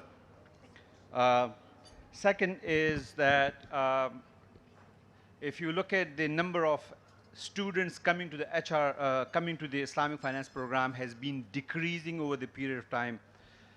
This is what we are experiencing, as well as I think this is, I can give you two examples. This is also happening with Durham University. They stopped their MS program because it's just too expensive in view of the current economic situation in the world. And I think in NCF experienced some problems like this as well. So that's my second challenge or issue with the education. And third is that what happened is a lot of students would come to the Islamic finance degrees. They would do their bachelor, master's, and even PhD. But when we talk about HR, usually, you know, for the banking sector, these bachelor students are more attractive option. But what happened is when they announce their jobs, they will announce the criteria very generic, very general, and they would invite everybody whether they have a specialization in Islamic banking and finance or not.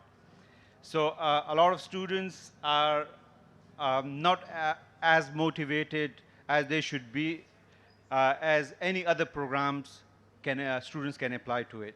So I think to deal with that challenge is that when these institutions announce job openings, they need to have special scores, special criteria for those who have a specialized education in Islamic finance.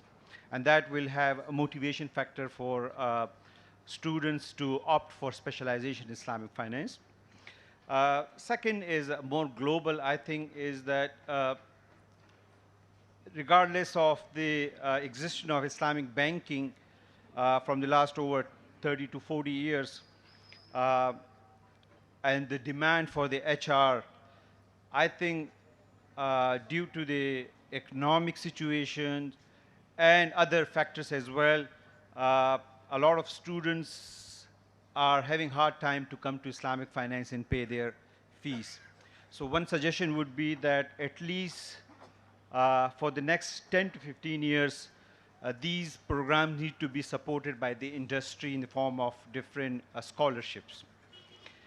So for the next 10, 15 years, these scholarships will guarantee a lot of students coming to these programs and have to have the availability of enough HR for the industry. As far as the national curriculum is concerned, I think even like this are very important because we need to raise our voices for national curriculum. This is the issue in Pakistan. Like I can give you another example. It took me 5 years to convince my BBA program to have a general third or fourth year level course for every student in Islamic finance. So if it takes my university to have 5 years before integrating this program, it can take longer for other. Sindh has taken a very good step by making it compulsory for all education sector to have at least an introductory level course for Islamic finance. So whether people are opting for specialization in Islamic finance or they are opting for other program, at least by taking that introductory program, they can make a right decision. So if they are not taking any Islamic finance courses, it will be very hard for them when it comes to taking a specialization decision for specialization program. So that's my my views on the challenges and the world view of advancement of Islamic finance. So I'm going to invite Noor, and I'm really interested because when you look at the education of Islamic finance, it's quite established in Malaysia. So I'm interested at that can you share some innovative experiences or strategy you have when you were designing the Islamic finance education, especially in view of very diverse society, diverse community. And these experiences, in my opinion, are very important for us to have understanding as well. Over to you. Bismillahirrahmanirrahim. Rabbi shrah li sadri wa yassir li amri wahlul 'uqdatam min lisani yafqahu qawli. First of all, it is a very great honor for me to be on the stage with all the experts, and thank you very much for inviting me to become the panel discussion. Talking about what we have done in Malaysia, I think we have a very great support from the industry, from the government, whereby in 2005, we have started to establish the Institute of Islamic Banking and Finance in the International Islamic University Malaysia. That's a dedicated institution offering Islamic finance education, as well as INSEF, which offer the postgraduate studies also in Islamic banking and finance. So at the moment, we have like 2 dedicated institutions offering Islamic banking and finance in Malaysia. And then that is from the perspective of the education, so that all the students, like prospective students, are motivated to come and learn from all the Islamic finance experts, because it is a dedicated institution in Malaysia. So I think if I can speak from my own experience, when I want to do my master's and PhD in Islamic banking and finance, that's one of the main reasons why I choose IIBF, because I would like to learn from the Islamic finance expert we have all the professors, all the scholars like gathered in one institution.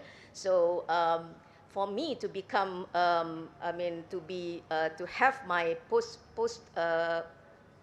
PhD in Islamic finance, I need to learn from the seniors. So that is my motivation. So with that spirit, I think the establishment of Islamic banking and the dedicated institution of Islamic banking and finance is very good initiative being done in Malaysia since 2005. And then that is if we talk about from the perspective of the education itself, offering to the prospective students. Another initiative that we have done in Malaysia is to gather all the educators under the ICF, International Institution of Islamic Finance Educators. That is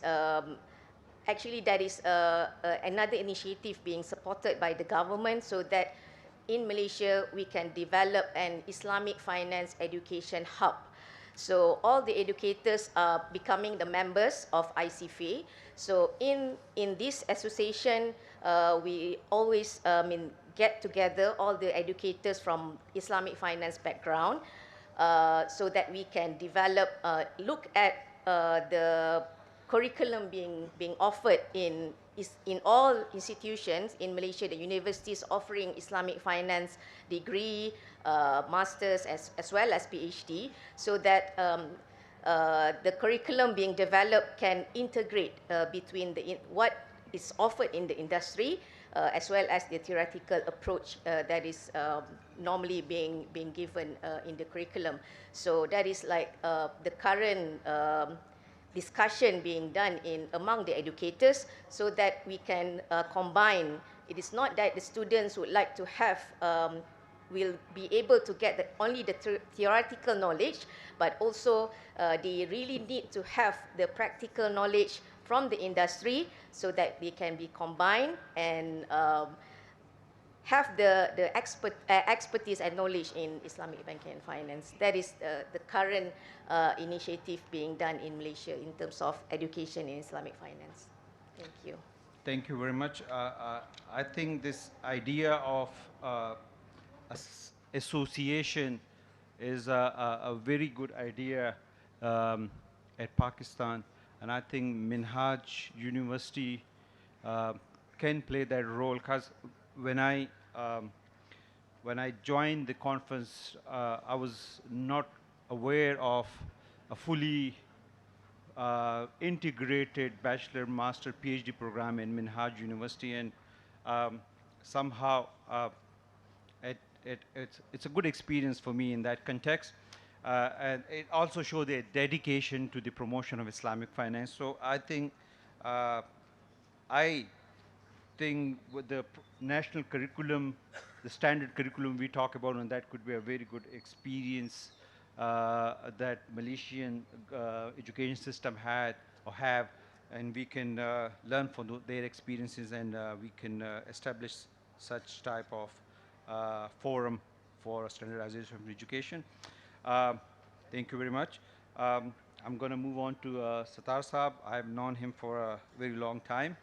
I know he's involved with the awareness and spreading of Islamic finance education in the community.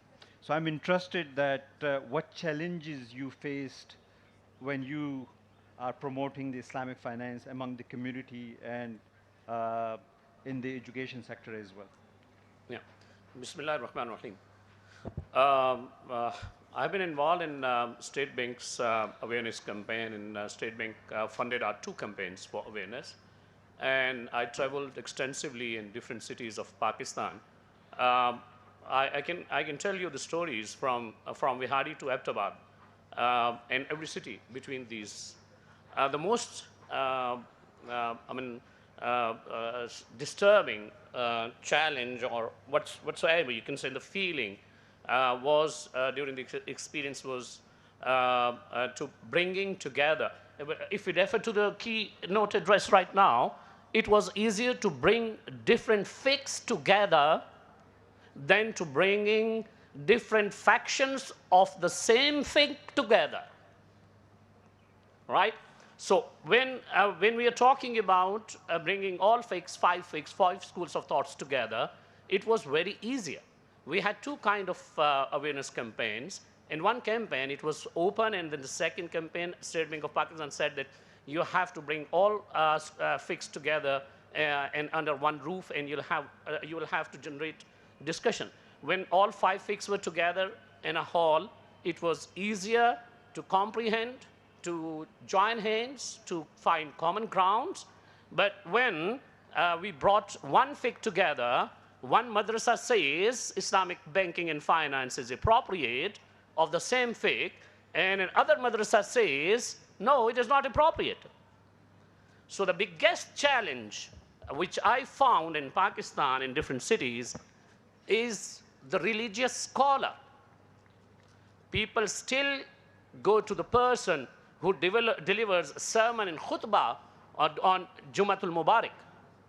We give them a lot of information that how Islamic banking and finance complies with Sharia standards. It is Sharia compliant products you can find from Islamic banking and finance. They collect information, they go to the person, the religious scholar who delivers a sermon on Jumatul Mubarak, and if he says, no, if it is from that madrasa, so it is not appropriate.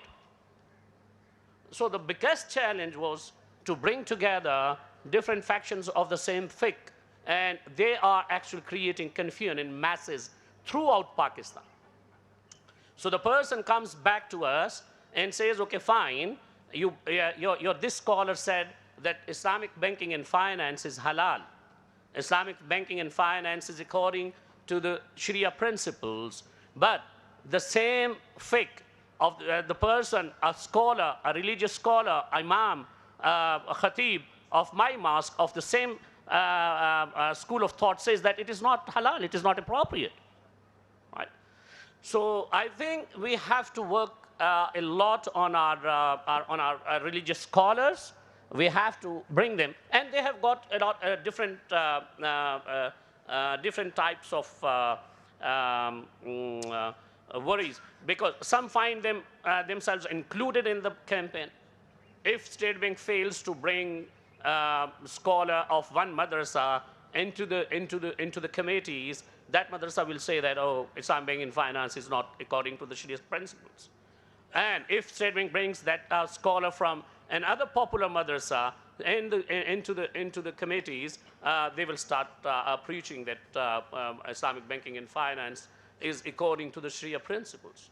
So I find it is very hard to convince religious scholars. We have to ensure that there is not, there should not be a dominance of one proper madrasa on Islamic banking and finance. We have to include all madaris of all fiqhs together, and we have to build regional committees, we have to build divisional committees, we have to build national committees, because for State Bank of Pakistan, it is not possible probably to include a chief mufti of every madrasa, popular madrasa, in a country of 240 million people, right? So then probably we can involve them in our committees of divisional or provincial or district level, so that they find they're part of the system, they are included in the circle, and probably they will then guide because in Sharia principles, we found that a scholar can interpret anything to any direction, because religious scholars are expert people, right? They can say that, okay, fine, this is halal, and they can always establish that it is doubtful, right? So when it is doubtful, then people come back and say that that we are not going to open. This is one problem which I faced, and I thought this is the right time to share. And the second, which Dr. Shafiullah said, that that our Higher Education Commission, the regulator has probably failed to provide us a platform and universities to make these programs viable, economically viable. But I still believe we need to include each and every section and faction of every school of thought to bring them into the circle of Islamic banking and finance, and that will probably eliminate entire resistance, and that will bring a real revolution in Islamic banking and finance. Thank you.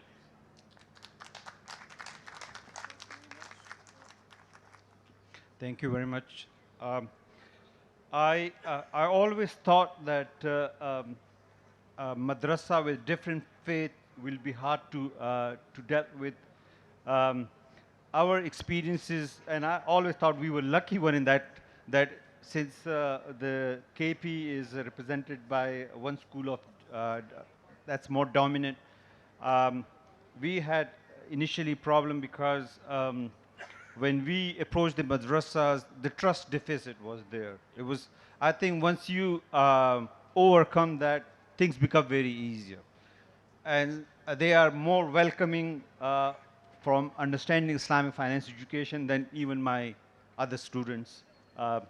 And I was just reading this morning a paper, and I don't know how accurate those statistics are, but they were saying that of the total Sharia advisor positions, 74% are occupied by one dominant. One same madrasa. One madrasa, 74%. Right? 74% religious scholars involved in Islamic banking and finance are from one madrasa. And in the same city of that madrasa, there is another popular madrasa which clearly says that we don't believe the Islamic banking and finance. And that is again a huge madrasa and has a huge contribution, right? So yeah, you're right.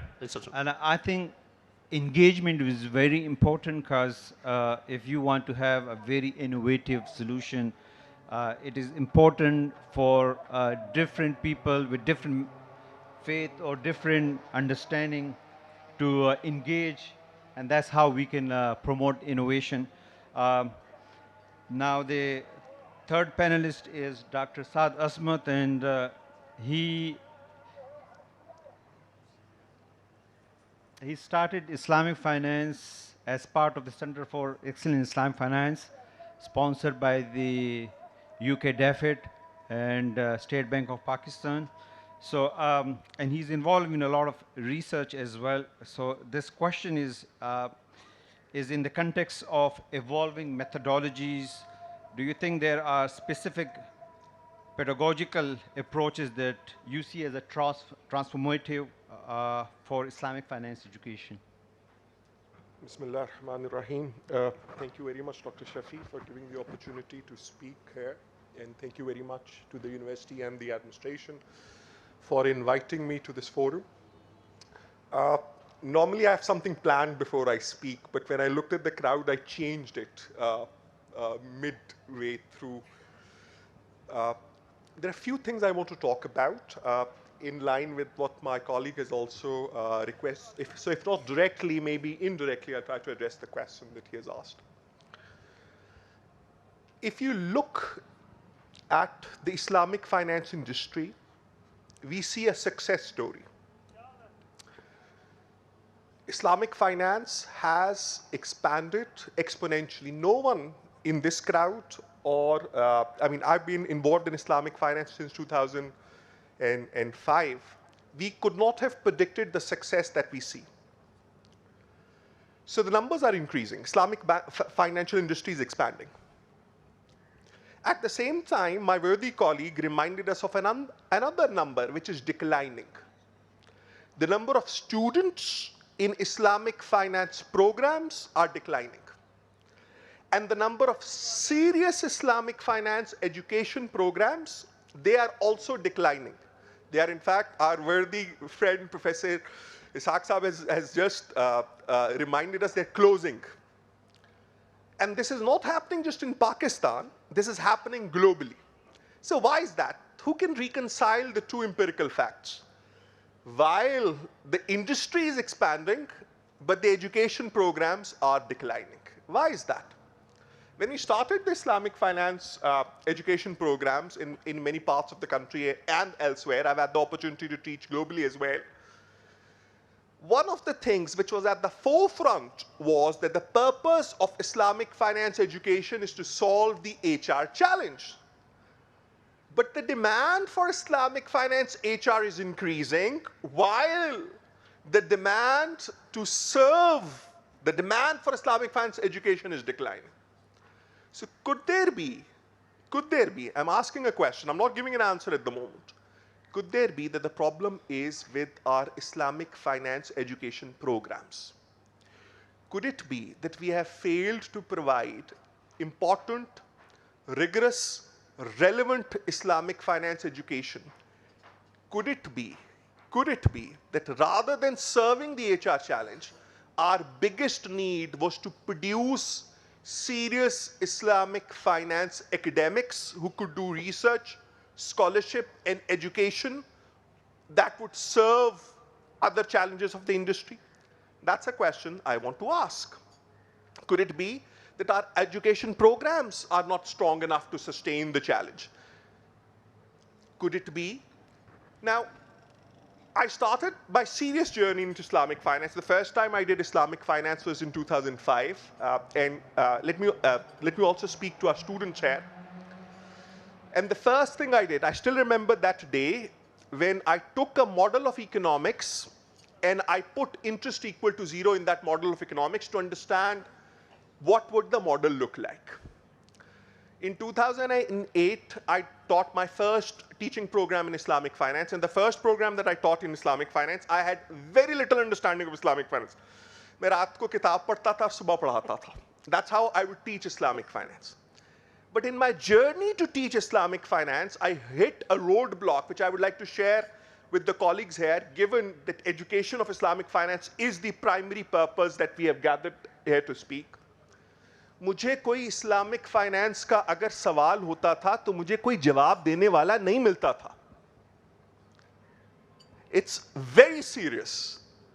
If I had a question in economics, I had people and I had books that can answer my question. If I had a problem in finance, there are people and there are books that can answer my question. But if I had a question on Islamic finance, I struggled to find people who would be able to answer that question. Most of the people that I asked questions on Islamic finance, they would shun me. Isko kya pata hai? Ye kyun sawal pooch rahe? So now, one of the biggest challenges as an community of educators to my younger colleagues which are sitting, ask and answer questions related to Islamic finance. You have to ask deeper questions. And to my educator friends here, keep on letting these people ask questions and make the effort to help them answer these questions. I was very fortunate in my lifetime. The reason I'm sitting here, मैं Islamic finance से शायद भाग चुका होता. The reason I'm still sitting here, I've been very fortunate that there were educators out there who helped me answer some of the questions which I wanted to ask. So as community of educators, it is our responsibility to answer those questions, not simply to preach our students. Last comment I would like to make, but to help them untie the knots which are in their heads about Islamic finance. That is the responsibility of an educator. Not simply to come and deliver their messages and then hoping that everyone is going to understand. Every student has a knot in their head about Islamic finance. It is our moral responsibility and responsibility as educators to untie those knots. And to do that, my friends, first of all, we have to untie those knots for ourselves. That should be the vision of Islamic finance. There are many untied knots. It's very easy to explain those knots. It's very easy to criticize those knots. उसके बारे में आके कह देना ये गलत है, ये गलत है, ये गलत है. उसको untie भी करना है. And that is the responsibility that we should have as educators. Thanks. Thank you very much. You talk about the interactivity both ways for the solution, but you didn't tell us why the demand is high. Is it the failure of the system in that context? But why, I want to ask you, because this is a very good perspective you provide is that why this is a very global issue. Like, I mean, you can just say, oh, it didn't work in Pakistan for that particular reason, but somehow every corner of the world, this has been the result. I promise I'll answer, but you won't beat me. It's a failure of Islamic finance education. We lacked a serious vision of what Islamic finance education should be. We got too excited about solving the HR problem, that there is opportunity, there is opportunity. All our sight was fixed on the opportunity solving, and एक simple सी बात बता देता हूँ. Hopefully, I'm an educator, and I'm a serious educator in Islamic finance, and I'm very supportive of it. So please don't get me wrong here. If I have to teach economics, what do? I can easily, on one click, download a textbook on economics published somewhere in the US. I can download it and teach it. If I have to teach finance, what do? I get a book, one click, teach it. If I have to teach Islamic finance, what book should I download? Can you tell me a book that will answer all the questions that I have? Can you tell me a group of people whose scholarship of the discipline have reached such a higher level that they will be able to answer some of the questions that I have? In fact, let me make it even more difficult, sir. There are even very few people out there who would even be interested in the questions that I am interested in. How does the discipline develops? People are interested in the questions. People are not even interested in asking the questions. So it's a failure of Islamic finance education. And it's very easy to, and I am an educator, so I am owning that failure. I'm part of that failure.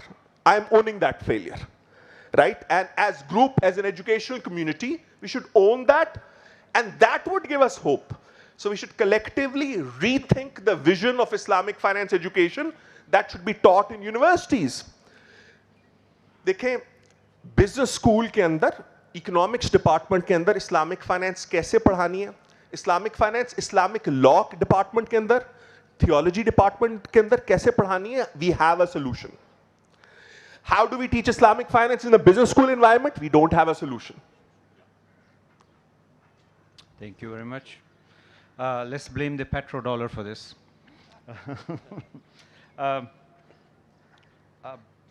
Let's continue with our next brother, Sayyid Mazhar Abbas. Question is that what role do you see for collaboration between education institutions, financial entities, and government in advancing Islamic finance education locally? And if you want to give us something globally, we really appreciate it, because our Singapore brother Muhammad talked about this triple helix model of innovations. So these three pillars are important, and maybe they can also play an important role in developing serious academicians as well. أعوذ بالله من الشيطان اللعين الرجيم بسم الله الرحمن الرحيم اللهم صل على محمد وآل محمد وعلى صحبهم المنتجبين أما بعد بسم الله الرحمن. First of all, I would like to thank the management of Minhaj University who gave me this opportunity to speak in front of you, and secondly, I want to congratulate Professor Dr. Hussain Muhyiddin Qadri and his team. It's really a wonderful event, and I'm learning from this. Before answering your question, sir, I request Mr. Abbasi, can I ask you one question, sir, please? But you don't have to answer that. I will answer that. It's related to you. Do you really want scholars to be convinced with Islamic banking? Yeah, exactly. Do you really want them to endorse Islamic banking? Yeah, we want them. Okay, we have audience from around the globe, from UK, US, Middle East, everywhere. Madam, you're coming from Malaysia, Alhamdulillah, we are having you. Maybe there are scholars who are opposing Islamic finance in Malaysia as well. Do you really want them to be convinced? Yes, of course, make them Sharia board member. They will be convinced. When they know there is no room for them, why they will endorse? But how many people we can accommodate in a Sharia board? This is the challenge. That's why I'm saying that we should devolve this, and we should develop as many committees as we can, right from the top state bank committee to the provincial committees to the divisional committees to the district committees, so that everyone feels included. Yeah, this we can do. But in state bank, we can't actually make that there are probably 1,000 popular madrasas in Pakistan. So we can't give representation to 1,000 madrasas in one central committee, probably. This is what I wanted to establish. But at least we can eliminate the repetition, inshallah. So you were asking me about how we can collaborate all together in between the financial institution, the educationists from Madaris. Look, I want to talk 2 minutes about the history of Islamic finance for the last 40 years. Now we are seeing a significant systematic development in Islamic finance. This is not the first time we are doing Islamic finance. Many great scholars were talking about this, were writing about this, even 100 and 200 years ago. But in last 50 years, we are seeing a significant development, systematic development instead.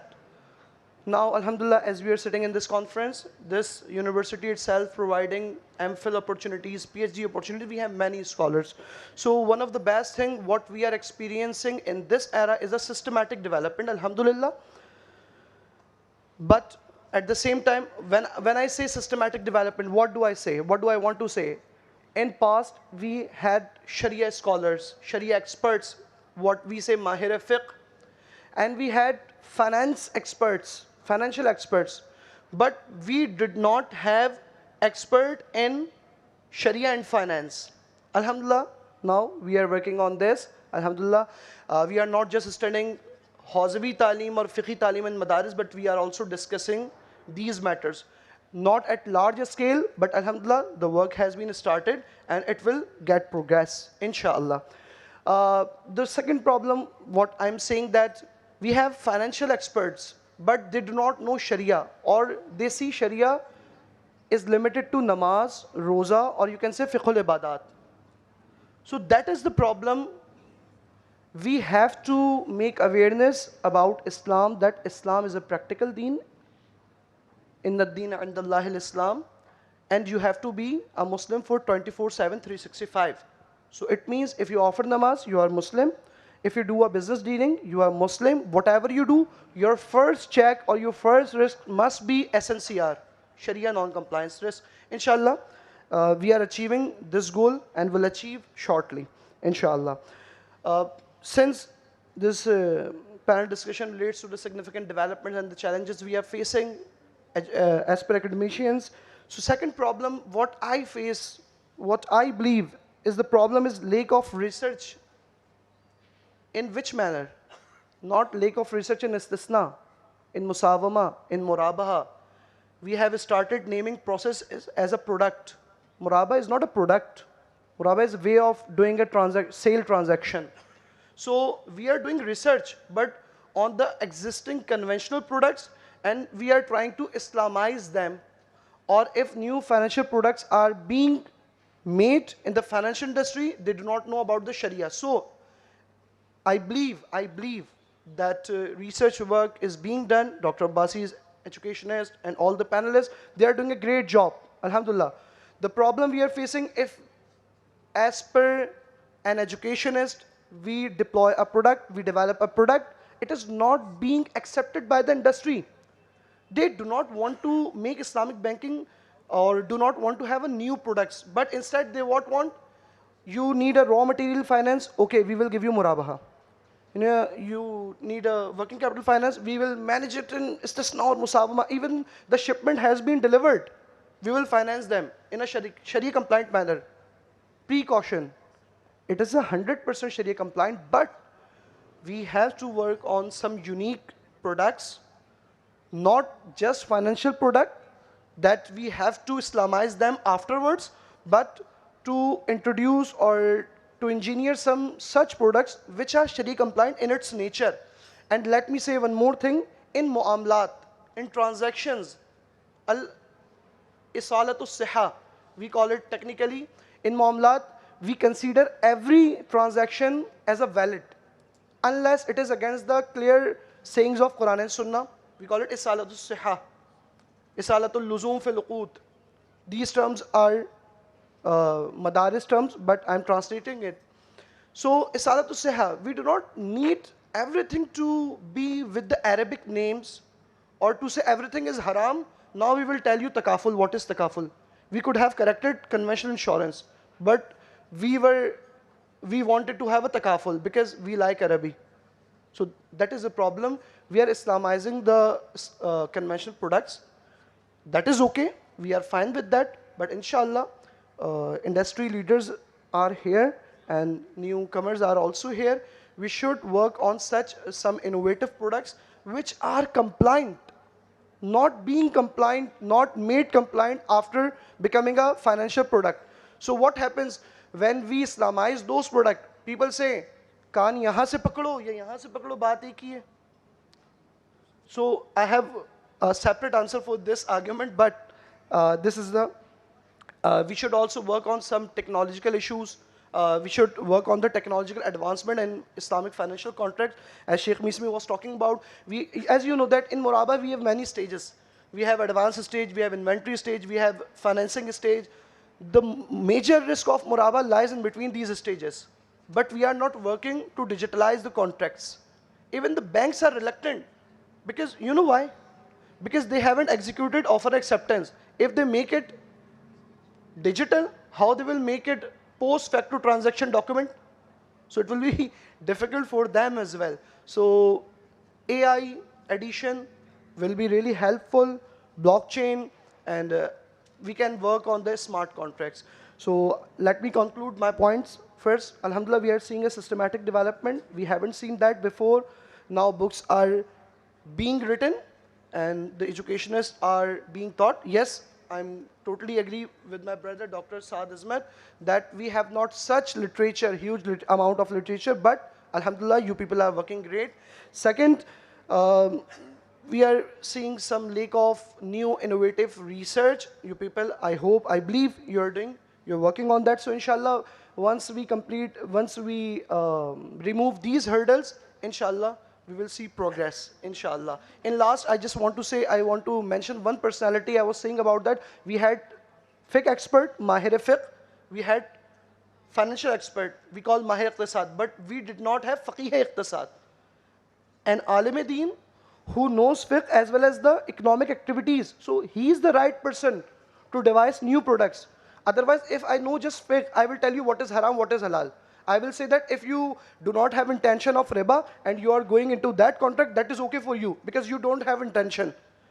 Ash-shartul fasid la yufsidul aqd fi bazi waqtiha. So Shaheed Ayatollah Sayyid Baqir Sadr, who has written one of the first books of Islamic banking, Al-Bank al-Arabi, not on the Islamic banking, but on the economic system, Iqtisaduna. I recommend all participants to read this book. It is also available in English, Urdu. So we need to have those kind of personalities. Alhamdulillah, we are having some. Inshallah, we will have more. Assalamu alaikum wa rahmatullah. Jazakallah khair. Thank you very much. In continuation with the content development, when we started the PhD and we started the MBA, MS program, I think that's one of the issues we had to localize the content. And we were lucky that we were able to develop some case studies in the book, Takaful book we have written with Pak Qatar. So to continue with that, what role do you expect as an industry from academia to accommodate you in the form of HR, in the form of cases, in the form of awareness, to name few? Fauzu billahi minash shaitanir rajeem. Bismillahir rahmanir rahim. Assalamu alaikum everyone. Before responding to your question, I would just like to commend the efforts and enthusiasm of the organizers to arrange such a wonderful conference. Unfortunately, I couldn't attend yesterday's session because of some commitment in Karachi. But today I was just hearing to Sheikh Mesmi Saab. It's a wonderful speech and very thought-provoking and motivating as well. And all the panel participants have also contributed to my knowledge. Regarding your question, I think things are changing really very fast. And when you started your, education, Islamic finance, and you just mentioned about the Pak Qatar support. At that time, we were, localizing the content, but I think it's about time that we should globalize our content. Whatever we are teaching in academia, and that should be aligned with the challenges that we are facing at not just at national level, but also at the global level. Right now, the system, the economic system, the global economic system, which has been, controlling the world from last more than 1 decade, is now going to collapse. And if you look at the protests that take place at G20, G8 summits, we see that the people who are following, the governments who are following or leading those systems, their own people are talking about it. And the solution of all those issues are basically there, alhamdulillah, in the Islamic economic system. Since we are, operating in a globalized world, we, as Pak Qatar Takaful, we have a shareholding from Qatar. Lots of things are happening in our country which are linked to those international factors which are constantly changing. So I think there is obviously academia is a very important part of the Islamic financial ecosystem. And there is a need to keep, keep the curriculum aligned with the changing dynamics in the global economic and technological environment. There's also, a need for having such kind of more, events where the academia, the industry, and the regulator can sit together and see what is needed to incorporate in the, in the curriculum. And one thing more that I just, fellow participant just shared something with us, which is not very motivating and very disappointing, that number of students Islamic finance education are decreasing. And same goes for the courses that are being offered in the universities. But unfortunately, this is happening only in Pakistan. If you look at, I was in UK 3 months back, there was a conference I was supposed to attend. And London has become the largest hub in the world where they are offering Islamic finance.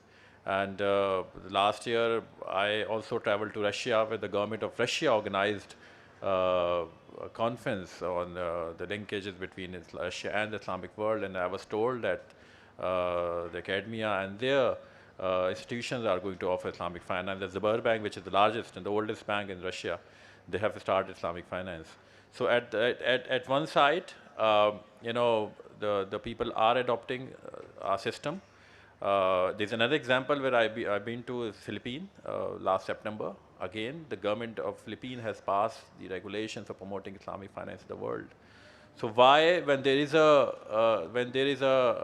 need for more Islamic finance professionals, ideas, intellectual capital in the world, and in our local context, we are seeing shortage of students and the decreasing number of students in the academia. So I think what needs to be done, and there are lots of students, mashallah, I'm really glad to see a large number of students attending this event, and this is last session. So that shows the passion and willing to students learn about this Islamic finance. I think this one thing is clear, that Islamic finance is the future of finance in the world. You can call it participation banking, you can call it with any other name, but the principle that we have been talking about, we are promoting, they will be there. And if you just,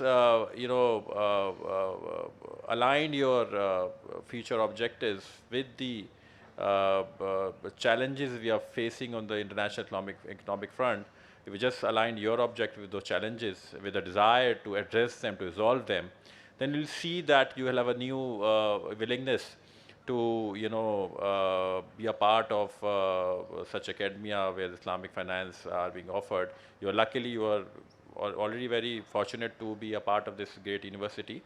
But I'm just talking about in general sense that we also need to inculcate and create this, the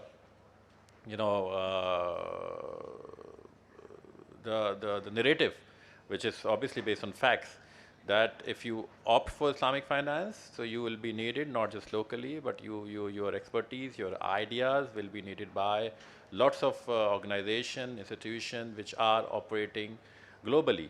And all those challenges that we as a global economic community, global community, all the nations we are facing, the solution is, I believe, that they all are with the basic principles which have been taught us, which have been, we have studied in Islamic finance, and you just need to have that sight, that vision, that our, Allama Iqbal says that, ajab nahi ke badal de use nigah teri, बुला रही है तुझे मुमकिनात की दुनिया.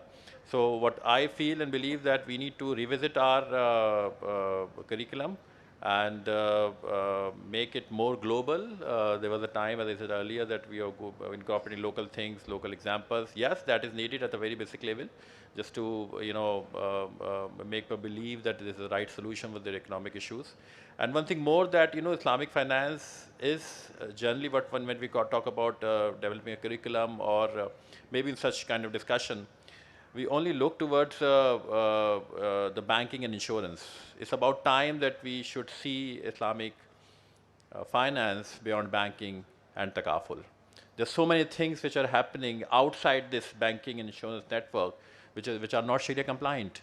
And unfortunately, people are not aware of the things that, these things are not compliant with the guidelines of Sharia. I remember the other day I was traveling to Karachi, and there was another guy. We had a very good discussion. I really believe in the miracle of such chance meetings. So, and he was coming from some, he had some business here in Lahore. And mashallah, he had a very good beard and very good personality. And so he told me that one of my side businesses, we deal into properties, and we purchase file and then sell it at some good rate. So I just asked him, say, is it Sharia compliant that you buy a file and without taking possession of the property, you sell it to some other? So he said, yes. What's wrong with it? So I just told him that it's better to take guidance from, because I believe that unless you don't have a possession of something, you cannot sell it to some other party. So there are so many things which can be. So it's not just the the basics of banking and takaful that we should cover in the curriculum. We are expecting academia to make their curriculum, as I said, global, and also should cover those things as well which are not just related to banking and insurance. Thank you. Jazakallah khair. Really appreciate all of your feedback. Just to conclude with two things that at least helped me to work toward, is that we need to have that Malaysian experience of institution of Islamic finance educationists that can work on the content develop, because I think we need to pay attention to such things. I think this is the need of the time, and that can be promoted along with the regulator and higher education commission. And I think in the future that should be global, because when we talk about the content, the curriculum, the rigorousness of the content, that has to be across the globe. So with these recommendations, thank you very, very much again for sparing the time and sharing your thoughts and ideas. Jazakallah khair.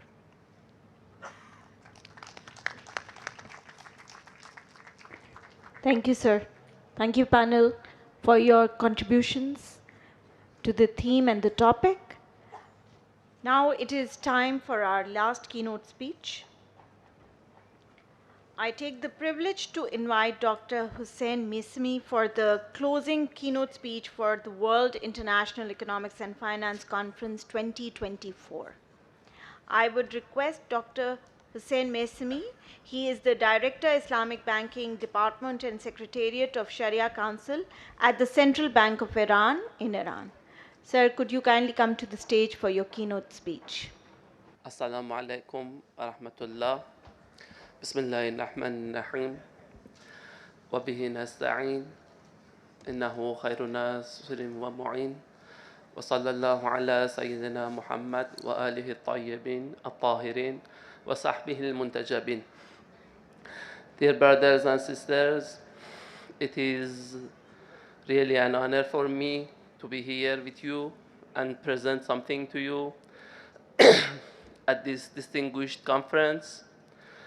Again, I mean to thank Manhaj University for this scientific endeavor and all the efforts they made to make this gathering possible. Alhamdulillah, discussions were very good and we learned a lot from the different topics from people of scholars from Manhaj University, international people, and I think that discussions were so fruitful. Actually, my presentation and my speech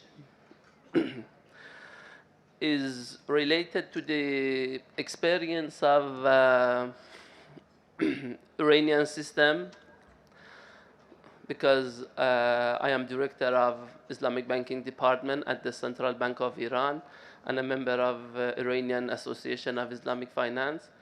I believe talking about the experience of Iran is important to you. Actually, because of the American sanctions, the presence of the Islamic Republic in international era of Islamic finance is limited, and because of that, usually it is little known about our system. Iran undoubtedly is one of the pioneers in the field of Islamic finance and Islamic banking. It has started doing Sharia compliant banking at a very early stage, and now we have more than 40 years of experience. If it is possible, kindly put the slides so that I can go based on my slides. Actually, one of the main, for sure, the main activity or the cornerstone of the Islamic banking in Iran is the Riba-Free Banking Act, RFBA, which was passed in 1983, almost 40 years ago. From that time on, all the system converted into Islamic system.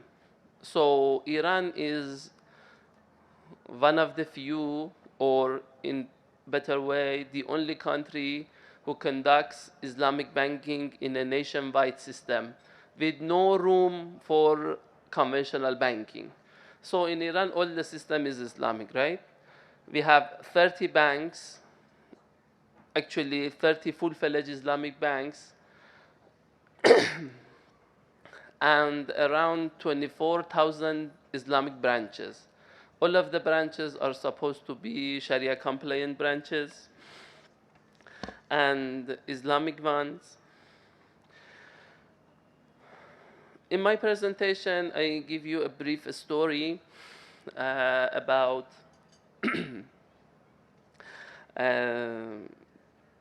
brief story of Islamic banking in Iran, some opportunities and some challenges. Why our experience is important for you? I believe because of the new verdict or court fatwa that the Pakistani system should convert to, in my view, countrywide system of Islamic banking. It is important for you to have a kind of a strategic plan. And in this regard, the experience of Iran is very important, especially regarding this verdict or court fatwa. As I told you, In, in our system, all uh, all the system changed into nationalized banking system after the Iranian Revolution. So after the revolution, before the revolution, we had some private banks, but after the revolution, Iranian Revolution, 1979, the government decided to consider all banks to be governmental to serve the right of the people. So for almost 2 decades, all of the banks in Iran were governmental, right? But at 2000, another law passed and let the private banks start doing Islamic banking in Iran, so that at the time of speaking, we have governmental banks, also private banks. Can you go to the next slide, please?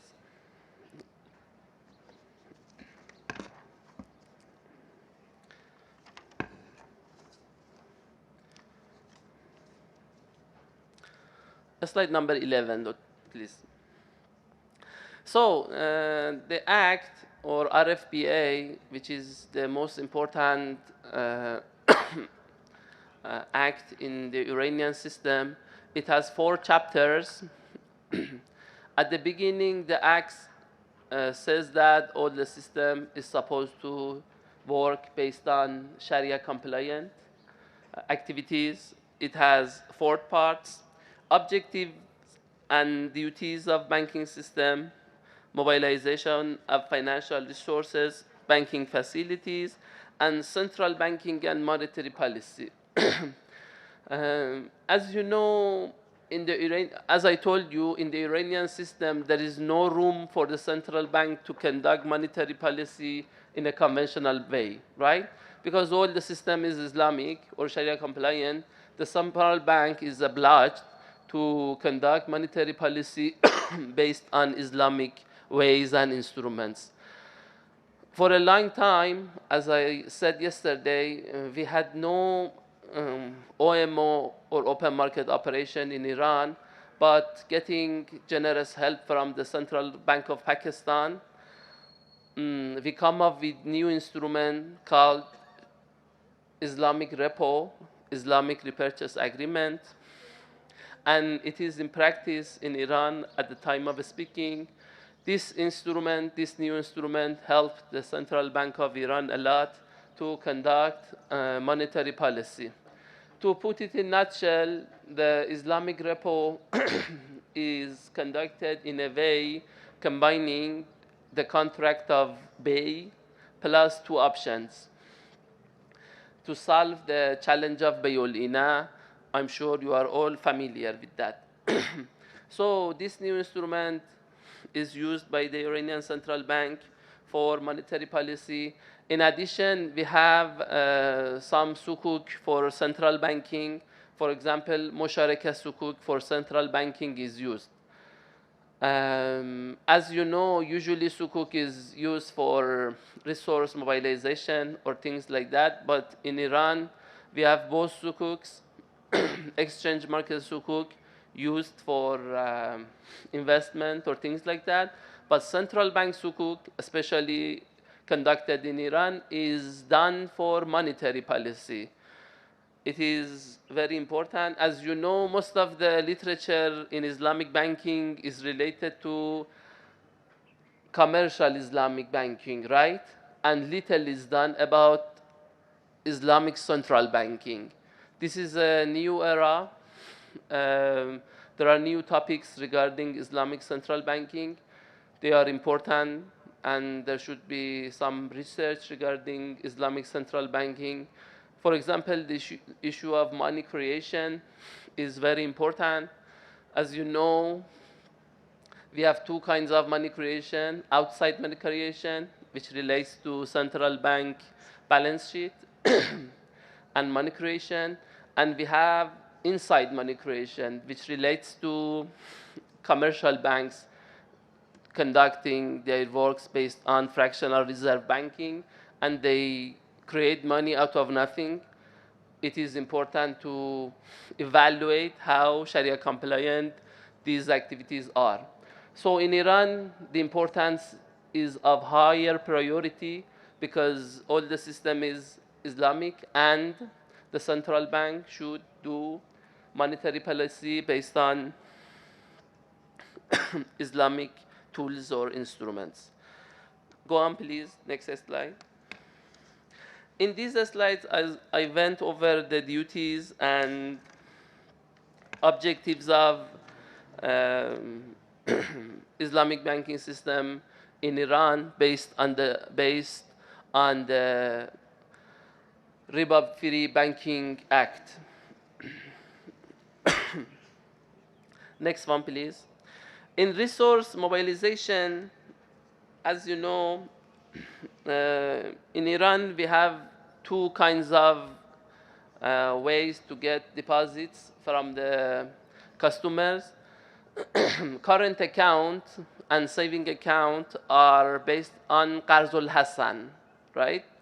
But the investment account or term accounts are based on Vakala. We use Vakala, but in other countries, Muzaraba is used, but in Iran, we make use of Vakala. There were a discussion in one of the panels yesterday in which it was said that, one of the professors said that we should not make use of the term Qarzul Hassan for current account because Qarzul Hassan, the part Hassan means tabarro, amal al-khair, right? But most of the depositors do not mean to do a kind of tabarro to bank, and bank is not poor to get any kind of tabarro. So we can use another term, qarz, right? Riba-free qarz. It could be a contract, not Qarzul Hassan. Qarzul Hassan have a kind of benevolent nature, and it is important to distinguish between these two. Qarzul Hassan is not equal to qarz without riba or qarz without interest. They are different. But in the current law of Iran, at resource mobilization, this difference is not considered, and all of the current and saving accounts are supposed to be Qarzul Hassan. In future, maybe next year, the law is going to be revised in Iranian parliament, and I wish some of the changes I am telling you here will be implemented. Next slide, please. Next. Well, in the 4 decades of experience of the Iranian system of Islamic banking, we have done lots of works and we had many successes, but also there are some challenges. I'm sharing these challenges with you just to discuss in this scientific conference. You think about them. It doesn't mean that in Iran everything in the Islamic banking system has some problems. No, it means that it is very difficult to make a system 100% Islamic, right? With no room for dual banking. It is a kind of wish to put all the system 100% Islamic, right? So there are some problems. I mean to give you the opportunities and challenges both together. Considering opportunities, next slide please. Considering opportunities, 95% of population are Muslims, just like Pakistan and some other countries, that most of the population are Muslims. This is a kind of, in my view, opportunity. It is important. There is demand for Islamic banking in the country. We have an independent act, right? Riba-Free Banking Act. It is important. It is a pillar for all the system. it is not just a jurisprudential issue. It has Islamic banking has come to laws and regulations. It is important. We have almost 4 decades of experience. It is also important. We have Sharia Council at Central Bank of Iran. It is the high-level council in the Iranian system. In Iran, you should note that the system is a bit different. Sharia supervision is a bit different from other countries like Malaysia and Indonesia. In that countries, each Islamic bank, right, has its own Sharia board or Sharia committee, right? But in Iran, we have one Sharia, high-level Sharia board at the central bank, but at each bank, we have one Sharia supervisor, not Sharia board, right? That supervisor works under the fatwas of central bank Sharia council, right? So we have one Sharia council at the central bank level. At each bank, we have one Sharia supervisor. Totally, we have 30 banks, so that we have 30 Sharia supervisors. It is important to pay attention to this one. Next slide, please. Number 18, challenges. About the challenges, brothers and sisters, as you know, the Islamic banking totally is a new issue. It started from some books, as it was mentioned, for example, from Mertirstat, Al-Bank al-Arabawi, or Iqtisaduna, our economics, our economy. So comparing to conventional economics or banking, who has a history of more than, for example, 300 years or things that like that, this field of study seems to be new, and because of that, education and research is very important here. So it is completely normal that we have some challenges. It means that we need research. Challenges, it means there are some questions, and we should go for to answer these questions. The first one, a theoretical issue, in my view, is the exact meaning of riba. So in fiqh, we have riba al-muamali, riba al-gharzi, or things like that, but new interpretation of riba. For example, can we consider inflation in the definition of riba? It should be thought about. There are different fatwas regarding this issue, but in my view, it is important to work about this theoretical challenge. The relation of riba and interest is important. As you know, we have different rates of interest: money market rate, capital market rate, insurance rates, debt market rates, short-term rates, right? Which comes and shows itself in the yield curve. It is important to pay attention to these rates and their relation to riba. For example, overnight interest rate that central banks consider in their operation, it should be considered how it relates to the issue of riba al-gharzi. It is important in my view. Money creation, I told you, is very important, and it relates to Islamic central banking, that little research has been done regarding this issue. There should be some research and more research and education regarding this issue. The role of money in new monetary system, in my view, is important. Next slide. We should consider that our system is based on fiat money, right? It is not based on dirham or dinar, which were physical assets, which had inherent value.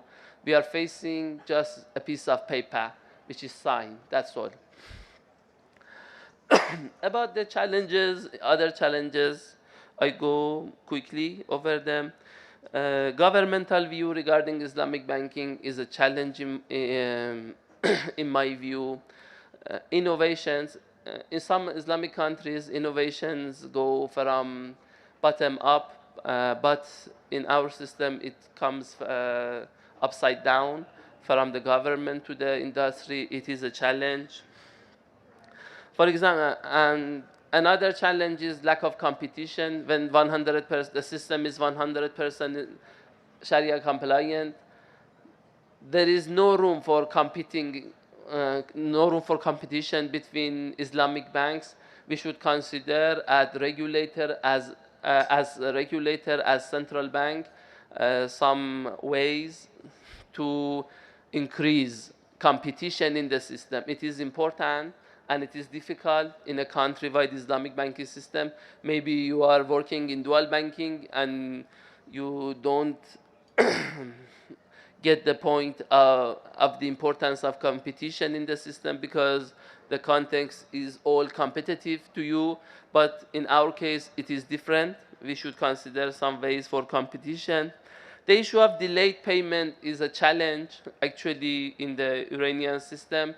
There are different fatwas regarding delayed payment, and so we should come up with some solution. Rolling over or renewing or rescheduling loans is a challenge to me, is important. If we can get collateral in musharaka contracts, it could be a challenge because in musharaka contracts we don't have debts, as you know. They are izni contracts. They are based on attorney or wakala or things like that, and they are not based on debt or duyun. Accrual accounting should be thought about. I believe for some Islamic contracts, cash accounting could be better or near, make them near to their real nature. Other challenges, not revising the Riba-Free Banking Act, it is a challenge. By the way, I should point here that Iranian Central Banking Act was passed 3 months ago in the Iranian parliament, and this new act has some very good potentials in the field of Islamic economics. In Iran, just like other countries, we have 2 acts, Central Banking Act and Banking Act, Islamic Banking Act, right? Here I'm talking about Islamic Banking Act. It was 1983 passed, but not revised. But about central banking, alhamdulillah, it was passed 3 months ago in the Iranian parliament, and we have a new, almost modern law in Iran about central banking, where it is, there are some points about Islamic banking. For example, it is stated that Iranian central bank is responsible for the issue of Islamic banking and other things, for example, the role of Sharia Board of Central Bank and other cases. But the Riba-Free Banking Act, which is Islamic Banking Act, is not revised. It is a challenge to my view. We are not using AOFI or IFSB standards. It is a challenge. We are using our own standards, which is Central Bank of Iran standards for Sharia standards or accounting standards. We tried our best to be in touch with AOFI. My brother Moghis Shokat is here. He knows we tried our best to come up with, to increase the level of, to increase our standards or make them near to AOFI standards. But there are some problems. For example, AOFI has translated their standards into many languages, even Russian language, but it is not translated into Persian language, and it is a challenge for us. And I want them to help us because we are really need their help to solve the problem or challenges of Islamic banking in our country. Actually, little education and research is another challenge in my view. As I told you that almost 24,000 Islamic branches are in Iran, right? Suppose each branch has 10 people working there. We come up with a huge number of Islamic bankers that they do need some kinds of educations, short-term educations, long-term educations. It is important. Please go to slide 22, please. Here we get a kind of comparison between in this part, I get a kind of comparison between Islamic banking in Iran and other countries. It should be interesting for you. I told you that we use Vakala in investment account, but in other countries, usually Muzaraba or other ways are used. We have Bay'ud-Dain in Iran, right? Debt sale is permissible based on fatwa of Sharia Council of Iran, but debt sale which are related to real activities, right? Debts that are generated from real activities, for example, from Bay, or from Ejara, or from other activities. Fake Dain or fake debts are not permissible based on the fatwa of Iranian Sharia Council, but real debts which are related to real contracts or real activities is is considered Sharia compliant based on the fatwa of Iranian Sharia Council, but it is this way, as much as I know, is not acceptable in some other Islamic countries. We have one single Sharia board that I told you, but in other Islamic countries, each Islamic bank has its own Sharia council. Zakat payment is not that much common in Iranian system. Instead, we have Qarzul Hassan institutes. They are very active in helping the poor people. It is important, and they have a very important role in microfinance activities. I told you sukuk is used for monetary policy. It is also important in the Iranian system. It is used to come up with conclusion. I believe that the endeavor of the Iranian banking system was a tough job of implementing Islamic banking or Sharia compliant banking in all the system. Considering the 4 decades of experience we had lots of success, but some challenges that should be thought about, and we should work on them. Considering your experience, other Islamic countries' experience, considering international standard setters like AOF or IFSP, and by making use of the experiences of these experiences, we at the Iranian Central Bank try our best to, inshallah, come up with solutions regarding these challenges. At the end, my thanks will go to Minhaj University and all brothers and sisters here. Thank you. Wassalamu alaikum wa rahmatullahi wa barakatuh.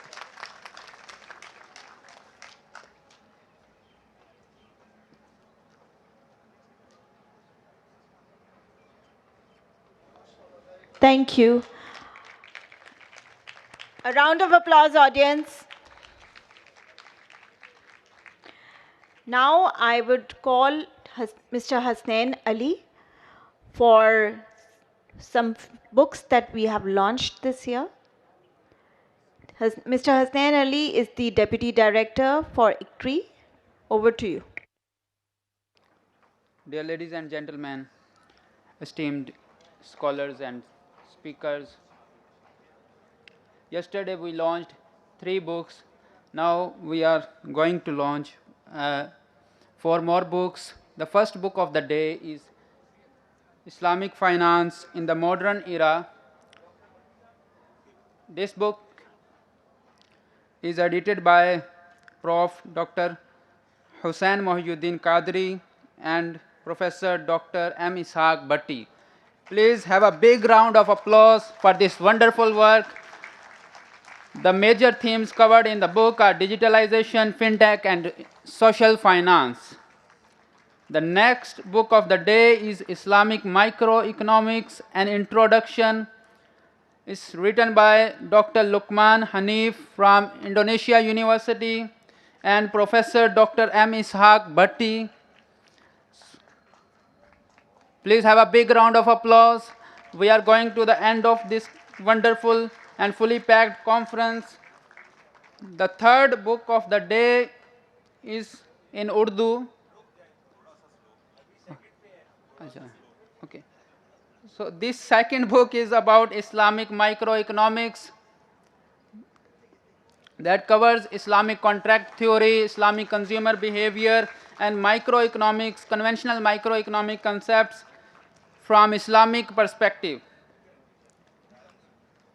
So the third book is in Urdu.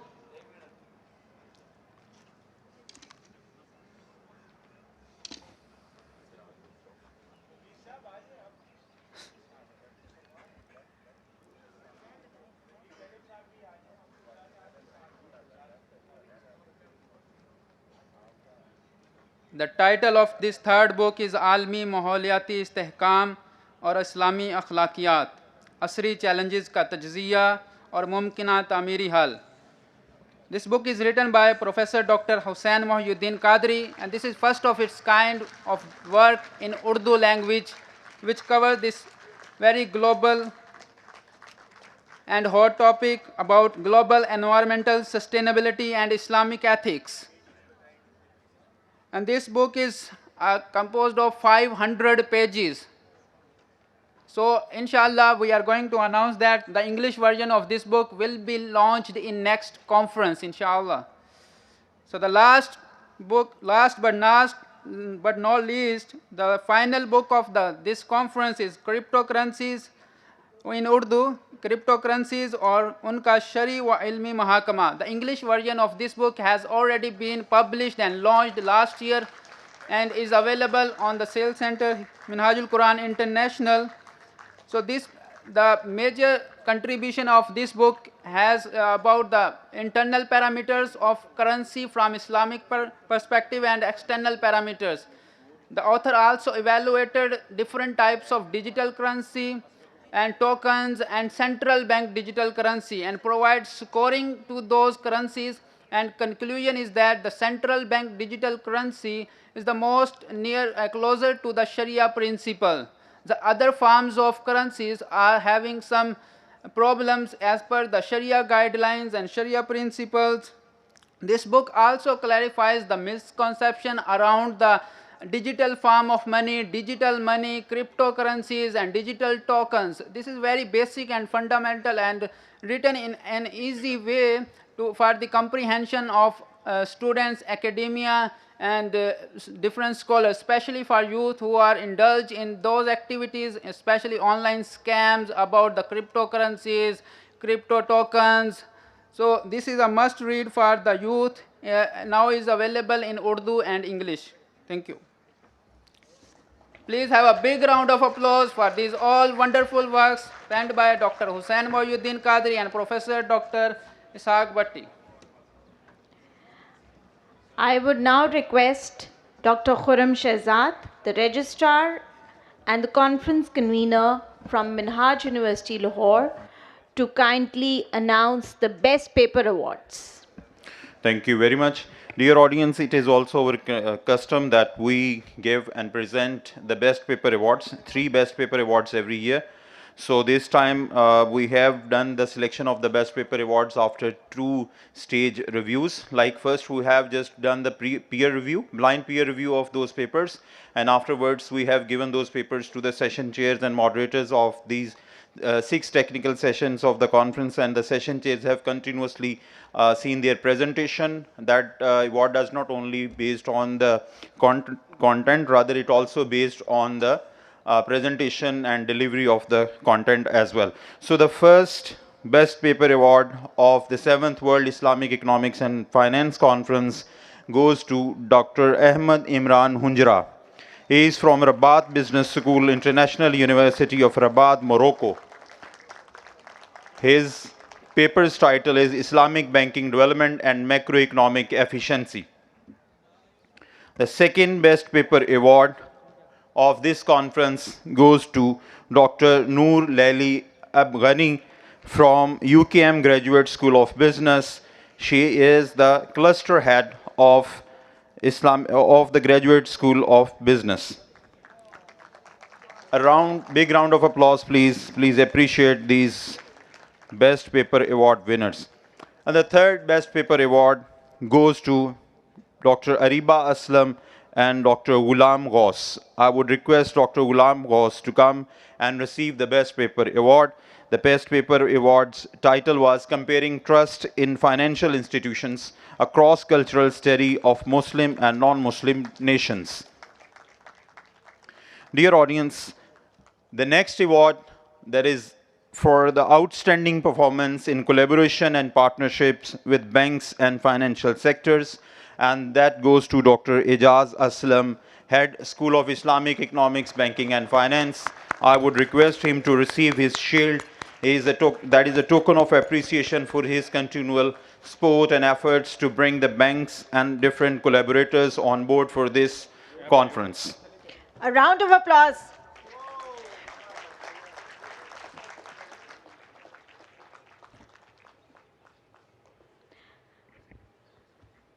Dear audience, we have a MOU, a Memorandum of Understanding ceremony with two entities.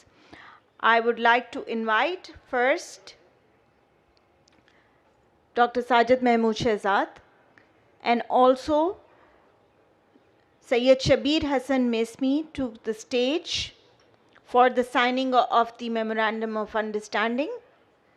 Minhaj University Lahore and Al Sadiq Institute is signing a Memorandum of Understanding. This MOU is between Al Sadiq Institute and Minhaj University Lahore. Dr. Sheikh Shabir Hassan Mesmi and Professor Dr. Sajid Mahmood Shehzad, Vice Chancellor Minhaj University Lahore, both will sign this Memorandum of Understanding between these two institutions, and that Memorandum of Understanding is to make some commitments for the promotion of Islamic banking and finance, and to offer different courses and postgraduate diplomas, and to further continuous collaboration and sponsorships of different conferences and seminars.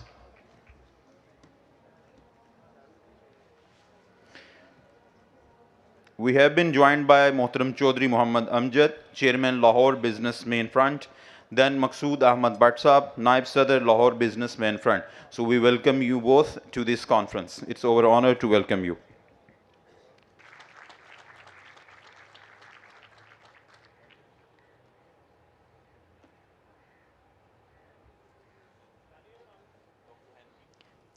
Now I would like to invite Dr. Henry Tanjung and Vice Chancellor Dr. Sajid Mahmood Shehzad. We are signing another MOU with the University of Ibn Khaldun, Indonesia, for exchange of intelligence and intellectual rights. A round of applause.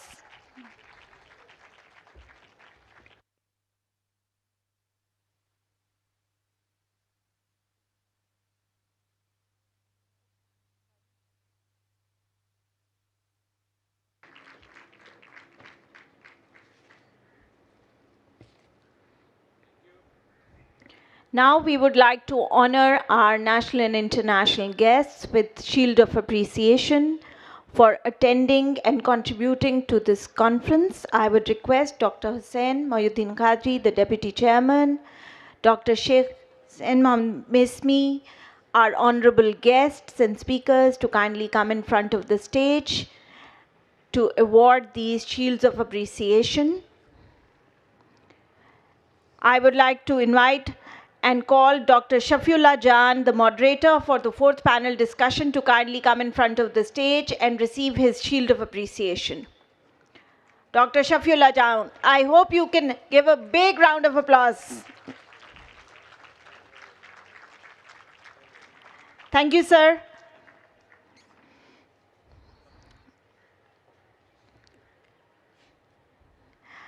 Dr. Noor Laili Abdul Ghani, please kindly join us in front of the stage to receive your shield of appreciation for your contribution in the fourth panel. Round of applause, please. Women power. I think we need to have more claps from the female side. Dr. Abdul Sattar Abbasi Saab, please kindly come in front of the stage and receive your shield of appreciation. A round of applause, audience.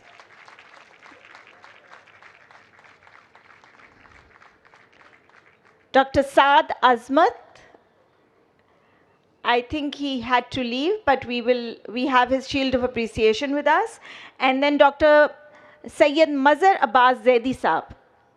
Thank you, sir, for being here. Kindly receive your shield of appreciation.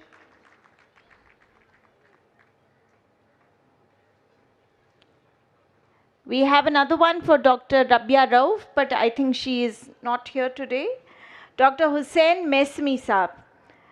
Sir, kindly receive your shield of appreciation.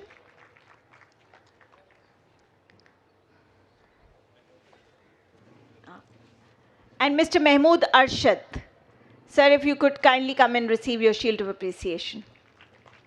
A round of applause for Mr. Mahmood Ashraf from Park Qatar Takaful. A round of applause. Thank you, sir. Now it is time for the conference synthesis. I would like to invite Dr. Khurram Shahzad for the conference declaration synthesis and also a thank you note for everyone. Thank you, sir. Thank you, Ms. Samreen. Bismillahir Rahmanir Rahim. Dear audience, I've got good news for you. One, that you would be served with tea. And another good news that I'm the last speaker, really the last one. So, in the last 2 days of this conference, this conference featured 4 panel discussions. So there were 4 panel discussions. The first one, prospects and challenges of Islamic finance in light of global and geopolitical settings. The second keynote speech the second panel discussion that we would have, future of Islamic financial industry, a proposed trajectory post the riba judgment. The third panel discussion was on development of Muslims' common Islamic social finance pool to address the socio-economic problems, possibilities and challenges.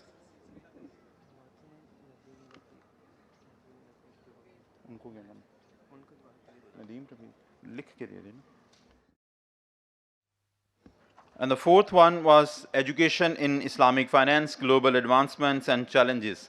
There were 14 keynote speeches that have enlightened us with the current issues, developments and practical solutions from Islamic economics and finance. The zenith of this conference was the keynote address of Professor Dr. Hussain Mohiuddin Qadri, who presented a very practical model for Muslim world under OIC as an alternative of IMF. That is the establishment of Muslim Common Waqf.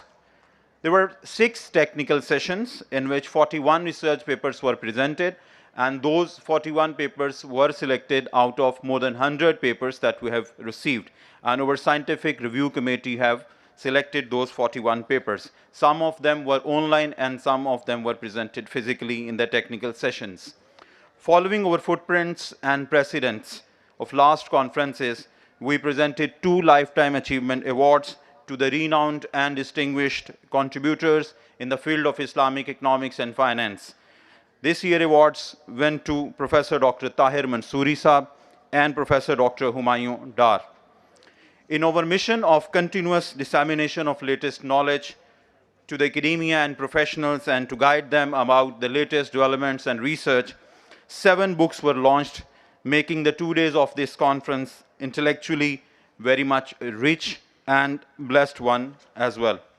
So in total, there were 75 speakers in this conference, including keynote speakers, panelists, presenters from 17 different countries worldwide, including Brunei, Malaysia, Iran, Morocco, the UK, USA, Bahrain, Saudi Arabia, Australia, Denmark, Singapore, Indonesia, Nigeria, Egypt, and Qatar. Some of them presented their papers virtually, and most of them presented physically.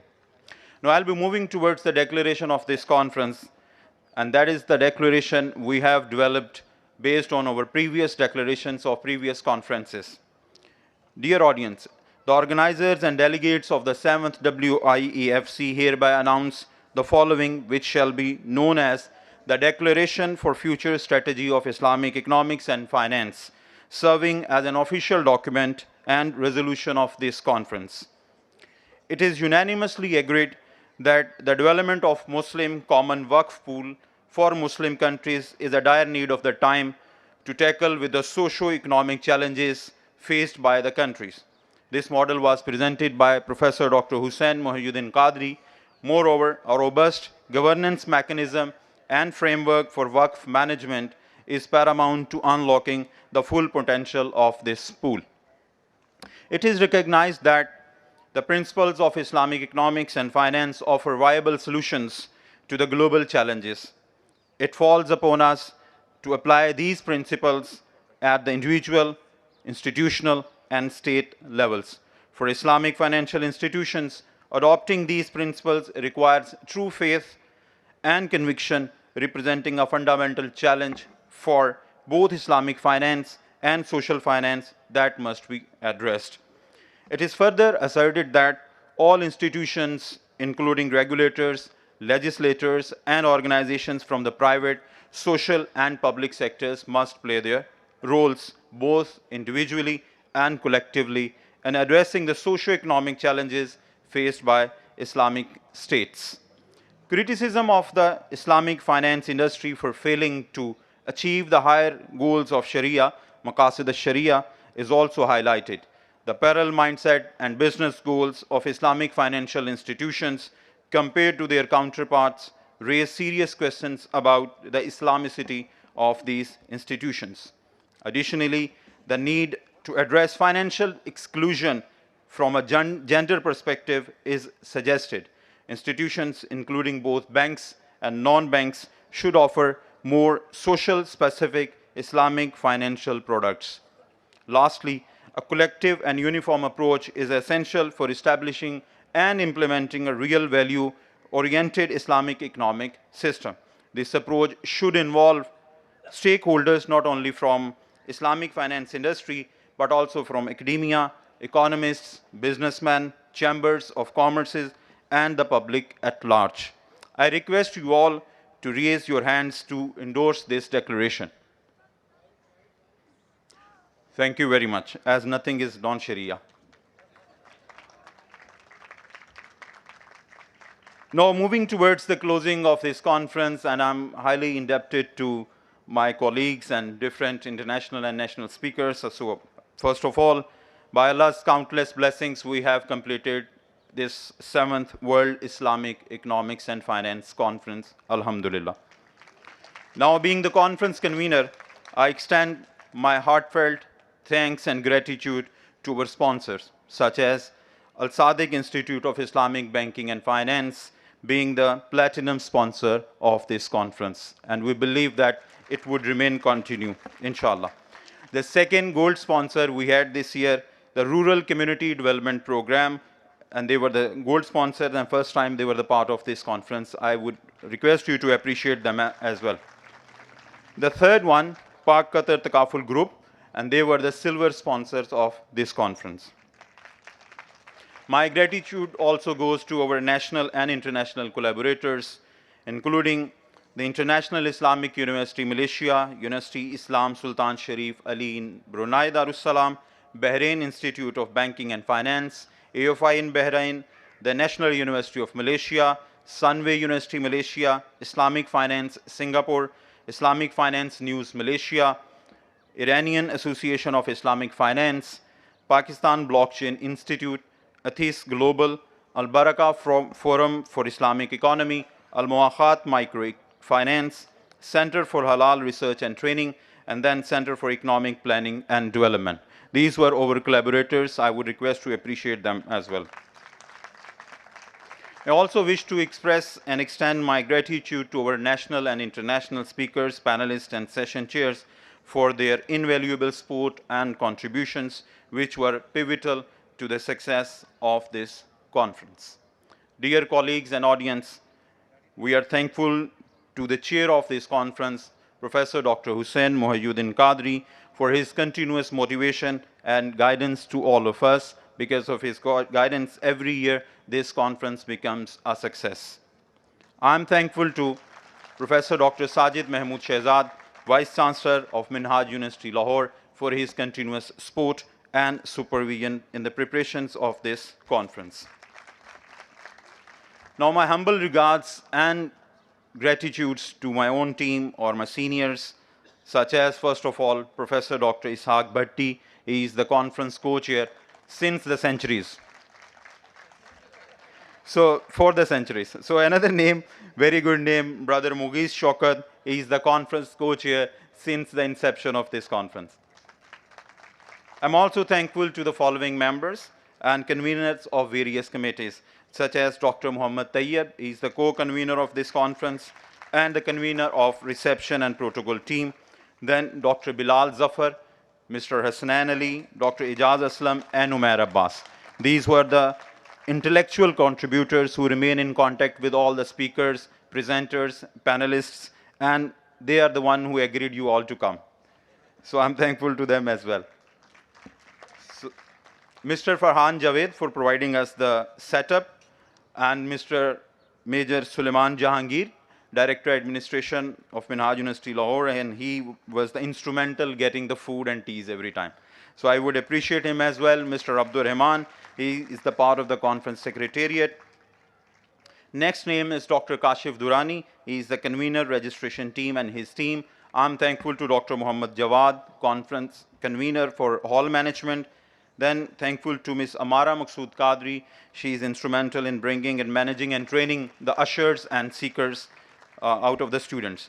I'm also thankful to Mr. Suhail Raza for facilitating the visa arrangements related to the foreign guests. I'm thankful to Mr. Shehzad Rasool and his team, such as Mr. Abdul Hafiz Chaudhry Saab, Haji Isaaq Saab, Mr. Hafizur Rahman, for the guest invitations. Mr. Mohsin Siddiq, convener IT support team, I'm thankful to him as well and his team for their continuous support during the technical sessions, panel discussions. I'm thankful to Mr. Imran Haider for guest invitations. Mr. Nurullah Siddiqui, he has provided a tremendous support, and his team as well, for making this tremendous event whole live on Minhaj TV. I'm thankful to Mr. S.N. Irshad, Director Minhaj TV, and his team. Then we have been propagated timely and spontaneously by Mr. Shehbaz Tahir Makki and his team. He is the coordinator of social media team of Minhajul Quran International. I'm thankful to Mr. Nadeem Chaudhry and his team, such as Mr. Ghulam Mustafa Malik, Tahir Shakil, and Mr. Muhammad Umar as well for the designs and for all the designers. Then Dr. Sulaiman Amin and Dr. Robina Said, they were instrumental in producing MUL's documentary. And at the end, a very dearest endorsement for my own staff, such as the staff from the Office of Registrar and Office of the Vice Chancellor, such as Mr. Qasim Ali Shah, Mr. Asif Nazar, Mr. Muhammad Kashif, Mr. Shahzeeb Khalil from the Vice Chancellor's office. They were very much instrumental for the local arrangements and coordination between different offices. I'm thankful to appreciate, and I would appreciate and thankful to Ms. Samreen Khurram Aftab, Ms. Salika, Dr. Faisal, Ms. Tuba Khanam, and Dr. Saud for playing an efficient instrumental role for the stage coordination. So if any name is missed, forgive me. I have a long list of the names, and I'm thankful to the students as well and the participants of this conference. So at the end, I would request, this is all from my side. So now Mr. Rafiq Najam, I would request him for Ikhtatami Dua. Thank you very much, and we'll see you again next year on the same platform with 8th World Islamic Economics and Finance Conference, inshallah, at the end of January 2025, inshallah. Bismillahirrahmanirrahim. Allahumma salli ala Sayyidina wa Maulana Muhammadin wa ala alihi wa sahbihi wa barik wa sallim. रब्बना आतिना फिद दुनिया हसना व fill आखिरति हसना व किना अज़ाबन्नार। या अल्लाह या रहमान या रहीम। या अल्लाह, जो आज डिक्लेरेशन पढ़ के सुनाया गया मौला, और मिनहाज यूनिवर्सिटी के प्लेटफॉर्म से उम्मत मुसलमा के इत्तेहाद की एक इंडेक्ट कोशिश और उम्मत मुसलमा के मसाइल के हल के लिए जो सोचो बचार, मुख्तलिफ़ इदारों का ताउन, जो यहाँ पे तलबा तालबात ने गेन किया, हम सब ने सुना। मौला, कंट्रीब्यूट करने वालों और तावन करने वालों के हर काम में बरकत नाज़िल फरमा और बिलखसूस मिनहाज यूनिवर्सिटी को दिन दुगनी रात चौगनी तरक्की अता फरमा। ए मेरे मालिक, हजूर सैयदी शेखुल इस्लाम डॉक्टर मोहम्मद ताहिरुल कादरी साहब का ये लगाया हुआ पौधा जो पूरी दुनिया में इस वक्त समरबार हो के सायादार शजर के तौर पे दुनिया को साया दे रहा है, मौला इसको अब्दुल आबाद तक आबाद रख। बिलखसूस प्रोफेसर डॉक्टर हुसैन महिउद्दीन कादरी साहब का साया तादेर हमारे सरोब कायम और दायम फरमा। और मौला, जितने भी लोग जहाँ पे शरीक हुए 2 दिन, मौला सबको इस इल्म नाफे से फ़ायदा उठाने की तौफ़ीक अता फरमा। या रब बिल मुस्तफ़ा बल्लिग मकासिदना वग़फिर लना मा मदाया वसिअल करमी सल्लल्लाहु तआला अला हबीबिही खैर खल्क़िही मुहम्मद व आलिहि व सहाबी अजमईन बिरहमतिका या अरहमर राहिमीन।